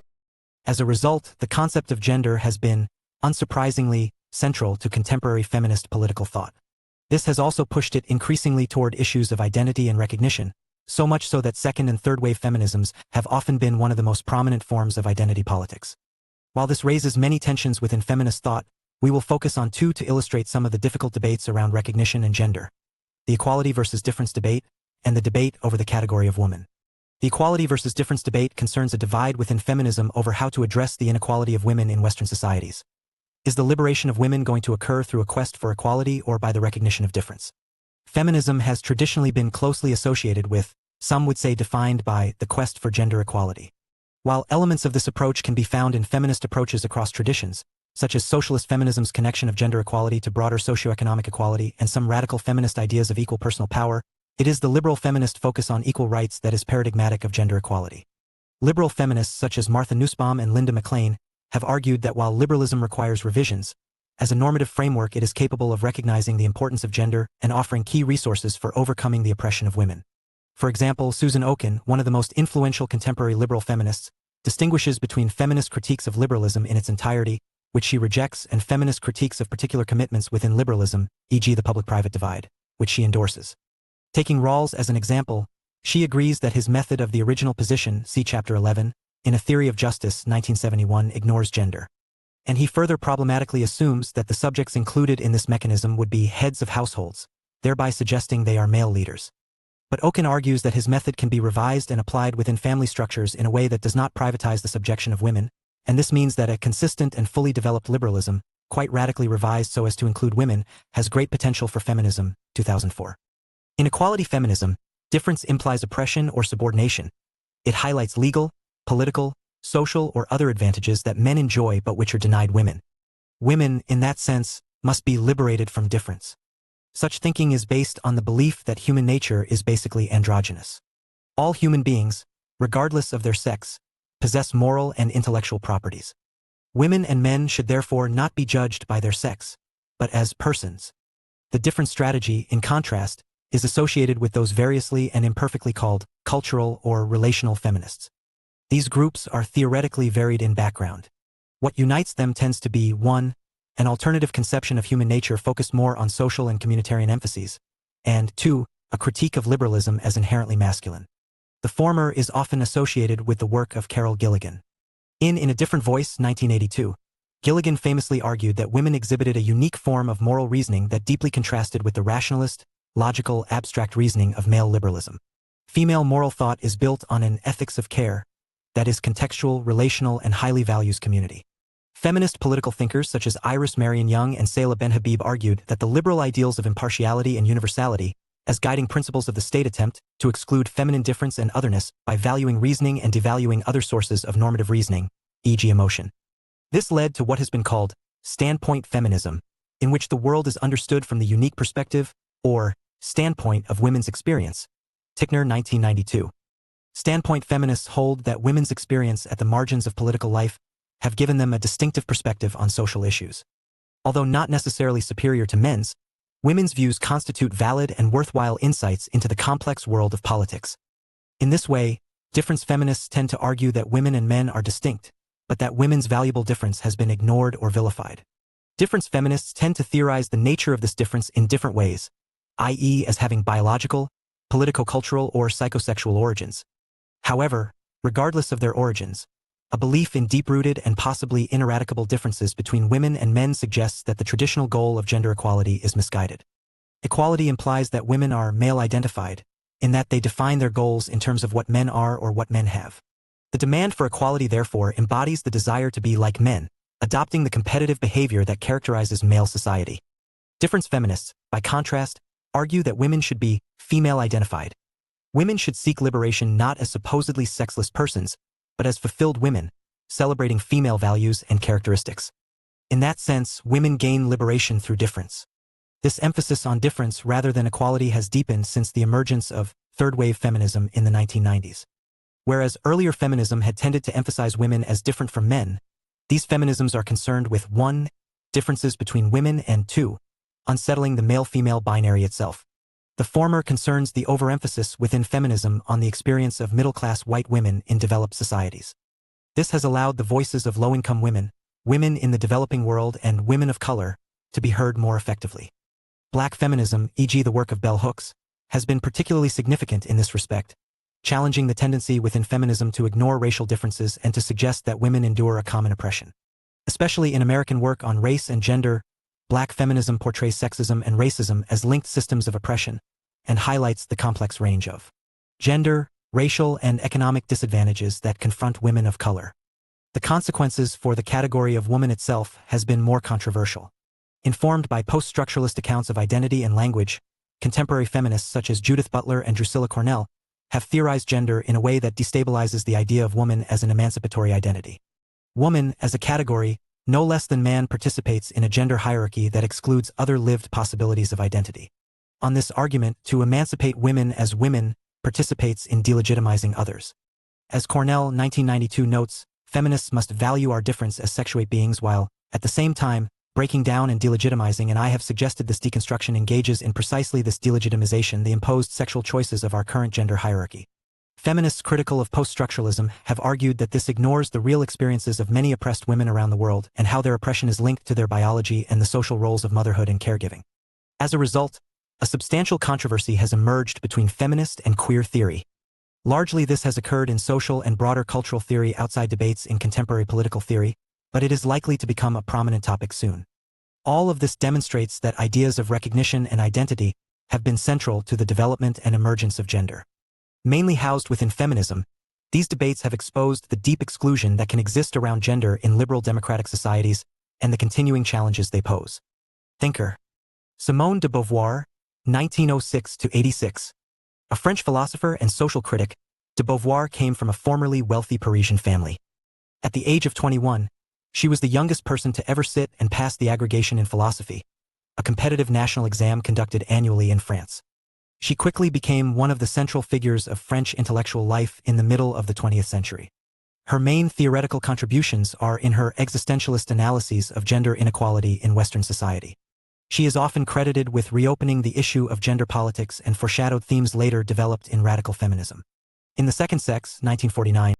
In The Second Sex, 1949, she famously argued that one is not born but becomes a woman, implicitly raising the sex/gender distinction that would become key to social and political feminist theory from the 1960s onward. In that work she also highlighted not only the constructed nature of gender but also its deep hierarchy.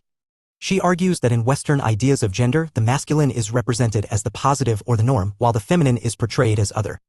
Such otherness fundamentally limits women's freedom and prevents them from expressing their full humanity. De Beauvoir placed her faith in rationality and critical analysis as the means of exposing this process. Culture. The concept of culture has been central to debates about exclusion, identity, and recognition politics. This is for at least two reasons. First, culture is often a unifying category for all the dimensions of exclusion addressed in this chapter and others. For example, gender, race, and post-colonial exclusion can all have cultural dimensions, and the cultures of the groups involved will often be deeply relevant to the way they are excluded.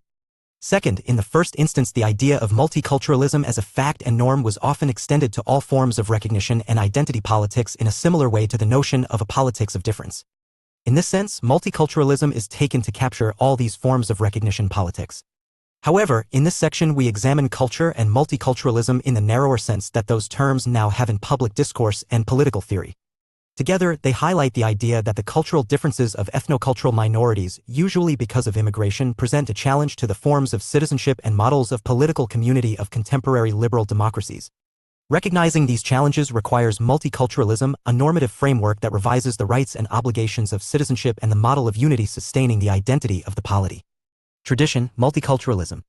In contrast to most traditions in Western political thought, multiculturalism developed out of existing state practices and discourses. It emerged first as a political project in Canada with Prime Minister Pierre Trudeau's 1971 parliamentary statement on multiculturalism, where he claimed the state must accept the contention of other cultural communities that they, too, are essential elements in Canada. Quickly followed by similar policies in Australia, 1973, and other states, it was not until the 1990s that multicultural political theory offered clear principles. In this way, the theory has been shaped by both state action and by the growing political assertiveness of established cultural groups in various parts of the world and the cultural diversity of many Western societies. Multiculturalism as a political theory reflects a positive endorsement of communal diversity, usually arising from racial, ethnic, and linguistic differences, and its role in Western political communities. As such, multiculturalism is motivated more by a distinctive normative project to value diversity than a coherent political doctrine. One key source of multicultural thinking stems from the attempt to refashion liberal beliefs to account for the importance of communal belonging. In this view, individuals are culturally embedded creatures who derive their understanding of the world and their framework of moral beliefs and personal identity from the culture in which they live. Distinctive cultures therefore deserve to be protected, particularly when they belong to minority or vulnerable groups. This leads to an emphasis on the politics of recognition and support for minority or multicultural rights, which, in the case of national minorities or First Nations, may extend to the right to self-determination. However, another trend within current multicultural theory is to move beyond the liberal normative framework, attempting to understand how broader democratic accounts of multiculturalism can meet the continuing challenges of racial and ethnic minorities today. From this pluralist or post-liberal perspective, liberalism absolutizes values such as toleration and personal autonomy and so provides an inadequate basis for diversity.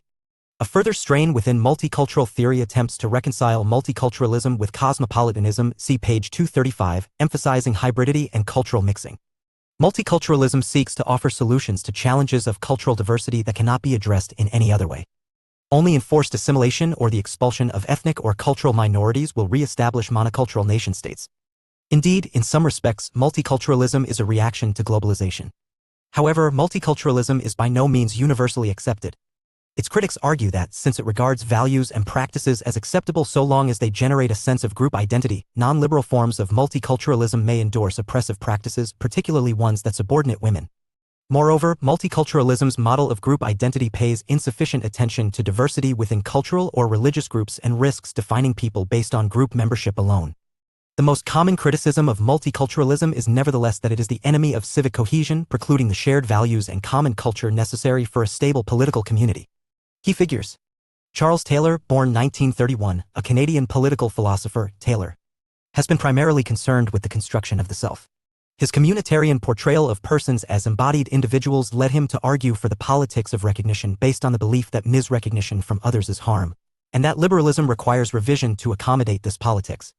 His key works include Sources of the Self, 1992, and Multiculturalism and the Politics of Recognition, 1994. Bika Parekh, born 1935, a British political theorist, Parekh has advanced a pluralist theory of cultural diversity which highlights the limitations of liberal multiculturalism. His multiculturalism is based on rethinking political community in light of cultural diversity and highlighting the role that intercultural dialogue can play in resolving cultural controversies. Parek's works include Rethinking Multiculturalism 2000, 2nd edition 2002, and A New Politics of Identity 2008. While Kamlicka, born 1962, a Canadian political theorist, Kamlicka has sought to reconcile liberalism with the ideas of community and cultural membership. He has advanced the idea of multicultural citizenship based on the belief that cultures are valuable and distinct and provide a context in which individuals are provided with meaning, identity, and belonging. Kamlicka's main works include Multicultural Citizenship 1995 and Multicultural Odysseys 2007. See also Isaiah Berlin, page 169. Culture and exclusion. Defining culture in political theory is notoriously difficult. While debates about multiculturalism often take for granted that culture and cultural groups are their focus, these issues tend to overlap and include discussions about religion, language, ethnicity, nationality, and race amongst others. Part of this is an issue of context. Discussions of culture in political theory came out of the liberal communitarian debates of the 1980s. While related, these focused more on issues of the community, the model of the self, and resulting views of citizenship in liberal theory. Communitarians, see page 57, broadly argued that the value of the community was largely absent as a political ideal in the work of contemporary liberal thinkers. Instead, they offered social conceptions of the self, such as Taylor's social thesis discussed earlier. While such discussions at times employed the concept of culture, it was not the central focal point of their understanding of community. It is only with multicultural theory that the category of culture has become centrally thematized in political theory. The amount of thought and criticism that literature has been subject to, especially around its ideas of culture, means many theorists have now offered a view of it. For example, Bika Parek argues that the focus on culture is what makes multiculturalism distinctive as a form of recognition politics. As he notes in Rethinking Multiculturalism 2002, multiculturalism is not about difference and identity per se, but about those that are embedded in and sustained by culture, that is, a body of beliefs and practices in terms of which a group of people understand themselves and the world and organize their individual and collective lives. For Parek, culture contains the beliefs and practices that sustain the identity of groups. What differentiates cultural from other sorts of identity groups is the comprehensiveness of cultural identification. Culture does not extend only to some areas of our identity but provides an encompassing framework of meaning for all our identity. It is for this reason that it fundamentally challenges our relations to other citizens and the state, and so is a part of the problem of political community, see Chapter 9. However, the dominant and most influential understanding of culture in political theory has come from liberal theory. While Kamlicka, 1962, the most prominent multicultural theorist, offered a distinctive liberal multicultural theory of citizenship. For Kamlicka, cultures must be understood as contexts of choice, frameworks that structure the ways in which individuals make choices and give a meaning to their lives. As he notes in Liberalism, Community, and Culture 1989, we decide how to lead our lives by situating ourselves in these cultural narratives, by adopting roles that have struck us as worthwhile ones, as ones worth living. In this way, the cultural structure of a society determines the context of choice for an individual. As a liberal, Kamlicka values autonomy and self-respect for individuals and emphasizes the ability of individuals to make choices. Culture frames, limits, and enables those choices by giving meaning and value to them. Human individuals could not decide what jobs to have, what family models to pursue, how to relate to friends and family. Human individuals could not decide what jobs to have, what family models to pursue, how to relate to friends and family or strangers at large without culture. In this sense, for Kamlicka, culture is indispensable to and necessary for human freedom in two ways. First, one's culture is a necessary condition for personal autonomy as it provides the necessary options for personal choice. Second, it is key to personal identity. In Multicultural Citizenship 1995, he argues culture is an anchor for their self-identification and the safety of effortless secure belonging. All of this emphasizes the deep instrumental value of culture. However, minorities encounter a difficulty. Their cultural context of meaning is different from the national, societal culture of the dominant community. So their culture, as a context choice that enables how they participate in larger society, disadvantages their ability for just that participation. For Kamlicka, the national political culture of liberal democracies is far from neutral. National cultures are societal cultures in that they also provide members meaningful ways of life across many human activities. Further, these cultures are embedded in common political institutions and practices, e.g., education, media, the economy, and various state institutions. In claiming this, he is criticizing liberal ideals of neutrality in relation to the state. The aim of liberal ideals seems to be a colorblind constitution, the removal of all legislation differentiating people in terms of their race or ethnicity, Kamlicka 1989. However, for Kymlicka, the argument for liberal neutrality ignores the privilege of the dominant culture and how it is already embedded in the laws, practices, and political ideals of the majority culture. Kymlicka's work importantly clarifies that multiculturalism is not concerned with just any kind of cultures. It is focused on non-dominant cultures in contemporary liberal democratic states. This attention is premised on a criticism that existing forms of recognition through universal citizenship, ignoring difference and uniform rights, are inadequate to the forms of exclusion that cultural minorities experience. The emphasis on the exclusion in multicultural theory has only increased in more recent thinkers. Tariq Mahdud, 2013, for example, argues that multicultural theory must begin with the fact of negative difference, the existence of group differences that have created unequal relations of alienness, inferiorization, stigmatization, stereotyping, exclusion, discrimination, racism, etc., but also the senses of identity that groups so perceived have of themselves. On this account, multiculturalism is not just about cultural distinctiveness, but situations of distinctiveness related to the inequality and exclusion of some groups that results in the unequal experience of citizenship. The importance of culture is how it is involved in this exclusion and the different impacts between minority and majority communities in this area. As such, the concept of culture is so important in multicultural theory because it offers its main account of exclusion as a justification for multicultural solutions and politics, i.e. multiculturalism. As a primarily normative theory rooted in liberalism, multiculturalism has often had a fairly common-sense approach to exclusion, assuming it exists and is relatively obvious in form. This and its general prioritization of culture in general as a good have led to many criticisms. These criticisms have tended to come from within liberal theory opposed to criticisms of multiculturalism, which come from both within and beyond and have focused around two core claims. First, one of the most substantial avenues of criticism has focused on the essentialist nature of conceptions of culture. As in Phillips notes in Multiculturalism Without Culture, 2007, in this view theories of culture are a straitjacket forcing those described as members of a minority cultural group into a regime of authenticity, denying them the chance to cross cultural borders, borrow cultural influences, define and redefine themselves. For Phillips and others, these views assume that members of a culture share certain features that are essential and core without which the culture ceases to exist. Jeremy Waldron, 1995, in his Cosmopolitan Liberalism has made this point in relation to hybridity. Actual cultures now are so deeply global and hybridized that any sense of cultural integrity as of normative value is lost. Waldron argues, "We are not the self-made atoms of liberal fantasy, certainly, but neither are we exclusively products or artifacts of single national or ethnic communities. We are made by our languages, our literature, our cultures, our science, our religions, our civilization, and these are human entities that go far beyond national boundaries and exist, if they exist anywhere, simply in the world." For Waldron, the idea of culture has tended to ignore this, homogenizing groups. Second, liberal egalitarians have rejected the normative status of culture. In a more invective way, Brian Barry's Culture and Equality, 2001, provides the most damning criticism. For Barry, it is normatively confused to ascribe value to culture as such. In his view, culture is not a dimension of individuals which can justify altering citizenship or political institutions because culture is not a form of justification that is meaningful to others who do not share your culture. As Barry claims, culture is no excuse. If there are sound reasons against doing something, these cannot be trumped by saying, even if it is true, that doing it is a part of your culture. The fact that you or your ancestors have been doing something for a long time does nothing in itself to justify your continuing doing it. The appeal to culture establishes nothing. In these ways, liberals have argued against the idea of culture as a politically relevant dimension of inclusion and exclusion. Multiculturalism and liberalism, recognition as fair integration.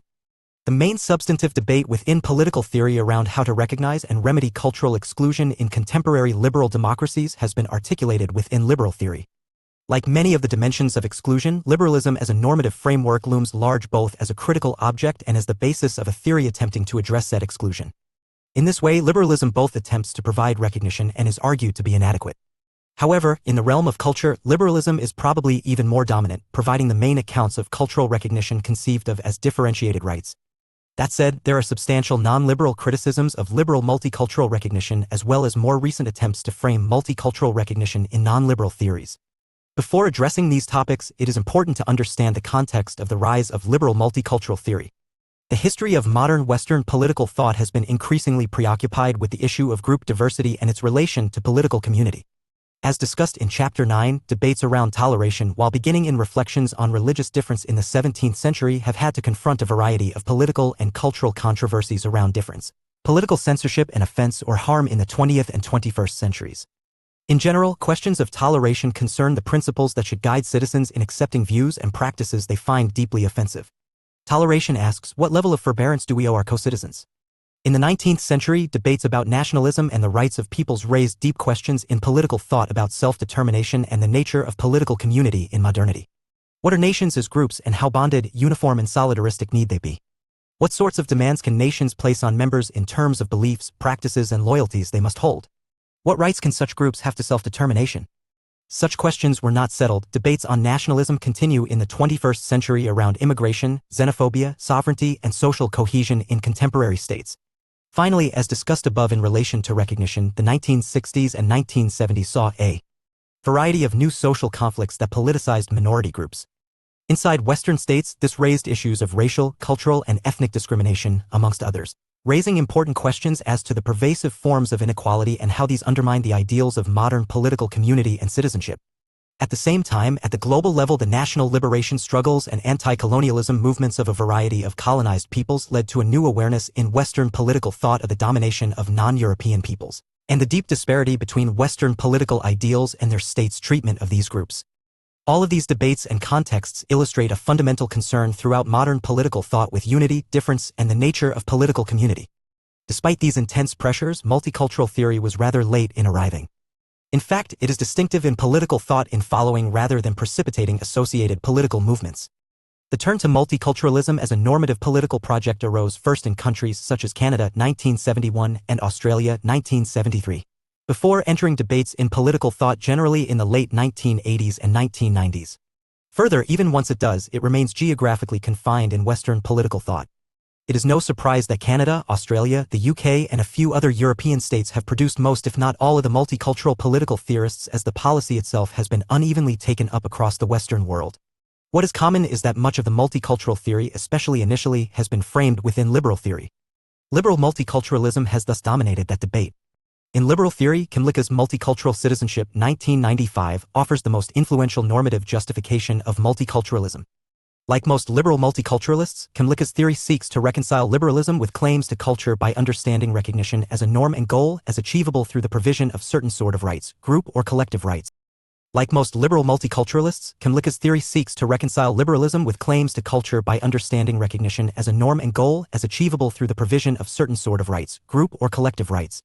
After establishing his instrumental account of the value of cultural membership discussed above, he argues that liberal commitments to equality require that minorities who are disadvantaged in terms of access to their culture are entitled to special protections for their culture.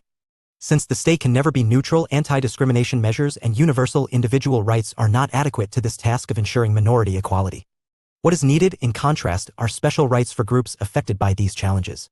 His theory argues how minority rights coexist with human rights and how minority rights are limited by principles of individual liberty, democracy, and social justice. That is, his theory argues that minority rights are a form of general liberal rights targeted at specific groups in specific circumstances and that their guiding principles remain compatible with liberal democratic societies. The applied nature of this argument is revealed by the different types of rights Kymlicka argues for in relation to different types of groups. For example, he fundamentally distinguishes two types of cultural minorities his theory addresses: national minorities and ethnic minorities. National minorities are peoples who were previously self-governing. They are usually territorially concentrated and have been non-voluntarily, through conquest or colonization, incorporated into a new state in which they are minorities. His main examples here are groups such as the Quebecois in Canada or Catalan in Spain, who are national minorities or indigenous peoples. For Kymlicka, these groups are entitled to both self-government rights, which delegate some government powers to these groups to self-administer, and special representation rights, e.g. dedicated parliamentary seats, to ensure their representation in the larger state. In contrast, ethnic minorities are peoples who have voluntarily migrated, e.g. through immigration programs, to a state and wish to retain their cultural identities and traditions. For Kymlicka, these groups are entitled to a very different type and level of rights. They are not entitled to self-government and special representation because they have chosen to leave their national culture and enter a new one. Rather, they are entitled to fair integration, rights that allow and aid them to integrate into their new societies while retaining the autonomy to maintain aspects of their culture they choose to.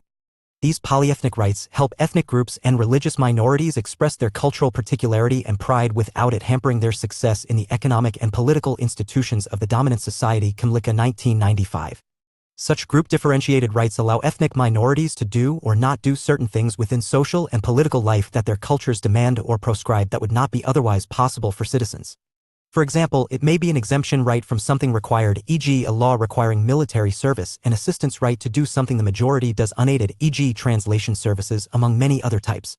The point is that unlike national minorities whose rights focus on the cultural survival, Taylor argues for, polyethnic rights for Kamlika are about facilitating integration into the dominant political culture and community in a fair and respectful manner. Multiculturalism beyond liberalism.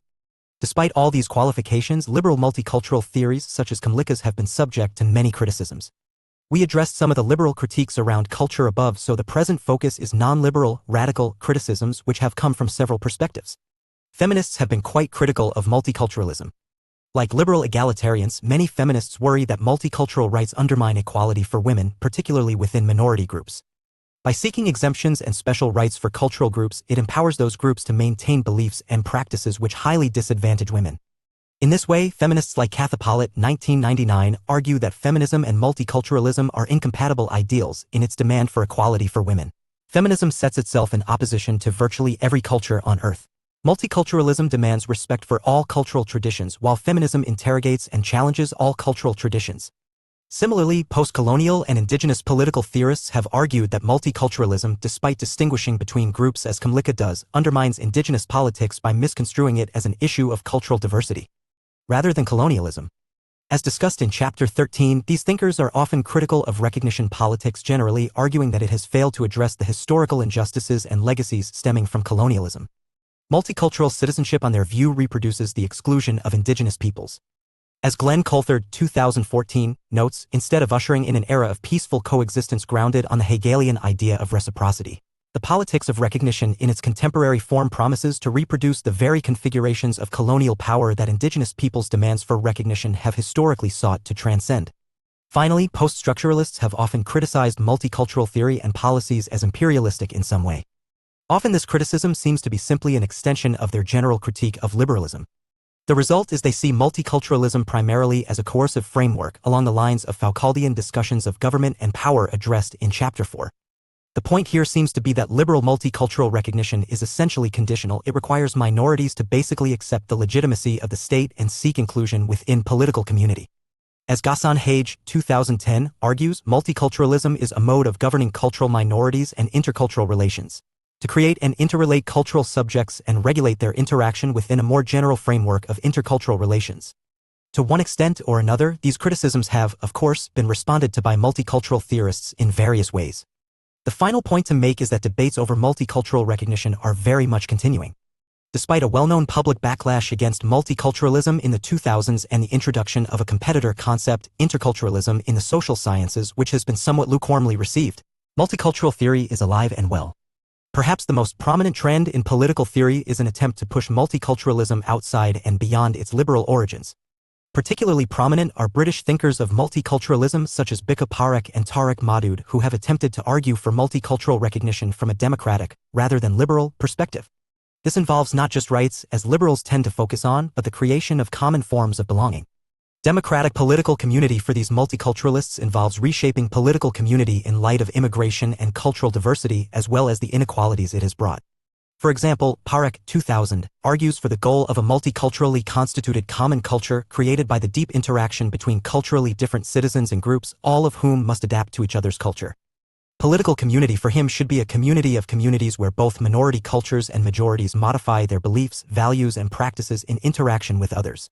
This theory takes recognition beyond rights and fair integration to think about how national or political identity and unity must adjust to the changing face of diverse liberal democracies.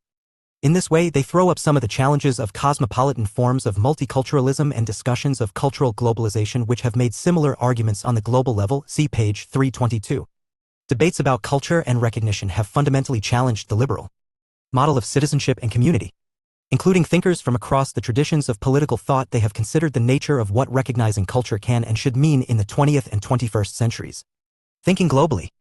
Cultural globalization. Cultural globalization is the process whereby information, commodities, and images produced in one part of the world enter a global flow that tends to flatten out cultural differences between nations, regions, and individuals. It is closely linked to economic globalization and the communications and information revolution. One of the chief implications of this form of globalization is that, in weakening the cultural distinctiveness of the nation-state, it undermines the capacity of the nation to generate social solidarity and political allegiance. The dominant image of cultural globalization is one of homogenization, the establishment of a global culture that imprints itself on all parts of the world. From this perspective, cultural globalization could amount to a form of cultural imperialism. Cultural flows take place between unequal partners and are therefore a means for powerful states to dominate weak states. Hence, cultural globalization is westernization, or more specifically, Americanization. The two main ingredients of cultural globalization have been the spread of consumerism and the growth of individualism.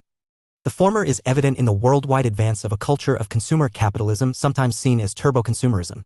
One aspect of this is Coca-Colanization, referring to the emergence of global goods and brands, Coca-Cola being a prime example, that dominate economic markets in increasing parts of the world. The latter, the rise of individualism, is widely seen as a consequence of the establishment of industrial capitalism as the dominant mode of social organization, first in Western societies and, due to globalization, beyond. Although liberal theorists associate rising individualism with the spread of progressive social values such as toleration and equality of opportunity, communitarians, see page 57, have warned that it profoundly weakens community and social belonging. The image of globalization as homogenization is at best a partial one, however. The threat of homogenization, especially when it is perceived to be from outside, has provoked cultural resistance. This can be seen in the resurgence of interest in declining languages and minority cultures, as well as in the spread of religious fundamentalism. Barber, 2003, thus advanced an image of world culture shaped by symbiotic links between McWorld, which seeks to turn the world into a commercially homogeneous theme park, and jihad, representing the forces of religious militancy. There is evidence, moreover, that all societies are becoming more varied and diverse through the growth of hybridity and creolization, the cross-fertilization that takes place when different cultures interact. Conclusion. This chapter has attempted to provide a common framing for discussions of socio-political exclusion through the political thought of recognition and identity, and apply this initially to the concepts of gender and culture, with race and colonialism discussed in Chapter 13. This general framing is prompted by the way in which recognition and identity dominate contemporary discussions of exclusion. What it would mean to recognize these forms of exclusion, and the groups therein, and how their identities as members of genders, cultures, races, and colonized peoples could be included are fundamental to these debates. As such, they not only saturate discussions within each one of these areas, but across them as well. As we have seen, the concepts of identity and recognition highlight cultural dimensions of exclusion. There is a common idea that since the 1970s a politics of recognition has emerged within minority groups that sees the exclusion of identity as a deep form of harm, challenging universal forms of liberal democratic citizenship. This has led to a politics of equal respect, in Taylor's terminology, and a critical response from rights-based and redistributive theory that sees recognition as inhibiting egalitarianism. These tensions have played out in debates about gender and culture. In the former, feminist theory has used the concept of gender to highlight the sociocultural dimensions of the oppression of women both in political society and political theory itself. However, its use of the sex/gender distinction has raised difficult questions over strategy, equality versus difference, and the concept of woman itself. In the latter, the exclusion of cultural minorities through the neutral liberal democratic state led to the emergence of liberal multiculturalist theory. This theory has focused on normatively prescribing modes of fair integration and self-government for different groups, but has been the object of deep criticism from a variety of perspectives, including feminism. All of this demonstrates the complex, mutually shifting and overlapping nature of exclusion. Focusing on the texts. Charles Taylor's The Politics of Recognition, 1994. The Politics of Recognition, 1994, is a landmark essay in contemporary political theory. It began as Taylor's inaugural lecture for the University Center for Human Values at Princeton University, but was eventually published in a volume dedicated to the essay and critical responses from prominent theorists, entitled Multiculturalism, Examining the Politics of Recognition. The essay remains one of the most broadest and influential discussions of recognition in the Anglo-American tradition. Part of its influence stems from the scale and ambition of the discussion. The essay begins with a broad account of the rise of recognition politics in modern and contemporary Western politics. Taylor roots this in a theory of identity that places language and dialogue at the center of our individual selves. We require recognition from peers to make sense of ourselves and suffer harm when this is denied or perverted. Taylor then goes on to argue for a history development of a particular universalist form of recognition in procedural liberalism that runs awry of the particularistic forms of recognition currently being demanded by minority groups. He closes the essay with a tangential discussion of the question of equally valuing cultures. Readers should remember that this essay was originally written as a lecture and so raises more issues than it answers. It also is introducing a concept into a context it was not commonly used, and so lacks clear answers. Nonetheless, it represents a key resource for understanding the politics of identity and difference in political theory and beyond today. Demonstrative quotations. 1. This crucial feature of human life is its fundamentally dialogical character. We become full human agents, capable of understanding ourselves, and hence of defining our identity, through our acquisition of rich human languages of expression. 2. A person or a group of people can suffer real damage, real distortion, if the people or society around them mirror back to them a confining or demeaning or contemptible picture of themselves.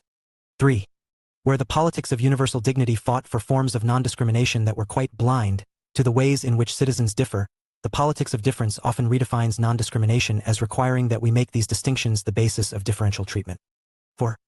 These two modes of politics, then, both based on the notion of equal respect, come into conflict. For one, the principle of equal respect requires that we treat people in a difference-blind fashion. The fundamental intuition that humans command this respect focuses on what is the same in all. For the other, we have to recognize and even foster particularity. Reading questions. 1. Why is identity important to humans for Taylor? 2. What sorts of harm can people suffer in relation to identity? 3. How has recognition become more difficult in modernity? 4. What is the difference between the politics of universal dignity and the politics of difference? 5. Can states recognize particularity? Questions for discussion. What is recognition and how does it relate to identity? In what sense does the politics of recognition go beyond egalitarianism? What is Taylor's social thesis? What is gender? Is culture politically significant? In what way can social and political institutions are gendered? Do women and men have the same essential nature? What tensions does this question raise in contemporary feminism? How has multiculturalism attempted to reconcile cultural diversity with liberal political communities? How have criticisms of multicultural challenged its project? Further reading. Butler, J. ed. Feminists Theorize the Political, 1992. Still one of the best engagements of feminism from a variety of theoretical traditions that draws out the differences between approaches. Oken, S. Women in Western Political Thought, 1979. One of the most influential rereadings of the history of Western political thought from a feminist perspective. It considers much of the canon. Parekh, B. A New Politics of Identity, Political Principles for an Interdependent World, 2008. A thought-provoking assessment of the fate of a range of identities, which considers how these could be reconstituted in a global age. Taylor, C. et al. Multiculturalism. Examining the Politics of Recognition, 1994. A definitive collection with Taylor's original essay and responses from a variety of central voices in the field. Chapter 13. The Problem of Exclusion 2. Race and Colonialism. Introduction. Race. Race and exclusion are the classical critical tradition on race, the philosophy of race and critical race theory. Recognizing systemic racism. Colonialism. Colonialism and exclusion are criticizing colonialism. From post-to-settler colonialism. The problem of liberal recognition conclusion. Introduction. This chapter is in deep dialogue with the discussion in Chapter 12 of Recognition, Gender, and Culture. Not only do the forms of exclusion around race and colonialism intersect with those of gender and culture, e.g. when groups suffer from multiple forms of exclusion, but the framework of exclusion, recognition, and identity are equally operative. In contemporary debates about race and colonialism, the nature of race and racial identity and recognition as a framework for resetting relations within liberal democratic states with a history of colonization are just two ways these concepts sit at the center of these live and ongoing debates. So, in that sense, this chapter should be read alongside the discussion of recognition and theory from the previous. That said, the problem of exclusion takes on new forms with race and colonialism. While also structural and pervasive as in gender and cultural exclusion, in some ways the issues of race and, particularly, colonialism challenge the very legitimacy of Western states in ways that feminism and multiculturalism do not. Except for some radical feminists, most of these thinkers assume that Western citizenship and political community can be made after significant change, inclusive of those groups. However, with discussions of race, we see the idea of a systemic level of exclusion which challenges that ideal. Despite the concept being deeply undermined as a scientific claim, the exclusionary consequences of modern and contemporary racism suggest a form of inequality that may not be recognizable within liberal democratic frameworks. Equally, if not more so, the challenge presented by settler political communities and citizenship stemming from colonialism goes to the heart of the legitimacy of some Western states. If that legitimacy cannot be reconstructed for indigenous peoples in a way they can recognize but must be refused, as some political theorists claim, what does this mean for the project of ever-widening inclusion in Western citizenship? Race. While the concepts and problems of gender and culture have in some ways dominated the last 4 decades, political theory has had a surprisingly difficult time discussing race. This is despite the concept's increasing importance in the social sciences generally. As discussed in Chapter 3, race has been one of the most fundamental social divisions within modern Western political thought and sociopolitical life generally. This silence is even more problematic as Western political thought has often served in the role of justifying and propagating ideas of racial hierarchy, sometimes implicitly but at others quite vehemently. While that has not been the case for quite some time, the continued lack of attention to race in contemporary political theory illustrates the deep myopia that can sometimes emerge in a discipline. Nonetheless, race and racial exclusion have been key to political theory in a variety of ways. In recent years, historians of political thought have exposed how canonical Western thinkers accepted and developed racist arguments. In some cases, these thinkers also argued for the exclusion of non-Western peoples from the normative demands of citizenship and global justice they argued for in relation to the West. Further, these historians of political thinking have also resurrected a critical tradition, mainly of racial minority authors writing on race in 19th and 20th century political theory. This tradition serves as a foundation for the 2 current literatures, both somewhat outside political theory proper, theorizing race in contemporary political thought, the philosophy of race and critical race theory. Together they constitute the main forums in which racial exclusion is being recognized in Western theory. Further, they illustrate that race is unique among the dimensions addressed in chapters 12 and 13 in at least one way. The debate over recognizing race, unlike other social identities, involves considerable arguments over whether we should simply stop talking about it, as the category itself is the problem. While many other theorists disagree, this illustrates a level of contention over the concept that makes the recognition of race deeply unclear. Race and exclusion. Race has been one of the most fundamental social divisions within modern Western political thought and sociopolitical life generally. However, as discussed above, there has often been a deep silence in political thought on race, and a subterranean justification of racial hierarchy pervades the work of many pre-20th century political thinkers. As a result, it is difficult to understand the role of race in political thought and just what sorts of critical and normative resources political theory might bring to understanding and addressing racial exclusion. The concept of a race refers to the identification of fundamental differences, usually biological or physical, e.g. skin or hair color, physique, physiognomy, that supposedly distinguish people from one another in socially and politically significant ways. However, this simple definition belies fundamental paradoxes around the category of race that structure how contemporary theorists navigate the idea. As many contemporary scholars emphasize, race is a fluid concept that has taken on different forms in different places and times. On the one hand, there is a deep ontological controversy around what race is. Previously, those controversies surrounded the historical origin of racial difference. However, once race was seen to be a social and exclusionary category, a form of oppression, and so generally a fictitious or constructed idea, the issue has been how to understand this falsity while asserting its real consequences. Race is both false as a justification for hierarchy and true as a form of oppression. This makes studying race deeply problematic in some ways. Theorists of race must walk a difficult line of attempting to use the idea of race to expose its consequences without reinforcing the category itself or its effects. As a result, increasingly over the development of modern and contemporary discussions of race, there has been a tendency to focus more on racism or prejudice and racialization as processes of exclusion rather than race as a category itself. Modern political theory's problematic relation to race comes out of the modern scientific debate over race. While there is a lot of debate over this, history scholars seem to agree that the concept of race is a distinctly modern phenomenon. This concept took its main shape from the 17th to the 19th centuries within the fields of natural philosophy and its conception of science as principally concerned with taxonomy, categorization through observation. In the first instance, such as in the work of François Berruyer, 1625–88, this involved the idea of race as the product of human lineages. Thus, a key aspect of early race debates was monogenesis, which asserted a common ancestor to all human races, versus polygenesis, which asserted different ancestral roots to distinct races. However, with the dominance of evolutionary thought in the 19th century, the focus fully shifts to a monogenetic focus on topologizing different races through an analysis of physical and mental types. The increasingly scientific, opposed to biblical, explanation of race then led to 4 key claims in the modern conception of race. 1. Races reflect some type of biological difference. 2. Biology produces discrete racial groups that each share key biological characteristics. 3. This biological foundation is inherited and so can be traced to geographical origin, usually a continent. And 4. This biological foundation results in both physical and mental or behavioral differences between the races. While many thinkers were silent on the issue, to its discredit, modern political thought was often a collaborator, or at least non-objector, with the scientific justification of racial difference. In this, it assumed the reality of races while periodically adding examinations of their political consequences. The latter usually took the form of arguments justifying why non-Europeans and non-whites were not due the same treatment as white Europeans.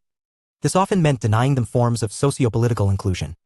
While thinkers such as John Locke's justification of colonialism surely had racial overtones, which we examine in the section below on colonialism, political thinkers in his time largely operated without the modern concept of race. However, David Hume, writing a century later, explicitly justified racial difference as a form of hierarchy that justifies socio-political exclusion.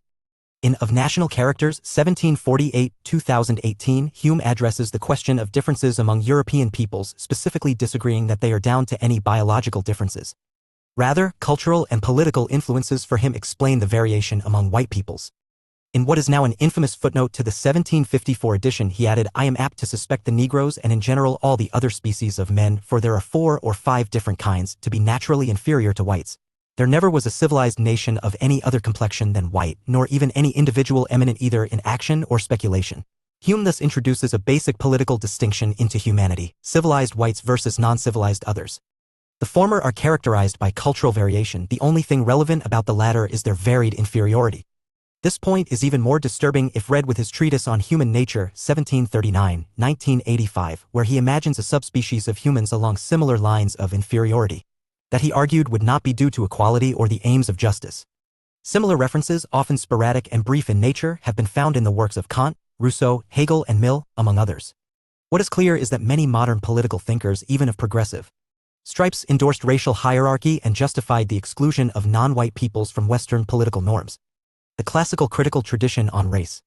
In the 19th and 20th centuries, a critical tradition on race emerged in political thought contesting these claims and the normative arguments stemming from them.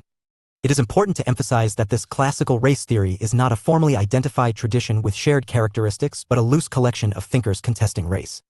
The purpose of calling them classical is to distinguish them from the contemporary debates around philosophy. The purpose of calling them classical is to distinguish them from the contemporary debates around philosophy of race and critical race theory discussed below. Thinkers here include Frederick Douglass, W. E. B. Du Bois, Alain Locke, and Frantz Fanon. These figures and the intellectual currents they represent deeply overlapped with political movements such as negritude, black identity, philosophy of liberation, and black nationalism. The heavy American focus here is indicative of the importance race has in American political thought early on, but also the tendency to view race through the American lens in Western political thought generally. In many ways, early race theorists such as Douglass, 1818-95, laid out the key concerns of this tradition. Douglass was an African-American social reformer, abolitionist, orator, writer, and statesman writing largely in the wake of institutionalized slavery in the United States. He confronted the various problems of the legacy of slavery and the continued social, economic, and political inequalities of African Americans. For example, in The Nation's Problem, 1886-2018, he takes on the idea of the Negro problem, the narrative that racial inequality was a result of cultural problems with African Americans instead of continued racism. Instead, he argues that the source of racial inequality is not black people. The real question, the all-commanding question, is whether American justice, American liberty, American civilization, American law, and American Christianity can be made to include and protect alike and forever all American citizens. Douglass here claims that racial injustice is a problem located in the U.S. state. It is a deep structural problem of its political institutions, which are incapable, for him, of being inclusive of black Americans. On the normative side, Douglass argued for 2 controversial goals: integration and amalgamation. The former argued against black separatism, which suggested African Americans either return to Africa or seek social and political autonomy elsewhere, while the latter argued for ethnic intermixing with whites and others to form an American race as the solution to social division and inequality. Amalgamation would prove a deeply controversial goal in black and anti-racist political thought, as it seems to suggest the solution to racism is the destruction of minority identities as well as, arguably, majority ones. Du Bois, 1868-1963. Represents a fundamental turn in race theory insofar as his concern was not only to understand and solve racial inequality as a socio-political problem but also to illuminate the psychological and phenomenological nature of racism. His work spanned a variety of disciplines and a career of writings, though. He is perhaps best known for his The Souls of Black Folk, 1903-2007, where he addressed his most notable idea of the effects of slavery on African American psychology, double consciousness. This is a split within their consciousness, a division caused by their unequal status in their own society. For Dubois, it is a sense of always looking at oneself through the eyes of others, of measuring one's soul by the tape of a world that looks on in amused contempt and pity. African Americans experience their socio-political lives through the lens of privileged whites. They thus always see themselves through a depiction of their inequality. Fanon, 1925–61, who we address in more detail in the discussion of colonialism, was one of the most important writers in the race theory of the 20th century. In Black Skin, White Masks, 1952–2021, which has become one of the central texts of contemporary race theory, he examines the operation of racial inferiorization. In what has become one of the most famous passages, he discusses an anecdote in which, during his time in France, a white child points at him and says, "Look, a Negro." For Fanon, in a racially unequal society, the white gaze and recognition of race is itself a kind of slur, even from a child. The identification of race fixes the identity of the minority, laying their race upon their skin, so to speak, and locking them within it and within the whole set of social meanings of political inequality associated with it in larger society. This is race's epidermal or visual quality. Interestingly, while thinkers such as Fanon and Dubois identify such deep forms of racial oppression, they also find value in racial identity. In The Conservation of Races, 1897–2014, one of his most famous essays, Dubois argues that races have within them a kind of historical experience and perspective of deep value to humanity. He thus argued against amalgamation and for the retention of black identity and ideals. This classical critical tradition on race thus established an important set of ideas on race, racism, and racial exclusion in Western, liberal democratic societies. It illustrated, amongst other things, the complexity of the phenomenon of racial exclusion in its social-psychological dimensions and the deep normative tensions, e.g. integration, amalgamation, recognition, and identity, around equality that result. This complements the identification of modern political thought's complicity and active involvement in excluding non-white peoples from the normative arguments for inclusion otherwise being made. Racial exclusion in the modern period has been about denying the human and foundational rights of some people.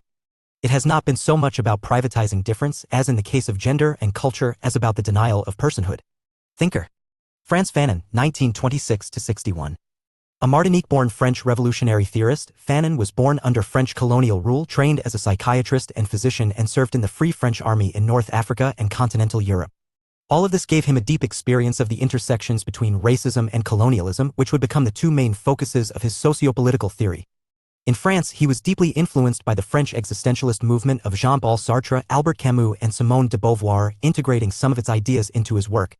There are two key struts of Fanon's work. First, in Black Skin, White Masks, he offered an existential analysis of the experience of European racism for non-white peoples. His key argument is that racism, as applied to and attached to skin color, inferiorizes the everyday experience of black people, forcing them to both attempt to be white but always fail. Second, in A Dying Colonialism and the Wretched of the Earth, he analyzed the logic of Western colonialism, particularly its construction of a world of stark inequality between settler and native, in both material and psychological terms. Fanon is best known for his emphasis on violence as a feature of the anti-colonial struggle. Given his emphasis on the psychological dimension of colonial subjugation, decolonialization cannot merely be a political process, but one through which a new species of man is created. Fanon argued that only the cathartic experience of violence is powerful enough to bring about this psychopolitical regeneration. Fanon's major works include Black Skin, White Masks, 1952–2021, and The Wretched of the Earth, 1962. The Philosophy of Race and Critical Race Theory, recognizing systemic racism. While the classical critical tradition on race illustrated a strong contingent of American authors but with more global contributions, contemporary race theory is dominated by American political thought and the American political context generally. This means that there is a kind of prominence in contemporary political theory of the example of African Americans as black-skinned people subject to racism, which defines the literature on race in the Anglo-American world. This is best demonstrated through the two closest literatures to contemporary political theory examining race today, The Philosophy of Race, PR, and Critical Theory Race, CRT. While emerging out of distinct disciplines, philosophy and socio-legal theory respectively, PR and CRT are both defined by their historical and systemic approaches to race and racism that attempt to recognize the pervasive nature of racial exclusion in contemporary socio-political society. What they illustrate is that race and racial exclusion are deeply complex in contemporary theoretical discussions in ways that present fundamental challenges to contemporary liberal democratic states. Philosophy of race refers to a broad set of philosophical debates about race and racial exclusion since the late 20th century. Unlike earlier work on race, which was often focused on incredibly overt forms of racism and the illegitimacy of race as a social division. PR is focused on understanding the complex ontology of race as a social historical construction, the systemic nature of racist exclusion, the deep impact of race on individual psychology and identity, and the consequences of race for reassessing the canon of Western thought. In this sense, it is a large and multifaceted literature that goes well beyond the scope of our discussion here, which can only raise two key discussions: 1, the ontological and consequent moral status of race, and 2, the relation between racism and liberal democratic inclusion. The ontological question about race concerns what race as a category is and identifies.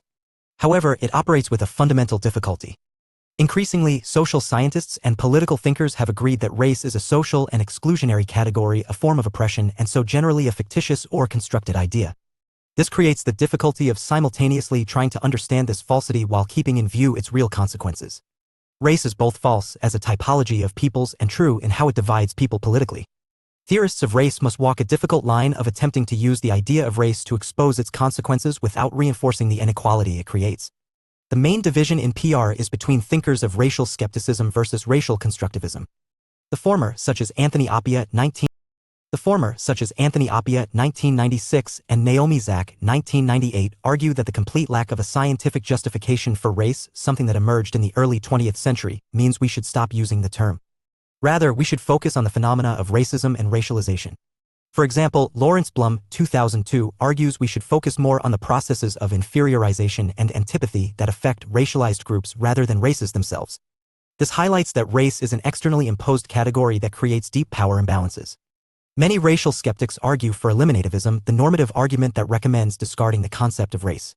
Appiah, 1996, following Du Bois, argues that this position is perfectly compatible with being for racial identities if we remain critical of those identities themselves. As he notes, racial identity can be the basis of resistance to racism, but even as we struggle against racism, let us not let our racial identity subject us to new tyrannies. This threads quite close to racial constructivism, which argues that even though races are scientifically false, they exist as cultural and social products. While there are several camps within this constructivist approach, they all generally argue that the concept of race retains some meaning and use in social and political thought because it serves as a basis for understanding the experience of racialized minorities and a ground for their emancipatory identities or movements. Members of races share experiences, practices, beliefs, and culture in ways that make their groups real on this argument. Philosophy of race has also led to a deep attempt to reconsider the history of Western political thought and its relation to race. Perhaps the most influential figure is Charles Mills, 1970. His work The Racial Contract, 1997, builds on Carol Pateman's gender-focused reassessment of the social contract by examining its relation to race.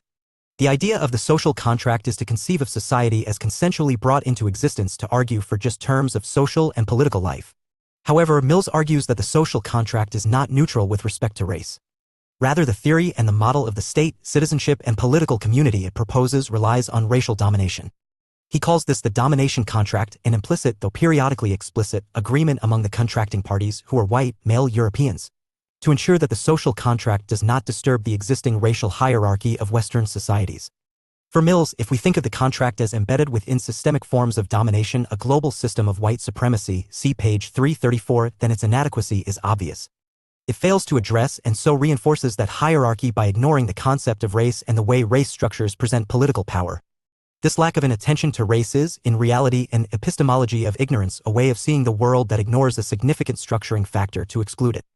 As Mills notes, on matters related to race, the racial contract prescribes for its signatories an inverted epistemology, an epistemology of ignorance, a particular pattern of localized and global cognitive dysfunctions, which are psychologically and socially functional, producing the ironic outcome that whites will in general be unable to understand the world they themselves have made. 1997. In this way, Mills uses a systemic understanding of racism to criticize the liberal tradition of political thought as excluding racial minorities in covert ways. An emphasis on both the systemic nature of racial exclusion and on the implications of this for liberal political institutions is also key to CRT, our second major contemporary focus on race theory. Critical race theory now dominates the social sciences as the main critical lens on race.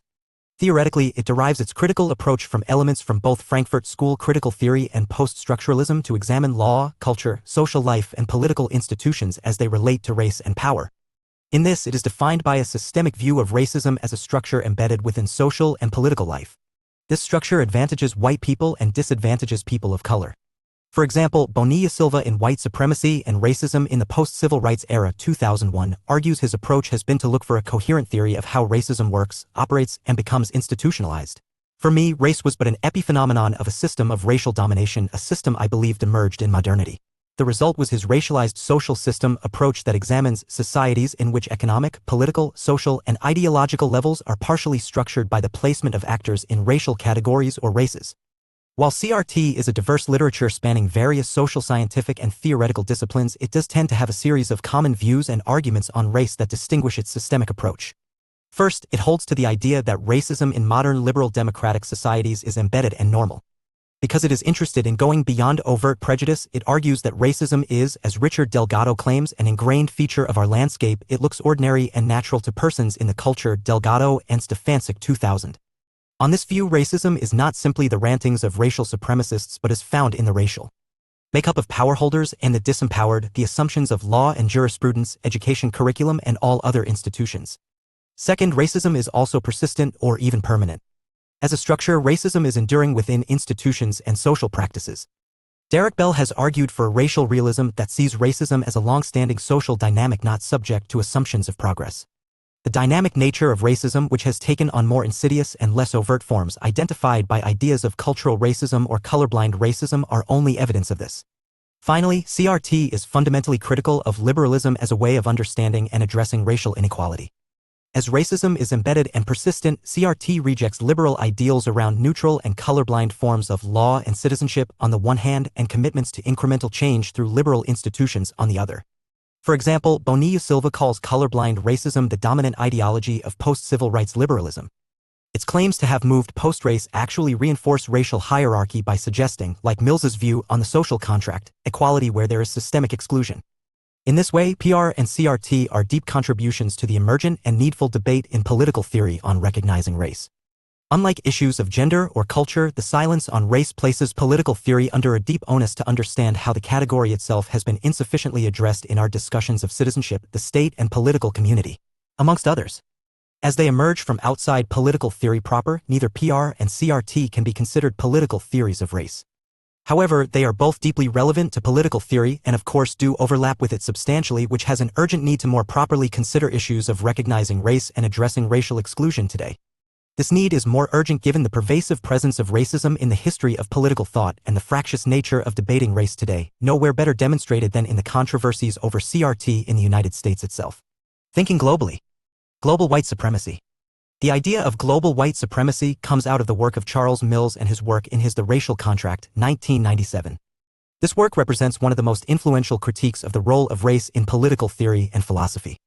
One of its central claims is for the idea of global white supremacy, which Mills calls the unnamed political system that has made the modern world what it is today. Global white supremacy is similar to ideas of patriarchy in feminist theory insofar as it attempts to identify a systemic and structural form of disempowerment and oppression of a particular group, non-whites. As such, it is itself a political system, a particular power structure of formal or informal rule, socio-economic privilege, and norms for the differential distribution of material wealth and opportunities, benefits and burdens, rights and duties. Mills describes global white supremacy in, at least, two senses. On the one hand, global white supremacy must be understood as de facto, as a material reality reflecting a generally different distribution of wealth, power, and opportunities between whites and non-whites. This globally color-coded distribution of wealth and poverty persists despite the end of explicit colonization and the presence of racially diverse states in the West and around the world. For Mills, because of the great disparities of wealth and power between the West and non-West, and because of the situation of white privilege within the West, whites control a percentage of the world's wealth grossly disproportionate to their numbers. On the other hand, global white supremacy is also de jure. It is part of the institutional, legal, and political past and present of West. During the period of explicit colonization, the de jure aspects of white privilege were obvious. The racial contract was explicit, the characteristic instantiations, the expropriation contract, the slave contract, the colonial contract, making it clear that whites were the privileged race and the egalitarian social contract applied only to them. Subsequently, the contract was formalized and generalized to nominally include non-whites. At this point, the de jure and de facto senses of global white supremacy come into conflict as formal equality and real inequality meet. In this situation, Mills argues that global white supremacy now exists within an epistemology of ignorance where it writes itself out of existence. Its pernicious nature in contemporary liberal democratic politics is that global white supremacy has plausible claims to simply not exist, to not be a system. For Mills, race is simply disregarded as a problematic and, in fact, is thought to no longer have political importance.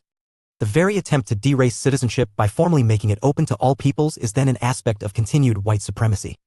While still in development in some ways, the idea of global white supremacy has become deeply influential, being taken up by a variety of philosophers of race, social theorists, and social scientists. It is also open to criticism.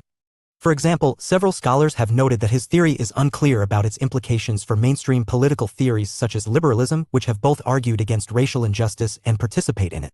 Mills himself muddied the waters by endorsing a form of liberalism in Black Rights/White Wrongs, The Critique of Racial Liberalism, 2017.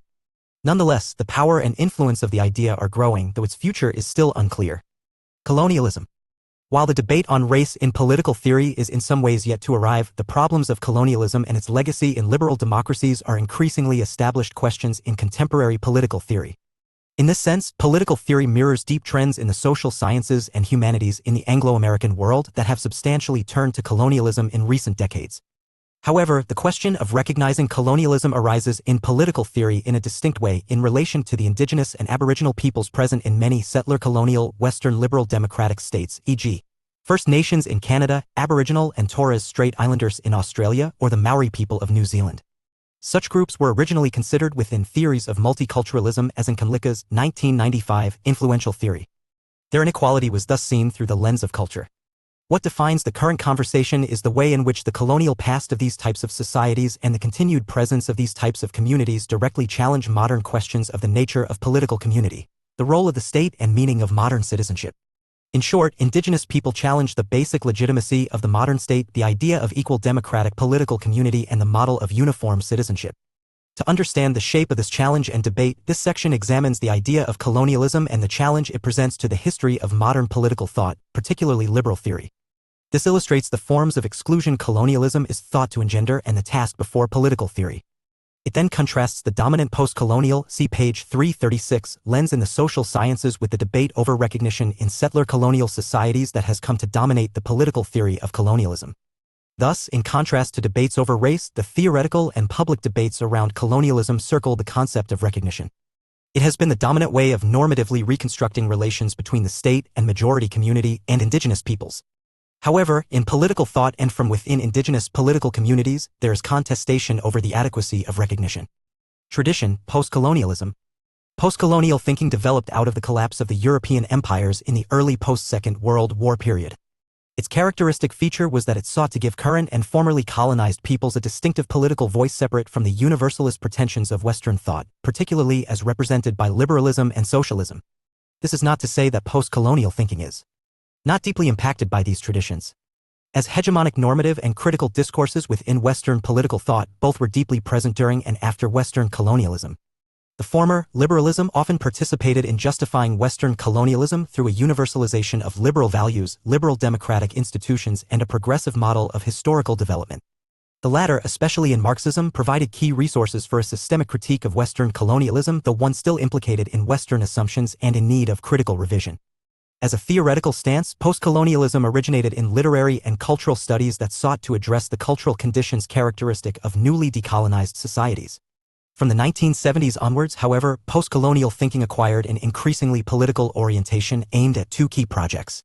First, it attempted a critical project of exposing and overturning the cultural and psychological dimensions of colonial rule. Crucial to this was the critical recognition that inner subjugation can persist long after the political structures of colonialism have been removed.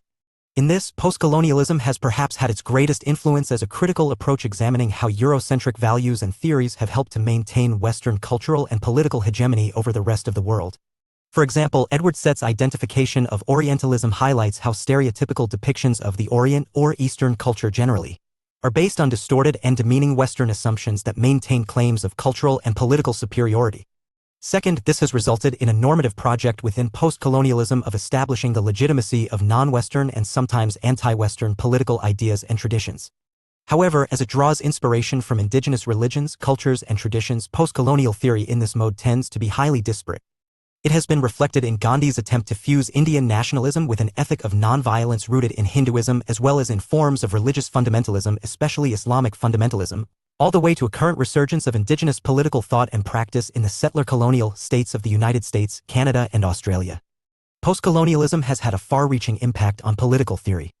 By attempting to both highlight the impact of colonialism and give formerly colonized peoples a distinctive political voice, it has encouraged a broader reassessment within political thought of the inclusive Western project of liberal democratic citizenship. How normatively desirable, for instance, is a set of political ideals and institutions that participated in the legitimization of colonialism and continues to devalue non-Western socio-political thought. Like feminism, this has led to internal reassessments of the history of political thought and its exclusion of non-Western authors and its silence on colonialism. Critics, nevertheless, have argued that in turning its back on the Western intellectual tradition, it has abandoned progressive politics and been used, too often, as a justification for traditional values and authority structures. This has been evident, for instance, in tension between the demands of cultural authenticity and calls for women's rights. Key figures: Marcus Garvey, 1887–1940, a Jamaican political thinker and activist. Garvey was a pioneer of black nationalism and an early advocate of Pan-Africanism. His political message mixed a call for black pride with an insistence on economic self-sufficiency. A leader of the Back to Africa movement, Garvey developed a philosophy based on racial segregation and the re-establishment of black consciousness through African culture and identity. Ayatollah Ruhollah Khomeini, 1900–1989, an Iranian cleric and leader of Iran, 1979–89, Khomeini was the foremost modern exponent of militant political Islam. His worldview was rooted in a clear division between the oppressed, understood largely as the poor and excluded of the developing world, and the oppressors, seen as the twin Satans, the United States and the Soviet Union. Khomeini's theopolitical project aimed at the establishment of an Islamic republic as a system of institutionalized clerical rule. Edward Said, 1935–2003, a Palestinian Jerusalem-born U.S. academic and literary critic, Said was a major influence on post-colonial theory. He developed a humanist critique of the Western Enlightenment that uncovered its links to colonialism and highlighted narratives of oppression, cultural and ideological biases that disempowered colonized peoples by representing them as the non-Western other. His best-known works include Orientalism, 1978, and Culture and Imperialism, 1993. See also Mohandas Gandhi, page 340, and Frantz Fanon, page 331. Colonialism and exclusion.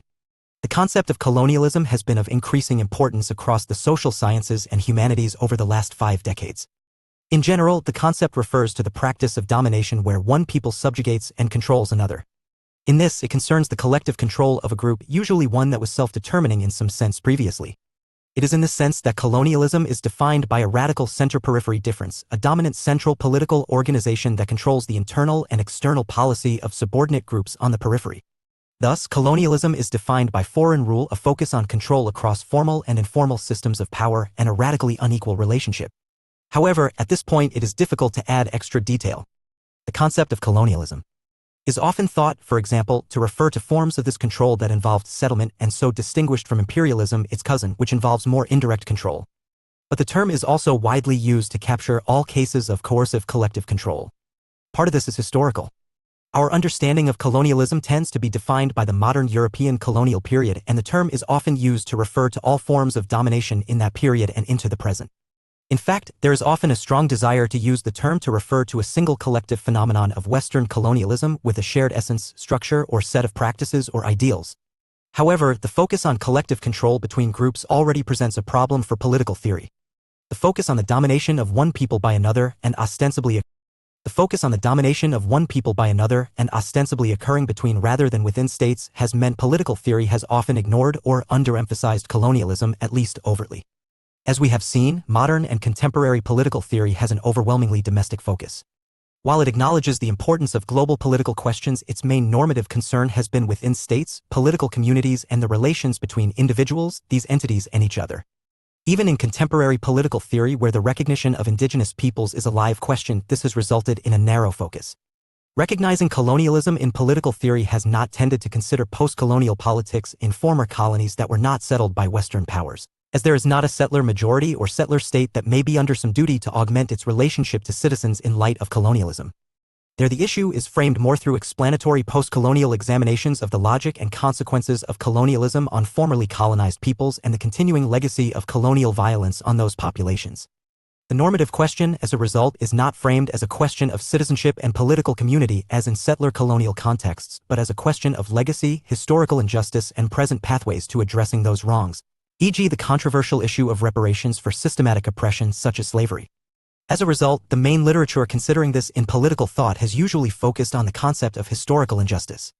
It is concerned with normatively theorizing the responsibilities of descendants of perpetrators and victims of historical forms of injustice and laying out the duties for reparations and other forms of redress. Property ownership with the land as they roamed over it and did not enclose it and make it productive, a point historically disputed by some scholars now. As he argues, 1690, 1965, if either the grass or his enclosure rotted on the ground, or the fruit of his planting perished without gathering and laying up, this part of earth, notwithstanding his enclosure, was still to be looked on as waste and might be the possession of any other. Locke argues that because these indigenous peoples did not accumulate wealth and make the land productive, they lacked a basic drive to civilization. They thus remained in the state of nature and were not entitled to the political autonomy other peoples were due. John Stuart Mill, whose work on liberty we discussed in Chapter 7, extended this argument in what is often thought to be one of the most common justifications of colonialism, the developmental view of history. Here, colonialism is justified as a temporary measure, a form of tutelage that pushes an underdeveloped people along the historical track towards self-determination. In perhaps one of the most infamous passages of On Liberty, 1972, Mill qualifies the entitlement to freedom. Despotism is a legitimate mode of government in dealing with barbarians, provided the end be their improvement, and the means justified by actually effecting that end. Liberty, as a principle, has no application to any state of things anterior to the time when mankind have become capable of being improved by free and equal discussion. For Mill, freedom is only for those who have already developed Western political norms. In this way, liberalism participated in some of the most influential intellectual justifications of Western colonialism. However, the liberal justification of colonialism can be overstated and often is by critics. Many liberals were either critical of the violence and barbarity of actual colonialism in practice or outright opposed to the entire project. In terms of the latter, for example, Adam Smith, see page 261, opposed colonialism on classical liberal grounds. The domination of colonies by European states distorted individual freedom and the market upon which it depends. Additionally, recent work has illustrated how Denis Diderot 1713-84, the French Enlightenment thinker, was a deep critic of colonialism on several fronts. He not only opposed the project of dominating non-European peoples but also deeply criticized the claims to cultural and intellectual superiority that legitimized that project. So the tradition, while surely needing to question its history, is not uniform by any means. To find new markets for their commodities. As a result, for Marx, some form of imperialism is inevitable in capitalist societies. In fact, much like his view of capitalism itself, Marx was somewhat ambivalent about colonialism, because it could be similarly viewed as a process that pushed non-Western states further along the historical pathway to socialism by destroying existing social and economic relations. Marx saw it as ultimately advancing the conditions in which class conflict would disappear. He did also note its deep violence and dispossession, though. Later Marxist theory, such as in J. A. Hobson's Imperialism, 1902, and Vladimir Lenin's Imperialism, the highest stage of capitalism, 1916-1970, furthered this analysis by understanding imperialism as the inevitable result of the drive for accumulation in capitalism. Lenin famously argued that imperialism is a historical stage of capitalism itself, an essential part of its own development. As he notes, capitalism has grown into a world system of colonial oppression and of the financial strangulation of the overwhelming majority of the people of the world by a handful of advanced countries. The Marxist account of imperialism proved fundamental to the development of critiques of colonialism. In many ways, post-colonial theory, discussed in the next section, is a direct development of Marxist accounts of global capitalism. However, it also importantly disagrees with Marxists in several ways. Perhaps the most paradigmatic example is Frantz Fanon's theorization of colonialism in The Wretched of the Earth, 1962. Fanon argues that colonial exploitation and exclusion is distinctive in form and not totally explained by economics. It is worth quoting Fanon at length. The originality of the colonial context is that economic reality, inequality, and the immense difference of ways of life never come to mask the human realities. What parcels out the world is to begin with the fact of belonging to or not belonging to a given race, a given species. You are rich because you are white because you are rich. This is why Marxist analysis should always be slightly stretched every time we have to do with the colonial problem.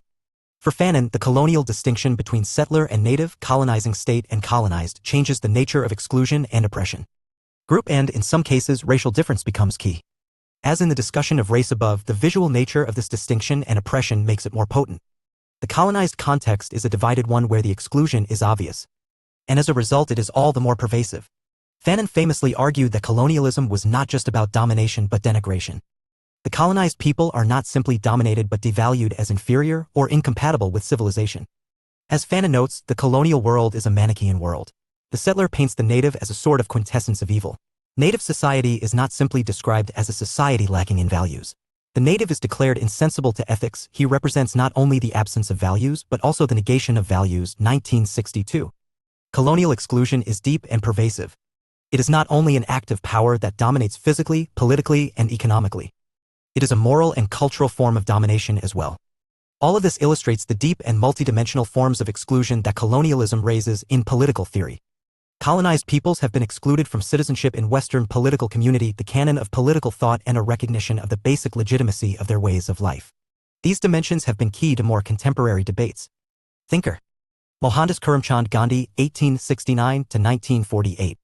Indian political leader and thinker. Later called Mahatma, Great Soul, Gandhi trained as a lawyer in the UK and developed his political philosophy whilst working in South Africa, where he organized protests against discrimination. After returning to India in 1915, he became one of the leaders of the nationalist movement, campaigning for independence, finally achieved in 1947. Gandhi was assassinated in 1948 by a fanatical Hindu. Gandhi's ethic of nonviolent resistance, satyagraha, gave the Indian independence movement enormous moral authority and provided a model for later civil rights activists. First outlined in Hind Swaraj, Home Rule, 1909, it was based on a philosophy ultimately derived from Hinduism in which the universe is regulated by the primacy of truth or satya. As humankind is ultimately one, love, care, and a concern for others is the natural basis for human relations. Indeed, he described love as the law of our being. For Gandhi, nonviolence not only expressed the proper moral relationship among people but also, when linked to self-sacrifice, tapasya, constituted a powerful social and political program. He condemned Western materialism and moral weakness and regarded it as the source of violence and injustice. Gandhi favored small, self-governing and largely self-sufficient rural communities and gave support to the redistribution of land and the promotion of social justice. From post to settler colonialism, the problem of liberal recognition. The contemporary discussion of colonialism and its legacy in political theory is informed both by general criticisms of colonialism from across the social sciences and humanities, and the concerns and forms of exclusion most relevant to the discipline. The former is dominated by post-colonialism, the intellectual framework that emerged from literary and cultural studies in the 1970s around key figures, such as Frantz Fanon, 1925–61, Gayatri Spivak, 1942, Homi Bhabha, 1949, Albert Memmi, 1920, and Edward Said, 1935–2003. In one way or another, all these figures attempted to 1. Expose the legacies and impacts of Western colonialism on colonized peoples, 2. Highlight the deep cultural and psychological nature of these effects beyond the economic and political, and 3. Give space and voice to non-Western perspectives and criticisms of Western political ideas, much like the recent emergence of comparative political theory, see page 344. For example, in Dominated Man, 1968, Memmi argues that decolonization is a long and deeply protracted process. As Memmi argues, and the day oppression ceases, the new man is supposed to emerge before our eyes immediately. Now, I do not like to say so, but I must, since decolonization has demonstrated it. This is not the way it happens. The colonized lives for a long time before we see that really new man. 1968. The cultural and psychological effects of colonialism on this argument extend well past overt colonization. Such claims have gone beyond post-colonial thinking in recent discussions of decolonial theory, and calls to decolonize curriculums and institutions that often attempt to identify elements of colonialism in the continued dominance of Western forms of institutional and intellectual life. These calls, by their very nature, stretch the concept of colonialism beyond its original meaning. The idea of a basic cultural power imbalance stemming from colonialism is most closely associated with the work of Edward Said, see page 337. In Orientalism, 1978, Said used Michel Foucault's, see page 83, post-structuralist approach to discourse to examine how the West used knowledge produced about the non-Western world, in this case, the Middle East, to create and continue colonial domination. Orientalism was a set of concepts, ideals, and practices of knowledge used to produce knowledge. However, that knowledge both made a categorical distinction between West and non-West and did so in a way that created a fundamental negative valuation of the latter and positive valuation of the former. As Said argues, the relationship between Occident and Orient is a relationship of power, of domination, of varying degrees of a complex hegemony. The Orient was Orientalized not only because it was discovered to be Oriental in all those ways considered commonplace by an average 19th century European, but also because it could be, that is, submitted to being made Oriental. 1978. Orientalism accomplishes this by always describing Europe through a contrasting image or idea within the Orient. Such contrasts are based on a series of binary oppositions, rational/irrational, mind/body, order/chaos, that associate the positive term, e.g. rationality, with European civilization and the negative irrationality with the non-West. Orientalism is thus an intellectual power structure of domination produced by the West and distributed to the world that celebrates Western culture and denigrates others. It creates a positional superiority which puts the Westerner in a whole series of possible relationships with the Orient without ever losing him the relative upper hand. In this way, Set's work is an application of the general post-structuralist critique of Western rationalism to the historical construction of colonialism. What it illuminates is the rich critical tradition in post-colonial theory of theorizing how identity and culture continue the forms of colonial domination after the end of the explicit colonization of non-Western peoples. While providing a great deal of important inspiration and conceptual resources, post-colonialism is not the main theoretical framework or voice in political theory addressing questions of colonialism. As discussed above, because most conversations in the discipline have a fairly domestic focus, its main normative concerns has been within states, political communities, and the relations between individuals, these entities, and each other. The problems discussed in this book around power, citizenship, democracy, and political community, amongst others, all tend to focus on the issue of political relations between states and citizens and amongst citizens themselves. As a result, political theory, when it has addressed colonialism, has tended to focus more on the situation of settler colonial states, e.g. Australia, Canada, the United States, and New Zealand, where colonized indigenous peoples live within the same political communities as the descendants of settlers and immigrant communities. As noted above, indigenous political thinkers and activists were historically opposed to attempts to include them within normative frameworks of multicultural citizenship. In their view, this form of recognition made them one of many cultural minorities, ignoring their historical presence as First Peoples, their unique relationship to the land, and their contestation of the legitimacy of the settler colonial state. Similarly, these scholars have critiqued post-colonialism as ignoring the situation of settler colonial states where the critical and normative questions are very different as the colonized people continue to live under a state defined and controlled by non-indigenous peoples. In fact, many of these scholars have been deeply critical of the reconciliation and recognition agendas that have arisen in many of these states in recent decades, arguing that any attempt to reconcile with or accept recognition from a settler state continues colonization and reproduces the domination of indigenous peoples. For example, Audra Simpson, 2014, has argued that contemporary reconciliation processes in liberal democratic states convert indigenous peoples from groups demanding self-government to ethnic minorities. Reconciliation and recognition work within Western liberal assumptions about the sovereignty of states rather than carving out a distinctive normative political space for indigenous peoples. She agrees with Tayayake Alfred, 2005, that indigenous resurgence requires a more lasting transformation of settler colonial societies, and so calls for a politics of refusal that refuses the inclusionary efforts of Western states in relation to indigenous peoples as requiring the acceptance and continuation of colonial domination by making those groups simply members of the existing political community. Instead, refusal calls for indigenous peoples to imagine and construct alternative practices and relations that lie outside Western norms and institutions. The most direct contribution to a political theory of indigenous politics and the politics of refusal is found in the work of Glenn Coulthard. In Redskin, White Masks, 2014, Coulthard draws on the work of Fanon, adapting Fanon's title to his own, to criticize the politics of recognition and reconciliation. He particularly focuses on Taylor's vision of recognition politics, which, as discussed in Chapter 12, is aimed at some acknowledgement of the value of minority identities in ways that can legitimize their cultural survival. For Coulthard, like Simpson and Alfred, this maintains the colonial relationship between settler state and indigenous peoples by allowing states to hand down forms of recognition. Coulthard argues in situations where colonial rule does not depend solely on the exercise of state violence, its reproduction instead rests on the ability to entice indigenous peoples to identify, either implicitly or explicitly, with the profoundly asymmetrical and non-reciprocal forms of recognition either imposed on or granted to them by the settler state and society. 2014.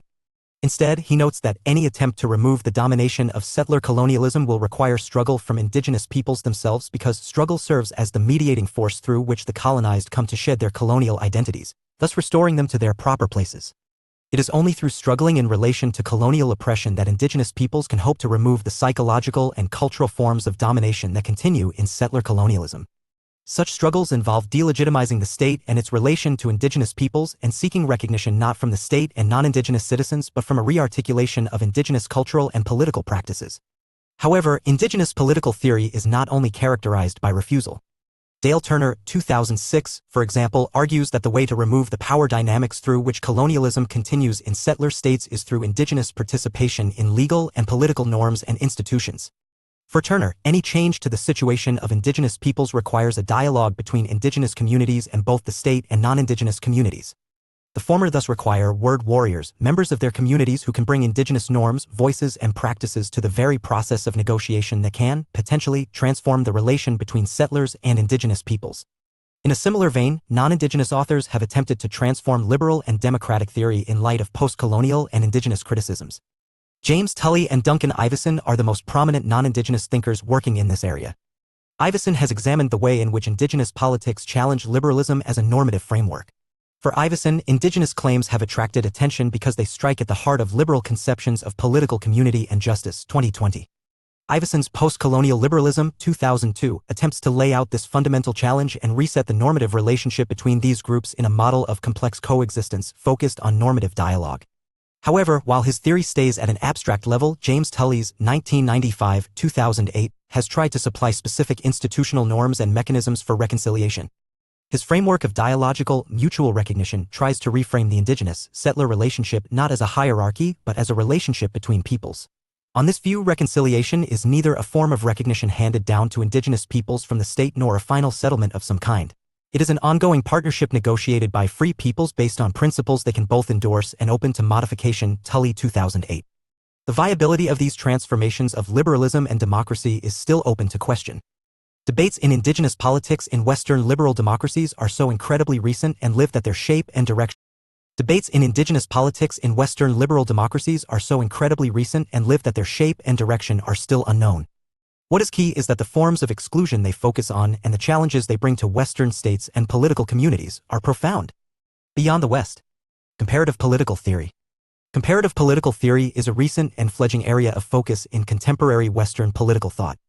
As its name suggests, it is focused on the task of comparison, specifically of comparing texts, thinkers, approaches, and ideas within the Western tradition with those in the non-West. First named in the early 2000s, the tradition is often cast as a response to globalization and the increasingly fragile distinctions between Western and non-Western thought. As a project, it overlaps with post-colonialism's, see page 336, desire to give a voice to non-Western peoples, particularly through their traditions of reflection on politics. As a theoretical tradition, then, it is aimed at least two key projects. First, comparative political thought attempts to décontre Western political thought as the hegemonic standard of political thinking.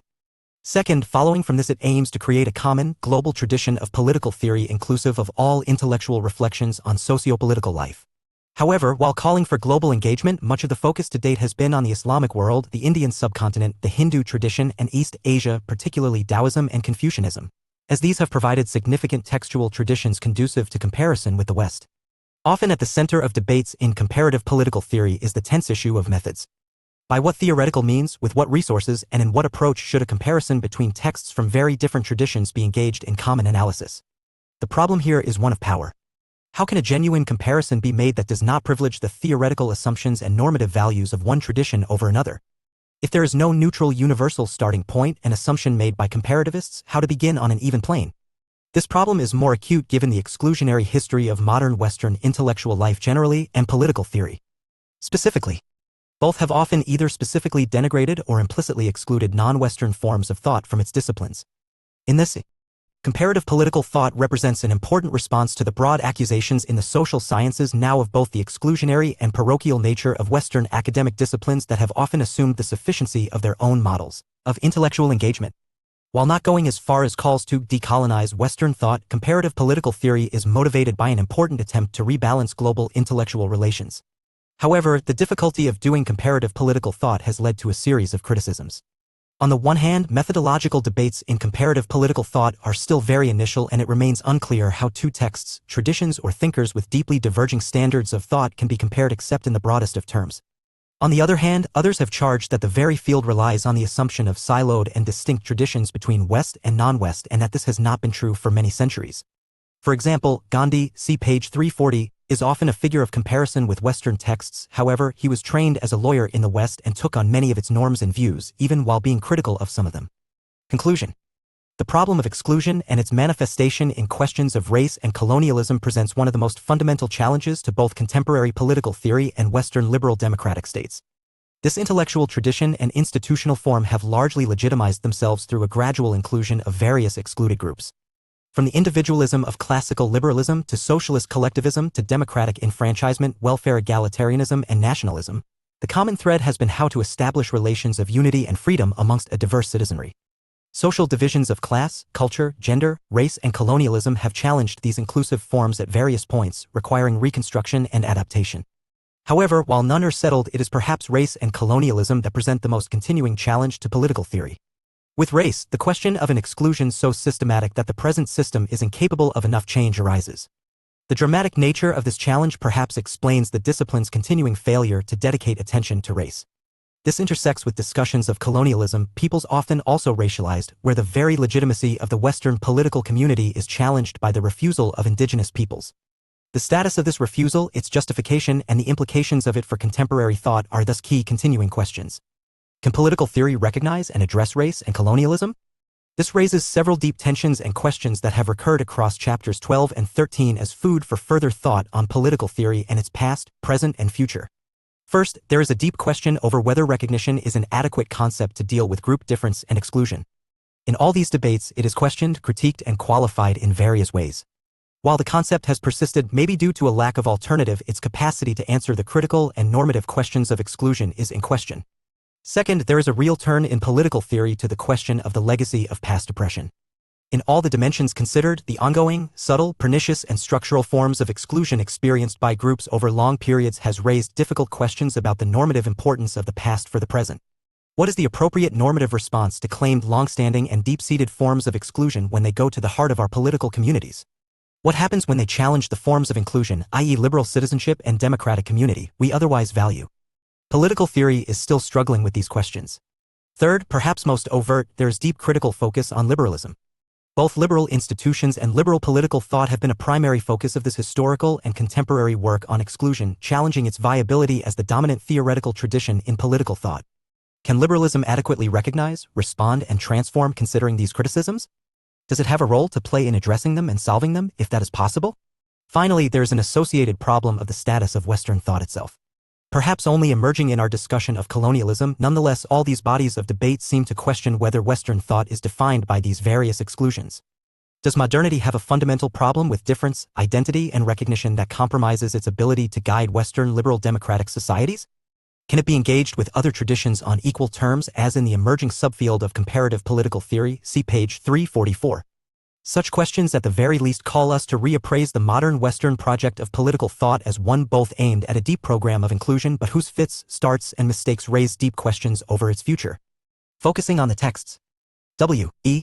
B. Du Bois' The Souls of Black Folk, 1903-2007, of Our Spiritual Strivings.